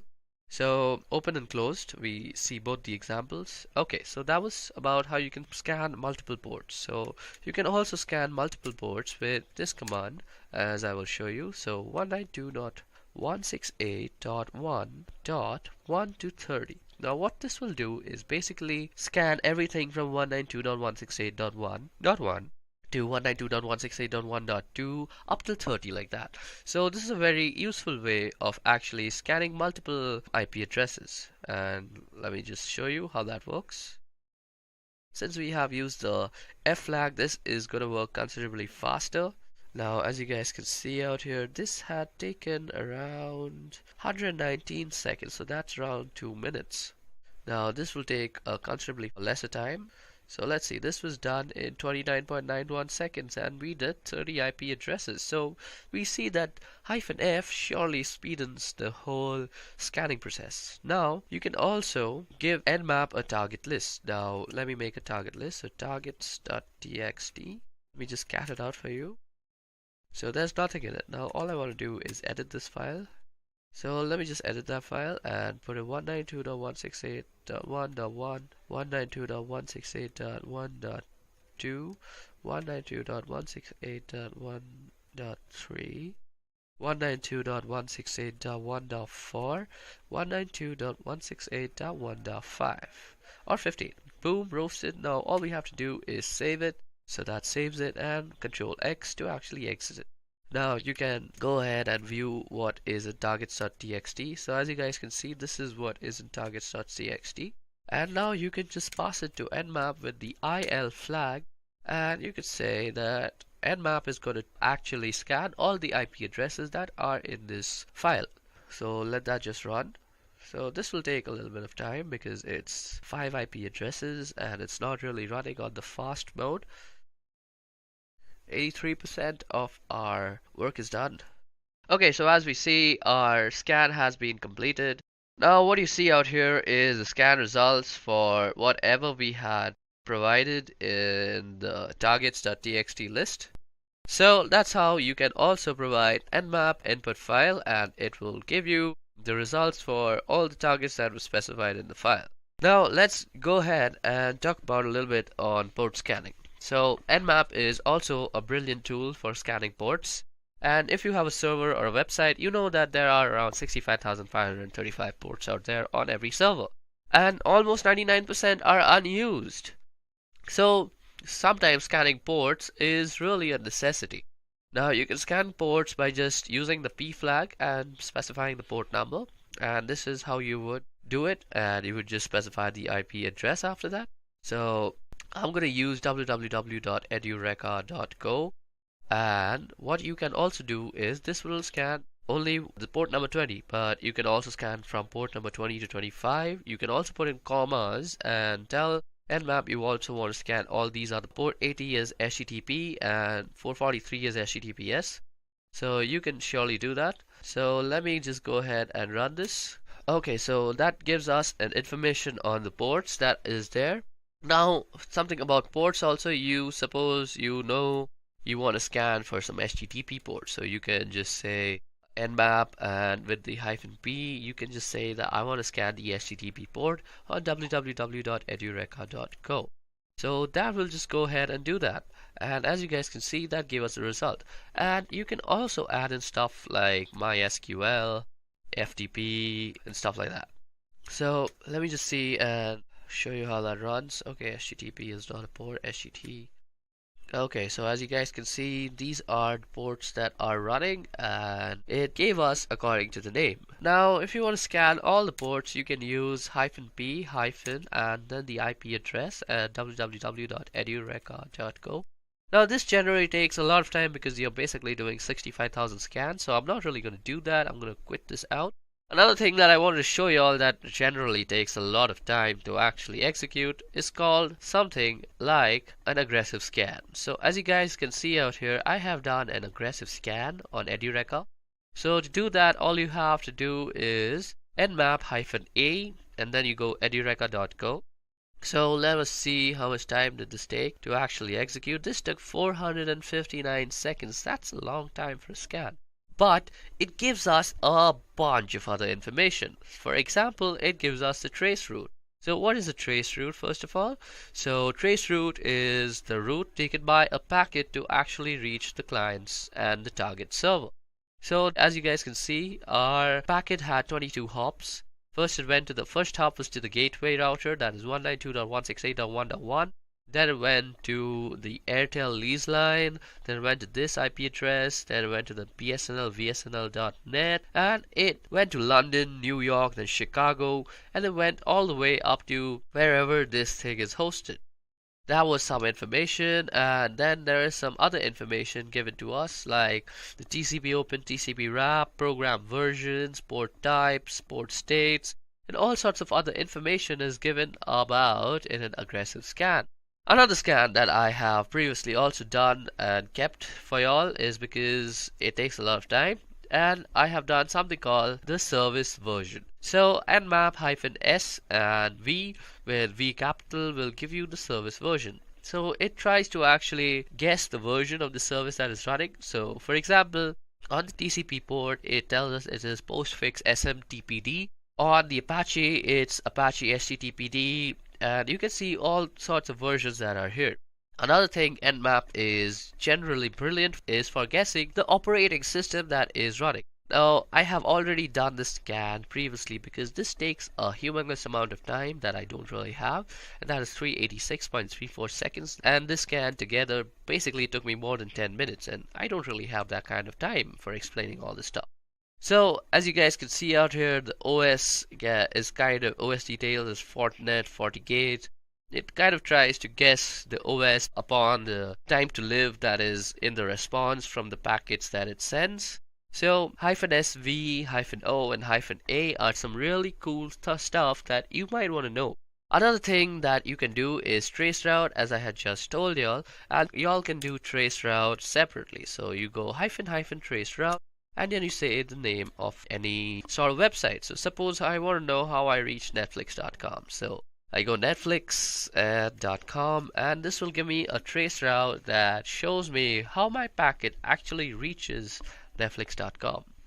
Okay, so this is basically it was a direct one hop. Okay, so that was surprising. On the other hand, if I were to do this on edureka.co, it would take a bunch of hops to actually reach there. Okay, this might just take some time to run. Okay, so it's 94% done. I'm just waiting for it to get completed. Okay, so this gave us the hop, and as you guys can see, we took 22 hops to actually reach edureka.co, and it's the same process. You go through a bunch of IP addresses, and then you reach this thing called US West to compute.amazon AWS. Okay, so that was about traceroute.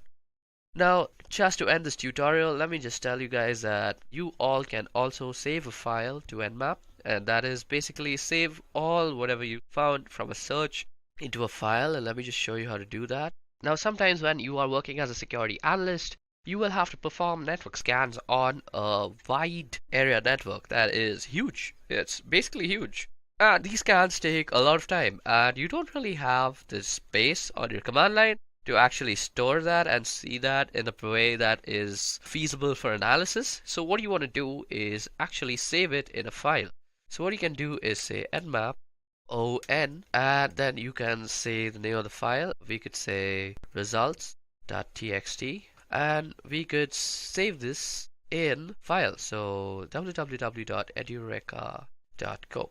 So whatever search result is going to be generated is going to be stored in this file called results.txt. Now this file need not exist from before. It will just be created by nmap. And now you see if I do ls, we have a targets or a results.txt. Now if I just cat out that file, let me just less it actually. Results.txt. And what you see out here is an nmap scan result that is stored. Another thing that I would like to show you all before I end this Nmap tutorial is a verbose mode. So for verbose mode is basically when we were pressing up arrows to see how much of our scan is done, you can basically do that with verbose mode. So you go -F and -V for verbose, and you could say www.edureka.co. And this will basically give you a verbose mode of what is actually going on. I'll tell you everything, and boom, roasted, there it's done, and we have finished our Nmap tutorial. I hope you guys enjoyed learning about this nifty little tool called Nmap, and I hope you guys have fun experimenting with this tool, of course with permission levied onto you, and I hope you don't do something unethical.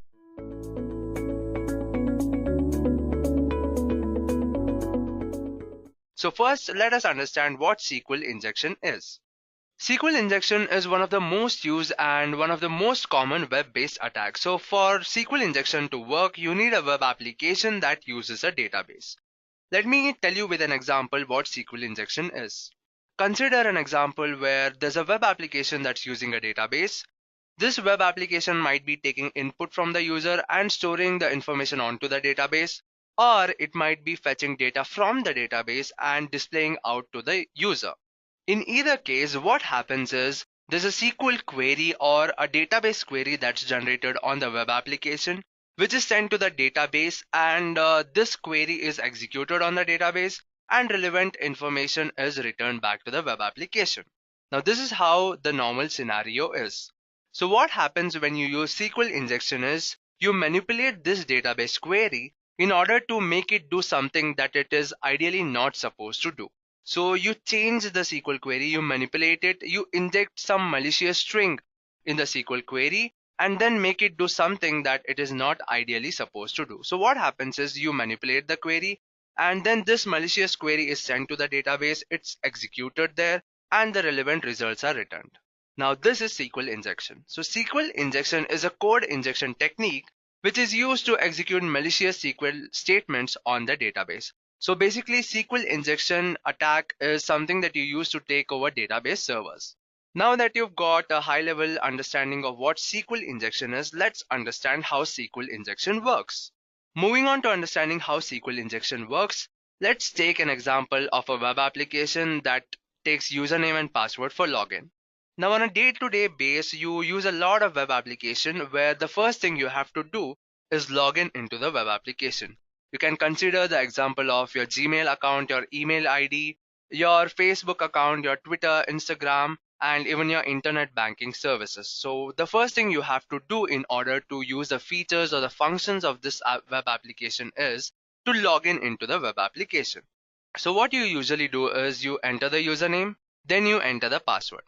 Now, because SQL injection works only on a web application that's using the database, and suppose the details of all the username and their password is stored in a database, what actually happens is there's a database, and in this database there's a table that is storing all the usernames and their respective passwords. So when you hit the login button after entering the username and the password, that input information is sent to the database, and it is cross-checked with the table. So if there is any user with that username and the password to that username is right, then there's a successful match and there's a successful login. And if there is no user with that particular username, or if there is a user with that particular username but the password to that username is wrong, then the login is unsuccessful. So this is how the usual case is. Now what we are actually interested in is not the flow of how this works, but the SQL query that's generated in order to do this job. So for this example, the simple query that would be generated would look something like this. So there is select star, where star means fetch any number of rows that matches some condition from users, where users is the name of the database table.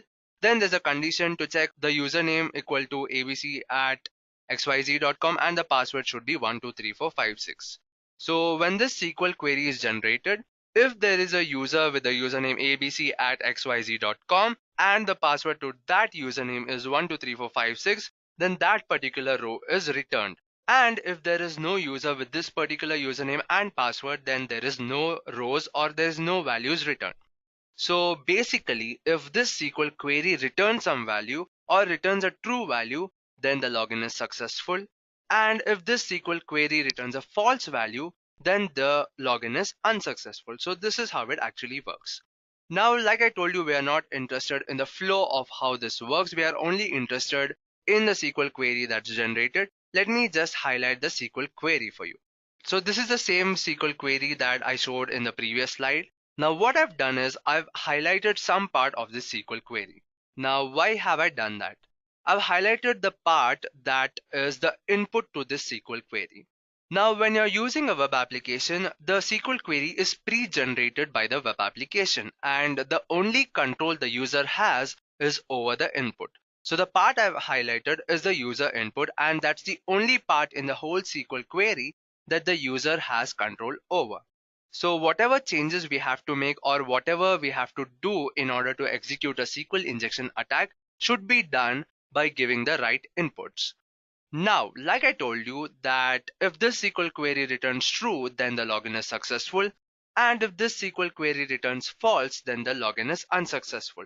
So SQL injection attack is a web-based attack where we manipulate this SQL query in order to always return true, even if we don't know the username or if we don't know the password. Now the question is, how can we do that? To do that, we'll be using something called an OR logic gate. So for that, I'll be explaining you first what an OR logic is. So OR logic is a function that takes certain inputs and gives an output. Now let's take an example where A and B is the input and out is the output. Now suppose there's an OR function running on the inputs A and B. If both the inputs are false, then the output is false.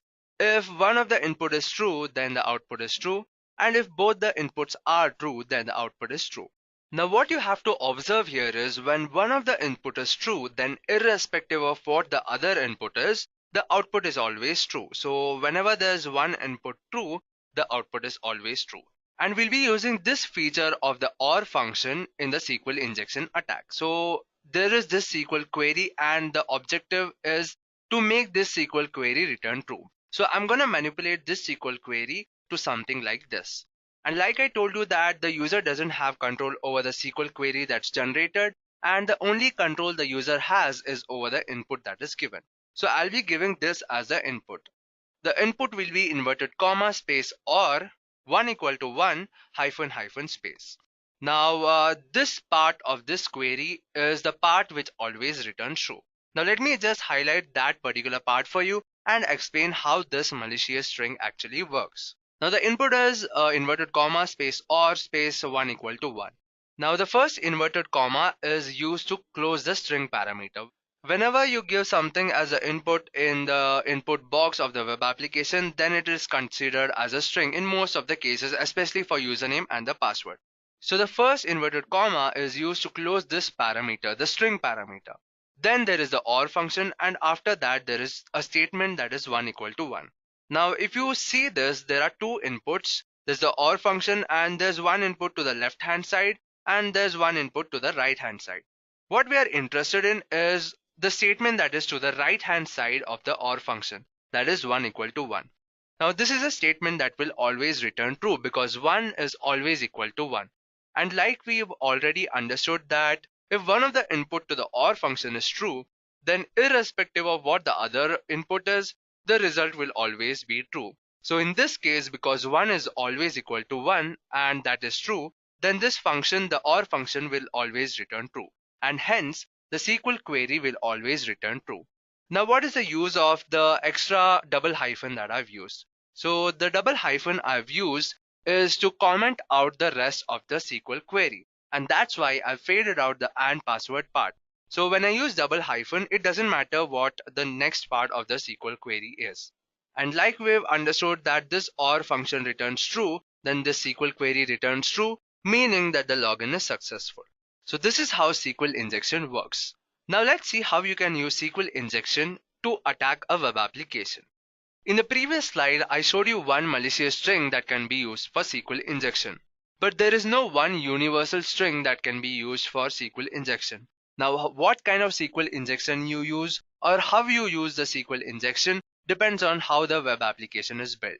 Just so you can understand in a better way how SQL injection can be used differently, I have taken two examples in this session where in each case the data is being passed in different ways. So first I'll explain to you what are these different methods that the data is being passed. So the first way that the data is being passed is by using the get method. So when a web application is using the get method to pass data, maybe from one web page to another or from a web page to the database, the data that is being sent is sent through the URL of the request. So the data that is being sent is visible in the URL. Let's take an example where there's a login page and there's a username and a password field. You enter the username maybe as admin and the password is also the admin. And when you hit the login button, suppose the web application is using the get method, then the URL request will look something like this. In this case, there's the name of the web page and there is also the information that is being passed, that is the username and the password. So when you use the get method, the data that is being passed is visible in the URL. Now let's see an example where there's a web application that is using the get method and let's see how you can use SQL injection to hack that web application. I've built this web application that uses get method to pass the data and this is how the web application looks. Before telling you how it works, let's just have a look at the database. So to show you the contents of the database, let me first log in into the database. Now I'm using the database named test, so let me just select it first. So first let's see what are the contents of this database table. So the name of the database table is login details. So let me just print out all the rows and columns that are in this table. So there are two columns in this table. One is the username and one is the password, and there are three entries, the username and password for the respective username. Now let's see how this web application works. So first I'll show you the code I've used to build this web application. So this is the code that handles the login activity. So first it takes the data from the web application, the HTML page, then it connects to the database, then it uses the SQL query and it selects the user which has that particular username and that password. And if there's a user with that particular username and password, then it prints a success message. And if there is no user with that username and password, then it prints a failure message. Now let's see how this web application works. So I'll just give some valid inputs first. There is admin with the password admin. Let me just hit the login button. Well, this was a success. Let me try another input where the username is Edureka and the password is 123456. Let me try logging in and it was also a success. Now what if I give some wrong input? So I'll give Tony as a username and some random thing as a password. Let me try logging in and it's a failure because that user name does not exist in the database and obviously the password also. Now what you have to observe is because this web application is using the get method to pass data, you can see the data in the URL of the string, especially this part where the username is Tony and the password is this random string. Well, now we can see that the data is being passed using the get method and the data is visible in the URL of the request. Now what we'll do to use SQL injection attack on this is we'll use that malicious string I showed you during the slides to bypass this login. So what I'm gonna do is erase the username, and use the malicious string. So the string is inverted comma space or 1 = 1 hyphen hyphen space. So what should happen when I hit enter is this SQL query should return true and the login should be successful, and we should see a success message on the screen. So let me just hit the enter button. Well, the login was successful and we can see that the SQL injection attack worked. This is how you can use SQL injection while you're trying to hack the web application that uses get method to pass data. Well, there's another method that can be used to pass data, and it is called the post method. Now let's see what this post method is.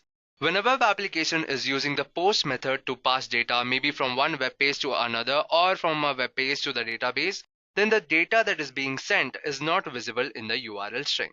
Now let me show you how you can use SQL injection attack on a web application that is using the post method. This is the web application that uses post method to pass data from the web page to the database. I've kept the interface same because it doesn't matter how the web application looks. So what matters is how it works. So let me give some valid input at first. The first username was admin and the password was admin. Let me just hit the login button and you see the login was successful. Let me use another entry. The username is Edureka and the password is 123456. And let me hit the login button and the login was successful. Now let me try some wrong input, some invalid input, some random characters and some random password. Let me hit the login button and the login was a failure. So you can see that the web application works in the exact same way, apart from one thing, that when I hit the login button, the username and the password is not seen in the URL. You can only see the name of the web page and not the data that is being sent. Now in the previous case, you could see the username and the password in the URL and you use the malicious string to hack the web application. Now that there is no username and password in the URL, how would you hack this web application?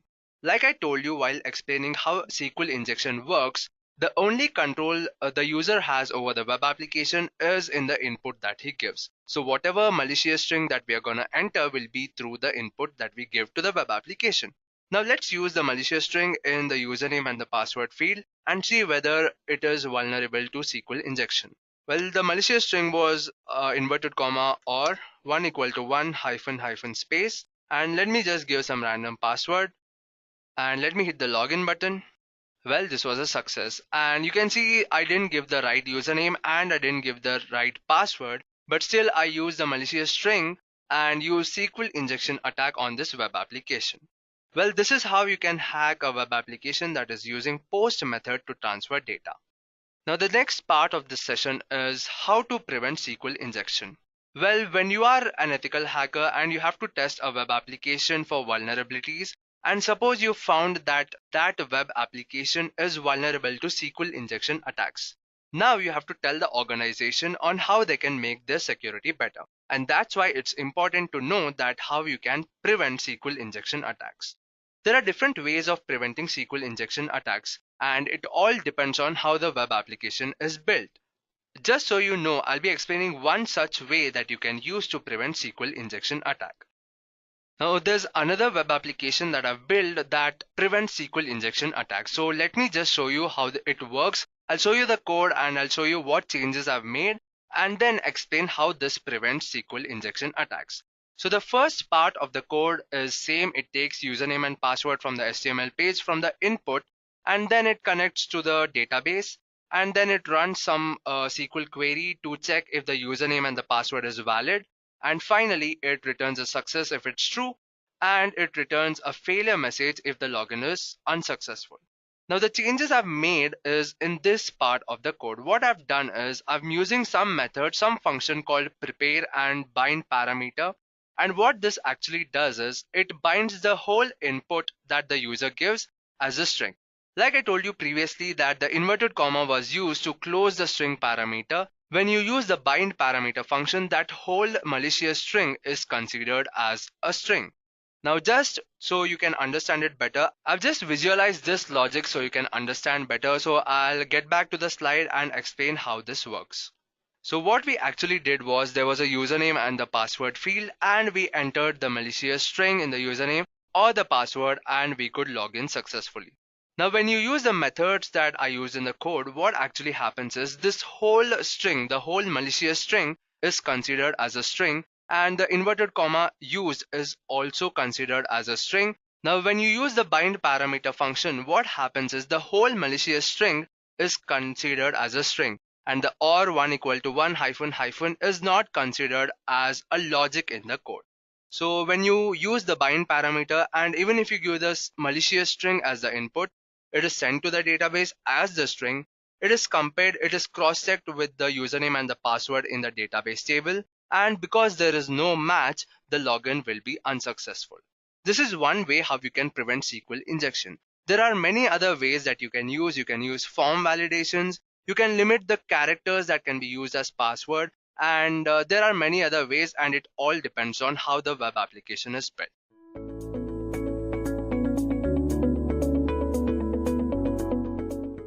So firstly, who is a hacker? Now, a hacker that you see on your screen is this black person out here.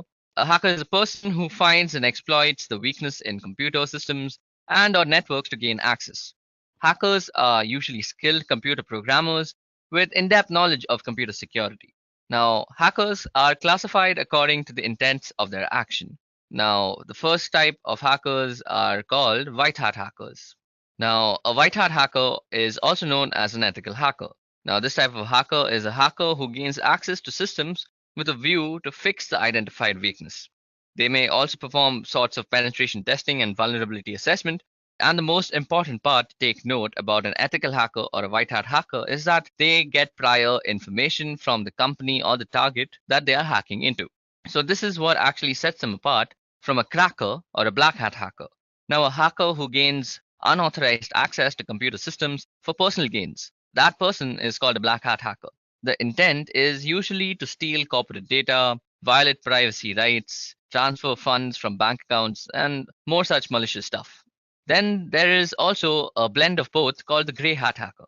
So a gray hat hacker is a hacker who is in between ethical and black hat hackers.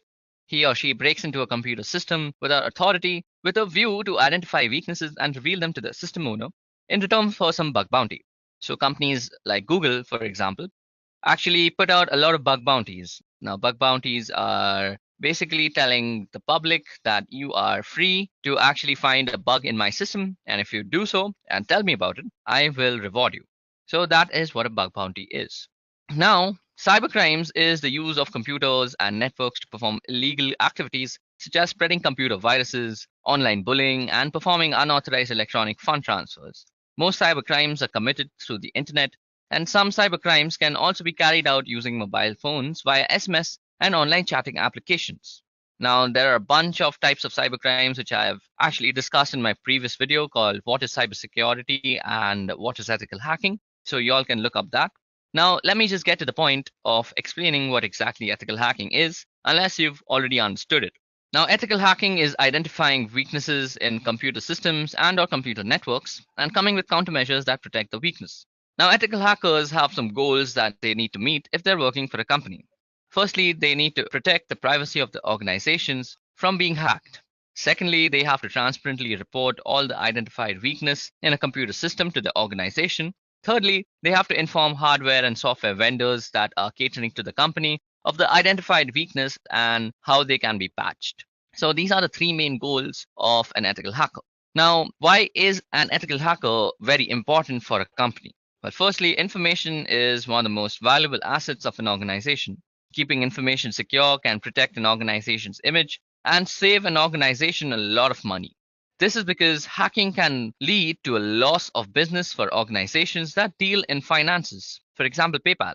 Now, ethical hacking puts them a step ahead of the cyber criminals who would otherwise lead to a loss of business. So basically, an ethical hacker would try to mimic a hacker and see what all vulnerabilities that he would find. For suppose PayPal. PayPal has a lot of ethical hackers working for them. So they are constantly trying to find any sort of bugs that might be in their payment gateway, which is actually letting fund being transferred without being validated. So that could be a bug. So an ethical hacker's job is to actually identify that bug and patch it up before any cyber criminal actually finds that bug and uses it for his own malicious intents. Now, the legality of ethical hacking. Now, let me take a moment to actually talk about this topic. Now, ethical hacking is legal if the hacker abides by all the goals that he has to meet that we had just discussed. Now, International Council of E-commerce Consultants, or the EC Council, provides a certification program that tests an individual's skill. Those who pass the examinations are awarded with certificates, and the certificates are supposed to be renewed after some time. Now, our course at Edureka, that is the ethical hacking course, is completely aligned to the CEH v11, so y'all can go ahead and check that out if y'all want to become an ethical hacker, because that will certainly guide you as to how you can achieve that certification. Okay, now moving on.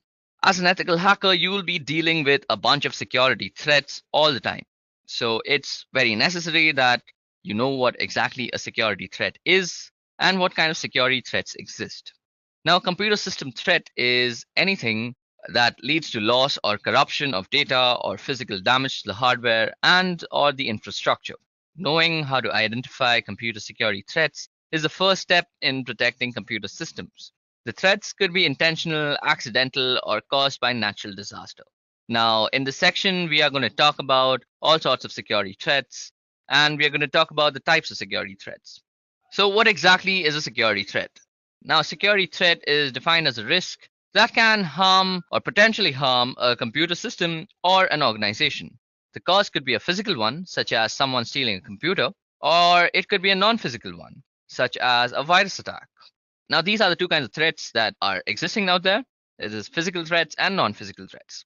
Now, there are also different kinds of physical threats. Now, let's look into the types of threats. First, it is internal threats. Secondly, it's external threats. And third is human threats. Now, let's go over them one by one. So firstly, let's look at some examples of internal threats. A fire that is inside the system, or some unstable power supply, or humidity that is actually accumulating and becoming dewdrop somewhere or malfunctioning your system. Then we come to external threats, which include stuff like lightning striking down your house, floods, and earthquakes. So these are the types of external threats. So the last kind of threats that we have is human threats. Now, human threats include theft or vandalism of the infrastructure or the hardware, disruptions or accidentals and unintentional errors that cause your computer system to malfunction. Now, let's move on to non-physical threats. Now, these are the kind of threats you as an ethical hacker will be dealing with much more. So non-physical threats is completely your forte. So non-physical threats include loss or corruption of system data, or disruption of business operations that rely on computer systems, or the loss of sensitive information. Then non-physical threats can also include illegal monitoring of activities or computer systems, then cybersecurity breaches of all sorts, and other stuffs like viruses, trojans, worms, spyware, keyloggers, adwares. There's so many other stuff. Even denial of service attacks come under non-physical threats. So basically you get the idea that anything which doesn't have a physical form, like a computer virus or worms or a DDoS attack, is a non-physical threat. Now, to protect an organization against non-physical threats, there are things that you could do. So firstly, as an organization, to protect your computer system from the previously mentioned threats, an organization should have a logical security measure in place. Now, logical security measures could include stuff like antiviruses, or cybersecurity measures like some incident response system that you have for your organization for such stuff. Now, to protect yourself against viruses and trojans and worms and all sorts of stuff, an organization can use antivirus softwares. Now, in addition to antivirus software, an organization can also have a control measure on the usage of external storage devices and visiting websites that is most likely to download unauthorized programs onto the user's computer. Thirdly, unauthorized access to computer systems resources can be prevented by the use of authentication methods, and the authentication method can be in the form of user IDs and strong passwords, smart cards, and biometrics of sorts. Last but not the least is the installation of intrusion detection or intrusion prevention systems, that is your IPS and IDS. Now, these can be used to protect against denial of service attacks, and there are other measures too that can also be used for denial of service attacks. So these were some of the preventive measures that you should take for non-physical threats. Now, it is not necessary for you to become an ethical hacker to take all these preventive measures. Now, you sitting at home and watching this video can do this actually very simply by just using a virtual private network whenever you're browsing the internet, or using a very good antivirus system that you've actually paid for, because nothing actually good comes free. Let's remember that. now I digress and let's move on. Okay, now let's talk about the skills that you would need to become an ethical hacker. So firstly, you need to be good at programming. Now, a programming language is a language that is used to develop computer programs, and there are plenty of examples like HTML, JavaScript, Python, PHP, and you should be proficient at quite a few of these. I'll tell you why very soon. So, secondly, you should also have a very good and in-depth knowledge of operating systems, especially because you'll be working on Linux mostly if you're an ethical hacker. Now, you should know how to go about the command line that exists in Linux and all the bash commands because you'll be extensively using them for your networking purposes. Which brings me to my third point that you should be proficient at networking and should know the ins and out of how a packet actually gets delivered from your computer to a target system. So, three things: programming, operating systems, and networking. These are the three things that you'll be basically playing around with every day as an ethical hacker. Now, many people normally ask, what programming languages should I learn if I'm trying to become an ethical hacker? Well, there is no one answer because you'll be dealing with a bunch of services. So it would be smart of you, as a person pursuing ethical hacking, to know at least one example of all the types of languages that exist out there. For example, take HTML. So you could learn HTML for actually knowing how web pages work, which will help you because it's a cross-platform language and it is basically good if you're actually targeting web hackers. Now, login forms and other data entry methods are used using HTML to get these form types of data. Now, you could also learn PHP, which is a great server-side language and is widely used over the internet. And knowing PHP will actually help you exploit weak PHP code. So if suppose a company has some very weak backend and you as an ethical hacker have to test out their backend, you should be proficient enough to know what the language is doing and where the discrepancies in the code exist because you wouldn't know that if you're not proficient at PHP. Same goes for databases. Now, you should definitely know some PostgreSQL and some NoSQL along with some SQL, of course, because SQL is the most commonly used. But as an ethical hacker, you'll be working with these three types of databases. So it would be pretty helpful to know all these types of languages, like MySQL is a must. Then also knowing some bash scripting because you'll be working on Linux and most of the times you'll be tinkering around with tools and you'll be trying to customize them to meet your own needs. So you should learn all sorts of programming if you're trying to become an ethical hacker because there is no single language that you'll be working on. Now, where else is programming actually used when ethical hacking? Many people ask me after asking what programming language should I use there, why should I learn programming when I'm doing ethical hacking? Now, let me just try and explain that. Now, firstly, hackers are the problem solvers and tool builders of the company, and learning how to program will help you implement the solutions to problems that you find in the company's security. Now, it also differentiates you from script kiddies who actually use pre-made tools to actually hack into systems. So those are the people who are just practicing hacking and they already use pre-made tools like Metasploit and MITMF frameworks to actually pull off some hacking gimmicks. Now, writing programs as a hacker will also help you automate many of the tasks which would usually take a lot of your time to complete. So time saved is money made. And thirdly, writing programs can also help you identify and exploit programming errors in applications that you will be targeting. Now, last but not the least, you don't have to reinvent the wheel all the time. There are a number of open source programs that are readily usable out there, but it is always useful that you can customize already existing applications and add your own methods to suit your needs. And that would be impossible if you had no idea of how to program. So there you go. I gave you 4 very good reasons as to why you should learn programming as an ethical hacker or person who is trying to pursue ethical hacking as a career. Now let's go with the different types of tools that ethical hackers use on a day-to-day basis. So the first tool that we are going to talk about is NetSparker. Now NetSparker is an easy-to-use web application security scanner that can automatically find SQL injections, cross-site scriptings, and other vulnerabilities in your web application and web services. And it is available as an on-premise and a software as a service solution. Now, its features include dead accurate vulnerability detection with unique proof-based scanning technology. It is also known for its minimal configuration required. The scanner automatically detects the URL, rewrites rules, custom 404 error pages. Then is the REST API for seamless integration with the SDLC bug tracking, and it is also a fully scalable solution. It can scan 1000 web applications in just 24 hours. Okay, so the next tool that we're going to be talking about is Burp Suite. Now, Burp Suite is a useful platform for performing security testing of web applications. Its various tools work seamlessly together to support the entire penetration testing process. It spans from initial mapping to analysis of an application's attack surface. Now, its features are that it can detect over 3,000 web application vulnerabilities. It can scan open source softwares and custom built application. It has an easy to use login sequence recorder and allows the automatic scanning, and it can also be used for reviewing vulnerability data with built-in vulnerability management.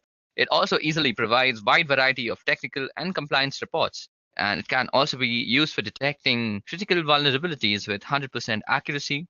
It can be used for automated crawl and scan, advanced scanning features for manual testers, and it is also a cutting-edge scanning logic. Now, the next tool that we're going to be talking about is Nmap. Now, Nmap is a reconnaissance tool.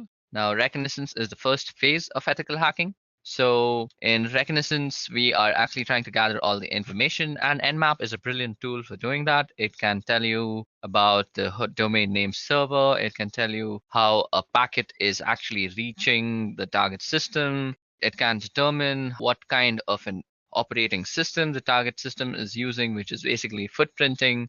It can also do some very basic fingerprinting, that is trying to figure out how a packet reaches, which I just said. What is the server information, like when was the server created, whose name is the server under, where is the server located. So all sorts of information gathering stuff. Nmap is a brilliant tool. Now, the next tool that we're going to talk about that ethical hackers use on a daily basis is 𝐸𝐞. Now, 𝐸𝐞 is a fully automated ethical hacking solution that mimics a hacker to keep one step ahead of malicious intruders. The web application security scanner accurately scans HTML5, JavaScript, and single-page applications. It can audit complex, authenticated web apps and issue compliance and management reports on a wide range of web and network vulnerabilities. Its features include the following. Firstly, it can scan for all variants of SQL injection, cross-site scripting, and around 4,500 additional vulnerabilities. Also, it detects over 1,200 WordPress core themes and plugin vulnerabilities. It is fast and scalable and crawls hundreds and thousands of pages without any sort of interruption. It integrates with popular WAFs and issue trackers to aid in the SDLC process, and it is always available on premise as a cloud solution. Okay, now the next tool that we're going to talk about is Hashcat. Now, Hashcat is a robust password cracking ethical hacking tool. It can help users to recover lost passwords, audit password security, or just find out what data is stored in a hash. Its features include that it is open source platform, it is also cross-platform, it allows utilizing multiple devices in the same system, it can utilize mixed device types in the same system, it supports distributed cracking networks, and it also supports interactive pause and resume. It supports session and restore, and there's also a built-in benchmarking system, and it also integrates thermal watchdogs and supports automatic performance tuning. And okay, so the last tool that we're going to be talking about that ethical hackers use almost on a daily basis is called SQL Map. Now, SQL Map automates the process of detecting and exploiting SQL injection weaknesses. It is open source and cross-platform, and it supports the following databases. So it supports MySQL, Oracle, PostgreSQL, MS SQL servers, MS Access, IBM DB2, SQLite, Firebird, Sybase, and a lot of other database types. It also supports the following SQL injection types. So these are Boolean-based blinds, time-based blinds, error-based, union query, and stacked queries and out of bands. So these are some of the tools that are being used by ethical hackers on a daily basis to do their job. Okay, now moving on. Let's talk about social engineering. So what exactly is social engineering? Now, social engineering is the art of manipulating a user or a bunch of users of a computing system into revealing confidential information that can be used to gain unauthorized access to a computer system. The term can also include activities such as exploiting human kindness, greed, and curiosity to gain access to restricted access buildings or getting the user to installing backdoor software. Knowing the tricks used by hackers to trick users into releasing vital login information, among others, is the fundamental in protecting computer systems. Now, social engineering is a very widely used process. So, as an ethical hacker, you should know what is exactly social engineering and how it is done. So, basically, social engineering is manipulating people, as I just said. And you must all know that people are very easy to manipulate in this world because, one, they contain emotions, and secondly, emotions can wave on from one form to the other. One day you're sad, the other day you're happy. And a hacker very well knows how to actually manipulate you into giving out your information based on whether you're happy or sad. So, as an ethical hacker, it is very important for him to educate his organization's people on how to not get social engineered and giving up their social credentials. So, this is why I've included the topic of social engineering. Now, let's go over the phases of social engineering. So, social engineering is divided into 5 distinct phases and they form a cycle. So, this cycle is generally used by hackers when they're performing social engineering on you. So, you as an ethical hacker should also know these 5 steps. So, first step is gathering information. Now, this is the first step, and the hacker learns as much as he can about the intended victim. The information is gathered from company websites, other publications, and sometimes by talking to the user of the target system in itself. The next part is actually planning your attack. Now, the attacker outlines how he or she is intending to attack the target victim, depending on the information that he has gathered from the first phase. Now, after the person has decided how you are going to be attacked, he is going to try and acquire all the tools to attack you. So these include computer programs that an attacker will be using when launching the attack. So this can be something as simple as Metasploit to something as complex as a fully catered ethical hacker built penetration testing tool. Now, the fourth part is actually performing the attack. So the weaknesses that have been found through all the information gathering is attacked on with the tools that have also been gathered. Now, the information gathered during the social engineering tactics, such as pet names, birth dates of organizations, founders, and all sorts of information, is used in attacks such as password guessing. So, after the information is gained, the cycle keeps going on, and even more crucial information is passed down to the hacker. Now, social engineering techniques can take many forms. Now, these are the forms that you will normally see. So, first is the familiarity exploit. Now, users are less suspicious of people they are familiar with. That's normal human tendency. An attacker can familiarize him or herself with the users of the target system prior to the social engineering attack. And now the attacker may interact with the user during meals, when the user probably goes out for a smoke break, and he or she may join on social events while they're out for a drink, and something like that. This makes the attacker familiar to the user. And let's suppose that the user works in a building that requires an access code or card to gain access. Now, the attacker may follow the user as they enter such places, and the users are most likely to hold the door open for the attacker to go in as they are familiar with them. Now, the attacker can also ask for answers to questions such as where you met your spouse or the name of your high school math teacher. And the users are most likely to reveal the answer as they trust the familiar face. This information could be later on used to hack email accounts, other accounts that ask similar questions if one forgets their password. Now, the second technique is an intimidating circumstance. Now, people tend to avoid people who intimidate others around them. Using this technique, the attacker may pretend to have a heated argument on the phone or with an accomplice in the scheme. The attacker may then ask the user for the information which would be used to compromise the security of the user system. The users are most likely to give the correct answer just to avoid having a confrontation with the attacker. This technique can also be used to avoid being checked at a security checkpoint. Now, the third kind is phishing. Now, this technique uses trickery and deceit to obtain private data from users. The social engineer may try to impersonate a genuine website such as Yahoo or Facebook, and then ask the unsuspecting user to confirm their account name and password. This technique could also be used to get credit card information or any other valuable personal data. Now, the next form is tailgating. This technique involves following the users behind as they enter restricted areas. As a human courtesy, the user is most likely to let the social engineer inside the restricted area. And the third one is, of course, human curiosity and emotions as a whole. Using this technique, the social engineer may deliberately drop a virus-infected flash disk in an area where the users can easily pick it up. The user will most likely plug the flash disk into the computer, and the flash disk may contain auto-running viruses, or the user may be tempted to open a file with a name such as the employee re-evaluation report, which may actually be an infected file. And above this, human greed is also a major thing in social engineering.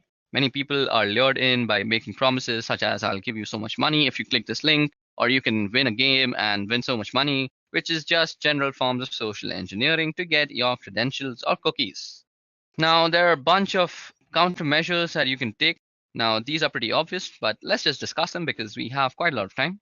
So to counter the familiarity exploit, the user must be trained not to substitute familiarity with security measures. Even the people that they are familiar with must prove that they have the authorization to access certain areas and information. To counter intimidating circumstances, users must be trained to identify social engineering techniques that fish for sensitive information and politely say no. Thirdly, to counter phishing techniques, most sites such as Yahoo use secure connections to encrypt data and prove that they are the ones who they claim to be. Checking the URL may help you spot fake websites and avoiding responding to emails that request you to provide personal information. Now, to counter tailgating, users must be trained not to let other users use their security clearance to gain access to restricted areas. Each user must use their own access for clearance at all times. And human emotions can be helped. As we all know, humans are stupid, and there's no helping human stupidity. But still, as a general rule of thumb, never reply to any Nigerian or any African guy that is asking you for money because you just felt too kind one simple day. Okay, so those were the types of social engineering. Now, as ethical hacker, you will be dealing with a lot of cryptography. So I've also included cryptography in this tutorial. So let's go over what exactly is cryptography. Now, information plays a vital role in running businesses, organizations, military operations, and such. Information in the wrong hands can lead to loss of business or catastrophic results. Now, to secure communication, a business can use cryptology to cipher information. Cryptology involves transferring information into non-human readable formats and vice versa. Now, let us discuss what is cryptography. So, cryptography is the study and application of techniques that hide the real meaning of information by transforming it into non-human readable formats and vice versa. So let me just try and illustrate how cryptography looks like. So suppose we have some text that says I love apples. Now if you were to use some cryptographic algorithm that actually encrypts this text by actually shifting the letters by 2, it would look something like this. So I would turn into K, and L would turn into N, O would turn into Q, V into Y, and you would have something what we call in the computing world as ciphertext. Now, ciphertext is confusing and it is almost impossible to understand if you don't really know the key. But as an ethical hacker, your job will be mostly turning ciphertext into plain text without actually knowing the key. Now, that is exactly what is called as cryptanalysis or cryptanalysis. So cryptanalysis is the art of trying to decrypt the encrypted messages without the use of the key that was used to encrypt the messages. Cryptanalysis uses mathematical analysis and algorithms to decipher the ciphers, and the success of cryptanalysis attacks depends on the amount of time available, the computing power available, and the storage capacity available. Now, let's go over the types of cryptanalysis techniques or the techniques that are used to break into ciphertext. So the first technique that is used for deciphering text is a brute force attack. Now, this type of attack uses algorithms that try to guess all the possible logical combination of the plain text, which are then ciphered and compared against the original cipher. Second kind is dictionary attacks. Now, this type of attack uses a word list in order to find a match of either the plain text or key. It is mostly used when trying to crack encrypted passwords. Now, the third kind is called a rainbow table attack. And this type of attack compares the ciphertext against pre-computed hashes to find matches. So basically, you have a table of hashes and you're constantly comparing your given hash to the hash you're trying to find. Now, let's also discuss the different types of cryptographic algorithms that have been developed over time. So the first algorithm that we are going to discuss about is MD5. Now, MD5 is an acronym for Message Digest 5. It is used to create 128-bit hash values, and theoretically speaking, hashes cannot be reversed into original plain text. And MD5 is used to encrypt passwords as well as check data integrity. MD5 is not collision resistance, and collision resistance is the difficulty in finding two values that produce the same hash values. Now, the second type of algorithm is SHA, which stands for Secure Hashing Algorithm. Now, SHA algorithms are used to generate condensed representations of messages, and these are called digests. It has various versions such as SHA-0, which produced a 128-bit hash value. It was withdrawn from use due to significant flaws and replaced by SHA-1. Now, SHA-1 produces 160-bit hash values, and it is similar to the earlier versions of MD5, and it has cryptographic weaknesses and is not recommended for use after the year 2010. Then we have SHA-2. It has two hash functions, namely SHA-256 and SHA-512. SHA-256 uses 32-bit words, while SHA-512 uses 64-bit words. Then is SHA-3, and this algorithm was formerly known as 𝐾𝐶 and is widely used in the validation process in Ethereum, if you know what that is. Now, the third kind of algorithm is RC4, and this stands for Riveting Cipher 4. And this algorithm is used to create stream ciphers. It is mostly used in the protocols such as SSL, which stands for Secure Socket Layer, and to encrypt internet communication using WEP, which stands for Wired Equivalent Privacy to secure wireless networks. Okay, now this brings us to the theoretical end of our ethical hacking tutorial. Now it's time for some hacktivity. So for today's hacktivity, we will create a simple cipher using RC4 algorithm, and we will then attempt to decrypt it using brute force attack. For this exercise, I'm going to assume that we know the encryption key is 24 bits, and we will use this information to break the cipher. Now for this, we are going to be using the software called cryptool, and I already have that downloaded. I'll leave the download link in the description. Y'all can download it and follow with me as we are performing this activity. So firstly, open cryptool 1 and replace the text that you see. Now we can replace the text with whatever we want. So I'm going to be replacing it with some random text like never underestimate the determination of a kid who is, let's say, time rich and cash poor. Now that's one of my favorite quotes, and we are going to try and encrypt this. So firstly, we are going to try and encrypt this. For that, click on the encrypt and decrypt menu and point to symmetric modern. Now in symmetric modern, you will find RC4. So we will be trying to actually encrypt it using RC4. So let us put the key length as 24 bits. So we already know that, and the value has been set to 0000. Now all you have to do is click the encrypt button and you will get the following stream cipher. So this is your cipher text. So as an ethical hacker, you will be more interested in the analysis of the ciphertext rather than the creation of the ciphertext. So as an ethical hacker, you will need to analyze the ciphertext and try and decipher what is the plain text that is hiding behind this. So to do this using cryptool, you can go into the analysis part and then go into symmetric encryption and modern. Now out here, all you have to select is the algorithm that is used. Now the assumption that we made is that it is going to be 24-bit key length. So we can always assume that. And all we have to do is start analyzing. And what this will do is run a brute force search on this entire ciphertext. Now, depending on your computer's computing power, this can take some time. Now it's showing 1 hour and 32 minutes. So let me just actually let this run and show you what it's going to look like.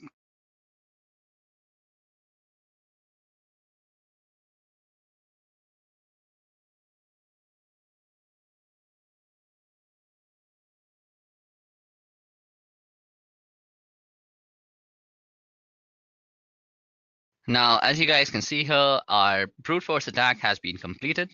It took quite some time, but our results are out here. So our result is divided into these 4 columns. So first is the entropy.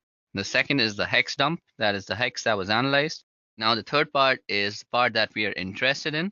So this is the cipher or the deciphered text that we got from the ciphertext. And these are the keys that were used to actually decrypt them.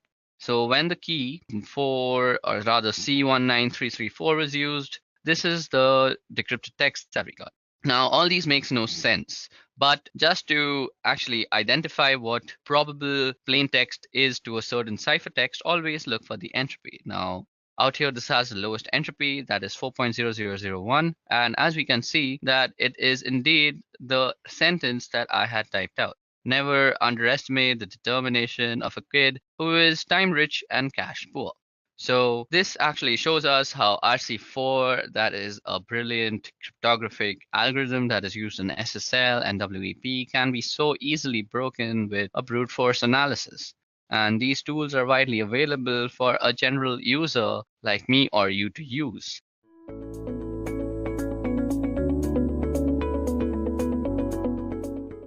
Introduction to Artificial Intelligence. In this new era of technology, companies and developers around the world are talking about embracing AI, that is artificial intelligence, machine learning, that is ML, and deep learning. All these acronyms are often loosely used in the field of technology. It is extremely important to understand that all these acronyms are part of artificial intelligence umbrella. AI is an umbrella discipline that covers everything that is related to making machines smarter. ML is commonly used along with AI, but it is simply the subset of AI. ML simply refers to an AI system that can self-learn based on the algorithms. So basically, ML are systems that get smarter and smarter over time without any human intervention. It uses statistical learning algorithms to build smart systems. The ML systems can automatically learn and improve without explicitly being programmed. Deep learning, on the other hand, is a machine learning applied to large data sets. This subset of AI is a technique that is inspired by the way a human brain filters information. So most artificial intelligent work involves ML because intelligent behavior requires considerable knowledge. Now let's talk about artificial intelligence in detail. Humans have been obsessed with automation since the beginning of technology adoption. So AI is a technique that enables machines to mimic human behavior. AI simply enables machines to think without any human intervention. It is basically a broad area of computer science. So artificial intelligence is intelligence exhibited by machines rather than humans or other beings. The field of AI research defines itself as the study of intelligent agents. That is, any device that perceives its environment and takes actions that maximize its chance of success at some goal. Now moving on, what is machine learning? Machine learning is simply an application of artificial intelligence that provides systems the ability to automatically learn and improve from experience without being explicitly programmed. Machine learning focuses on the development of computer programs that can eventually access data and use it to learn for themselves. So the process of learning usually begins with observations or data such as examples, direct experience, or instruction in order to look for certain patterns in data and eventually make better decisions in the future based on these examples. The primary aim of machine learning is to allow the computers to learn automatically without any human intervention or assistance and adjust actions accordingly. So in short, machine learning is the study of computer algorithms that improve automatically through experience. Now moving on to the second part of today's session, let us learn about threat landscape and the different types of cyber attacks. So what is threat landscape? Threat landscape, which is also known as a threat environment, is basically a collection of threats with information on identified vulnerable assets, threat actors, risks, threats, and the observed trends. Now let us talk about the different types of cyber attacks. The first one is the malware attack. It is a term used to describe malicious software including computer virus, spyware, Trojan horse, viruses, and worms. So a malware breaches a network through a vulnerability, typically when a user clicks a dangerous link or email attachment that then installs the risky software. Once inside the system, they can block access to key components of the network or install malware or additional harmful software or even disrupt certain components which can eventually render the system and make it inoperable. Possibly the most common type of malware is computer virus. I'm sure most of you have heard of that. So what viruses do is they attach their malicious code to clean code and wait for an unsuspecting user or an automated process to execute them. Like a biological virus, they can spread very quickly and widely, causing damage to the core functionality of systems, corrupting files, and locking users out of their own computers. They're usually contained within an executable file. The next one, that is worms, get the name from the way they infect systems. Starting from one infected machine, they weave through their way through the network, connecting to consecutive machines in order to continue the spread of infection. So this type of malware can infect entire networks of devices extremely quickly. The third one is spyware. So as the name suggests, it is designed to spy on what a user is doing. Hiding in the background on a computer, this type of malware will collect information without the user's knowledge, such as credit card details, passwords, and other sensitive information. The next type of malware is the Trojans. Just like Greek soldiers hid in a giant horse to deliver their attack, this type of malware hides within or disguises itself as a legitimate software. Acting discreetly, it will breach security by creating backdoors that give other malware variants easy access. The last type of malware is the adware, which is also known as advertising software, and it is a term used for various pop-up advertisements that show up on your computer or mobile devices. I'm sure most of you nowadays must be aware of these adwares that keep popping up. It has the potential to become malicious and harm your device by completely slowing it down, hijacking your browser, and eventually installing viruses or other spyware. So malware attacks can usually occur in email attachments when you try to download software from the internet or any other type of external source.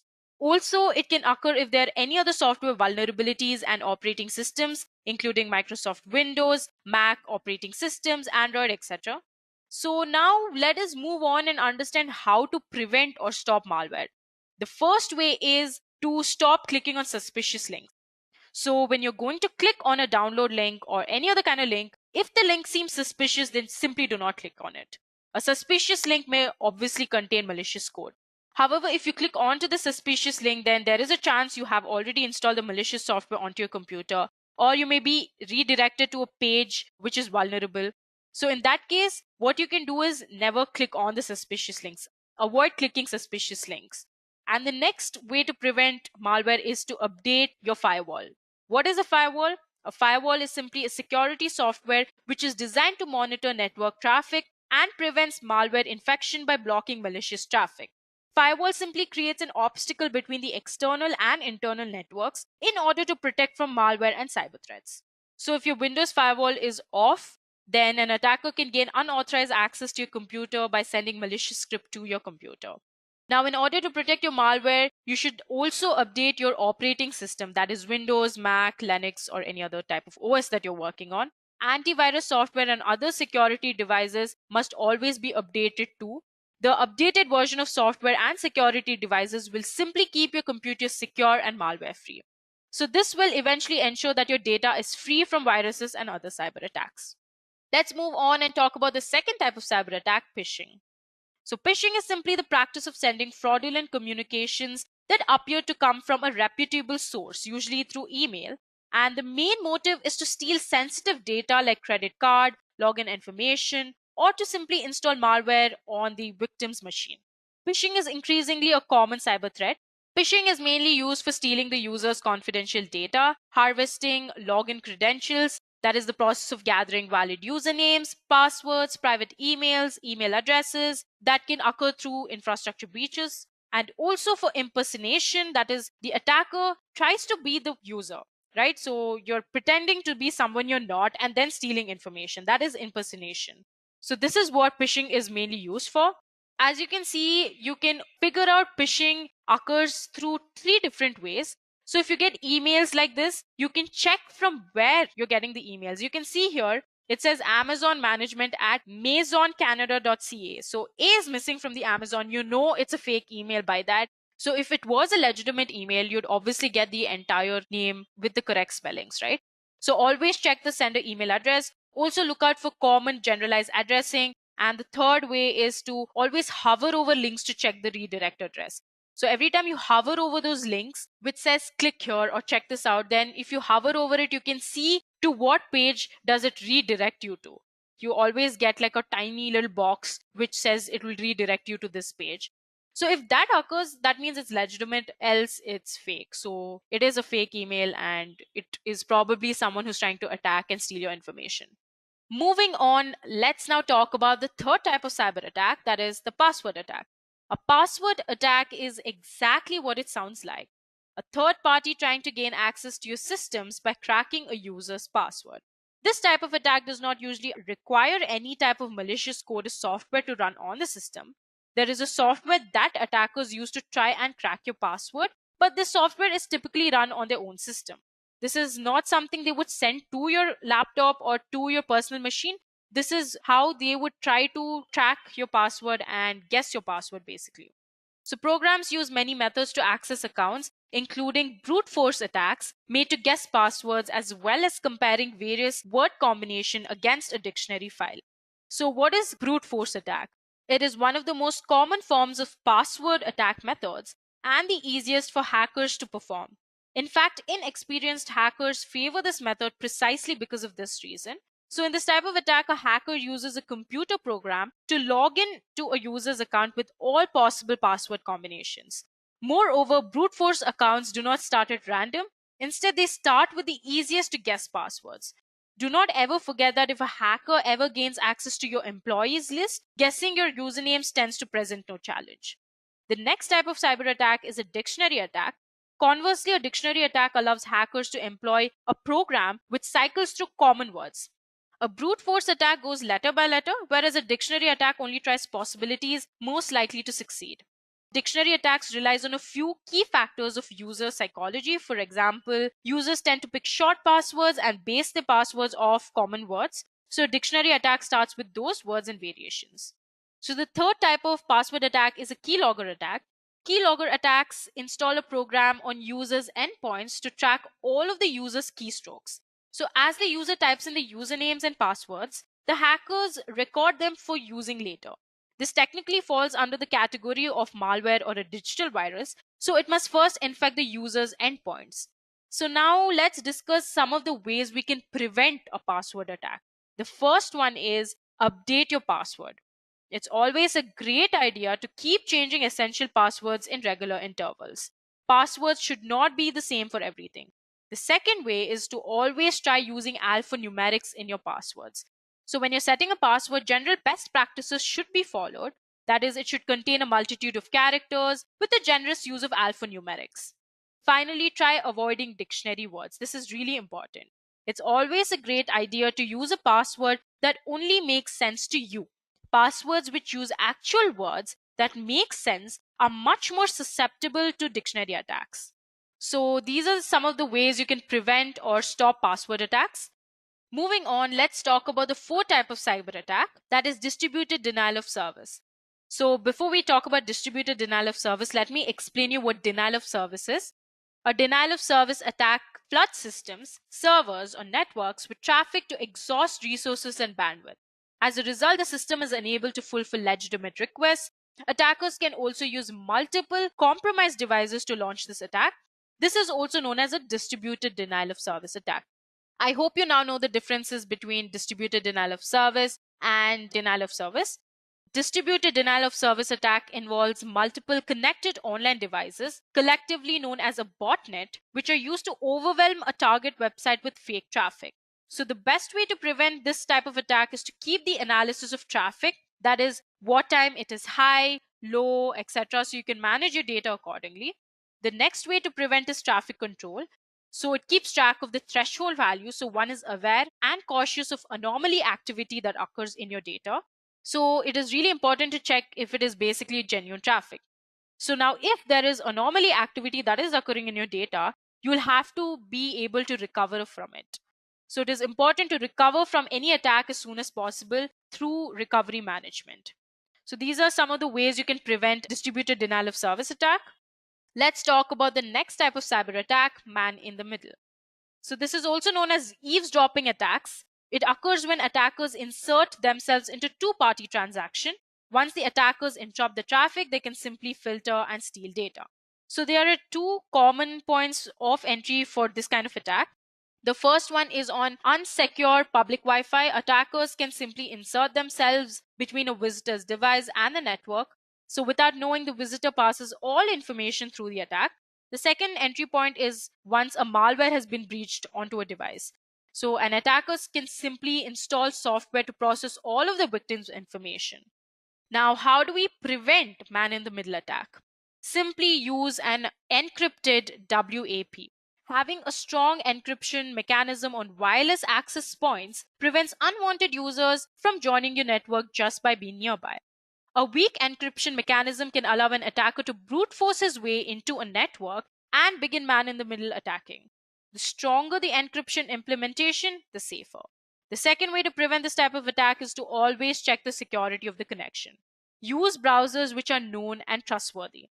I'm sure most of you have noticed there is always a lock next to your link when you visit a website. So this lock ensures that the website is secure and safe, that your information is going to be confidential and no one's going to steal your information. So this is some examples of how a website is or a browser is trustworthy.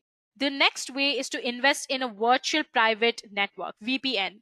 So this is for, organizations. It gives you online privacy and anonymity by creating a private network from a public internet connection. VPNs mask your internet protocol address so your online actions are virtually untraceable. So let's move on to the next type of cyber attack, that is a drive-by download attack, which refers to the unintentional download of malicious code to your computer or mobile device that leaves you open to a cyber attack. Here you do not have to click on anything, press download, or open a malicious email attached to become infected. Software or websites may be innocuous, but they're corrupted by malware. In fact, one of the greatest dangers is the ease of attracting visitors to sites or applications that seem innocent. So now once the website is open, the drive-by download installs itself on your computer or mobile device. So this tactic is used to entice you to click and open. Once the website is open, the drive-by download installs itself on your computer or mobile device. Now let's move on and address the next type of cyber attack, that is malvertising. Malvertising is the name we in the security industry give to criminally controlled adverts which intentionally infect people and businesses. These can be any ad on a site, often ones which you use as a part of your everyday internet usage. So malvertising is a very growing problem in the field of cybersecurity. So how does it work? Malvertising simply takes advantage of the same methods that distribute normal online advertising. Fraudsters submit infected graphic or text advertisements to legitimate advertisement networks, which often cannot distinguish harmful ads from the trustworthy ones. You can fall victim to malware by either clicking on an infected advertisement or even just by visiting a website that is home to a corrupted ad. Now, the second type of malware attack, known as drive-by downloads, is especially troubling. We've already talked about this. So an infected advertisement only has to finish loading before it will eventually harm your computer. Cyber criminals can now launch malvertising attacks by buying ad space from advertising networks and then submitting infected images with malicious code. Their hope is that legitimate sites will run these advertisements, and then you will either click on them believing them to be the right ads, or let them load and infect your computer that way before the malicious ads are eventually discovered and removed. So there are 3 ways to prevent this. So the first one is always install an ad blocker. You won't accidentally click on a malicious online advertisement if the ad simply does not show up on your screen, right? So that's the theory behind ad blockers. Now, if you install one, some cost money, others are free. It will simply clear web pages of ads, which could help you protect you against malvertising in the process. You must be aware that not all the ad blockers stop all of the ads. Some websites might not run properly if an ad blocker is turned on. Fortunately, you can tell ad blockers to allow online ads from certain sites. As I've already mentioned before, the second way to prevent is always update your software regularly. And the third way to prevent malvertising is obviously use your common sense to understand if it's a real or fake ad, and hover over your mouse through those advertisements to check if it looks suspicious or anything of that sort. Then just prevent and not click the ad. Now let's talk about the last cyber attack of today, that is rogue software. It is also called Smith fraud, scarceware, or rogue security software. And this type of software is defined as a malware which is designed to specifically damage or disrupt a computer system. So in this case, not only is the software going to disrupt your system, it is also going to try and trick you into making a purchase using your credit card. Now let's understand this entire rogue software with an example. Experts have determined that attackers rely heavily upon website and surface credibility techniques. Now, this is shown by the use of similar color, font, and window aesthetics that legitimate antivirus and anti-malware companies use. These efforts are buttressed by classical scam language stressing the limited time that the user has to purchase the particular solution, or it gives you a warning and you're forced to kind of click OK on it. So this procedure is called as clickjacking, which tricks users into clicking something different than perceived and is normally used to leverage against well-founded user intent. So what are some of the ways to prevent rogue software? The first one is to always update your firewall. It should be updated as often as possible so that security updates and patches are released from it. Just like computer operating systems, firewalls reach an end of life date. After that date, no more security patches and updates are released. So always keep updating them. Then the next one is use an efficient antivirus, which will help you prevent downloading malicious code into your local machine. And the third way is general distrust. Distrust derives through the fear of giving away valuable product information and business data. You do not want leaked or customer contact details. It is also because of basic security, so have some general distrust. Now let's move on to the third part of today's session. What does artificial intelligence mean in cybersecurity? Now there are some tools that you must be aware of, or you could even say there are some terms that you must be aware of. The first one is the expert system, which is a part of artificial intelligence. And the first expert system was developed in the year 1970, which was the first successful approach of artificial intelligence. So what expert systems really do is they solve the most complex issue as an expert by extracting the knowledge stored in its knowledge base. The system helps in decision making for complex problems using both facts and heuristics like a human expert. It is called so because it contains the expert knowledge of a specific domain and can solve any complex problem of that particular domain. These systems are designed for a specific domain such as medicine, science, etc. The next system is autonomous system, which focus on autonomy and mobility platforms that include robots, self-driving cars, and unmanned aerial vehicles, to name a few. This technical track basically covers a wide range of topics on machine learning, artificial intelligence, computer vision, embedded and sensing systems, etc. The third tool that we'll be talking about is augmented reality, which is basically an experience that blends physical and digital environments. I'm sure you must have all heard of AR. Think of it as like Pokemon Go or Snapchat. So computer-generated objects really coexist and interact with the real world in a single immersive screen. This is made possible by fusing data from multiple sensors, cameras, gyroscopes, accelerometers, GPS, etc., to really form a digital representation of the world that can be overlaid on top of the physical one. And the last most important tool is neural networks, which is basically a series of algorithms that endeavors to recognize underlying relationships in a set of data through a process that mimics the way the human brain operates. So how the human brain operates, that's exactly the way neural networks operate too. In this sense, neural networks really refers to systems of neurons, either organic or artificial in nature. Now, moving on, let us discuss AI/ML in adaptive access. I'm going to be explaining each of these topics with one example, and we'll be talking about behavioral modeling here. So it means using available and relevant consumer and business spending data to estimate future behavior. So in this case, you're really using the past data or past information to make futuristic decisions. So behavioral modeling is used by financial institutions to estimate the risk associated with providing funds to an individual or business, but it is also used in marketing, advertising, and sales forecasting. A new area of economics called behavioral economics also relies heavily on behavioral modeling to predict behavior of agents that fall outside of what would be considered entirely fact-based or rational behavior. Now, AI can be applied to real-time modeling of net nodes, log, and audit files on all network traffics. So generally, AI/ML also can be used in vulnerability detection. So in cybersecurity, there's a term called zero day, which refers to a day when a new vulnerability is discovered by a software vendor. From that moment of the zero-day detection, the clock is basically ticking for the software vendor to produce a patch as quickly as possible. I'm sure most of you are aware of what security patches mean. So now once the patch is produced, the software's end users must install and verify the patch, and security vendors too must update their attack detection signatures. So to prevent zero-day attacks, AI modeling can mitigate risks of having new malware that has no defined signature. Now moving on, let us talk about defensive artificial intelligence. In this, you have malware detection, anti-spam, data classification, vulnerability management, and threat intelligence.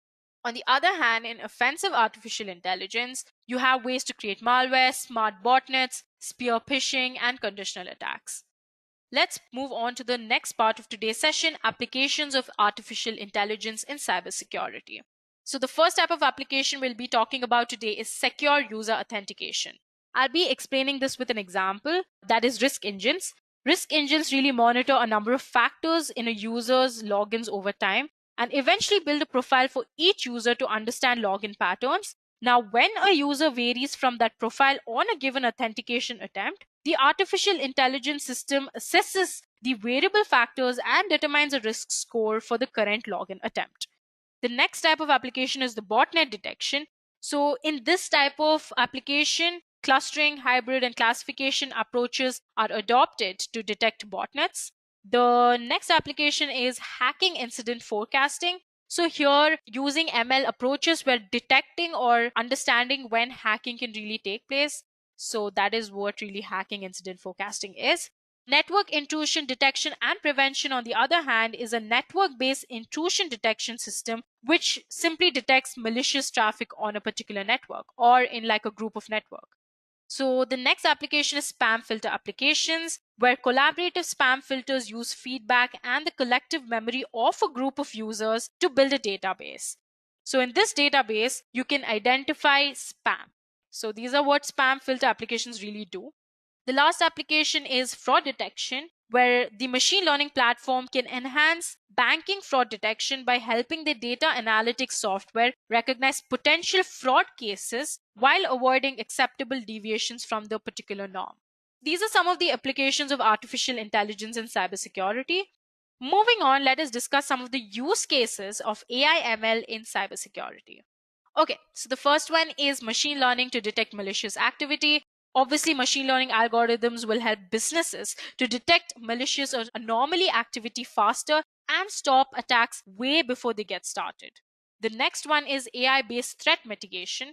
So there are some embedded network appliances which are scalable network security platforms capable of providing the hardware and software foundation for network security. This includes AI or deep learning based threat mitigation. So there are appliances that serve or support high performance threat protection, including AI-based security applications. The third use case is machine learning to analyze mobile endpoints. Now, machine learning is already going mainstream on different mobile phones, on different platforms, but this is by far the most of the activity that has been driving improved voice-based experiences on the likes of Google Now, Apple Siri, and Amazon's Alexa. Yet there is an application for security too, right? As mentioned initially, Google is using machine learning to analyze threats against mobile endpoints, while enterprise is seeing an opportunity to protect the growing number of bring your own and choose your own mobile devices. The fourth use case is security analyst augmentation. Security analysts historically has to spend hours and hours compiling threat analysis reports, which are more about awareness and understanding than mitigating the risk. So it is really important for organizations now to analyze their threat environments and hire security analysts accordingly for augmentation purpose. The fifth one is ML to enhance human analysis. At the heart of machine learning in security, there is the belief that it helps human analysts with all aspects of the job, including detecting malicious attacks, analyzing the network, endpoint protection, and vulnerability assessment. There's arguably most excitement through and around threat intelligence. Now, with this, we come to the last part of today's session, futuristic AI/ML for cybersecurity. Now, there are some purposes that AI/ML can be used in the future for cybersecurity. The first one is AI security framework and associated AI security controls. AI can be also used for cybersecurity threat actors, which is basically a framework to access use of artificial intelligence by cybersecurity threat actors. The third purpose is AI-based cybersecurity solutions, which is basically a framework to access and test AI-based cybersecurity solutions. The last one is models for AI-based cybersecurity solutions. So maturity models for AI-based cybersecurity solutions can be eventually created in the future.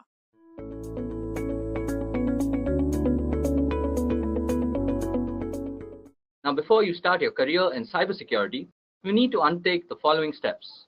Firstly, you need to earn a bachelor's degree. While it's possible to find certain entry-level cybersecurity positions with an associate's degree, Most jobs require a 4-year bachelor's degree in cybersecurity or related fields such as information technology or computer science. Coursework in programming and statistics combined with classes in ethics and computer forensics prepare students with technical and analytical skills required for successful careers in cybersecurity. In an environment where data breaches are becoming the norm, more cybersecurity degree programs are being added every year. Before choosing a cybersecurity degree, prospective students should make sure that it is not only accredited but also aligns with their current career goals. Secondly, we need to complete an advanced training. Now, some employers will require candidates to hold an advanced degree such as a master's degree in cybersecurity. Now, prospective employers may offer tuition assistance to meet this goal, and a master's degree takes an additional 1 to 2 years to complete after the bachelor's degree level, and provides advanced instruction in protecting computer networks and electronic infrastructures from attacks. Students learn the ethics, practices, policies, and procedures of cybersecurity as they study how to tackle network security defense techniques and countermeasures. Cybersecurity professionals can also earn certifications to boost their skills while working full-time to gain hands-on experience. Last but not the least, we need to pass a security clearance test. Now, security clearances are necessary for those who wish to work with classified information, for example, in a military government agency. A variety of agencies issue both personal and facility security clearances, but most are issued by the Department of Defense. Each type of clearance has its own procedures and paperwork, and the process, which takes 3 months to a year, does not begin until an employer decides to hire you, at which point you receive a conditional offer of employment. The first step is to submit clearance documentation, followed by a background investigation. Now let's discuss the various career paths that are actually available in cybersecurity. New cyber threats appear constantly and creating new and innovative career opportunities. And because any individual or organization is a potential target for cyber attacks, from governments to banks to hospitals, cybersecurity professionals can find employment in a wide range of industries. Some of the most common career paths in this field include people like the Chief Information Security Officer, also known as the CISO, who is typically a mid-executive level position whose job is to oversee the general operations of a company or organization's IT security division.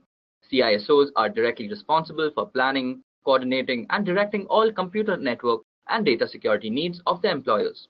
CISOs work directly with upper management level to determine an organization's unique cybersecurity needs. They are commonly tasked with assembling an effective staff of security professionals, which means that the position requires an individual with strong background in IT security architecture and strategy, as well as solid communication and personal management skills. Talking about the educational requirements, CISO positions normally require, at minimum, a bachelor's degree in cyber or information security, information technology, or other computer science-related subjects. Additionally, most mid-size or large organizations prefer their CISOs with a master's degree in one of the above described subject or an MBA in a related subject such as information technology or database administration. Next up on our list of career paths is forensic computer analyst. The forensic computer analyst is the detective of the cybersecurity world. Forensic computer analysts review computers-based information for evidence following a security breach or other incident. Tasks include handling hard drives and other storage devices and employing specialized software programs in order to identify vulnerabilities and recover data from damaged or destroyed devices. Forensic computer analysts must be sensitive to the security concerns of their employers or clients and follow closely all privacy procedures when dealing with financial and personal information. They must also keep detailed and accurate logs and records of their finding, which are often used in litigation purposes. Now, on the point of education requirements, employment as a forensic computer analyst normally requires holding a bachelor's degree in computer security, forensic computing, or related subject. Previous experience may also be necessary depending on the company that you are looking to be employed in. Next up, we have information security analyst. An information security analyst is responsible for the protection of an organization's computer system and networks.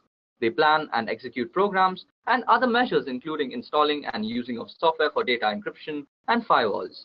Additionally, ISAs help design and execute plans and methods for the recovery of data and systems following a cyber attack.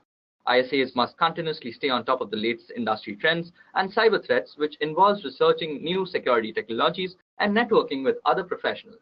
On the topic of educational requirements, ISAs need to earn a bachelor's degree in computer science or related area. There is a growing trend towards undergraduate degree programs specializing in the information security field, which may become the preferred choice of employers in the future. Now, employers, particularly large corporations or organizations, may prefer job candidates with an MBA in information systems. Next up, we have a penetration tester field. Now, penetration testing concerns the proactive authorized employment of testing techniques on IT infrastructures to identify system vulnerabilities. Simply put, that means penetration testers are given the permission to hack into a computer and network system to preemptively discover operating system vulnerabilities, services and applications with problems in them, or improper configurations and more. And this is done before outsider intruders have the opportunity to cause some real damage. Penetration testers must be highly creative in their methods, often using testing tools of their own design to break into the system under scrutiny. Penetration testers are required to keep careful records of their activities and discovered vulnerabilities. On the topic of education requirements, penetration testers typically earn a bachelor's degree in information technology or cybersecurity or other closely related subjects. Many employers additionally require applicants to have earned relevant professional certifications too. Last but not least, we have the position of a security architect. A security architect is responsible for establishing and maintaining network security for his or her organization. Security architects work in all sectors of the economy for companies, government agencies, and non-profit organizations. They may be employees of companies or independent contractors too. And in addition to working on specific security systems, security architects develop and implement organization security policies and procedures for employees and others with access to computers, networks, and data systems to follow. Now, security architects are responsible for the hands-on repair of issues raised in the problem, as well as an analysis of breaches following security incidents. They typically work in an office environment on a full-time basis. On the topic of the education required, a job as a security architect normally requires a bachelor's degree in information security, information technology, or computer science. Some previous work experience is often required in addition to an undergraduate degree too. Okay, so now that we've discussed the various career paths that are available in the cybersecurity domain, let's discuss the salaries that go with them. Okay, so the explosion in the demand for skilled cybersecurity professionals, combined with the scarcity in talent, has resulted in high wages and excellent benefits for qualified applicants. So as you can see on the screen, I have listed out the national median salaries available for some of the most in-demand cybersecurity careers. So for example, a CISO or a Chief Information Security Officer earns around $143,000 a year, while a security director or a computing, networking, or IT director earns around $120,000 a year. And this keeps going down to IT security consultants who earn around $80,000 a year. Okay, so now that we know the salaries that come along with cybersecurity jobs, let's look at the skills that are actually required for having a cybersecurity profession. So there are a number of core skills needed by anyone entering the cybersecurity employment market, whether starting his or her first professional job or transitioning from another computer-related field. Here are a few of the key required skills. So firstly, we need communication skills. Cybersecurity professionals must have strong written and verbal communication skills, as the job in the field requires them to communicate clearly and concisely with clients and executives as to what the problem is and how they are trying to tackle it. Next up, they must be able to work in a team environment, as it is a very important skill for almost any profession. Without a team member having a clear understanding of their responsibilities and how they integrate into the whole team, no job is actually possible. Next up, we also need some integrity and discretion. By its very nature, working in the cybersecurity field requires sensitivity to an organization's security vulnerability issues and to be able to tackle those issues in a way that engenders trust. Above that, a person pursuing a cybersecurity career must have some organizational and problem-solving skills, as one of the most important characteristics of the cybersecurity business is the sheer mass and complexity of data involved. A cybersecurity professional must develop solid organizational and problem-solving skills or must risk being overwhelmed by his job. Next up, he must also have some programming skills, as a variety of scripts and programming tools are often required to design effective cybersecurity programs. Then he must also have a good understanding of security principles such as the CIA triad, like confidentiality, authentication, privacy, access controls, and many other such concepts. Next, he must be excellent at risk analysis, as cybersecurity personnel must be able to assess a client's particular security needs in light of its organizational goals, which require knowledge of risk analysis principles. Above that, network protocols must be at the tip of the tongues of cybersecurity professionals, as that is always what they're dealing with. Also, they must be able to actually identify malicious code from actually good code and how they are propagated and the risk associated with it. And last but not the least, they also need to have a good information on intruder techniques. As analyzing attacks, personnel should be able to recognize known intruder techniques and the characteristics and effects, and identify new intruder techniques by means of elimination of the known ones. Okay, so now that we know the skills that you may require to become a cybersecurity professional, let's look into the tools and technologies that you might be handling on a daily basis. So the most effective tools employed by cybersecurity experts are software programs designed to protect against hackers, viruses, and the like. Here are some of the most pressing areas of cybersecurity technology focused on today. So the first is access management. Third-party identity and access tools are used to provide additional protection for security gap from Microsoft's Active Directory. Next, we also have botnet protection, which defends against botnets that would otherwise require individual identification and deletion. And now, since a lot of the information is moving to the cloud, we also need some cloud-based security. And there are a variety of cloud-based SOS security tools available for network protection. Data encryption tools are also used to provide added security for data as it's being transferred, and data leak prevention tools also ensure system information is secure from intruder access and stores information in secure form in the event of a security breach. Nowadays, we also have endpoint protection tools which address security issues for endpoints such as PCs, mobile devices, network-connected printers, servers, and many such other peripheral devices. We also have intrusion protection tools which prevent attacks from viruses and malwares designed to harm both software and hardware. Next up, we also have next-generation firewalls. When compared to traditional firewalls, provide additional capabilities like integrated intrusion protection, stateful inspection, and application and identity awareness. Last but not the least, we also have some wireless security which provides WEP or WAP security for data transmitted over wireless connections. Okay, so now it's time we see the future prospects of cybersecurity careers and their estimated annual pay. Now, according to Cisco Systems, there is a distinct shortage of cybersecurity professionals, particularly with those data science skills. As a result of this scarcity, many computer science workers, particularly those current in the IT field, are eyeing employment in cybersecurity. Indeed, as job growth goes, it's hard to find a profession that outpaces cybersecurity. According to the US Bureau of Labor Statistics, for example, job growth from 2012 to 2022 for information security analysts is projected to be a nice 37%, compared with 18% for all computer occupations and 11% for occupations as a whole.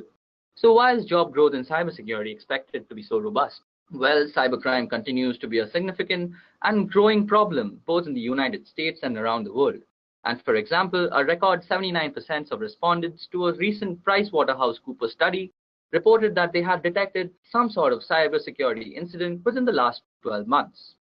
Now, as the demand for cybersecurity experts grow, as does the variety of cybersecurity job titles. So here are a few examples of closely related careers along with their estimated total annual pay. So first of all, we have a computer and information research scientist. And to become one, you need a doctorate in computer science, or any bachelor's may be sufficient for some government positions. They normally have a salary of around $102,000 and have a 15% growth every year. Next, we have computer and information system engineers. And to become one, you need a bachelor's in computer science or IT or related fields. And in some cases, you also need an MBA. They also have a handsome salary of $120,000 a year and a 15% growth above that too. There are also computer hardware engineers, and you don't really need much education to become one. A simple bachelor's degree in computer science engineering is enough, and you'll have a salary of around $100,000 a year and a growth of 7%. Next up, we have computer network architects, computer network support specialists, and computer programmers. And most of them require a bachelor's degree in computer science, information system, engineering-related fields, or other communication-related fields. Sometimes companies might even ask for an MBA degree according to their preferences. Also, they have some handsome salaries, like a computer network architect makes around $91,000 a year. A computer programmer makes around $75,000 a year, while a computer network support specialist makes around $60,000 a year.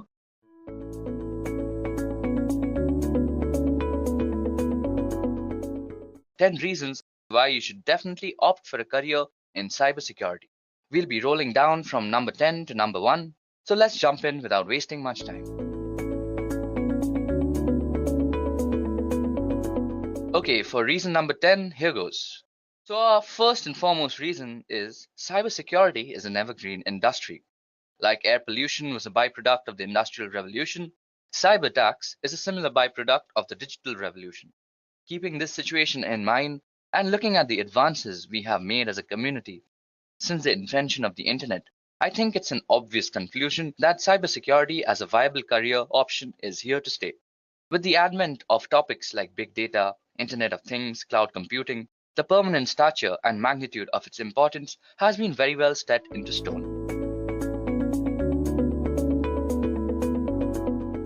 Okay, for reason number 9. So if you guys love to travel the world, cybersecurity will be a picture-perfect job for you guys. The Israeli cybersecurity industry contributes over 7 billion to the Israeli economy. Tens of thousands of homegrown experts are working to protect Israeli businesses, government agencies, and consumers. On a global scale, the rise in online crime is outpacing the supply of cyber defenders, and Israel's reputation for security skills means overseas buyers are also beating the path to our door. That means plenty of opportunities for cybersecurity professionals to work overseas are there. So if you have always wanted to travel the world, experience life in other countries, a career in cybersecurity might just be your passport to success and open doors to exciting opportunities from Russia, India, Australia, to mainland Europe, Canada, and the USA.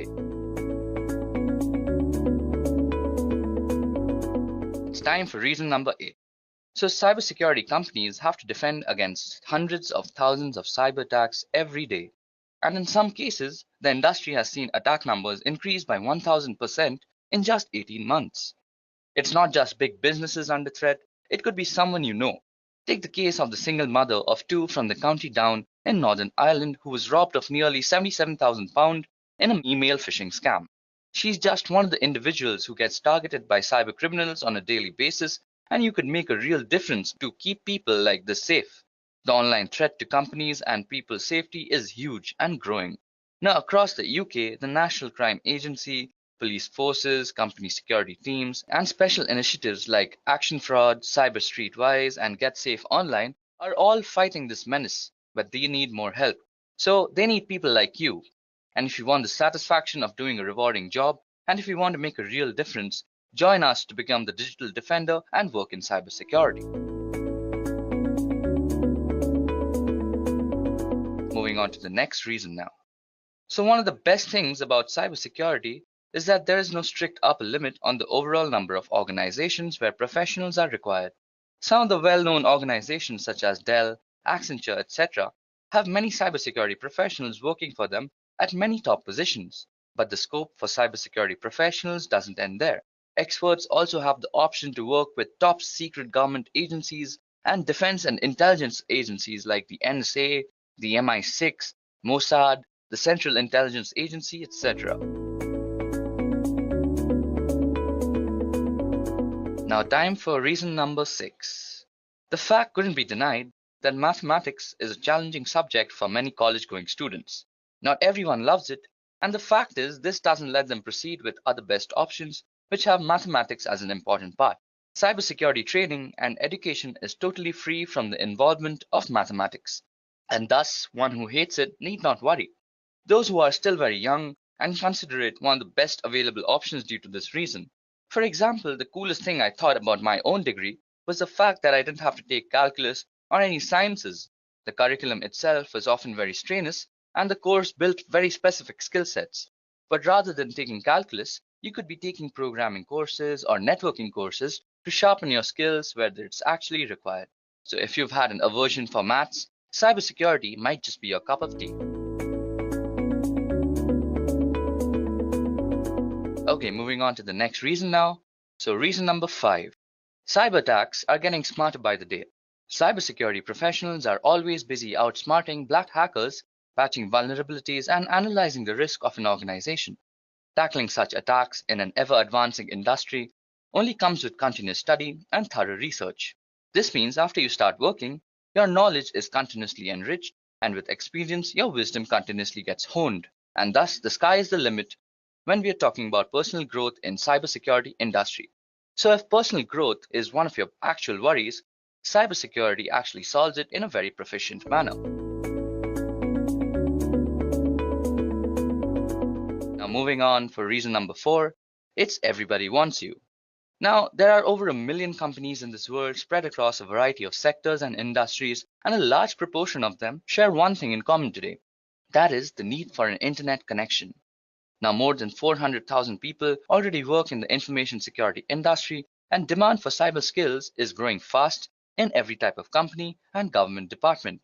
So whether your dream of working in sports or fashion or media or emergency service, finance, retail, because no matter what size or type of organization, they all need security experts to protect their sensitive data and customer information. This situation isn't going to change anytime soon, and with a predicted worldwide shortage of 1.5 million information security professionals by 2020, cyber professionals will stay an exciting and rewarding in-demand career across every industry for years to come. Which brings us to reason number 3, which is kind of a byproduct of reason number 4. So as a cybersecurity professional, you're not confined to a singular industry unlike a majority of the professional world. Digitalization is taking place across a lot of industries, and with the advancement in fields like IoT, big data, automation, and cloud computing, we could say we are going through a digital revolution. So being a cybersecurity professional doesn't stop you from working in a hospital, school, government agencies, top secret military agencies, and so on. The gates are wide open, and almost everybody wants to be secure on the digital front. Okay, so it's time for reason number 2. So that is, cybersecurity jobs are very dynamic and challenging. Due to the unpredictable nature of the future, a career in cybersecurity is not and cannot be static and stale. You will be challenged on a regular basis. There will be new and unexpected failures, as well as amazing and surprising discoveries. One certainty is that attackers will continue to develop new exploits on a constant basis, and your job may be to evaluate these new threats as they are uncovered in order to improve your organization's defenses. The functions of business will change, and you may be tasked with altering the existing IT infrastructure to support a new process function or capability which has never been considered.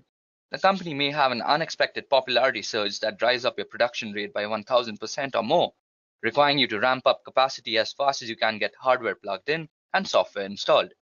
Your company may branch out into alternate markets, spread into other countries, or adopt exotic business strategies, and you will be required to make the IT adjustments, support the change, and keep things stable, available, and secure.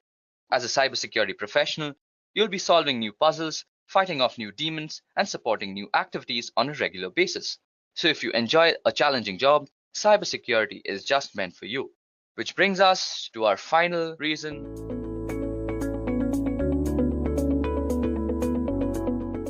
And that is, money makes the world go round. So the world has woken up to cybersecurity with stories in news almost every week on new cyber attacks. Faced with online attacks, business and governments are looking for experts who can protect their systems from cyber criminals, and they are willing to pay high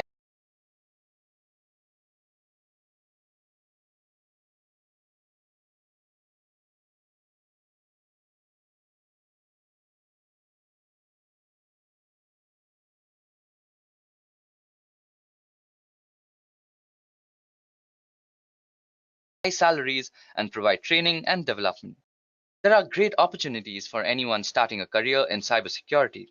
For one, salaries in cybersecurity are some of the fastest growing in the world, rising at an average of 14% a year.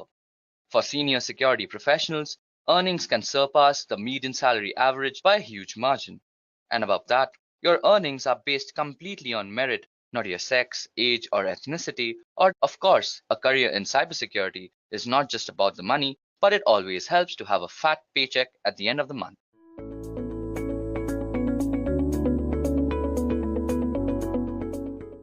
So let's talk about the basics of cybersecurity first. So security is more important to computing and the internet than ever before. And the following well-respected security certifications will not only help you stand out from the crowd, but also make you a more valuable member of the IT security community. Cybersecurity skills fall into different categories, such as secure coding, vulnerability and penetration testing, breach detection, attack mitigation, and so on. Now, cybersecurity certifications come in all shapes and subjects, from forensics to intrusion to ethical hacking. They are typically administered by independent accrediting organizations like CompTIA, EC Council, GIAC, ISACA, and 𝐼SC². Making a career in IT security requires both experience and certification. Cybersecurity certification qualifications are becoming a norm in many job descriptions today, and organizations seek quantifiable ways of measuring prospective employee expertise. Also, DoD directive says that for certain levels of positions in security department, you should have one or more of these certifications to prove that you have knowledge and competency that are required within a position. Basically, DoD directives provide guidance for training of government employees who conduct information assurance functions in their position, which is why I'm going to discuss some of the best and popular certifications throughout the variety of industry. Accrediting organizations often divide their programs into three categories: entry-level, intermediate, and expert level. Entry-level certifications are meant to ground you in the basics, foundation principles, best practices, important tools, and latest technologies. Intermediate and expert level certification presume that you have extensive job experience and a detailed grasp of the subject matter. When it comes to getting the best cybersecurity certifications, the variety of options baffle the purchasers while selecting. Hence, to make a perfect decision, it is better to focus on the knowledge and experience that it comes with. Here is a list of top-notch certifications being categorized as entry, intermediate, and advanced. As you can see in the entry level, there is MTA Networking Certificate, the very popular CCNA from Cisco, CompTIA Security Plus, and 𝐺Sec. So these are some really good certifications for beginners. Then in the intermediate level, there is a really good certification from ISACA, like SSSP. From the EC Council, there is the CEH certificate, and then there is also the OSCP and ESCP certificates. For the advanced or expert level, there are CISA, CISM, and CISSP. The list here is not even exhaustive. I have just tried to include some really good certifications here. So you all can actually go check out and Google all the certifications that are available. Now let's unveil each of these. Since exam fees and renewal period can change, I haven't included it in the presentation, but I would recommend you check each certification website for the most up-to-date information. When it comes to entry-level training, you might start by considering certifications such as CompTIA Security Plus.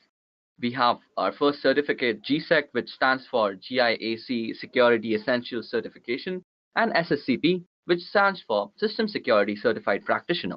So CompTIA Plus is an ideal industry-level certification. Our recommended experience for this certification is 2 years as an IT admin with a security focus.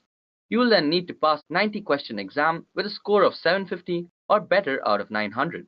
The Security Plus certification is also among the least expensive in this list, but CompTIA Security Plus is valid for 3 years. You must earn 50 continuing education units, which is also called CEU, within 3 years to maintain your certification. CompTIA Security Plus is one of DoD's approved baseline for Level 2 IIT Security Technician. However, many consider it to be basic and lacking product-specific knowledge. Therefore, it may be undervalued by some employers. Despite these shortcomings, CompTIA Security Plus is one of the best ways to begin your security career. Alright, now let me tell you all about the domains that CompTIA Security Plus certification covers. So the certification covers most domains like network security, access control, identity management, cryptographic concepts, application data, host security, compliance, and operational and threats and vulnerabilities. While taking your exam, you can expect the questions from all such domains. Next on our list is 𝐺Sec, which stands for GIAC Security Essentials Certification. The Global Information Assurance Certification Security Essentials is another good-to-go entry-level InfoSec certification that is DoD approved for Level 2 IIT Security Technicians. Candidates are secured to demonstrate an understanding of information security beyond simple terminology and concepts. The 𝐺Sec exam is a 5-hour, 180 questions, open book exam. The exam is proctored and candidates pass with a grade of 74% or better. Although the exam is open book, the 𝐺Sec exam tests the candidate's understanding and problem-solving skills with scenario-based questions. You need to really know your stuff to actually pass this thing. The 𝐺Sec is valid for 4 years and can be renewed with 36 continuing profession experience points. It's important to note that this certification is called Security Essentials. It actually also implies Networking Essentials. I recommend that you brush up on materials from CCNA CompTIA Network Plus, and IPv4 subnetting. The domain of GSEC includes the following: cryptography, web communication security, active defense, contingency plans, critical controls, IT risk management, access control and password management, window network security, networking and its protocols. Next on our list of certifications, we have SSCP. The SSCP certification from ISC² is a good intermediate level security certification.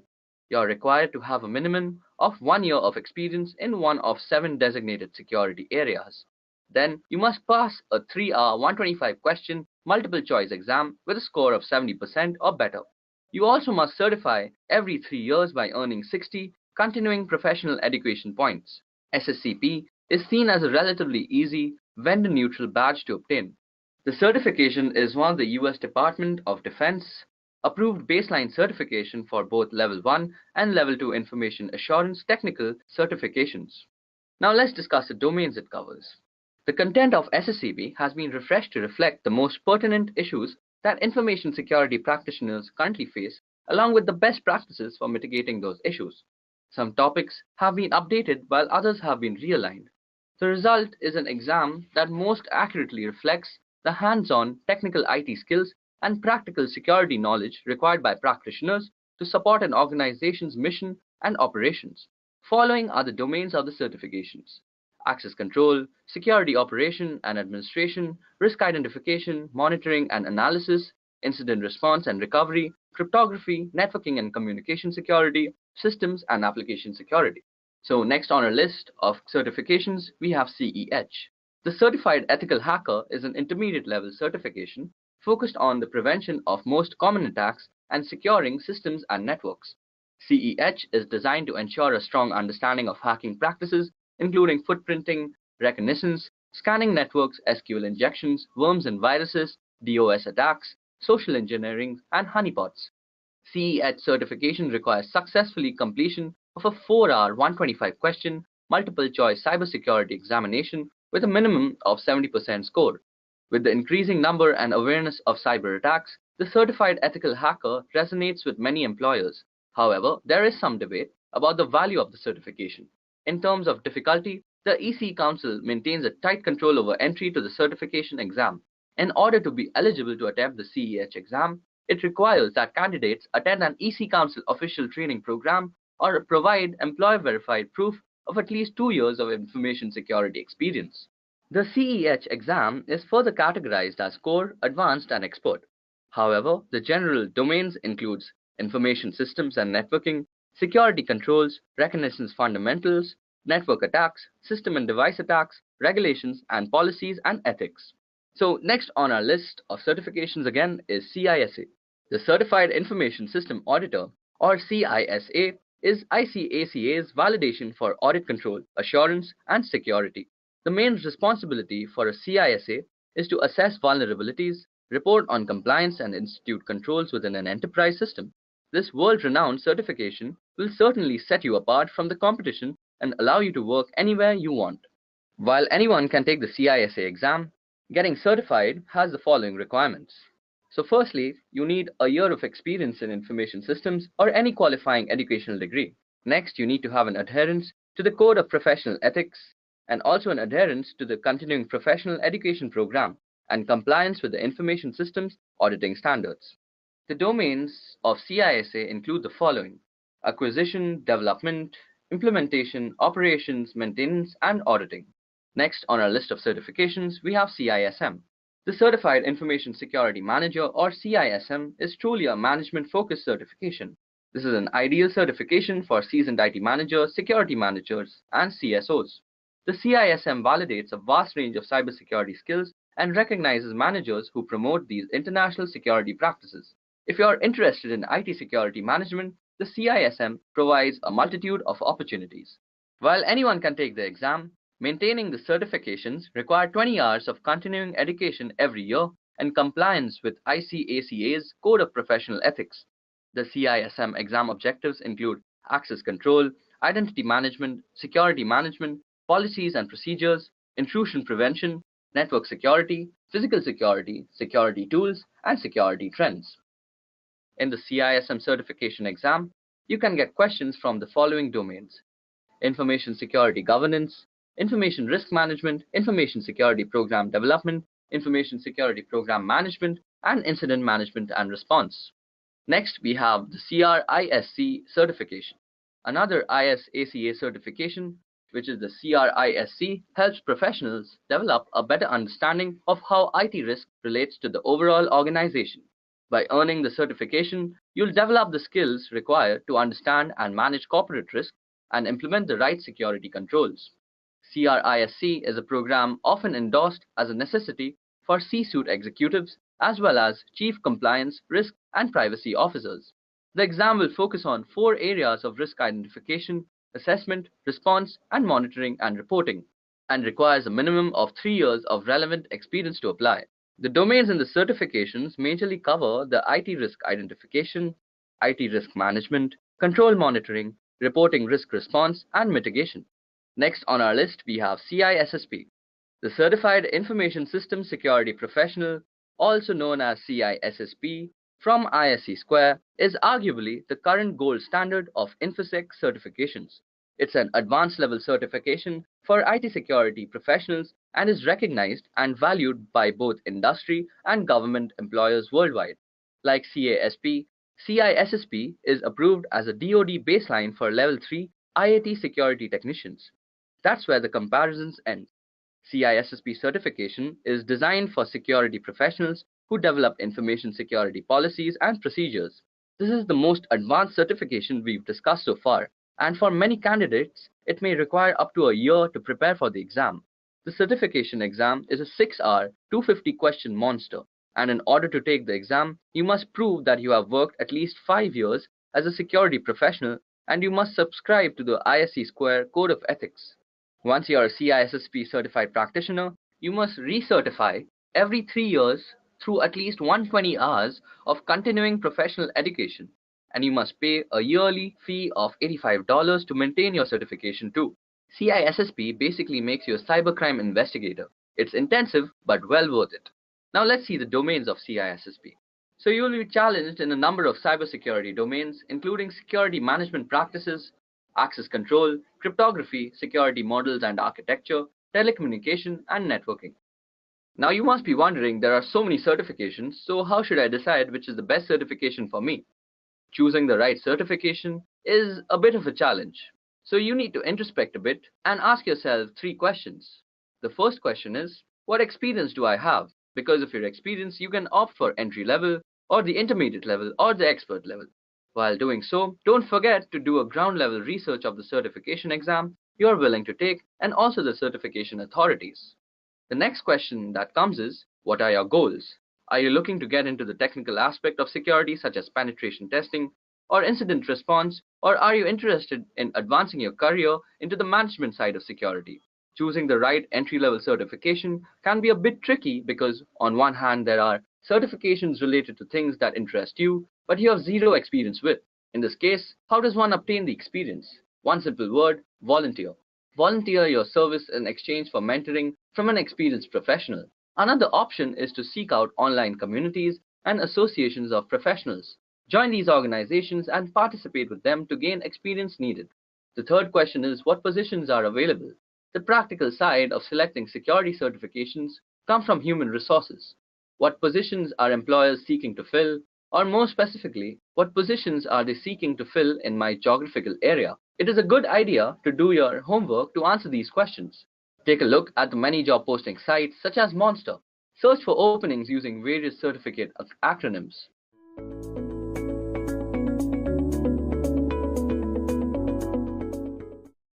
So the first question is, what do you mean by cybersecurity?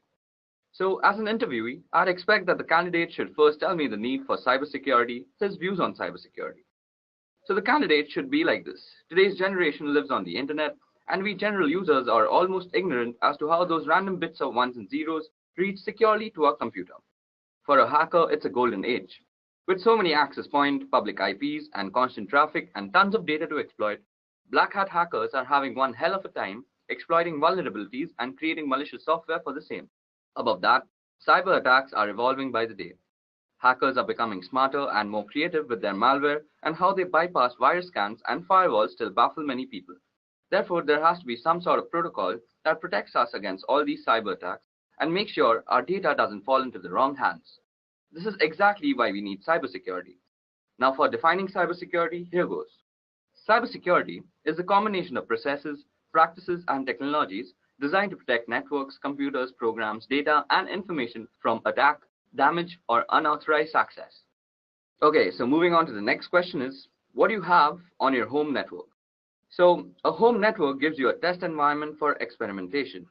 Active Directory domain controller, a dedicated firewall appliance, and a net-attached toaster. As long as you are learning and fiddling with it, that's what matters. I've augmented the router my ISP provided with an Apple AirPort Extreme, which provides better wireless performance to some devices.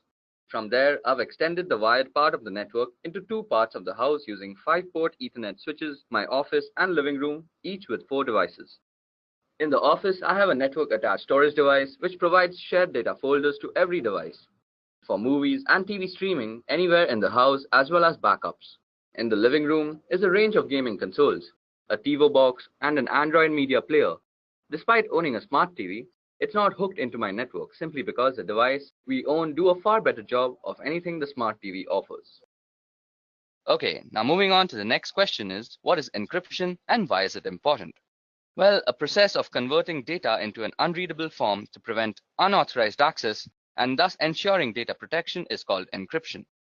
Encryption is important because it allows you to securely protect data that you don't want anyone else to have access to. Businesses use it to protect corporate secrets, governments use it to secure classified information, and many individuals use it to protect personal information to guard against things like identity theft. Okay, so that explains encryption and why it is important. Moving on, tell me the difference between symmetric and asymmetric encryption. Okay, so if we compare on the basis of keys, symmetric encryption has the same secret key for both encryption and decryption, whereas asymmetric uses different keys for encryption and decryption purposes. Performance-wise, symmetric encryption is fast but is more vulnerable, while asymmetric encryption is slightly slower due to high computation. Some examples of symmetric are DES and 3DES, while asymmetric, the most popular is RSA and Diffie-Hellman. Okay, so time for the next question. So what is the CIA triad? Now, in this question, the candidates should explain what is CIA triad and what it is used for. So here's the answer. The CIA triad for information security provides a baseline standard for evaluating and implementing information security, irrespective of the system and/or organization in question, where confidentiality is all about making sure that data is accessible only to its intended individual. Measures undertaken to ensure confidentiality are designed to prevent sensitive information from reaching the wrong people while making sure that the right people can in fact get it. Integrity, on the other hand, is all about making sure that data is kept properly intact without it being meddled with an unauthorized way. Data must be changed in transit, and steps must be taken to ensure that data can be altered by unauthorized people. These measures include file permission and user access controls. On the topic of availability, well, it is all about making sure that data and computers are available as needed by authorized parties. Moving on to the next question is, what do you understand by risk, vulnerability, and threat in a network? Well, threat refers to someone or something with the potential to do harm to a system or an organization. Moving on, vulnerability refers to a weakness of an asset that can be exploited by one or more attackers. In other words, it is an issue or bug that allows an attack to be successful. Last but not the least, risk refers to the potential for loss or damage when a threat exploits a vulnerability. Okay, the next question is, how do you report risk? Well, risk needs to be assessed first before it can be reported. There are two ways you can actually analyze risk. The first is, it can be either quantitative or qualitative. This approach is suitable for both technical and business guys. The business guys will see the probable loss in numbers, while the technical guys will monitor and assess the impact and frequency. Now, depending on the audience, the risk can then be reported. Moving on, how do you differentiate between IPS and IDS systems? Well, first of all, IDS stands for Intrusion Detection System, and IPS is Intrusion Prevention System. Now, IDS just detects the intrusion and leaves the rest to the administrator for assessment and evaluation or any further action. IPS, on the other hand, detects the intrusion and takes necessary actions to further prevent intrusion. Also, there is a difference in the positioning of devices in the network. Although they work on the same concept, the placement is very, very different. Moving on, what do you know about cybersecurity frameworks? Well, cybersecurity framework is a voluntary guidance based on existing guidelines and practices for organizations to better manage and reduce cybersecurity risks. Besides helping associations oversee and decrease probable risks, it was intended to cultivate risk and cybersecurity administration communications among both inner and outer authoritative partners. Most frequently adopted cybersecurity frameworks are PCI DSS, which stands for Payment Card Industry Data Security Standards, the ISO 27001 and 27002, which is the International Organization for Standardization, then CIS, which stands for Critical Security Control, and the most famous cybersecurity framework is NIST. Moving on to the next question, which is what is weak information security? Well, information security policy is considered to be weak if it does not meet the criteria of an effective one. The criteria include distribution, review, comprehension, compliance, and uniform. Information security is weak if the policy has not been made readily available for review by every employee within an organization, or the organization is unable to demonstrate that the employees understand the content of the policy document. This is when an information security is considered weak.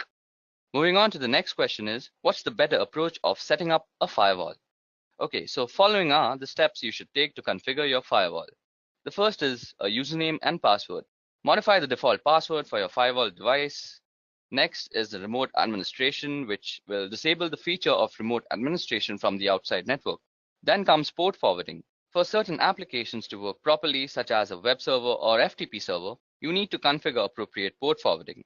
Next comes the DHCP server, which is installing a firewall on a network with an existing DHCP server will cause conflict unless the firewall's DHCP server is disabled. Then is logging. Now, in order to troubleshoot firewall issues or potential attacks, you want to make sure to enable logging and understand how to view the logs. Last but not the least, we need to actually go through the policies. Now, if you want to have solid security policies in place, make sure that your firewall is configured to enforce those policies. Moving on to the next question is, can you explain SSL encryption? Now, SSL stands for Secure Socket Layer, and it is a protocol which enables safe conversation between two or more parties. It is designed to identify and verify that the person you are talking to on the other end is exactly who they pretend to be. We also have HTTPS, which stands for Hypertext Transfer Protocol Secure, which is actually HTTP combined with SSL, which provides you with a safer browsing experience with encryption. So this is a very tricky question, but SSL wins in terms of security. Moving on, which one is more secure, SSL or TLS? Well, SSL is meant to verify the sender's identity, but it doesn't search for any more hazards than that. SSL can help you track the person you are talking to, but that can also be tricked at times. TLS is another identification tool just like SSL, but it offers better security features. It provides additional protection to the data, and hence SSL and TLS are often used together for better protection.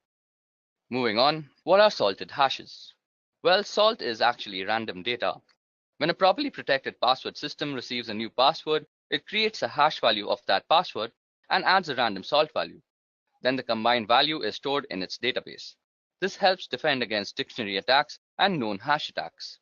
Example, if someone uses the same password on two different systems and they are being used using the same hashing algorithm, the hash value would be same. However, if someone of the system uses salt with the hashes, the value will be different. Moving on to the next question, which is, how can identity theft be prevented? Okay, so the following steps can be ensured to actually prevent identity theft. First of all, ensure a strong and unique password. Secondly, avoid sharing confidential information online, especially on social media. Third, shop from known and trusted websites only. Fourth, use the latest version of the browsers. Fifth, install advanced malware, spywares, and tools. Next, use specialized security solutions against financial data, and always update your system and software. And last but not the least, always protect your social security number. Now moving on to the next question is, how can you prevent a man-in-the-middle attack? Okay, so an MITM attack happens when communication between two parties, that is systems, is intruded or intercepted by an outside entity. This can happen in any form of online communication, such as email, social media, web surfing, etc. Not only they are trying to eavesdrop on your private conversation, they can also target all the information inside your devices, and the outcome could be pretty catastrophic. So the first method to prevent this attack would be to have encryption, preferably public key encryption between both the parties. This way, they both will have an idea with whom they are talking with because of the digital verification. Secondly, to prevent this, it is best to avoid open Wi-Fi networks, and if it is necessary, then use plugins like HTTPS, force TLS, etc. Moving on to the next question, which is state the differences between encoding, hashing, and encryption. Okay, so the purpose of encoding is to transform data so that it can be properly and safely consumed by a different type of system. That is, example, a binary data being sent over email or viewing special characters on a web page. The goal is not to keep information secret, but rather to ensure it's able to be properly consumed. Examples include ASCII, Unicode, URL encoding, and base64.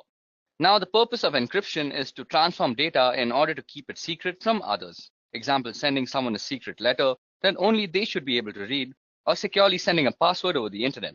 Rather than focusing on usability, the goal is to ensure that data cannot be consumed by anyone other than the intended recipients. Examples include AES, Blowfish, and RSA. Now, hashing serves the purpose of ensuring integrity. That is, it makes sure that if something has changed, you know that some change has taken place. Technically, hashing takes arbitrary inputs and produces a fixed length of string.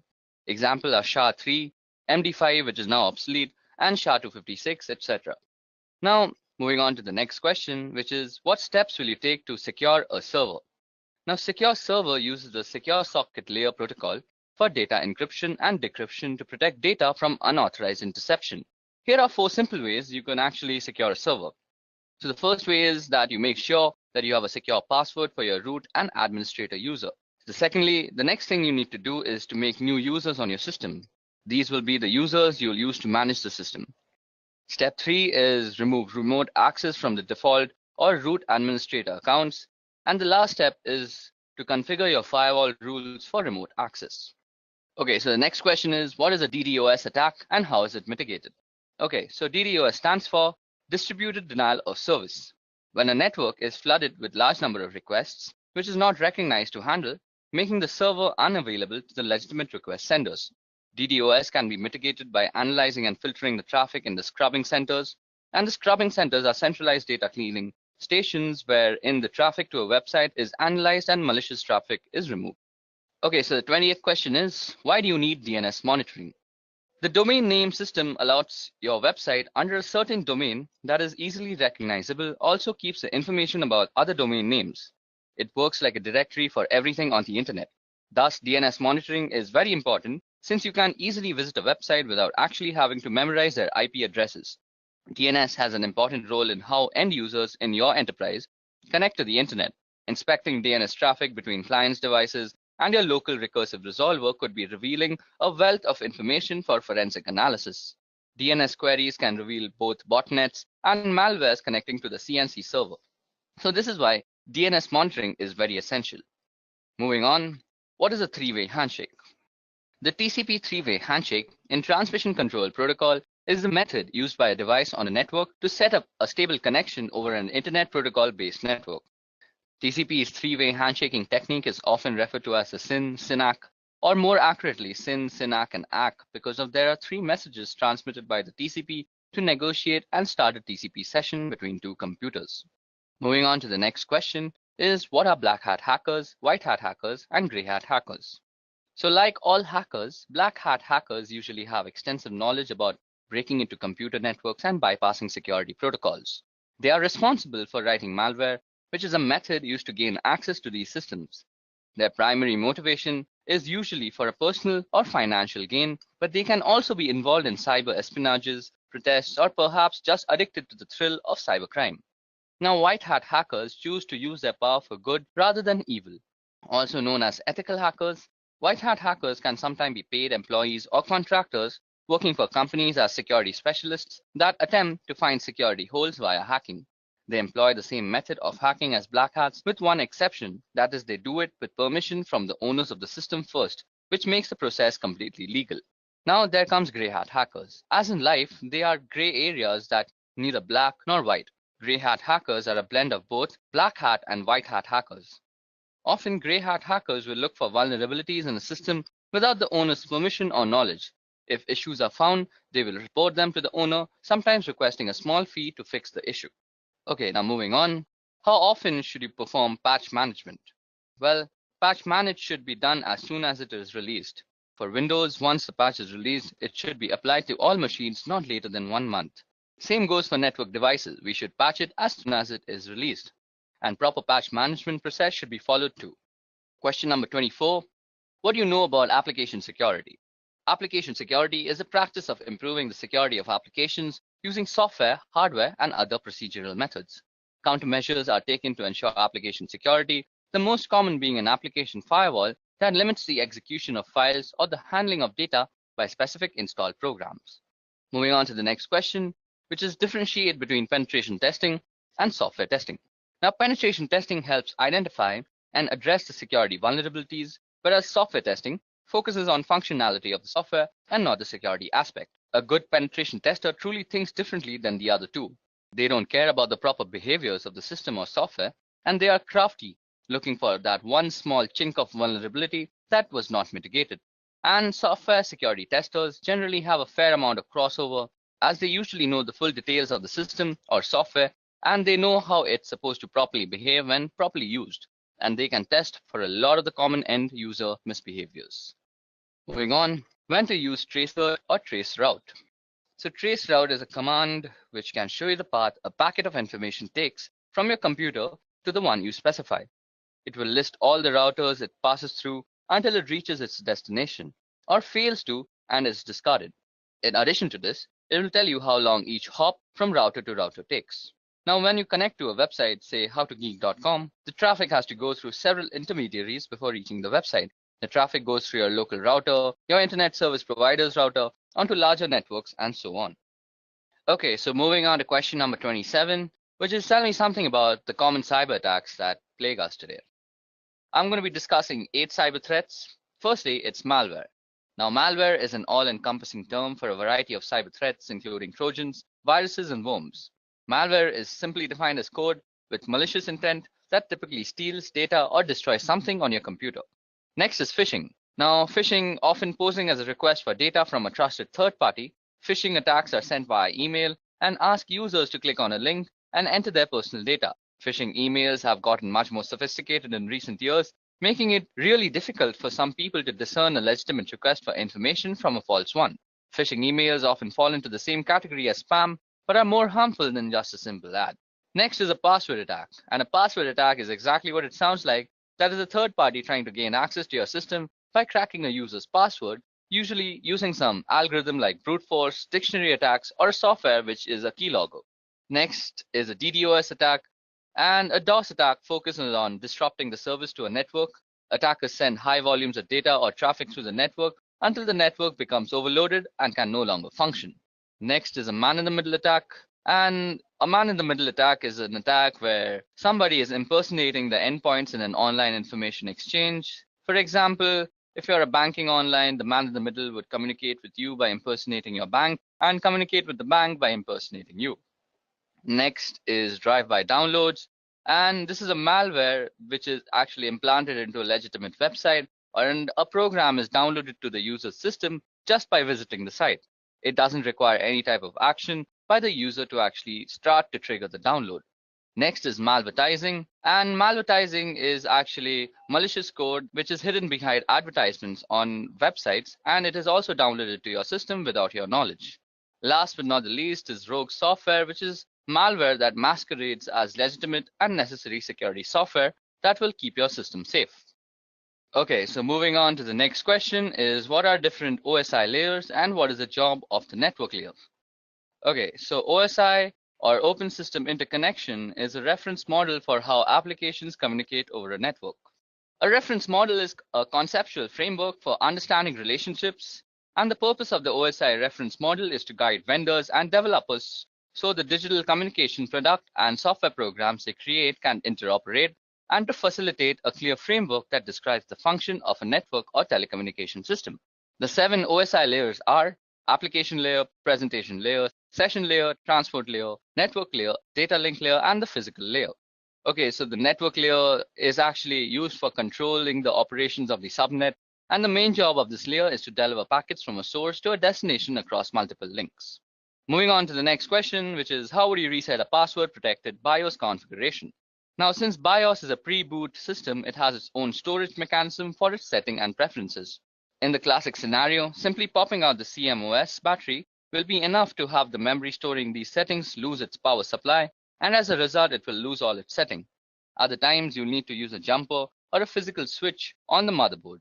Still other times, you'll need to actually remove the memory itself from the device and reprogram it in order to wipe it out. The simplest way by far, however, is if the BIOS has come from the factory with the default password enabled, try the whole word password. Now for question number 30. What is cross-site scripting or XSS? Now XSS refers to client-side code injection attacks wherein an attacker can execute malicious scripts, also commonly referred to as malicious payload, into a legitimate website or web application. XSS is amongst the most rampant of web application vulnerabilities and occurs when a web application makes use of unvalidated or unencoded user input within the output it generates. By leveraging XSS, an attacker would exploit a vulnerability within a website or web application that the victim would visit, essentially using the vulnerable website as a vehicle to deliver a malicious script to the victim's browser. Now, what is data protection in transit versus data protection at rest? So the answer to that is that data in transit or data in motion is data actively moving from one location to another, such as across the internet or through a private network. Data protection in transit is the protection of this data while it's traveling from network to network or being transferred from a local storage device to a cloud storage device. Wherever data is moving, effectively data protection measures for in-transit data are critical as data is often considered less secure while in motion. Now, data at rest is data that is not actively moving from device to device or network to network, such as data stored on a hard drive, laptop, flash drive, or archived/stored in some other way. Data protection at rest aims to secure inactive data stored on any device or network. While data at rest is sometimes considered to be less vulnerable than data in transit, attackers often find data at rest a more valuable target than data in motion. The risk profile for data in transit or data at rest depends on the security measures that are in place to secure data in either state. Moving on to question number 32 is tell me the differences between cybersecurity and network security. Okay, so cybersecurity describes that the policies and procedures implemented by a network administrator to avoid and keep track of unauthorized access, exploitation, modification, or denial of the network and the network resources.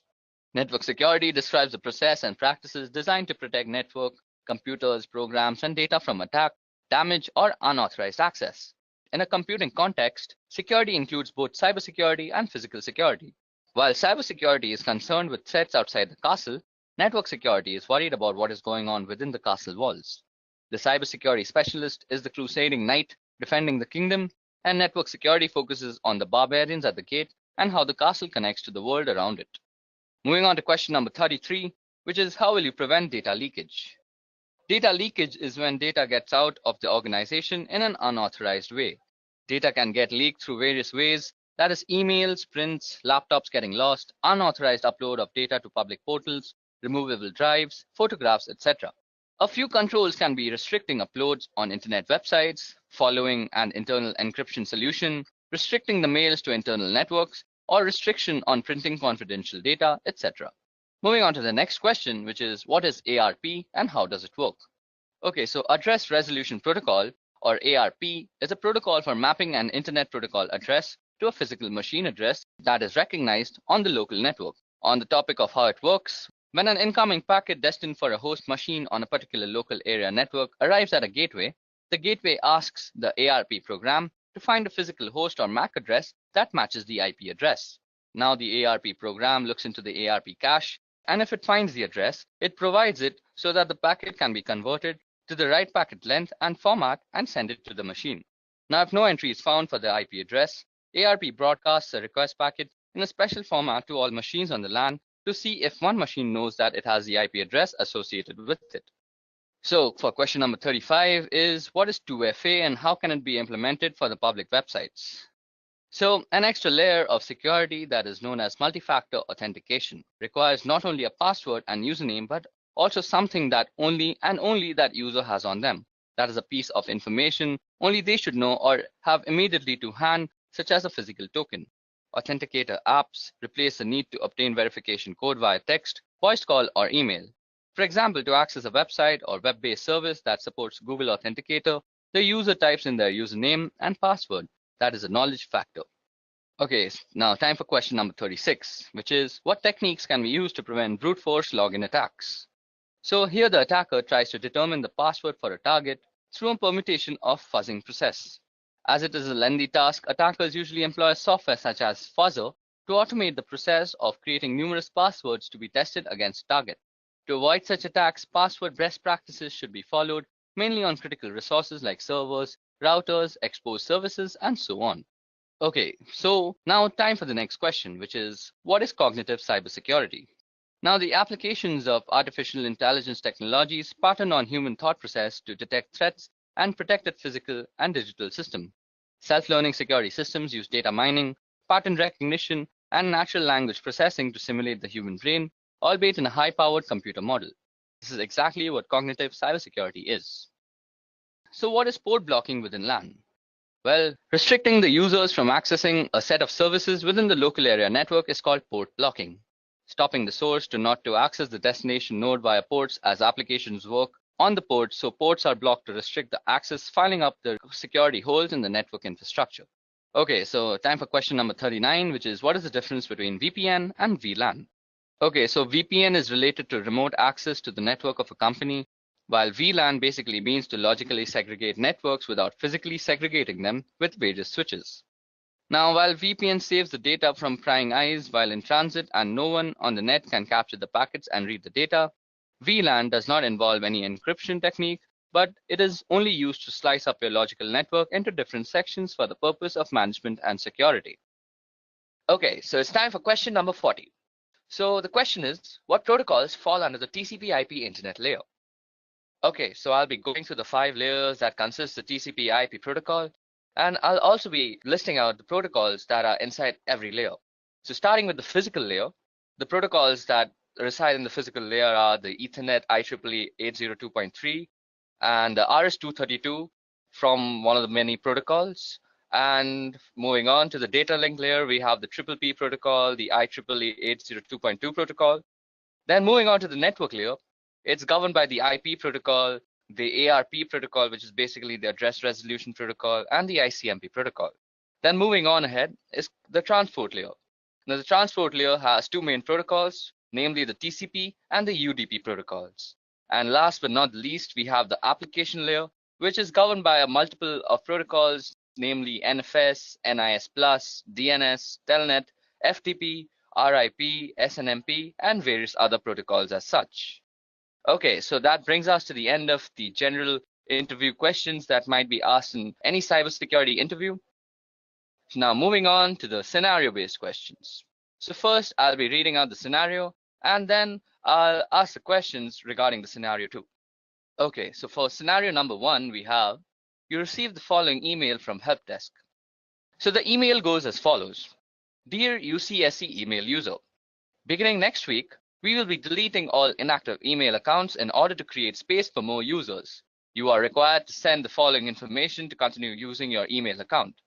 If we do not receive this information from you by the end of the week, your email account will be closed. So then the email actually goes on to ask the various credentials like name, email login, password, DOB, and alternate email. And then it says, please contact the webmail team with any questions and thank you for your immediate attention. So in such a scenario, what do you do and justify your actions for doing so? Okay, so this email is a classic example of phishing trying to trick you into biting. The justification is the generalized way of addressing the receiver, which is used in mass spam mails. Above that, a corporate company will never ask personal details on mail. They want your information, so don't respond to the mail, instant message, text, phone calls, etc. asking you for your password or other private information.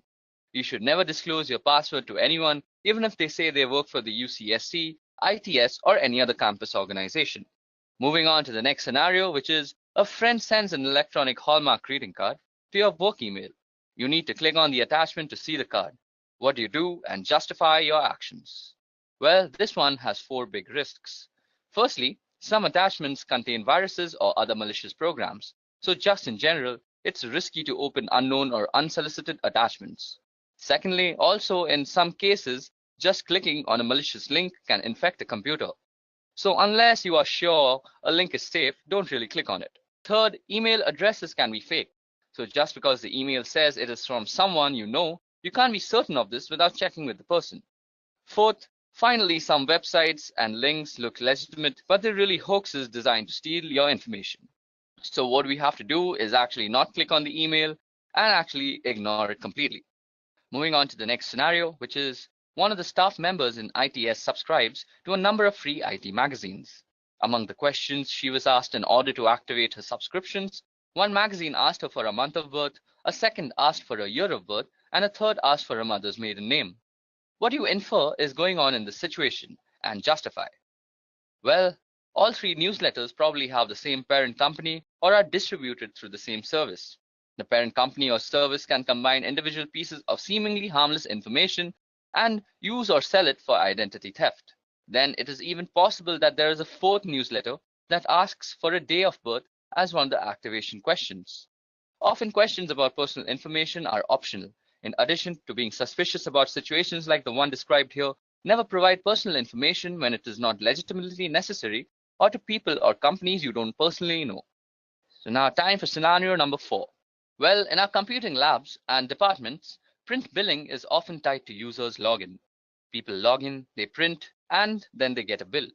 Sometimes people call to complain about bills for printing they never did, only to find out that the bills are indeed correct.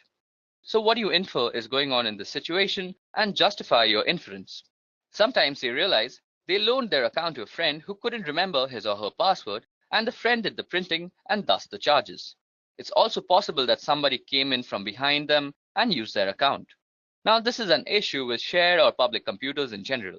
If you don't log out of the computer properly when you leave, someone else can come in from behind and retrieve what you were doing and use your accounts. Always log out of accounts, quit programs, and close browser windows before you walk away from a general public computer. Now moving on to scenario number 5, we have that we saw a case a while back where someone used their Yahoo accounts at a computer lab on a campus. She made sure her Yahoo account was no longer open in the browser window before leaving the lab.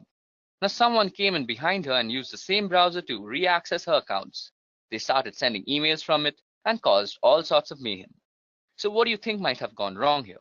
Well, the first person probably didn't log out of her account, so the new person could just go into the history and access it. Secondly, another possibility is that she did log out but didn't clear her web cache. This is done through the browser menu to clear pages that the browser has saved for future use. Time for scenario number 6 now. Okay, so 2 different offices on campus are working to straighten out an error in an employee's bank account due to a direct deposit mistake. Office number 1 emails the correct account and deposit information to office number 2, which promptly fixes the problem. The employee confirms with the bank that everything has indeed been straightened out. So what is exactly wrong here? Well, account and deposit information is sensitive data that could be used for identity theft. Sending this or any kind of sensitive information by email is very risky because email is typically not private or secure. Anyone who knows how can access it anywhere along its route. So as an alternative, the 2 offices could have called each other or worked with the ITS to send the information in a more secure fashion. Okay, moving on to the next scenario, which is the mouse on your computer screen starts to move around on its own and click on things on your desktop. What do you do in such a situation? A. Call your coworker over so they can see. B. Disconnect your computer from the network. C. Unplug your mouse. D. Tell your supervisor. E. Turn the computer off. F. Run an antivirus. Or G. All of the above. So we have to select all the options that apply in this situation. So the options that apply are B and D, which is basically disconnect your computer from the network and tell your supervisor. So this is definitely suspicious. Immediately report the problem to your supervisor and the ITS support center. Also, since it seems possible that someone is controlling the computer remotely, it is best if you can disconnect the computer from the network and turn off wireless if you have it until help arrives. If possible, don't turn off the computer. Okay, time for scenario number 8. So below are a list of passwords pulled out of a database. Now, which of the following passwords meet the UCSC's password requirement? Okay, so the third password, which is option number C, is the only one that meets all the following of the UCSC's requirement. It has at least 8 characters in length, it contains at least 3 of the following 4 types of characters, which are lowercase characters, uppercase characters, numbers, and special characters. And not a word is preceded or followed by a digit. So it's the third option which is correct in this situation. Moving on to the second last scenario we have for today is you receive an email from your bank telling you there is a problem with your account. The email provides instructions and a link so you can log in to fix your account and fix the problem in doing so. So what should you do? Well, we have to delete the email, and better yet, use the web client that is Gmail, Yahoo Mail, etc. and report it as spam or phishing and then delete it. Any unsolicited email or phone call asking you to enter your account information, disclose your password, financial account information, social security number, or any other private or personal information is suspicious, even if it appears to be from a company you are familiar with. Always contact the sender using a method you know is legitimate to verify that the message is indeed from them. Okay, so it's time for our last scenario of the day, which is a while back, the IT folks got a number of complaints that one of our campus computers was sending out Viagra spam. They checked it out and the reports were true. A hacker had installed a program on the computer that made it automatically send out tons of spam email without the computer's own knowledge. So how do you think the hacker got into the computer to set this up? Well, this was actually the result of a hacked password. Using passwords that can be easily guessed and protecting your password by not sharing them or writing them down can help to prevent this. Passwords should be at least 8 characters in length and use a mixture of uppercase, lowercase letters, and numbers and symbols. Even though in this case it was a hacked password, other things could possibly lead to this are that out-of-date patches and updates, the lack of an antivirus software or an out-of-date antivirus software, or clicking on an unknown link or attachment, or downloading unknown or unsolicited programs onto your computer. Okay guys, so that was it for the session on cybersecurity interview questions. If you all have any questions regarding any of the questions that were discussed here, please put a comment down below. If you all also want the PowerPoint presentation that's shown out here, you all can also comment for that. And if you all want any other cybersecurity related specific interview questions, please do comment for that. I'll make a video on them soon. That's it from me. Goodbye. I hope you have enjoyed listening to this video. Please be kind enough to like it, and you can comment any of your doubts and queries, and we will reply them at the earliest. Do look out for more videos in our playlist and subscribe to Edureka channel to learn more. Happy learning!